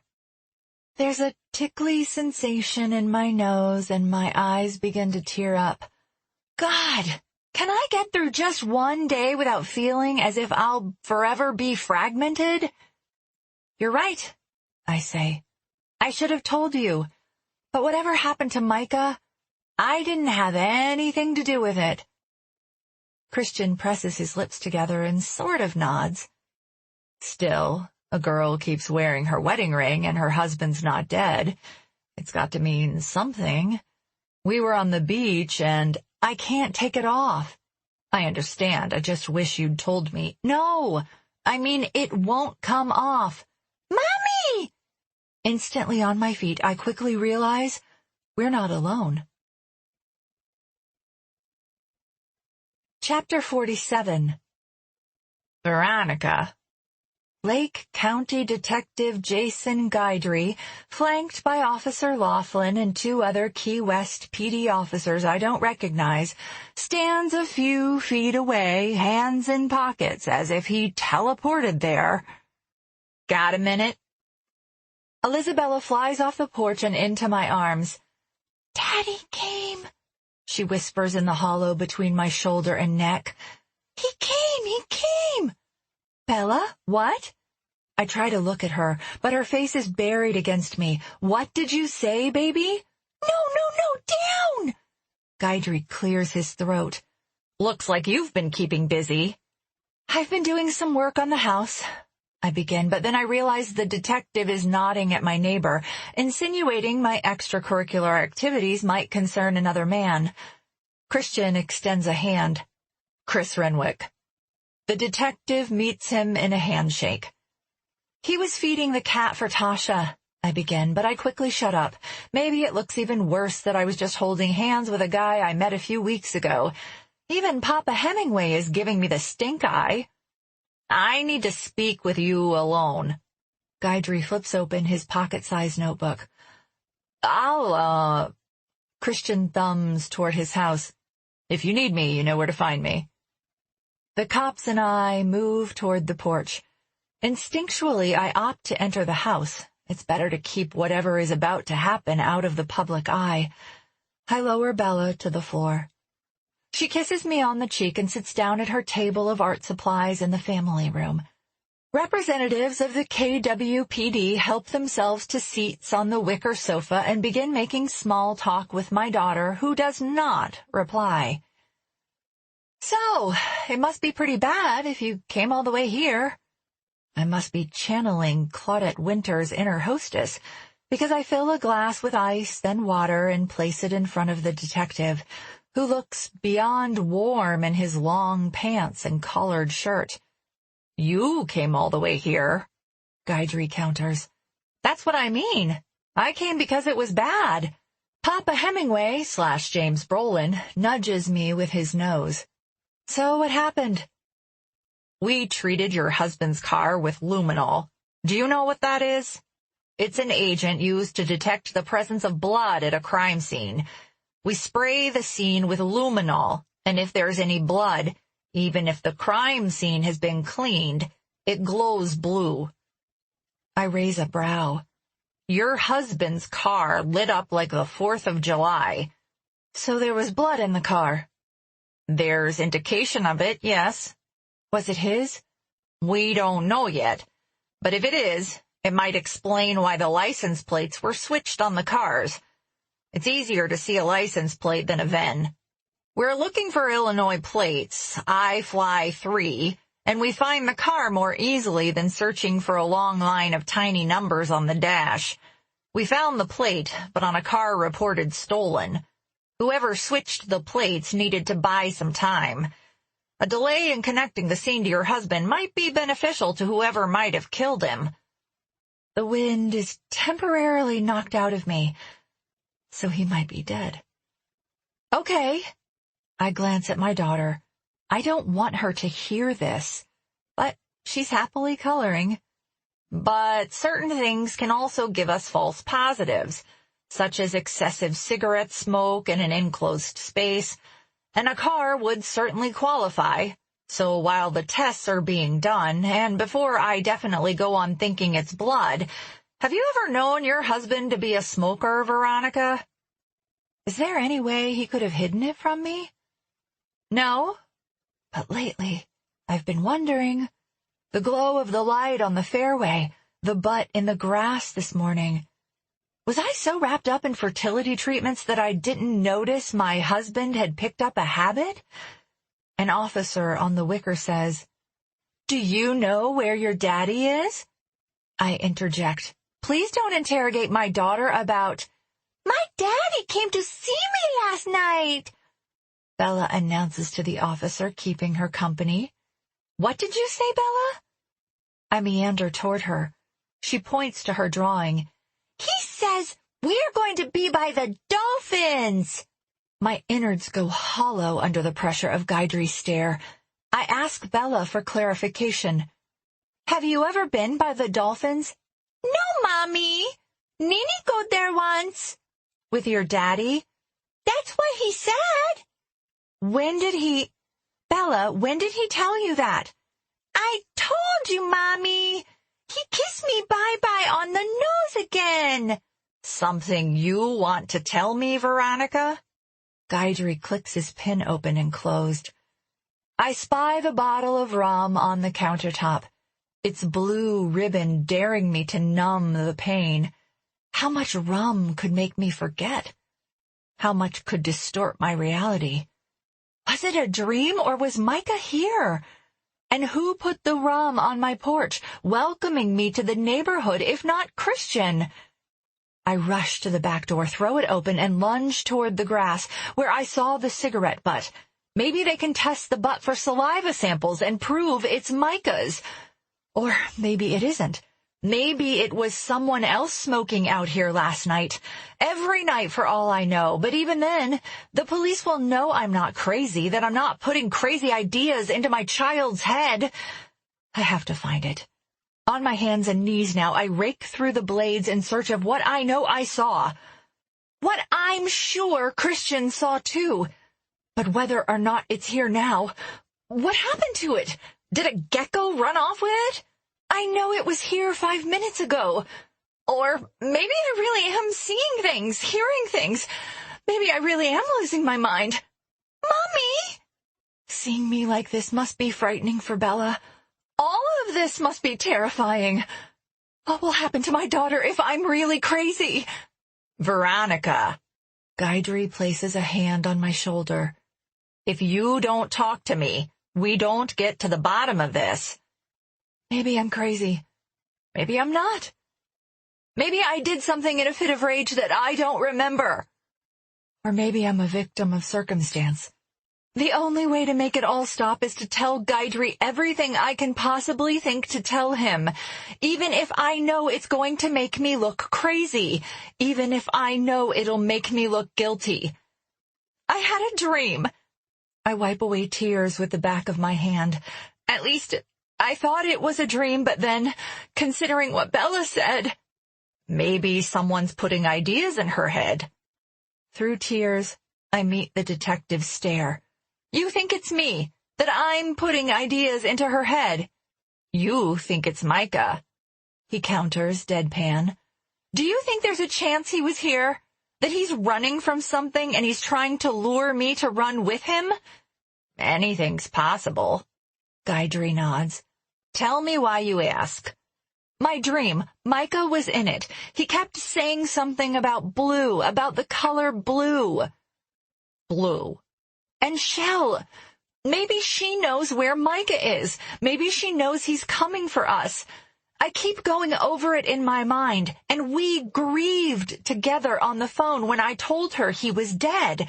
But when I first told her about Micah's being missing, she was sort of casual about it. Casual.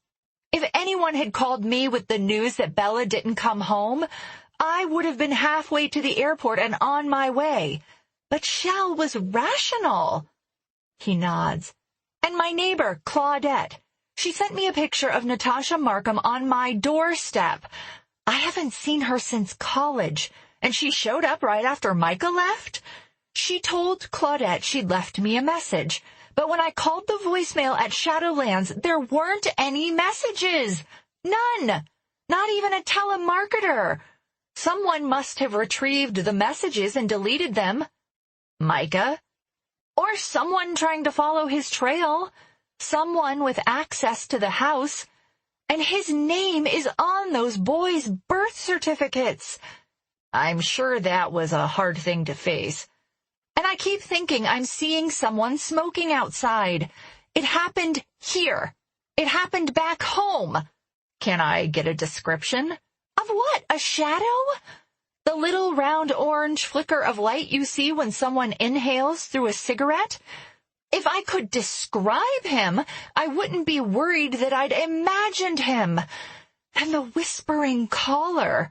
That's twice now it's happened to me, and and this morning I opened the kiln. The kiln? There's a kiln, yes, which is weird enough on its own. But I try to make a few pots, and this morning when I opened the kiln, there was ash. And I found charred bundles of money under the kiln. So I'm scared now. What if I burned the money Micah stole from his father? Or what if he stashed it there to pay debts? I mean, he didn't have a job, right? So where'd all the cash come from? I'll need what's left. It might be traceable. There's not much, but I put it aside for you. And he'd been using his father's social security number. At least to buy a house, right? All of this. It has to mean something. Why would he hide all this cash? Why would Bella say these things? That her father came back for her, that he's taking her by the dolphins. It doesn't make sense unless she's seen him. Daddy said Nini go there once.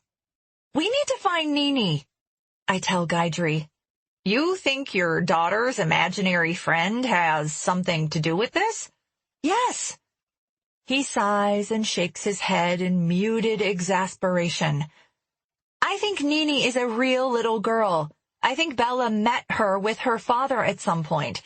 And the only way she can make sense of this confusing situation is to bring the most relatable part, a little girl, with her wherever she goes. A few days after we got here, she started talking about Connor and Brendan. Then you sent Laughlin over with birth certificates for Connor and Brendan. You need to find out if Gabrielle had a daughter, even if she isn't Micah's daughter. Elizabella might have met her at some point. Or Natasha Markham. Does she have a little girl with red hair? First, Gaidri shakes his head. Natasha does have a little girl, so there's a possible correlation there. Have they been here to this house? From time to time, yes. I remember Micah's mocking my concern over our daughter's imaginary friend. And if he knew Natasha was spending time here, and if he introduced Bella to Natasha's daughter, would he rather I fear I'm crazy, or that our daughter is, than explaining? But I wouldn't have understood. How could he have told me he'd been seeing his ex-girlfriend? Second, Gaidri continues, Gabrielle and her two sons, Micah's sons, died in the plane crash off the coast of Florida. My fingers are numb. Seems they, too, spent time on this island from time to time. I think of the art supplies, the kiln, and my reluctance to believe Natasha might have had an occasion to use these items. But if Gabrielle was here, maybe she did use these things. Veronica? I snap out of it and meet Guidry's gaze. Who was flying the plane? That's a good question. Only 3 bodies were discovered. Could be the pilot parachuted out. Could be the pilot's body is lost at sea. Whose plane was it? An even better question. The make and model match the one you sent pictures of, but we can't trace the registration. There was no flight plan registered, so it seems the plane took off from private grounds. It appeared in the ocean out of nowhere. Gabrielle and the children? They're dead? Yes. And whoever claimed to be working with the federal government assumed my husband was with them when they died, and they notified me he was gone. It's possible, but it's more likely they concocted the story of his death to see where you'd lead them. It's possible, then, that whoever they are, they want what he left behind. An intense urge to hold my daughter, to never let her go, practically aches in my arms. And if Micah's been here, it's a pretty good bet they know where to find us. Chapter 48. An intense urge to flee the island only subsides when I realize that if someone followed me from Chicago, it's likely he'll follow me wherever I go from here. Guidry brought my mail with him, courtesy of Claudette Winters, because he didn't want to make known the address of Goddess Island Gardens, even to her. Guidry says he's going to stay in the area for a while. He's asked the Key West police force to double the patrols along Elizabeth Street, but other than that, it's business as usual. He won't say it, but he's watching me like a hawk watches a squirrel. He's waiting for me to screw up, or he's waiting for someone to find me. Among credit card statements and utility bills, none of which I have had the nerve to open, is correspondence from Natasha Markham. It's a blank inside card, a picture of a field of daisies on the front. Her message is simple, written in the instantly recognizable, no-nonsense block letters. I'm sorry for what you're going through. We should talk. N. Her phone number appears at the bottom right corner of the card. I dial. It rings and rings. She doesn't answer. Chapter 49. December 7. It's a pattern these days. A lot of hype followed by a stretch of relative normality. After I received the strange phone call on the beach and all that followed that night and the next day, I changed the locks. The days edge closer to Christmas, and I'm another week closer to D-Day with the embryos at River North Fertility Center. I called to tell them I haven't forgotten about the storage fees. They'll have my decision by the end of the week. Another coat of paint here, another box out to the garage there, another blob of clay tossed onto the potter's wheel and transformed into some new formation. Guidry took the charred bundles of cash and cleared the ash from the kiln, so I'm free to use it again, should I get more adept at this art form. I find a Jimmy Buffett CD on a dusty shelf. I slip it into a player in the art studio and get ready to work. But I'm not sure I should pack these things away. They aren't mine, but if Gabrielle won't be coming back for them... I've grown accustomed to spending time in the studio. There's comfort in the solitude, in the things I create within it. The cat butts my shins with his head. I pick him up and snuggle him as I look around.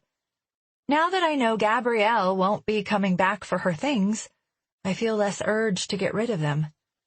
She and I have something in common, something more than our sleeping with the same man. We both lost Micah's twin sons. She died along with her children, and I felt like I was going to die when I miscarried the boys.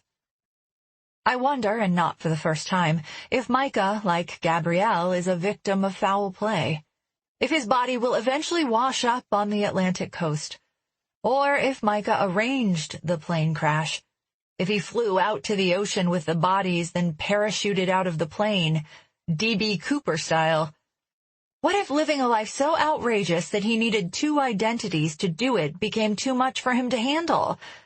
Add to the mix whatever secrets he shared with Natasha, the mess of my unexplained infertility, the money and the debt.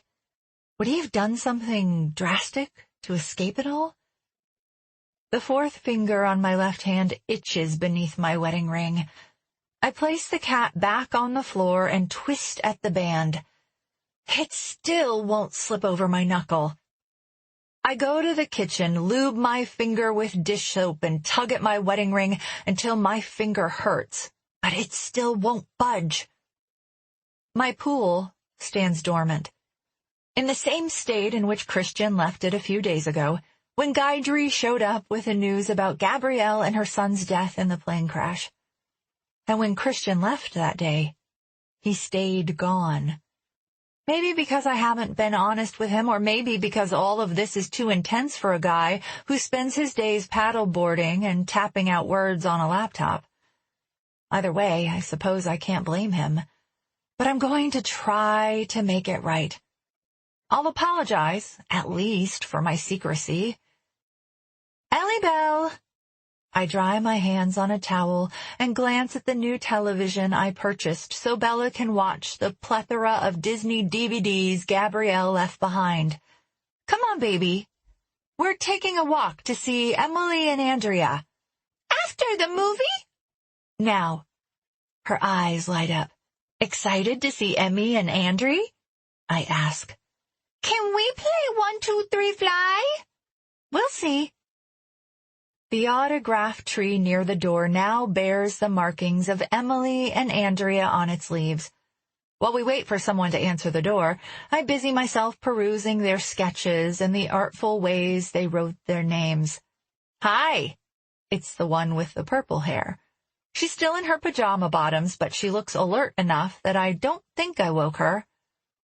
Hi, Andrea. I squeeze Bella's hand in a subtle reminder for her to be good. Is your uncle free? Yeah, come on in. 1, 2, 3, fly? Bella asks. I look down at her. Bella, you don't have to always play that game. Sure, let's go find Em. Andrea juts her chin toward the back of the house. He's writing. After a roll of her eyes, she continues, I'm sure he'd love the interruption. As I near the back bedroom, I hear him humming, a Jimmy Buffett classic. The door is half open. Knock, knock. I nudge the door open a bit more when he doesn't answer. He's standing at the window, shirtless, staring out at his rear garden. Hi. He turns toward me, one thumb hooked into a belt loop and the other grasping a coffee mug. A look of surprise registers in his eyes, but quickly mellows. Hey. One corner of his lips turn up in a grin. Contagious. I feel a smile coming on too. It's funny, I was just listening to Buffett. His warm, bare chest melts against me and he cups my face in his hands, kissing me. I told myself not to crowd you. He rests his forehead against mine and whispers at my lips. I figured, let you come to me. God, it took you long enough. I wasn't sure you'd want to see me after... Out of the corner of my eye, I see paper strewn about a desk situated next to the door, not far from where I'm standing. Pictures. Of Micah. His boys, a dark-haired woman. What are you... He seals his lips over mine again, effectively shutting me up. But I keep my eyes open. Addresses in Plum Lake, Wisconsin, in the Dominican Republic, satellite images. A red circle in the Atlantic Ocean, I assume where the plane went down. An overhead view of the house in the Shadowlands, and an image of Goddess Island Gardens. Chris, wait! I'm hungry. You hungry? He steers me toward the door. I pull his body tight to mine and steal another glance at the desk. A notation scrawled onto a scrap of paper. owes Diamond Corporation $5 million. Diamond Corporation! I'm about to ask what he knows about it, but half a breath later, I realize he's researching my life. Is he writing a book about my predicament? Using me to get close to the story? I'm about to accuse him when I see a cigarette stubbed out on a small saucer at the corner of the desk. It looks like the same type of cigarette I saw in my yard, with an amber-colored butt and a white shaft. I suppose that could describe most cigarettes, but it hits me. He's one of them. He's following me. How else would he have this much information? More than Guidry has, unless he's part of the scheme to make my husband disappear. That kiss was a cover. He was trying to distract me from seeing his work. The twin nieces and surfing and paddleboarding and beach bum wardrobe are part of the cover too. It's why he doesn't have any concrete information about the people who used to live in my house. It's why he doesn't know the cat's name. It's why he couldn't give me a straight answer about the scar on his hand. He's in on it. It's why he doesn't really write. I trusted him. I told him things I've never told anyone. He traces the corner of my cheek with the pad of his finger. My heart is banging in my chest. He plied me with rum. He knew I'd sleep eventually after that much to drink. He admitted he'd been at my house all night long. He must have come into Bella's room. I thought it was Micah. But I detected the scent of cigarette smoke that night, too, and there's a cigarette butt on his desk. Did he plan to take my daughter? I slept with her in my arms the night I'd sworn Micah had visited. No one could have taken her without taking me, too. Bella's declarations of the past. I'm going to go be with Daddy. Haunt me now. She said it after we first saw the figure on the golf course. It's possible Christian is working with whoever was smoking on the fairway. And then the phone calls. Listen to your daughter. I listened. I came to Godland. In coming here, have I fallen into some sort of trap? Veronica? Gabrielle and her sons are dead. I can't assume it's a coincidence that someone's after me, too. He cranes back a bit as if studying my whole face at once. You okay? You're shaking. I had a cup of coffee this morning. Jittery. You eat yet? I'm starving, I say. Yeah? Let's grab the girls and hit Sloppy Joe's for an early lunch. Joe's isn't even open yet. They will be by the time we're all ready, I blurt. Good fritters, maybe the best on the island. He narrows his gaze, tucks a coil of my hair behind my ear. Better than turtle crawls? Don't think so. I force myself to speak more slowly. Never been there. Right up Margaret Street. Now he's raking through my hair, holding it in a bunch at the nape of my neck. The act could morph from a loving gesture to a vicious yank in a moment. But crawls might be more appropriate when it's just the two of us. They have this drink, a mind eraser. Let me tell you. I'm staring into his eyes. I force a smile and breathe through it. If I didn't know better, I'd swear you're asking me out. His smile brightens. Maybe I am. I have to turn off my sprinkler, and I have a few errands to run in town. I pat him on the chest. I'll let you get dressed and meet you at Joe's. And just in case I'm not convincing enough, I press my lips to his in a quick peck. Say half an hour? 45 minutes? I back out of the room, and once the door is closed, I rush to the living room where Bella is playing with Christian's nieces. We're going to lunch. I catch Bella in the midst of 1, 2, 3, fly. No lunch, Bella protests. We have to let Emily and Andrea get dressed and ready, Bella, okay? No lunch! It'll be fun, Bella, Emily says. Where are we going? Sloppy Joe's. I love their burgers, the twins say in unison. We'll meet you there. I say. I have to change, and my sprinkler is running, and I have to stop on the way for a few things. We're meeting you there, right at the corner. The teens are wide-eyed, tracking my movements. Okay, one of them says. Are you all right? The other says. Just in a hurry. Despite my daughter's protest, I keep her on my hip all the way down the alley, past the gate, and through the yard. As soon as I have my cell phone in hand, I unlock my screen to dial Guidry. I'm looking over my shoulder the entire time. The detective's voicemail picks up. I leave a message as I enter my house. Buffet emanates from the left corner of the place, but I let it play. I gather a few things, DVDs for the car, paper and crayons, clean clothes out of the dryer, and shove them into a beach bag. We might have to disappear for a while in order to stay safe. My neighbor, I say. Christian Renwick. He's been watching me. He has addresses. The house on Plum Lake, the Shadowlands, something in the Dominican. I think he's working for Diamond Corporation. Call me back. Bella and I have to get out of here. We're not safe. I grab my car keys and my stunned daughter. Leaving Godland? She asks. Yes, baby.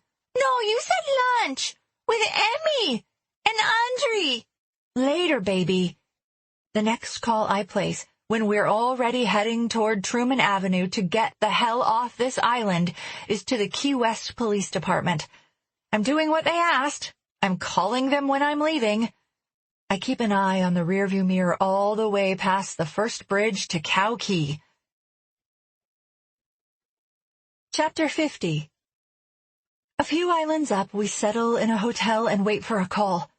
I pace the length of the room while my daughter colors at the table. Nini wants to go swimming. No, baby, we have to stay here. I peek out the drawn curtains every once in a while. The desk staff said they'd let me pay in cash and wouldn't run the card I'd had to leave for incidentals. But I'm nervous. Is simply leaving a card at the desk enough to tell the world we're here? Is it enough to draw people I don't trust to whatever key this is and threaten our safety? Guidry has yet to call me back, but I take that as a good sign. He's probably following up on Christian Renwick. And I know the Key West Police Department is on it, too.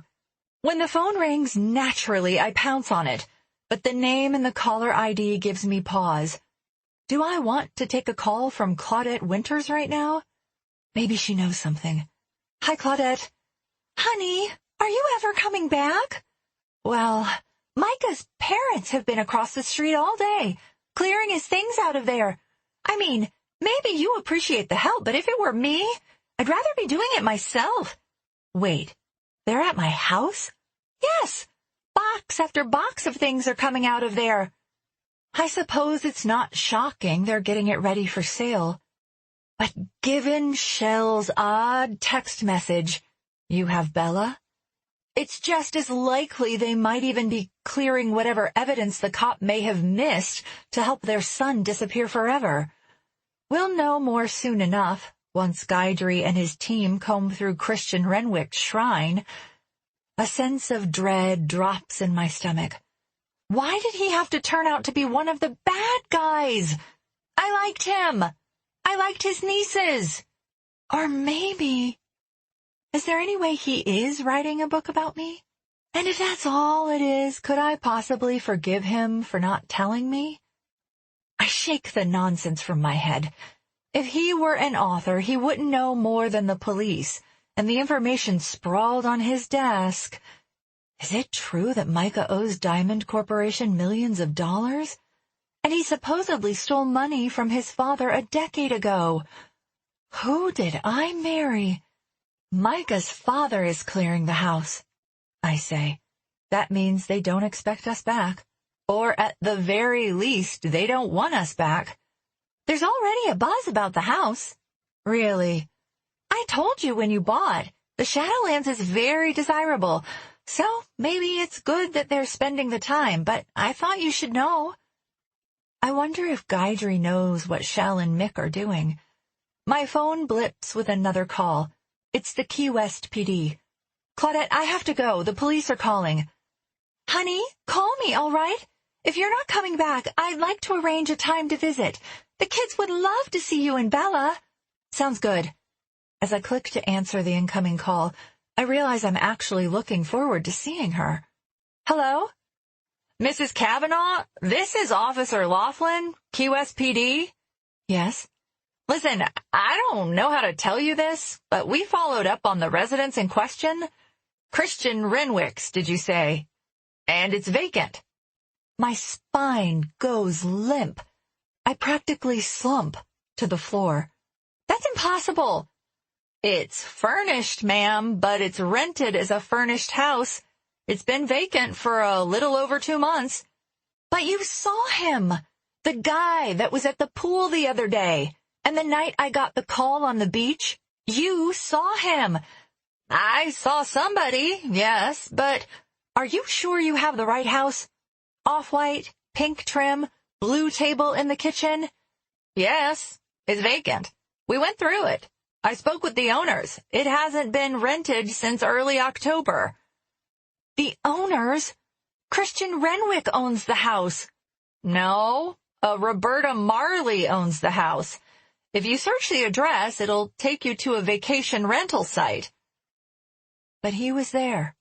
I saw him writing in the kitchen. I ate Thanksgiving dinner on his back patio. He kissed me in the den a few hours ago. It's safe for your return, ma'am. We'll have someone patrolling regularly, and we can better ensure your safety here than wherever it is you've run to. Unless I imagined it all. Chapter 51. By the time we return to Old Town, Goddess Island Gardens is as calm as the wafting ocean breeze. One would never guess the frantic occurrences of this morning. I wonder if everything suspicious is as much a fabrication in my mind as an imaginary friend. Did I conjure Christian, in all his feigned perfection, as a means to help me cope with the unthinkable things happening in my life? Could I have been so distraught over losing Micah that I brought myself to an alternate reality? But what of Christian's nieces, whom Bella has been drawing consistently since we met them? Andrea with purple hair, Emily as a blonde. They, too, seemed too good to be true. Would 18-year-olds on a gap year be willing to spend their free time with my bossy 3-year-old? Is it possible for a parent with delusions to pass the same visions on to her children? Is Elizabella seeing people that don't exist simply because I tell her they're there? Mama tried to make me see things from her point of view, but I never budged from reality. The state clinics declared me sane, even though she told the authorities I wasn't right. I always thought she was simply good at convincing them of her sanity.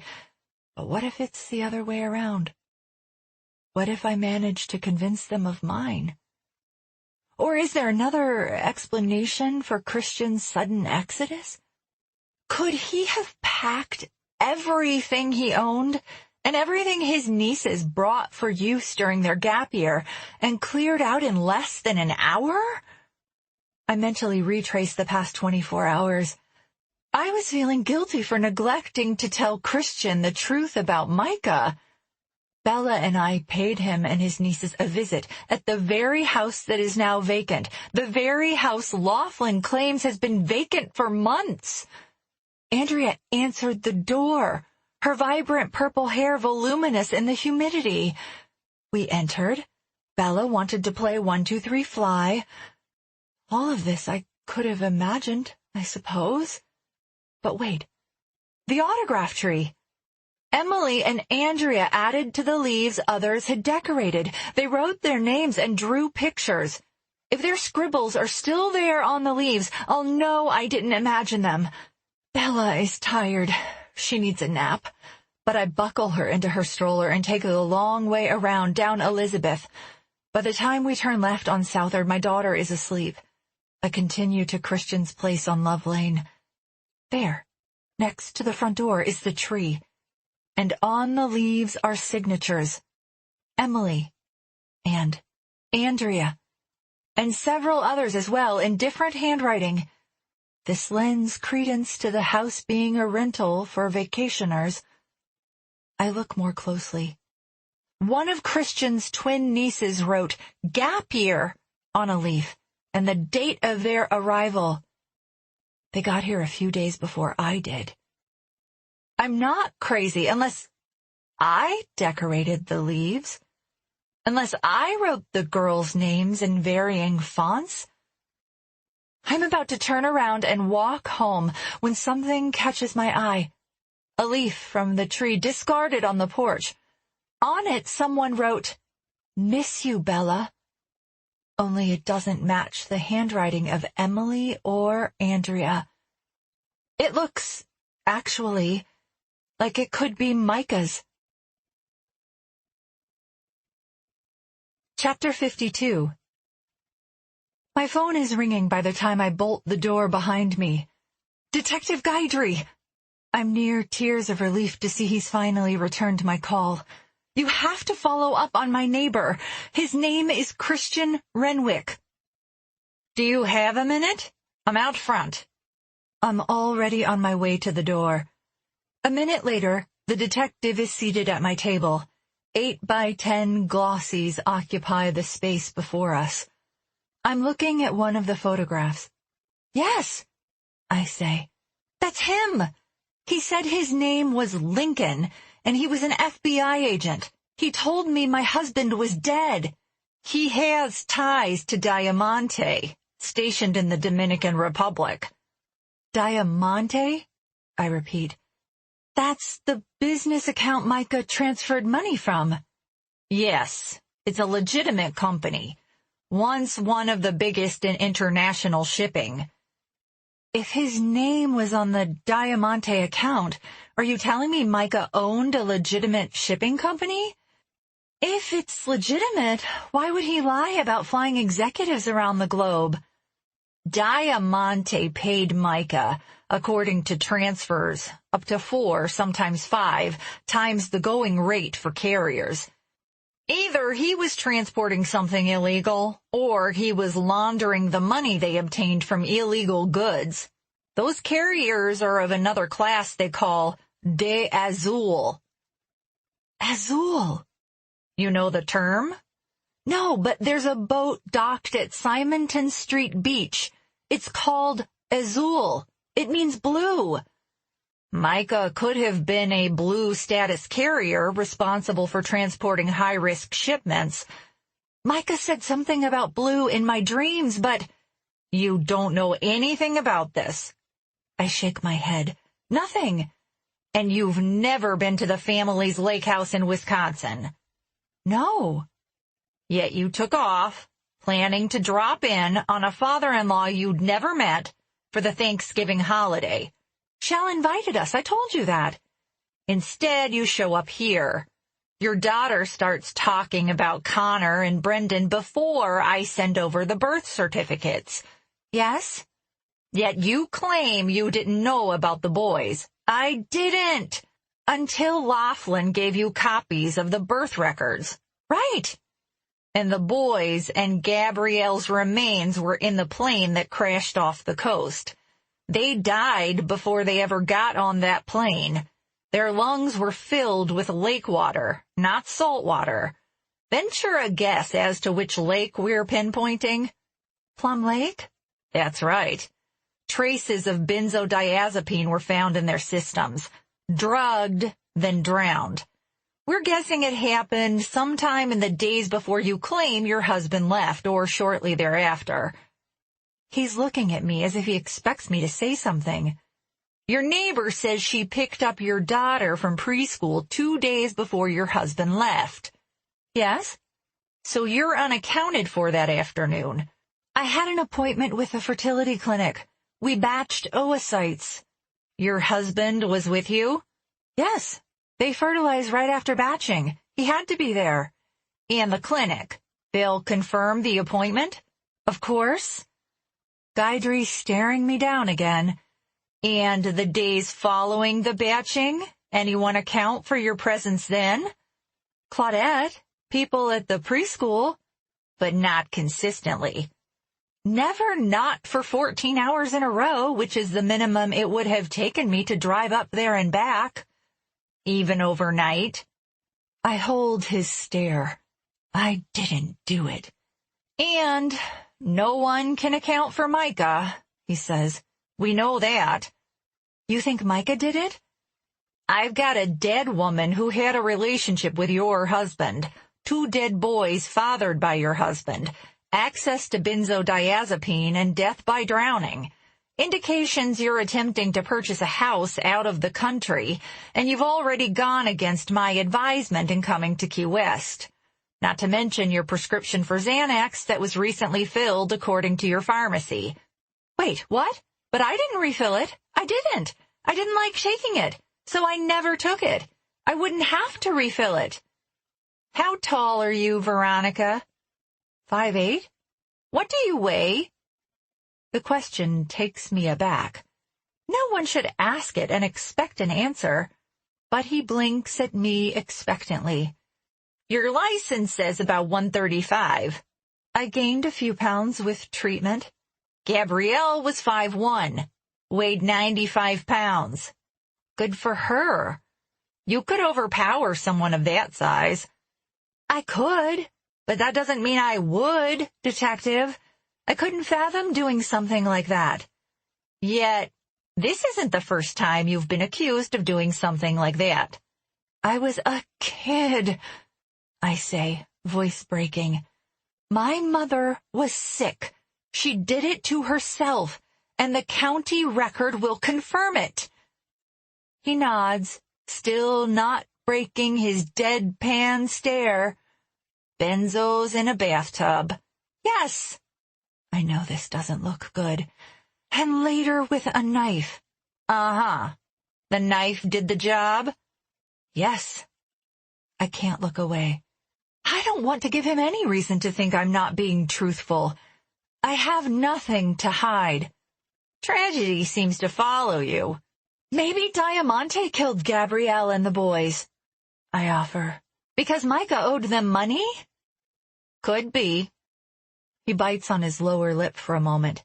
In that case, you and your daughter would be in real trouble, but someone followed us toward Wisconsin. I told you this. That's how we ended up here. And the guy who lives through the alleyway, at least I thought he lived there, he's working with them. He was in the house, possibly searching it, when I arrived. It might have only been a matter of time before... I shudder with the thought. I let him in. He carried my daughter to bed. He could have hurt us. I think of the notation on Christian's desk. Owes Diamond Corporation $5 million. He knows Micah owes big money. The luminol test. Turns out it wasn't a false positive. There were traces of blood found in Micah's car. Guidry says, it's his blood, but it appears to have been staged. The patterns aren't consistent with a body bleeding out. He staged his death? To escape debt? Or it's a ploy to collect the life insurance. I didn't know about the insurance policy, I remind him. And how would I get blood from my husband to spill into a car that I had no idea where to find? I don't know. Give me another scenario. How do you explain all this? If Lincoln works for Diamante, and if Christian Renwick is working for them too, they're after me for the money Micah owes, because I had access to the safe deposit box, because I'm the beneficiary of an exorbitant policy, because I'm squatting in a house where Micah might have stashed millions of dollars. A chill runs up my spine. Did I burn up $5 million in the kiln? God, if I did, there's no getting it back. If I'd known, I would have handed the money over, no questions asked. But now, the money is gone. I look Guidry in the eye. If I were in on this for the insurance money, would I have burned up twice that amount? Good point. I flash back to a night filled with mojitos and dancing and kisses tasting of Frogman ale. Azul, I remind him. It was the name of a boat at the harbor by Simonton Street Beach.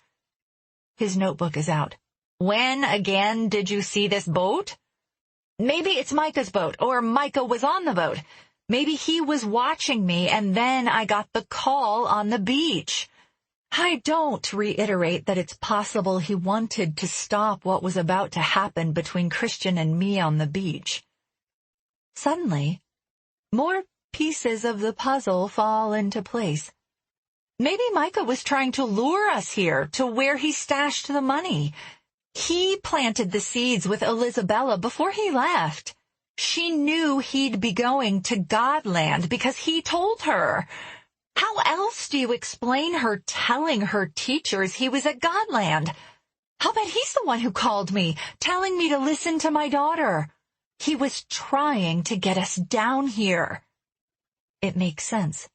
Elizabella ran off at Centennial Park, then claimed Nene thought she saw Micah. She claimed to see him near this house. He was in the trees, she said. But if he was at first trying to save us, my recent behavior could have changed his mind. God, what kind of wife grieving her husband would do the things I considered doing with Christian? Leaving aside Micah's own hypocrisy, have I made myself expendable in his eyes? And now, because I don't have that much money here at this house, we're in danger. Shell. Texting Micah accidentally on the thread I began is clearing the house in the Shadowlands, ready to sell it, ready to hide whatever evidence the police may have missed. She knows more than she's telling. I can't imagine the Shell I know supporting this kind of activity, but I can't imagine Micah being involved in anything like this either. The insurance money won't pay out without a death certificate, Guidry says, and I'm not about to declare Micah Kavanaugh dead. I'll prove to you that I don't know anything about any of this Diamante business, that I had nothing to do with Gabrielle and her boys drowning, that I don't know where Micah is. Nene, dolphins can't live on land. Elizabella belly laughs. You're so funny. I share a glance with Detective Guidry. Are you going to check out the boat, or are you going to keep wasting time pointing your finger at me? I'll send someone to check out the boat in plain clothes. You sit tight. I don't feel safe here. I've got eyes on you here. This might be the safest place for you. If that's true, it's not saying much. Chapter 53. December 8. Mimi! Elisabella's shriek and subsequent laughter, filtering in from the hallway, jars me from a fitful sleep. Ellie Bell! Another little girl. This voice doesn't belong to my daughter, and I can't deny I heard it. I catapult out of Bella's bed, where I've been sleeping for the past 4 nights since the beach incident, and trip on the toys strewn around the room on my way toward the hallway. Silence. I listen hard for a second or two, but when I hear nothing, I wonder if I imagined the second voice. As I make my way toward the stairs, I call to her. Bella! Mimi! Her voice echoes up the stairs. Bella! I reach the staircase. Where's my daddy? My daughter asks. He came to kiss me at night-night. Kiss me on the nose. Bella! I'm halfway down the stairs. Elisabella's pudgy hands are pressed to the window in the foyer, and outside, another little girl is pressing her hands to the glass, too. I scoop up my daughter. Mommy! It's Nene! Now that my daughter is secure in my arms, I brave a glance out at the porch, where a little girl is smiling and waving. Bella slobbers a kiss onto my cheek. She came out of my hair to visit today. There's no mistaking the child's red hair. A second later, I see her mother, Natasha Markham. She's staring at me. I stare back. She looks as put together as I must at the moment. Her eyes are red and puffy, and her hair is knotted in a messy bun atop her head. She's wearing navy blue sweatpants and a gray tank top with a red stain, ketchup maybe, dribbling over her right breast. But there's certain relief in her expression the moment our eyes meet.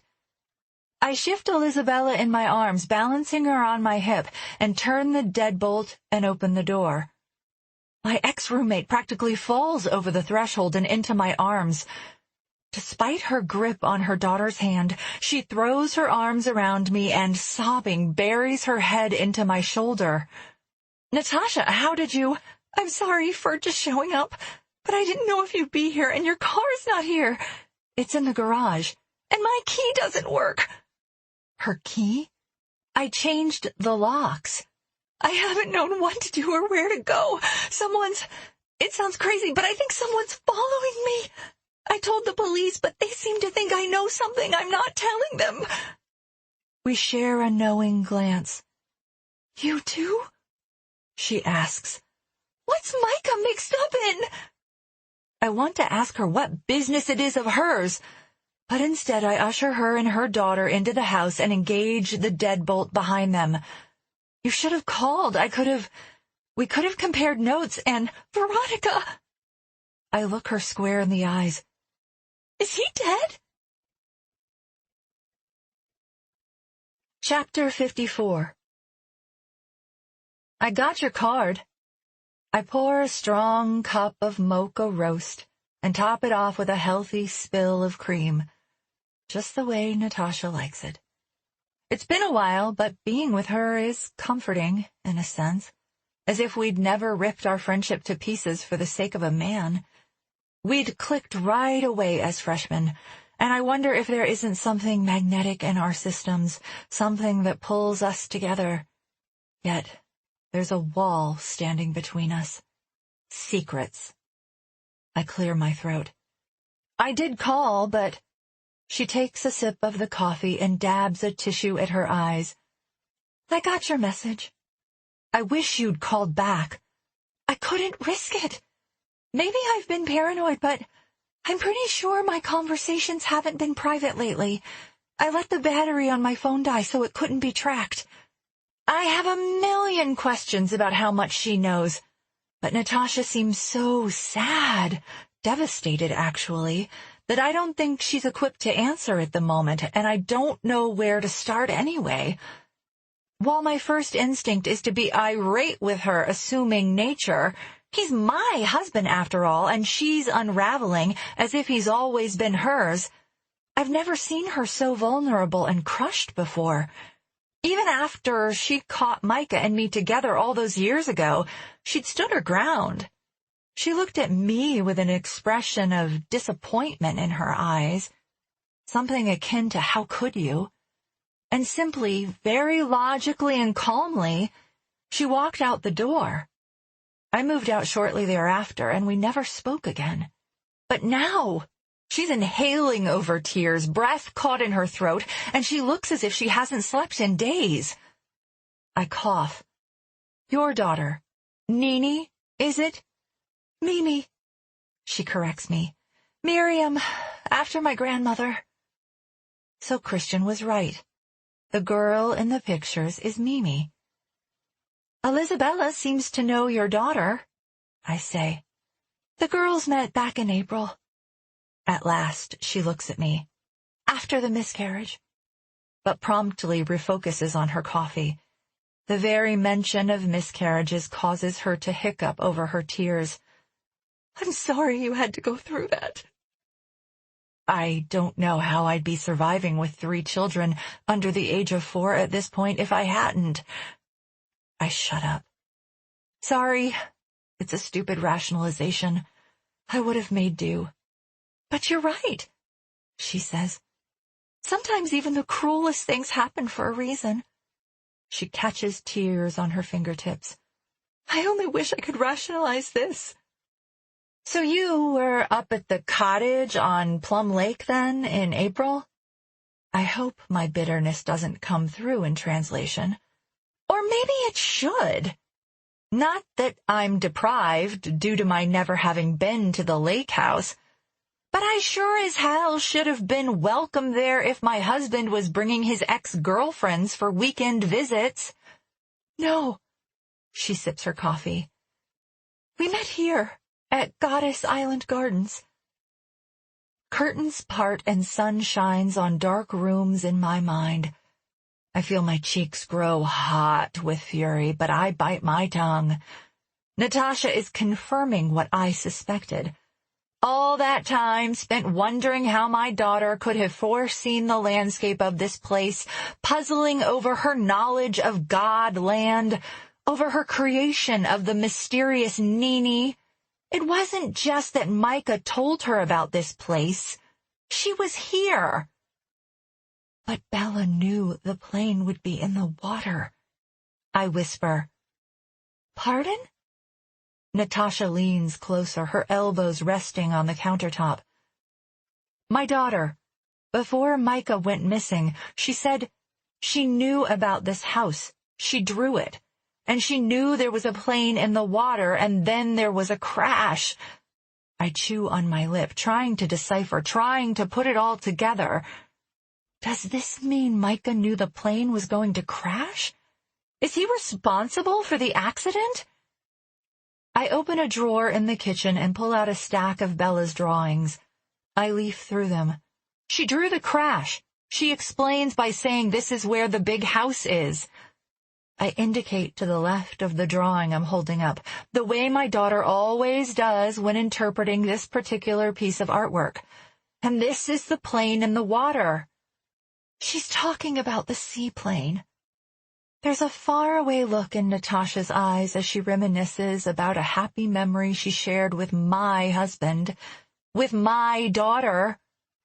We took the kids by seaplane, she continues, to Dry Tortugas. The plane landed in the water and Bella was amazed. With a shake of her head and a shiver, she zaps out of her wonderland. She wasn't talking about a crash. Oh. And Micah knew that too. He could have put my mind at ease, assured me our daughter was referring to something else. Instead, he allowed me to worry about our daughter's sanity. The girls chatter over Bella's crayons, a DVD playing in the background. So all this time you've been in touch with Micah? She shakes her head. It's not what you think. You know, when Micah and I were dating, I was close with his mother. We stayed in touch. Jealousy burns inside me. I always assumed Mick was the reason Shell and I couldn't be closer. Little did I know she'd already filled the daughter-in-law position with the woman her son neglected to nail down. You and Shell stayed in touch? I guess you could say we had a mutual friend, but Shell adores you, Veronica. I study her. I wonder how Mimi's father, if he's in the picture, feels about Natasha's friendship with an ex-boyfriend's mother. She's wearing a thin silver band adorned with a pear-shaped aquamarine on the fourth finger of her left hand. Are you married? No. We talked about it, but we hadn't gotten around to it. I glance at the little girl whose name my daughter has been mispronouncing since they met. She's beautiful, just like her mother. Just as Elizabella has been insisting, she's 7, not little, at least to a 3-year-old. The longer I look, I realize there are certain similarities in our girls' appearances. Their brow lines, their smiles. Wait, who's her father? I was in a committed relationship. With my husband? Her hand lands atop mine. And we couldn't have children. Miriam is a miracle, courtesy of artificial insemination, but yes, she says, not the way you assume, but Micah is her father. I pull my hand away and try like hell to ward off tears. So all this time, you've been in touch with my husband since college. We reconnected a few years after graduation. He didn't tell me, Why wouldn't he tell me? Veronica, listen. There was a seminar years ago at Evanston Northwest about help for couples who couldn't conceive. Do you remember? No? But I think about it. Maybe I do. We were having trouble. Micah sought a solution to the problem. Maybe Shell suggested we go. Maybe she even planned the event. I vaguely remember something. It was before you were ready to take extra steps. Micah was there. He said he couldn't talk you into coming, but he was there to learn about your options. I was there too, for the same reason. God, don't you know he wanted children so badly with you? And apparently with you. We needed a donor, she explains and reaches for me despite my pulling away. Micah offered. I would have preferred he tell you, but by then, he thought it would be too much for you to handle. It worked on the first try. We were lucky. And I was very far from lucky. Why AI? I pull a melon from the far end of the counter and select a knife from the block. Why not just do it the old-fashioned way? Veronica, No, Natasha. I lower my voice so the girls can't hear and slice into the melon. Betrayal is betrayal. And after all we went through, you and I mean, you don't think you owed me the courtesy to tell me that you and Micah were creating children together? I'd almost rather you'd given him one last roll than a child, considering all the trouble I was having getting it done. She presses her lips into a thin line, her weary eyes rimming with tears. His name isn't on the birth certificate. We didn't anticipate his being involved in Mimi's life. It just sort of happened. You kept your distance after Micah and I got together, and I understood that. But to find out all these years later that the two of you were sharing a secret of this magnitude... I shake my head in disbelief. Slice, slice, slice. She was my only friend. Losing her was necessary in order to explore a life with the man I loved. And now that I know Micah didn't have to make the sacrifice in reverse, I could scream. I wanted to tell you, she says. I hate to break it to you, but you're not the only one. She chews on her thumbnail. There was another woman. Her name was Gabrielle. She and Micah had twin boys. She's nodding, her tears intensifying. Connor and Brendan. Of course she knows about them. Both women came to this house. There were no secrets between them. After a breath or two, I continue. Can you imagine? All these years ago, I signed paperwork, and it turns out I was giving Micah power of attorney to buy this house. I didn't know anything about it. And then I found the deed. And then I got here, and the hits kept coming. He'd stashed some hot little number and her children away here in a house he hid from me. And his name is on their birth certificates. She's nodding. We knew at that point that he should be part of their lives. Of course his name is on their birth certificates. He gave us a family, Veronica. Gabby and I couldn't have had a family without him. My heart pounds as realization dawns. When I was finally ready to consider IVF, Micah knew which clinic to go to because he'd already been there with Natasha, with Gabrielle. Is his betrayal any less because he wasn't sleeping with them, only donating his sperm? I imagine Micah, Natasha, Gabrielle, and all their children sitting around this table while I was zoned out on Xanax. Must have been quite a party. The three of them snickering about dumb, clueless Veronica bleeding out while they waited out the miscarriage in Key West. What an idiot I've been. She was a special woman, Veronica. I wish you'd gotten the chance to know her the way Micah did. The way I did. Wait.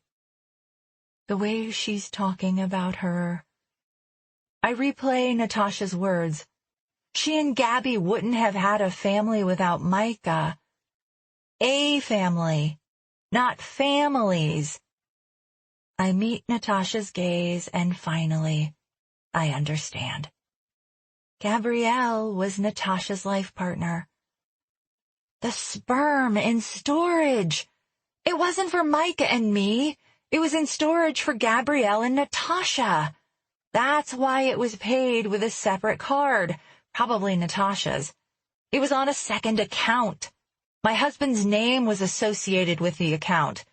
The clinic must have screwed up when they called me to settle the bill, and it explains the coincidence of her twin boys and mine. Assisted fertility often results in multiples.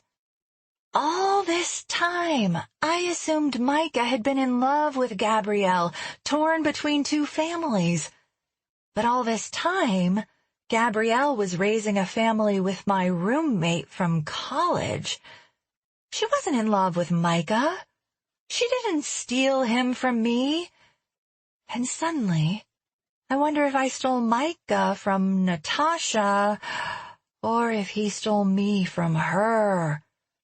All the nights she and I spent curled up together watching television, the way Natasha looked at me when she learned Micah and I had fallen in love.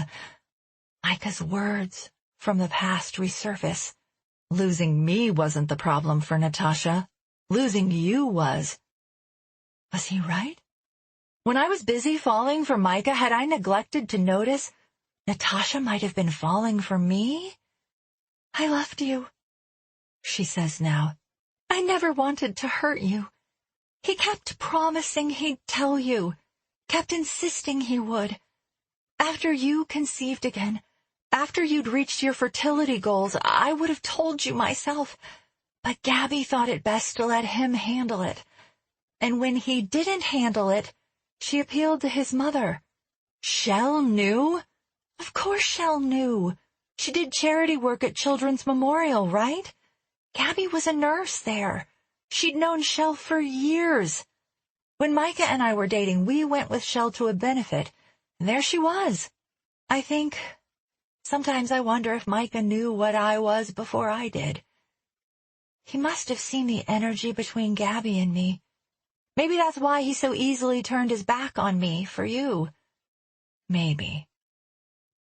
Shell agreed with Micah, Natasha says. It was best not to tell you about the babies. You weren't my business anymore. You were Micah's, and Gabby was mine. Gabrielle was up at the cottage because she knew Shell, I say. Not because she and Micah were screwing around. Yes. They found lake water in her lungs. Natasha lets out a whimper. Yes, and now they're gone, she whispers. She was the love of my life. How do you move on once you've lost the love of your life? I'm gravitating toward her, pulling her into my arms. I haven't told Mimi yet about her brothers, she whispers at my shoulder. How do you tell a child something like that? I'm crying along with her now. Will you go with me to identify them? I can't bear the thought of going on my own, of Mimi having to be there, and you're the only person I trust now that I'm constantly looking over my shoulder. Of course. Micah had other children. Micah had secrets. But Micah loved me. And my mind drifts to a slow, sweaty dance at the rum barrel, to heated kisses on Simonton Street Beach. I can't believe I did those things, especially when it's painfully clear now that Christian Renwick was not what he seemed. Veronica? Natasha swallows over a fresh batch of tears. What's Micah involved in? I don't know. Months ago, he asked Gabby to draw his blood, she says. He gave her a story, something about banking the blood for Bella. Do you know anything about that? Any reason Bella might need a transfusion? I don't. And she wasn't crazy about doing it and suggested he go to the hospital, but he insisted, and after all he'd done for us, she agreed. She did it for him. 2 separate occasions, a pint each time. Why would he request something like that? To spill it into his car, to stage his own death. Can you imagine? She says. I think Gabrielle is up at the cottage on Plum Lake with our sons. Suddenly she stops answering the phone. I rationalize it. Cell service isn't reliable that far north, and if they're out on the water, they won't be answering the landline. Then there's a plane crash. I knew from the news that Micah's missing, and there might be a link between him and the crash. And I want to go to you, but Gabby doesn't come home when she's supposed to come home. And then there's a report. 3 bodies, and not one of them is Micah. The police had a theory. Gabby had been lying to me, that she and Micah were having an affair and that they were running away together. Can you believe that? I can. That seems to be their standard explanation for everything. I shake my head in anger and disbelief. Guidry should have told me these things. And then, when the autopsy revealed lake water in their lungs, she breathes deeply. They were murdered, Veronica. Murdered. Who would do such a thing? I thought it was Micah, I say. He wouldn't. No. I thought the lies got to be too much for him and he couldn't juggle 2 families anymore.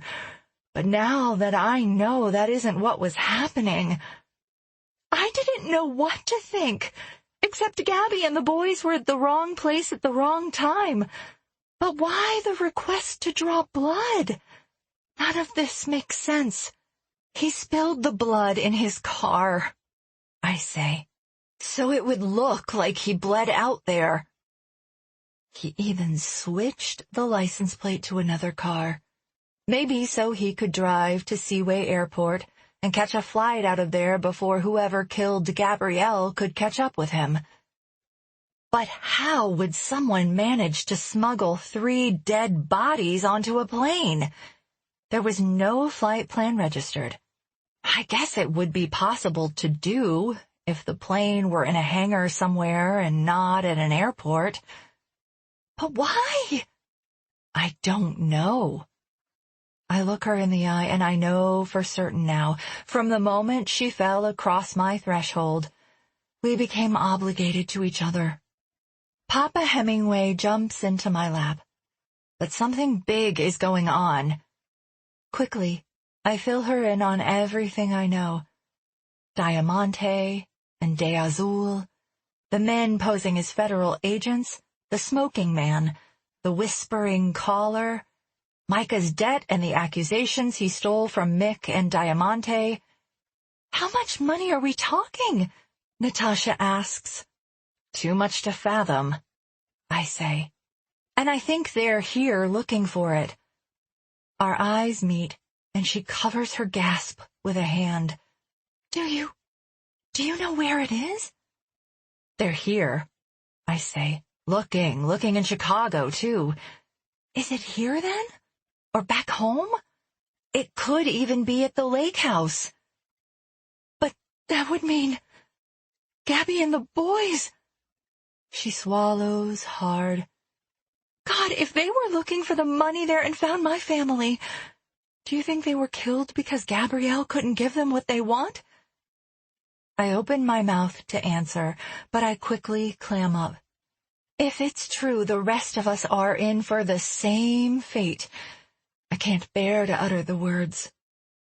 But Shell, she wouldn't allow that money at the lake house.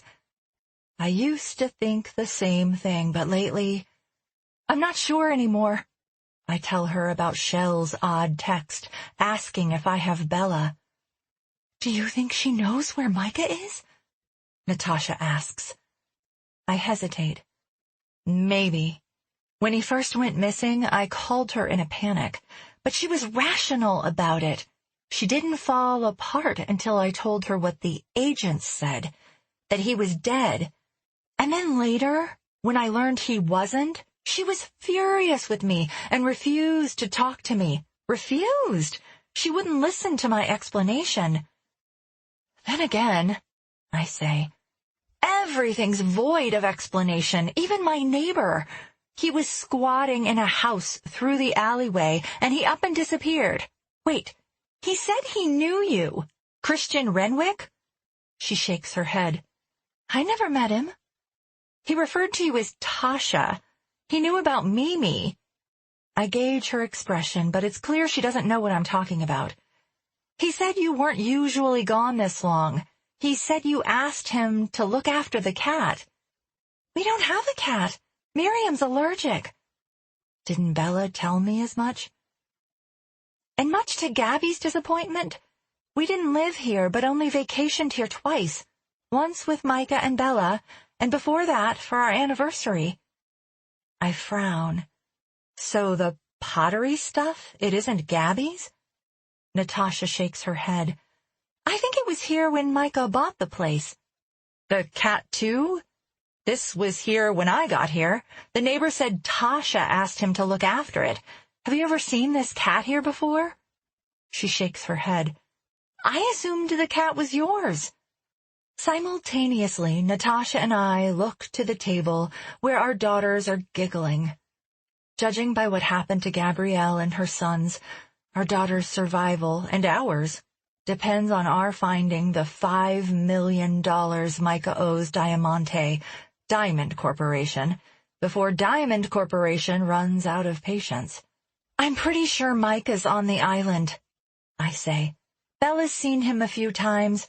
I could have sworn he came in the other night. If he came for the money, is there any chance he took it and took off? Maybe. But I suspect its ashes sit at the bottom of my kiln.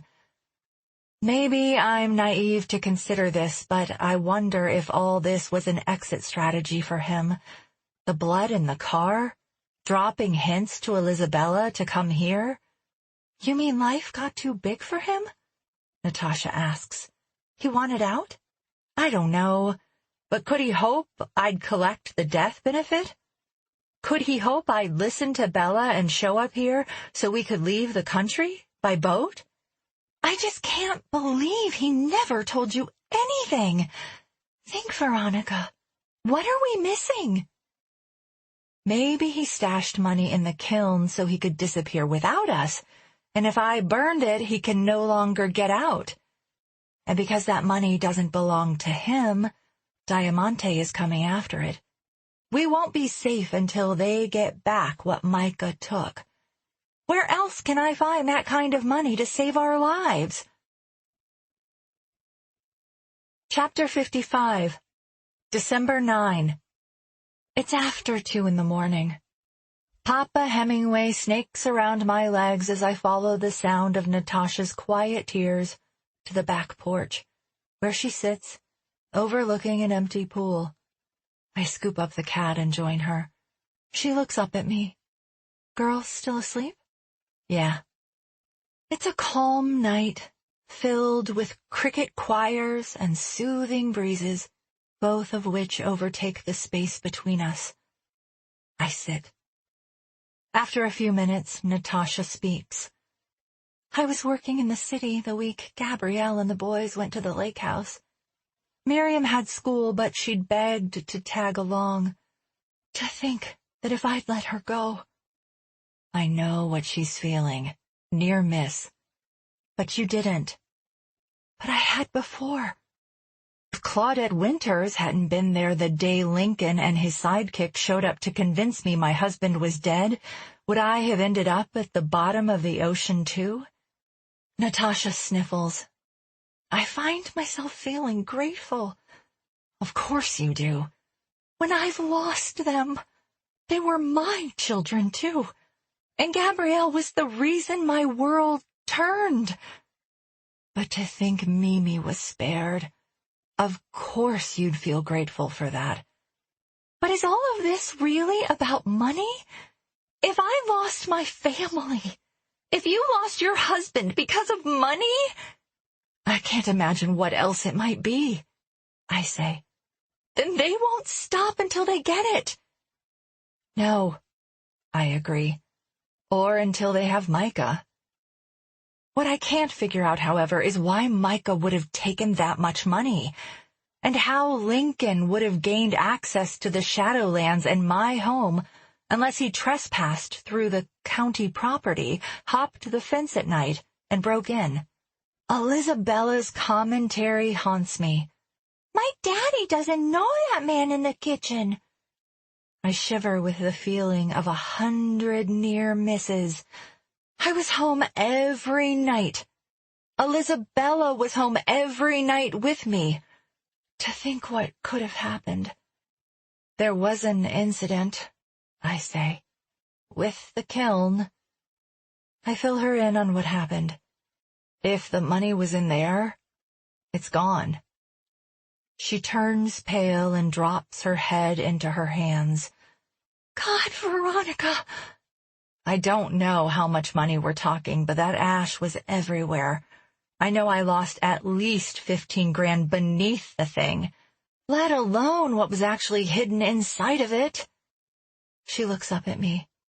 What are we going to do? I can't unburn it. God, Veronica, what are we going to do? I don't know. I didn't know it was there, and if they come looking again, and I can't produce it, or if Micah came to get it the other night, and it's not there, he can't repay Diamante. Shit! I've told the police. Maybe they can help. Maybe they'll keep us safe. A big gamble, seeing as the police seem to be zeroing in on 2 suspects, she says. Me and you. Micah had an insurance policy, $2.5 million, but Guidry said it wouldn't pay out without a death certificate. Gabby had a life insurance policy too, but it's not much. Certainly not enough to cover what he owes. I found some in our safe deposit box, 50 grand. I've spent some, but it'll account for something. I have a retirement fund. You've spent more time in this house than I have, I say. Am I overlooking a hiding place besides the kiln? Unless... Do you think it's possible Gabby found any of the money and hid it someplace else? Too late to ask her now, but I doubt it. She drums her fingertips against the tabletop. I'm sure she would have told me if she found even a 20 on the sidewalk, but... Natasha pulls out a pack of cigarettes from the shadows. I stare at it, mindlessly massaging the cat's head. She takes a smoke from the pack and lights it. I can't seem to calm down. I point to the cigarette. You quit in college. Well, after the month I've had, I'm thinking quitting is overrated. The image of the cigarette butt on Christian's desk haunts me now. Natasha is puffing on its clone. Could she be the one who's spying on me? I kissed Christian Renwick a few times. Did I ever taste even the slightest hint of cigarette on his lips? Never. And the butt in the saucer on his desk. There weren't any ashes with it. He wasn't the smoker. He picked it up from my lawn. He must have known I saw it, and he removed the evidence that someone, a colleague of his, had been there. But why keep it? Why not throw it away? He knew too much about the case, but he hadn't been following me. His nieces, as evidenced by the autograph tree, arrived the day I left home, before I even knew I was coming or where I'd end up. I stare at Natasha's cigarette. She was on my doorstep at the Shadowlands. She knew where to find me here in Key West.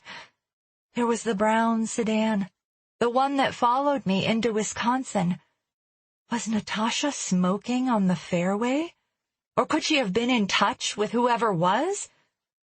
Whoever killed Gabrielle could have threatened Natasha. I think of the questions she asked tonight. Maybe she's here to gather information. For them.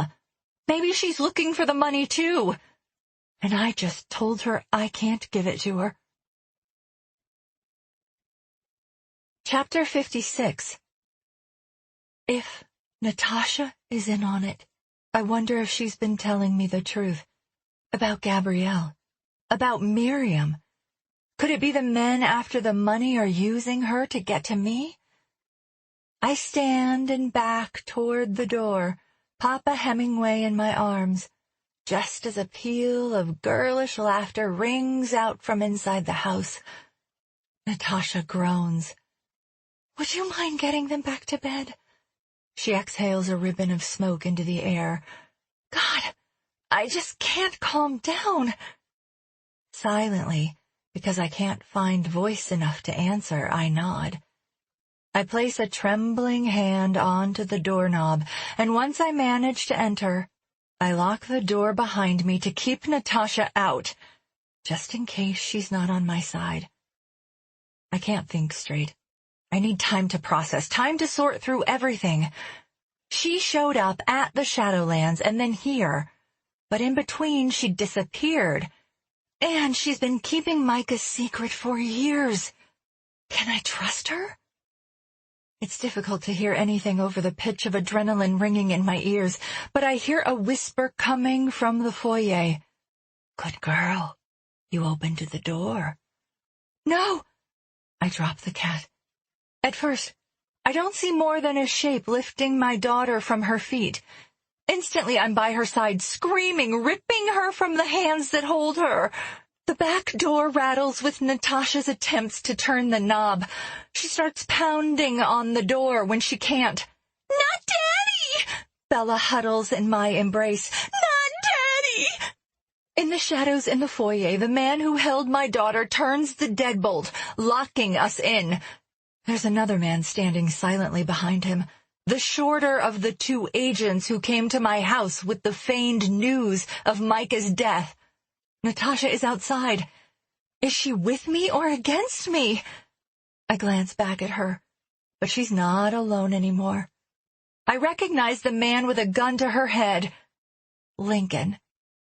The faces in Mama's jewelry hiss and heckle in my mind, and suddenly I'm a teenager again, seeking safety in a 700-square-foot apartment.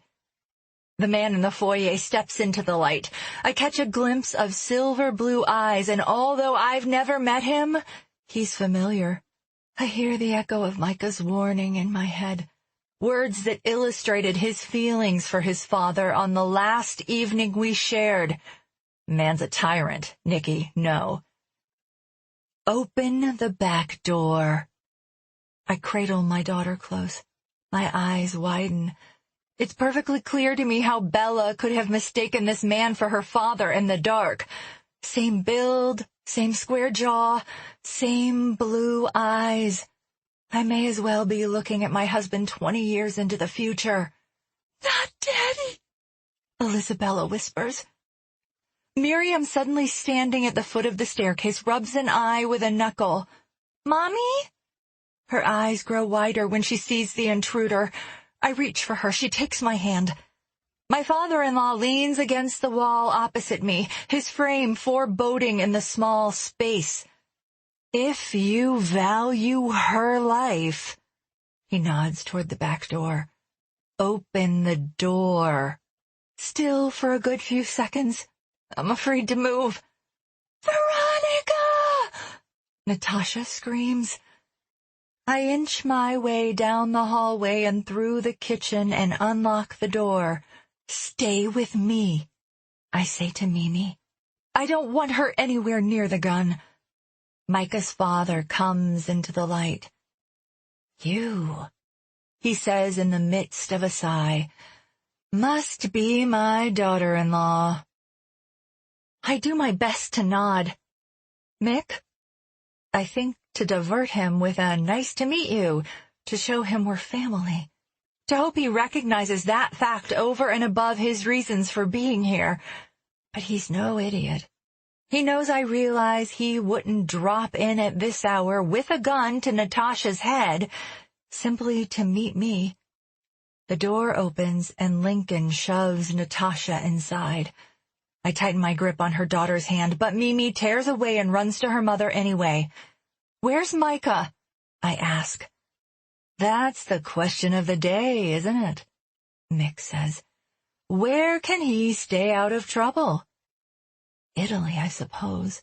Switzerland? Where else did Guidry say the computer records revealed a home search? He's been sighted here on the island. So he's alive? I dare to ask. A lot of that depends on you, Mick says. On whether you're prepared to tell me what you know. On whether I find him before our business associates do. I don't know anything. I'm about to plead my case, but Lincoln silences me when he holds up a prescription pill vial with my name on it. Xanax. I think of the details Guidry shared about Gabrielle and the boys. Traces of benzodiazepine, lungs filled with lake water. I'm guessing disposing of our bodies might be a little easier than getting rid of Gabrielle's. We won't have to be flown to an ocean to get the job done. Mick waves at Lincoln to take it down a notch. Lincoln pockets the pills. My son is running. I assume you're following him. The authorities have a car full of my son's blood. Eventually, when he fails to turn up and when all of their leads take them nowhere, the police will have no choice but to declare him dead, and the insurance will pay the death benefit. Where do you plan to be when that happens, Veronica? It feels as if my blood is pooling in my legs. I'm dizzy, and it's hard to focus, hard to formulate a thought, let alone words. Considering your history, do you think anyone will question it if you turn up dead in a bathtub? Please, I say, not in front of the girls. The irony is enough to kill me. Despite all my efforts to avoid it, history is about to repeat itself. My child will grow up wondering if there's something she could have done, wondering why she wasn't important enough, special enough to keep me alive. It doesn't have to happen that way, Mick says. It's up to you. I'll cooperate, but I don't know. My son misplaced something valuable. His survival depends on my finding it. But I don't... I swallow over the Sahara in my throat. Your men told me he was dead, and I believed them. I'm mourning my husband. I don't know where he is or where he put the money, if he put it anywhere at all. They were testing you, Mick says. They knew you'd show up at the bank. They knew you'd leave with money to get it to Micah. So where is he? I didn't. Look, I didn't expect to find that much money in the box, and I wasn't getting it for Micah. I was trying to pay the bills. We're in debt. Lots of debt. He continues as if I haven't said a word. I value my son's life, but the value of yours depends on how helpful you're willing to be. I glance at Lincoln. If I'd let him take the money in the bank that day, would this all have been over then? Not likely. $50,000 isn't a substitute for $5 million. You can have it, everything that's left from the box. I didn't know he stole from you. The police told me later, but if I'd known, is that what this is about? Money he stole from you a decade ago? Tisk, tisk, he says. Is that what you think of your husband's character? He was honest enough that it took a certain amount of persuasion to bring him into the fold. 50,000, to be exact. Planted to make him look guilty. His mother assumed he was. The picture is becoming clearer. Mick staged it to look like Micah had stolen the money. When Micah said he was putting $5,000 in the deposit box, it was actually 50. I made a deal with him, Mick continues. I'd drop the charges and he could keep the money as long as he did what I needed him to do. And he's been doing it, until recently. My mind is flipping in circles as I piece together what might have happened. Mick needed someone to transport for Diamante. Micah didn't want to do it, so Mick found a way he'd have to do it. Was that why Micah lost his job at United? Because Mick had him transporting something illegal? After that, Micah didn't have a choice but to go to work with his father. What other airline would hire him? But something still doesn't make sense. If he did what you wanted, why are we here? What else is going on? Mick flashes a lupine grin. Micah's more of a chip off the old block than I knew. I set you up in that pretty little house on the golf course, gave him enough to finance more grandbabies. He's been taking money almost since the beginning. 10 grand here, 10 there. Sharing my name only made it easier to access the accounts. I glance at Natasha. If he stashed money in the kiln, where else might it be? Then I look around. 1 million to buy this house. Let's consider the money a bonus. But then he disappeared during his last drop, never showed in New York. Money is just money, but there are irreplaceable artifacts. I'm interested in where he stashed the diamonds. He steps forward menacingly, particularly the blue diamond. I shake my head. The blue what? Both girls are sobbing now, as is Natasha, whose temple must ache with the cold steel barrel of a 9mm still pressed there. I bounce Bella on my lap the way I used to when she was colicky at a few months old. Shh, it's okay, it's going to be okay. You need bait to catch a fish. Mick's lips curl into a sinister grin. When Shell told me Micah's kids were on Plum Lake, I assumed my men would find you there, not the boys in the dike. Wrong place, wrong time. And she was wearing a necklace with a blue stone. It's an aquamarine, Natasha whispers. A misunderstanding, but things got a little out of hand. Lincoln had the bodies in a plane before my son ever got there to tell them where he put the diamonds. Natasha draws in a stuttering breath over tears. The timing was perfect, Mick continues. I was overseas with an airtight alibi. The other one didn't know enough to save her life. The question is, do you? I take a deep breath. If I knew where to find the diamonds, the rest of the money, I'd hand it over to you. You're welcome to search the entire house. Take whatever you find. But I don't know where my husband is. Micah never told me anything about his business. I thought he was flying executives around the country. I had no idea My cell phone, abandoned on the counter when I grabbed hold of Papa Hemingway, rings. I glance at it, then at my father-in-law. But if he's bothered by the fact that Detective Guidry is calling at this hour, he doesn't let on. He keeps his stare fixed on me, and finally the ringing dies. The blue diamond. He wouldn't leave without it. Natasha's aquamarine ring catches my attention. Suddenly it dawns on me. The ring! I have the ring! It was in our box at the bank. If I give it to you, will you leave? Quietly?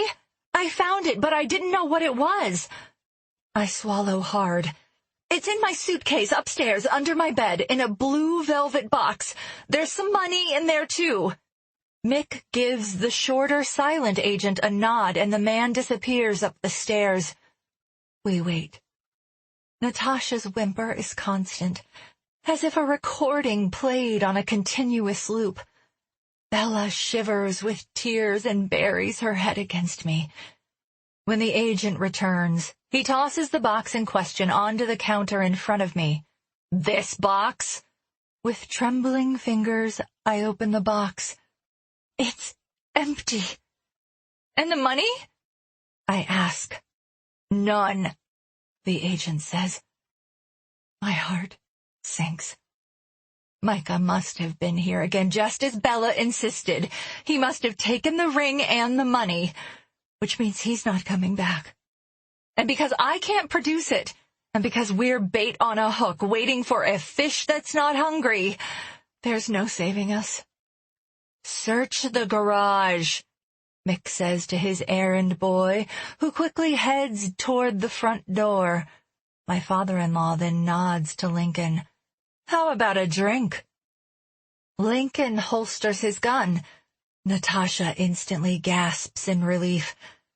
Lincoln finds 2 glasses and pours generous shots of my welcome to the island rum. He places 1 glass in front of me and 1 in front of Natasha. I stare wide-eyed at it, but Natasha gulps it down before I can stop her. I know what's in that rum.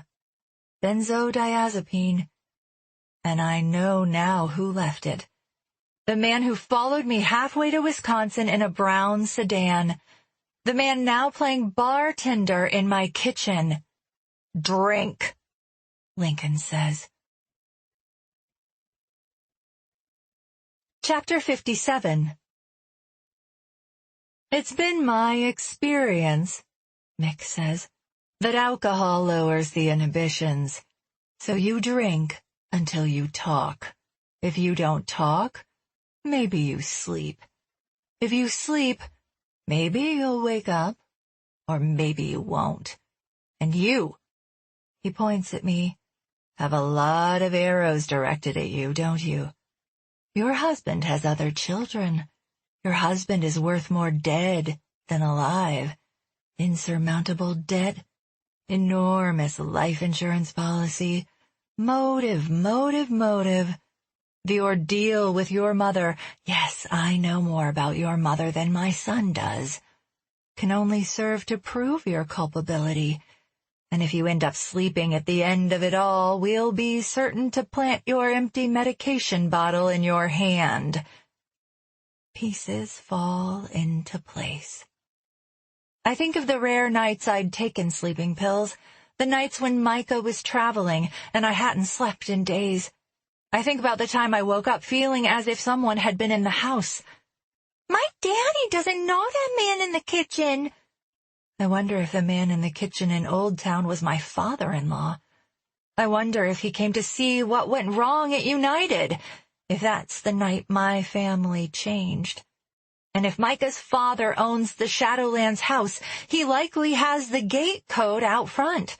So he could have been there too. You've been in my home, I say, just keeping an eye on my assets. Micah was always too much of a loose cannon not to.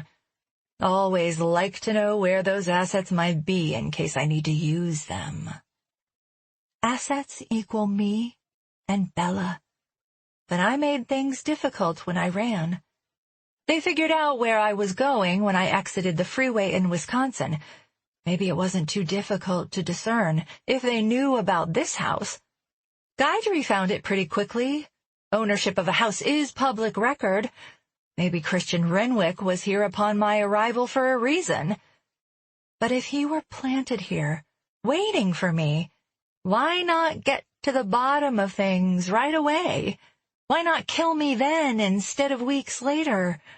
Unless they assumed I would imbibe the rum they left on my doorstep, which I didn't. Drink, Mick insists. I can't. I shake my head. Ask your wife. I'm a fertility patient. Drink. Natasha puts her glass down empty and wipes her mouth with the back of her hand. It's only a matter of time before she passes out, which means it's only a matter of time before they sink her to the bottom of the ocean. I can't take a sip. Bella's face is buried in my chest. Want my daddy? Lincoln's gun is out of its holster again, and this time, it's aimed at the back of my daughter's head. No. My hand covers her hair as if I could stop the bullet if he happened to fire. Drink, Lincoln says. Drink it, Natasha whispers. Okay. I lift the glass to my lips and slowly drain it. Lincoln, with firearm still aimed, pours another round. It's clear that eventually, when they know all we can possibly tell, or maybe because we don't know anything at all, they'll allow us to drift off to sleep thanks to the medication crushed and dissolved in the rum. And at that point, We're as good as dead. And I'll be the scapegoat, suspected of masterminding the entire thing. The death of Gabrielle and my husband's sons, the death of my college roommate with whom my husband had never cut ties. My prescription medication would be my assumed weapon. It would look like a murder-suicide. Eerily similar to what my mother tried to pull off when I was 17 years old. Mick's men had baited Micah with Gabrielle and the boys, who just happened to be vacationing at the lake house. What if Micah had been on his way up north to warn her, or even to return the money? But Diamante got there first. He's been planning his escape since he bought this house, and that's why he put it only in my name. I'm certain of it. I wonder if he really had planned to take Bella and me. Maybe after we'd implanted a healthy embryo. It makes sense that he wouldn't tell me his plan in order to keep me safe, legally speaking. If I don't know anything, I'm not responsible for whatever he's done. But he planted information with our daughter to ensure we arrived in Key West. Mick doesn't budge, save to nod toward the small glass of rum in front of me. I don't have a choice. The gun is pointed at my baby's head. I down the shot. Lincoln pours another. The fat cat that lives here meanders back into the kitchen, as if nothing in the world is wrong or out of place. That cat doesn't belong to anyone. The cat with 6 toes on his left front paw. Someone lured me down here. Someone wanted the rest of Micah's children and their mothers to convene here. Who would have done such a thing, if not the person who'd want to save us? The one person who's been watching me, warning me by cell phone, and interrupting me when I was about to cross the line with another man. Who else could have known what disasters were about to come? Who could have told Bella to insist on coming here? Her father. But that doesn't explain why the cat is here. Papa Hemingway winds his way through the kitchen and brushes against my legs. His collar scratches against me, and when he props himself against me with his paws on my leg, I manage to straighten the tag hanging at his neck. James Brolin.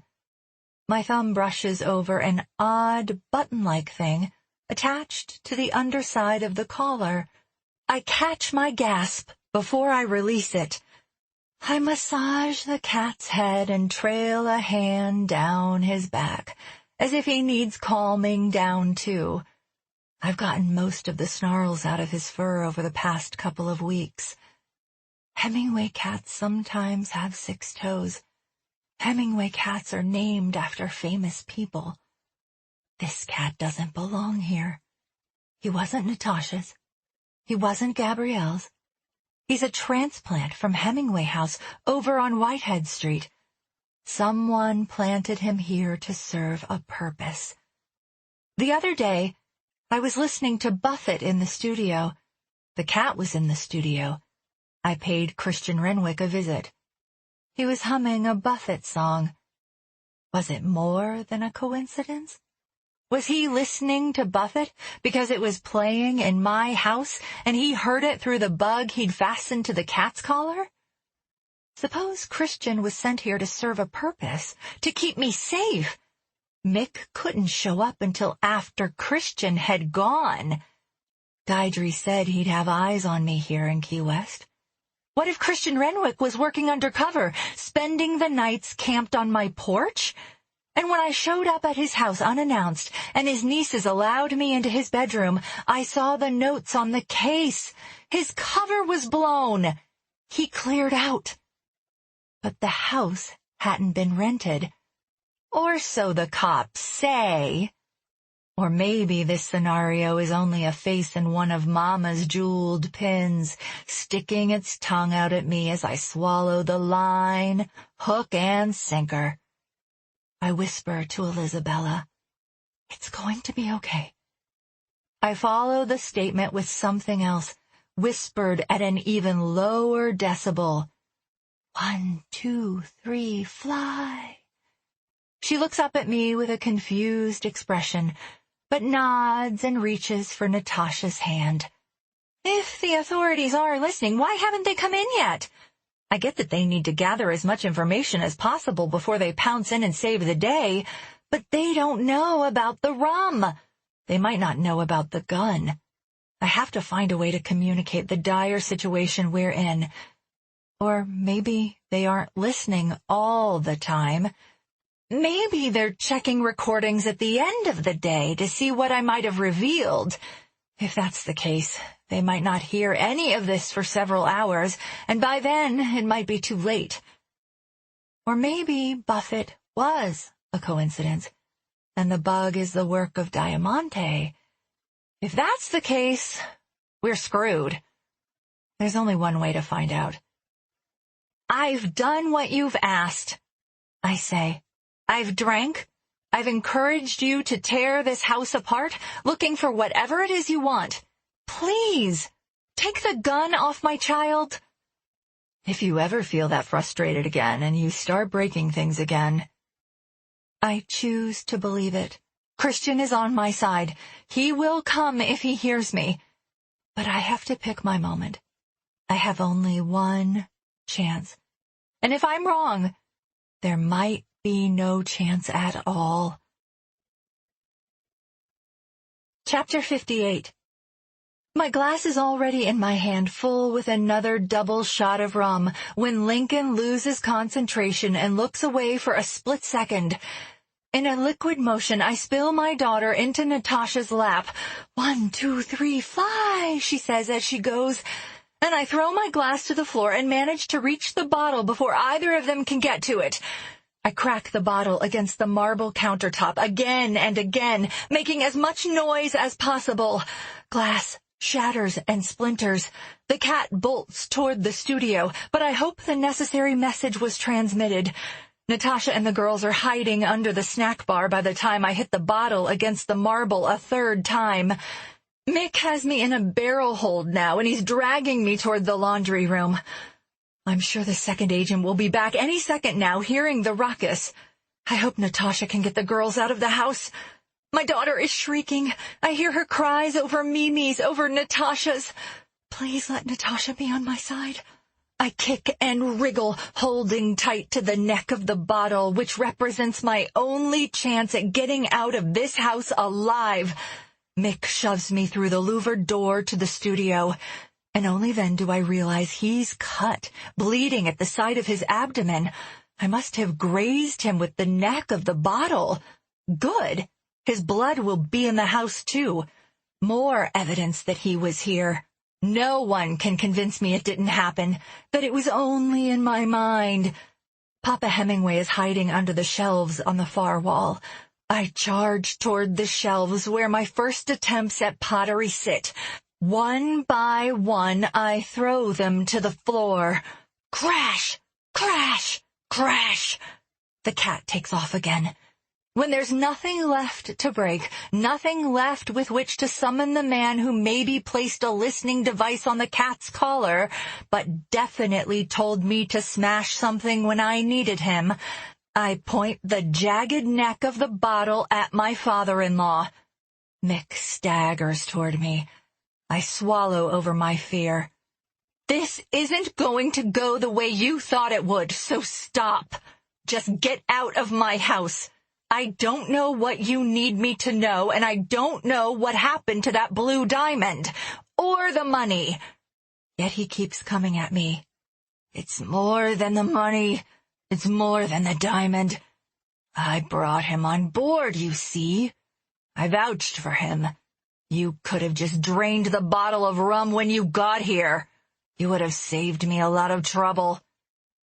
The sound of a gunshot paralyzes me for a second, and the sonic boom of it rings in my ears.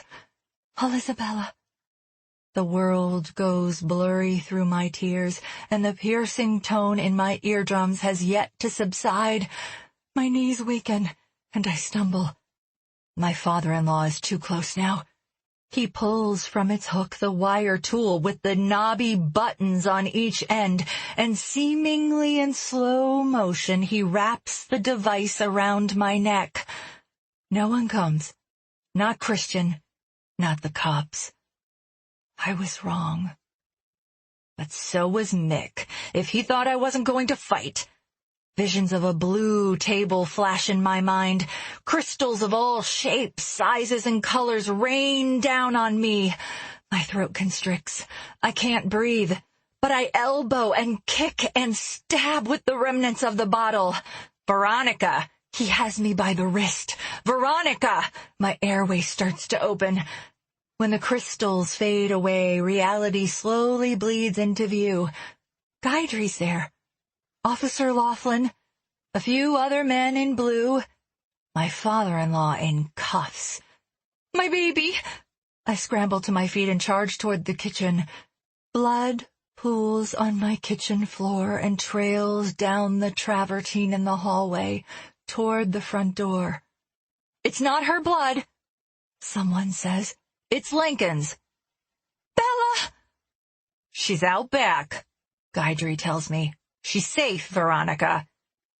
I burst onto my back porch where Natasha is seated, cigarette in hand, trembling. She's talking with an officer. I didn't have a choice. He was going to kill us.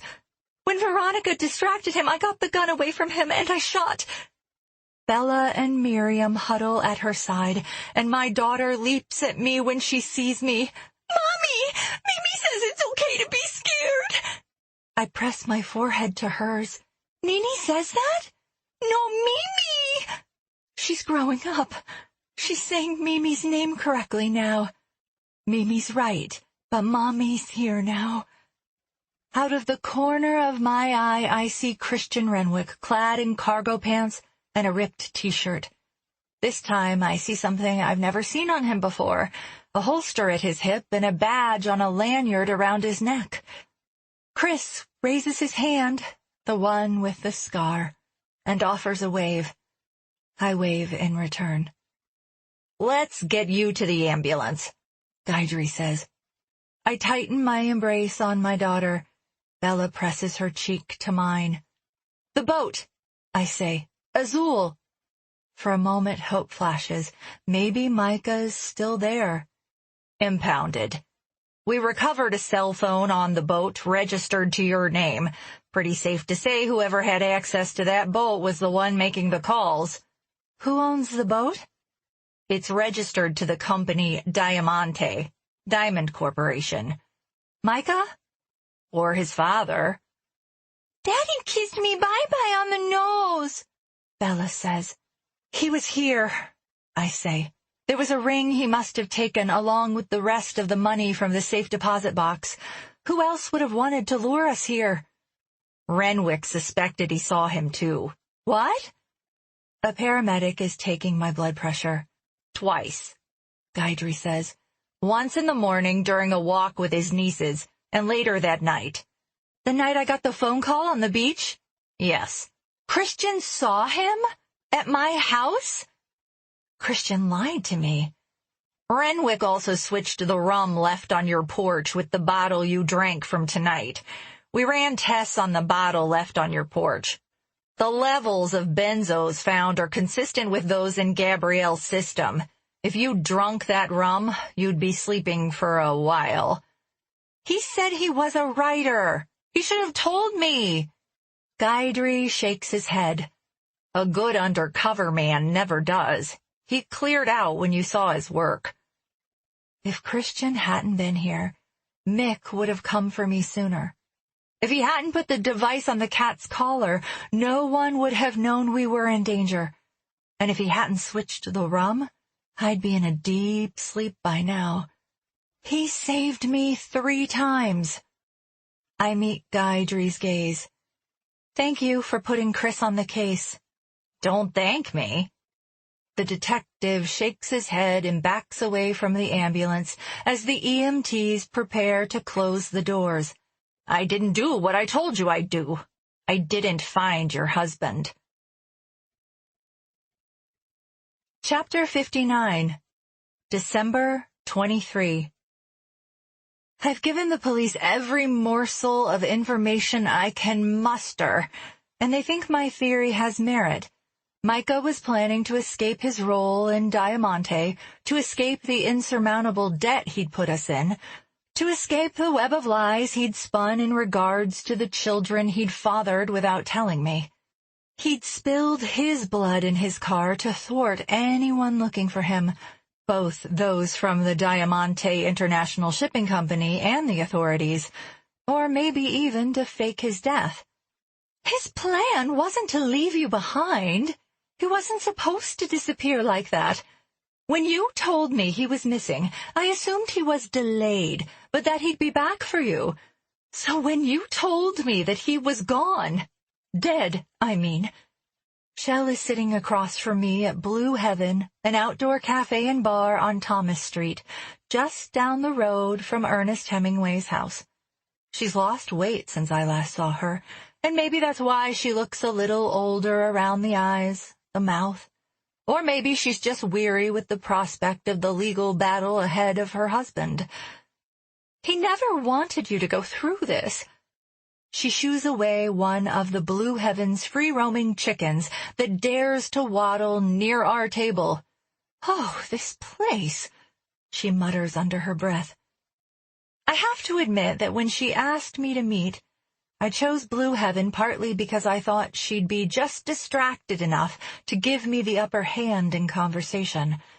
On one hand, I smile to see her out of her element, if only because she should know how it feels to be knocked askew without firm grounding. On the other hand, the woman sitting across from me is the only mother I've had for the better part of 10 years. You should have had more faith in him, she says, in the way he feels about you. Shouldn't you have had more faith in me? She looks down at the plate of food she's barely touched. I'm sorry about that, Veronica, but I was hysterical. Think of Bella. If anything happened to her, wouldn't you be irrational too? Your son lied to me, I reminded her, about everything. You knew what he did for Natasha and Gabrielle, and you chose to hide that from me. You knew your husband was putting him in a tough position. I didn't know the extent of that. And you didn't wait to hear my side.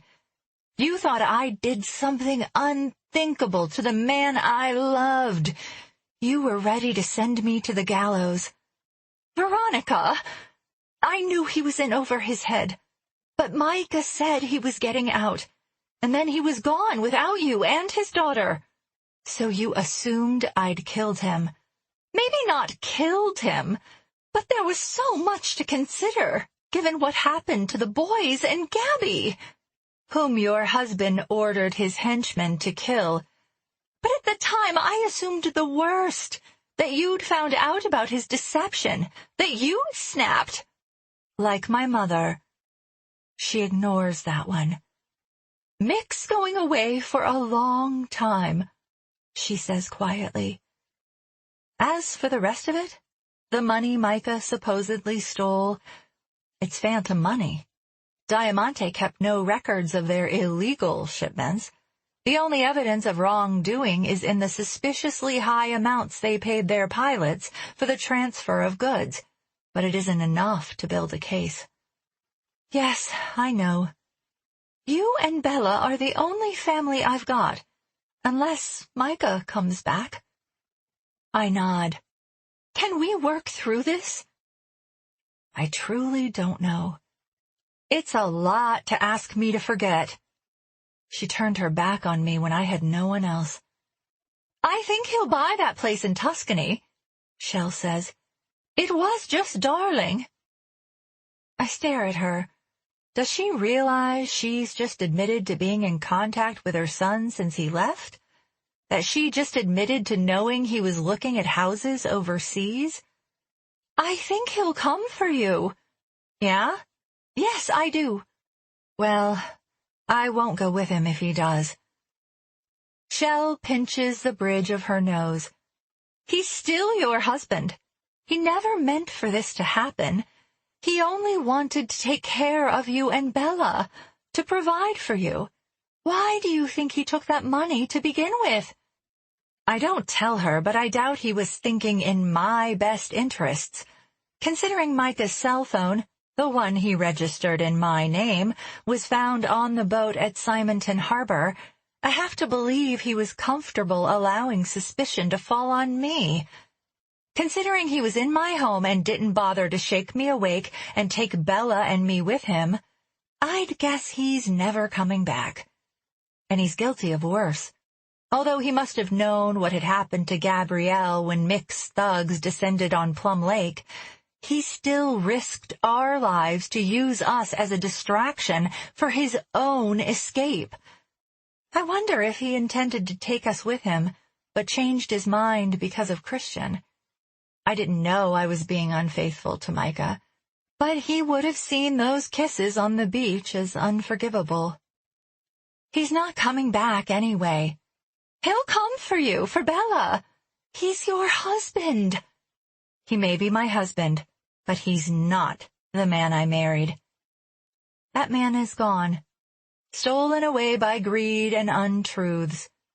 When I first met him, I felt as if he were the only man on the face of the earth that I could ever want. I've learned over the past month and a half just how untrue that is. In the silence, Shell sips at her glass of wine. I'd like to see my granddaughter. You've got a plane to catch. Please, Veronica. I'll think about it. I'll let you know. I pay the tab and walk back through the streets of Old Town Key West. I saunter up Thomas to Southard, the sun on my shoulders, an ocean breeze in my hair. By the time I pass Whitehead, I've already made up my mind. Shell knows more than she's telling. She hasn't earned the right to see my daughter. And I don't trust that she won't steal her away to wherever Micah is hiding. Maybe we're the only family Shell has, but she's not the only family we have. Natasha and Miriam are back in Chicago mourning their losses, but we have plans to get the girls together here in March. We were friends before Micah tore us apart, and while we still have a long way to go and many fences to mend, we're willing to put in the time. Claudette and the kids are coming next month for a long weekend.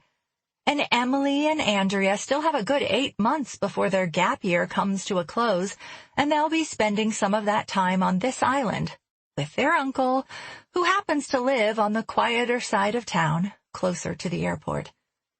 I stop at the corner of Southard and Bahama, just as I was instructed to do, and I pretend to check my phone.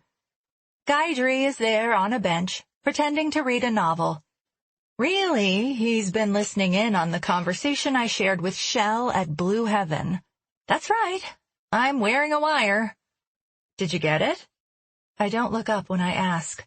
That tidbit about the house in Tuscany? That'll narrow down the search. I'll be in touch, and I continue on toward Elizabeth Street. Bella jumps into my arms when I step beneath the welcoming arch. Mommy! I missed you, I tell her, carrying her up the pink driveway. She gives me a wet kiss on the cheek. I pay the twins for their time, but they don't leave right away. Uncle Chris wants to talk to you. Emily grins when she says it. He's out back. I enter the house, and after discarding the wire and my shoes, head toward the backyard. I stare at the blank shelves as I pass through the family room. No matter that I know the truth about the children whose pictures used to line the shelves, I know now that they were conceived in a laboratory and not in the heat of passion. I can't look at the built-in cabinetry without seeing their faces. A sinking feeling settles into my bones. The boys are dead. So much loss. And none of it makes sense. I'm going to repaint the room and the woodwork and fill the shelves with new memories. The empty shelves only serve as a reminder of all that's gone. The beaded paneling at the back of the left cabinet looks more askew than it did upon my arrival. I'll have to have it repaired, and I know someone who might be able to help. I look out the kitchen window toward the sound of running water, at the man I know is my neighbor standing at the edge of my pool. Only, He isn't my neighbor. He's retired Lieutenant Christian Renwick Brown. He didn't lie about being retired. Although he isn't a writer, he's a private detective. He is indeed a Phillies fan, and he's filling my recently repaired pool. I pour 2 drinks, one for Christian and one for me, and meet him on the porch. The warmth of the afternoon sun soaks into my skin. He approaches, rubbing the scar on his left hand. Let me guess. I hand over 1 glass, which he takes. No knife at the chop-chop Japanese grill, no automatic nail gun or fight over the cheating ex. Chris grins. Actually, that's exactly what happened. Everything I told you about my ex, it's all true. And you were shot in the hand with a nail gun? Yes, I was. And I took a knife in the hand, too. Really? That's why I do my own cooking for the most part, and why I don't believe in contractors. They're very untrustworthy. In that case, I might need some help with repairing the built-in shelves. I'll have a look. Thanks. My pleasure. The way he smiles tells me he really might find pleasure in helping me. You know, I saw some work in the gallery over on Green Street. Heat flushes my cheek when he mentions seeing my stoneware creations. Yeah, they're just little, you know. I bought a few pieces. The pasta bowl, the blue thing with twisty thing. I mean, I don't even know what that thing's supposed to be, but damn, you're talented. I shrug. It's not a career yet, but it's a start. So, I redirect to finish the conversation we start the day I met him. You said you were a writer. I am. I write true crime. Just haven't found a subject worthy enough to finish. Are you writing about me? No. He narrows his gaze. But to be honest, I'd like to. And you said when I first met you that Tasha asked you to look after the cat. I went with what I knew. I knew there was an ex-girlfriend named Natasha. I borrowed the cat. I miss the cat, who is back at the Hemingway estate. I'm thinking of getting another, actually. Yeah, maybe. If you let me do the honors, I won't steal one from Hemingway Estate this time. You want to buy me a cat? It's Christmas. He shrugs. Least I can do. You won't put a bug on his collar this time? Not this time. He chuckles. That was a mad scramble getting that rental set up with 2 days' notice.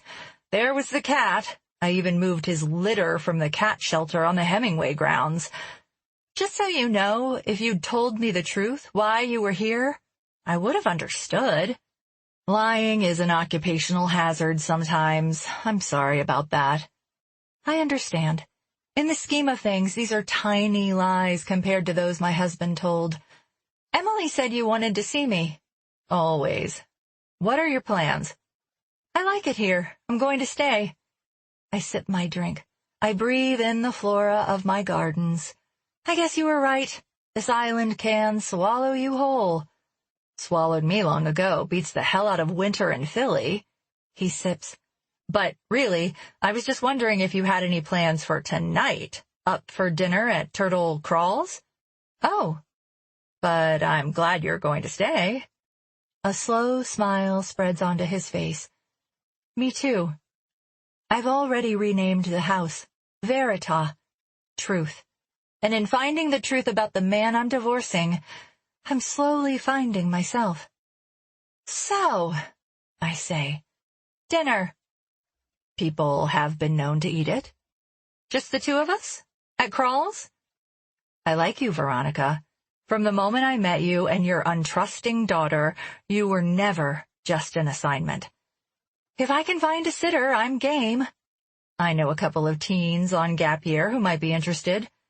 Then it's settled. If Em and Andrea are available, I'm free. He wipes sweat with the back of his hand. Let's have a look at these shelves. Drink in hand, we walk into the house. The panel is slipping, I tell him. I see that. He taps his fingertips against it, then presses his palm to it. I worry at the wedding ring still stuck on my finger.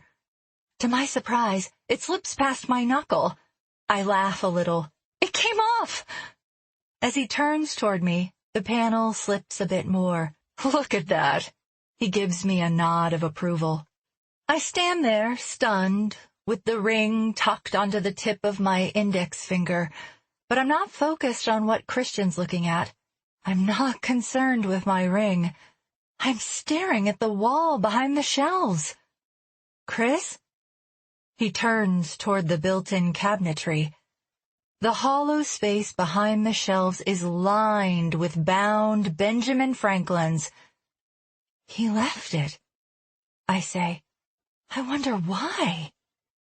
Elisabella's giggle carries in from the front drive. That's why. He left it for me and Bella, for Natasha and Mimi. Visions of a blue diamond ring flit through my mind. The plinking tune of a music box comes to a gradual stop in my memory, and the doors of Fourth Presbyterian close in my mind. Christian's fingers lace into mine. Dinner's on me, I say. His eyes are wide, and he laughs a little. So is the cat. Again! Again! My daughter's giggle carries on the island breeze. I have 2 embryos frozen at the lab with storage paid for the next calendar year. But Elisabella is more than enough to fulfill me. The IVF chapter of my life is officially over. 1, 2, 3, Chris whispers. Fly.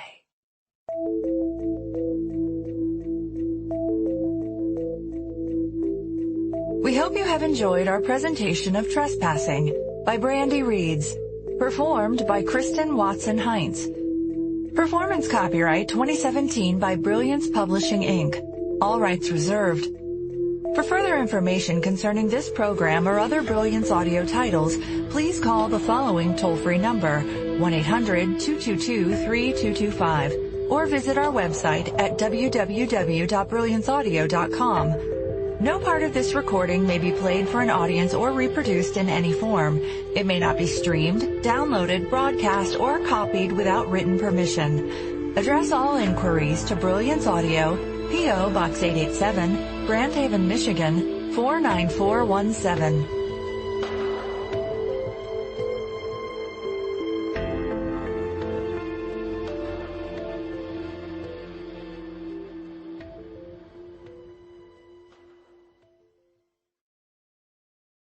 Audible hopes you have enjoyed this program.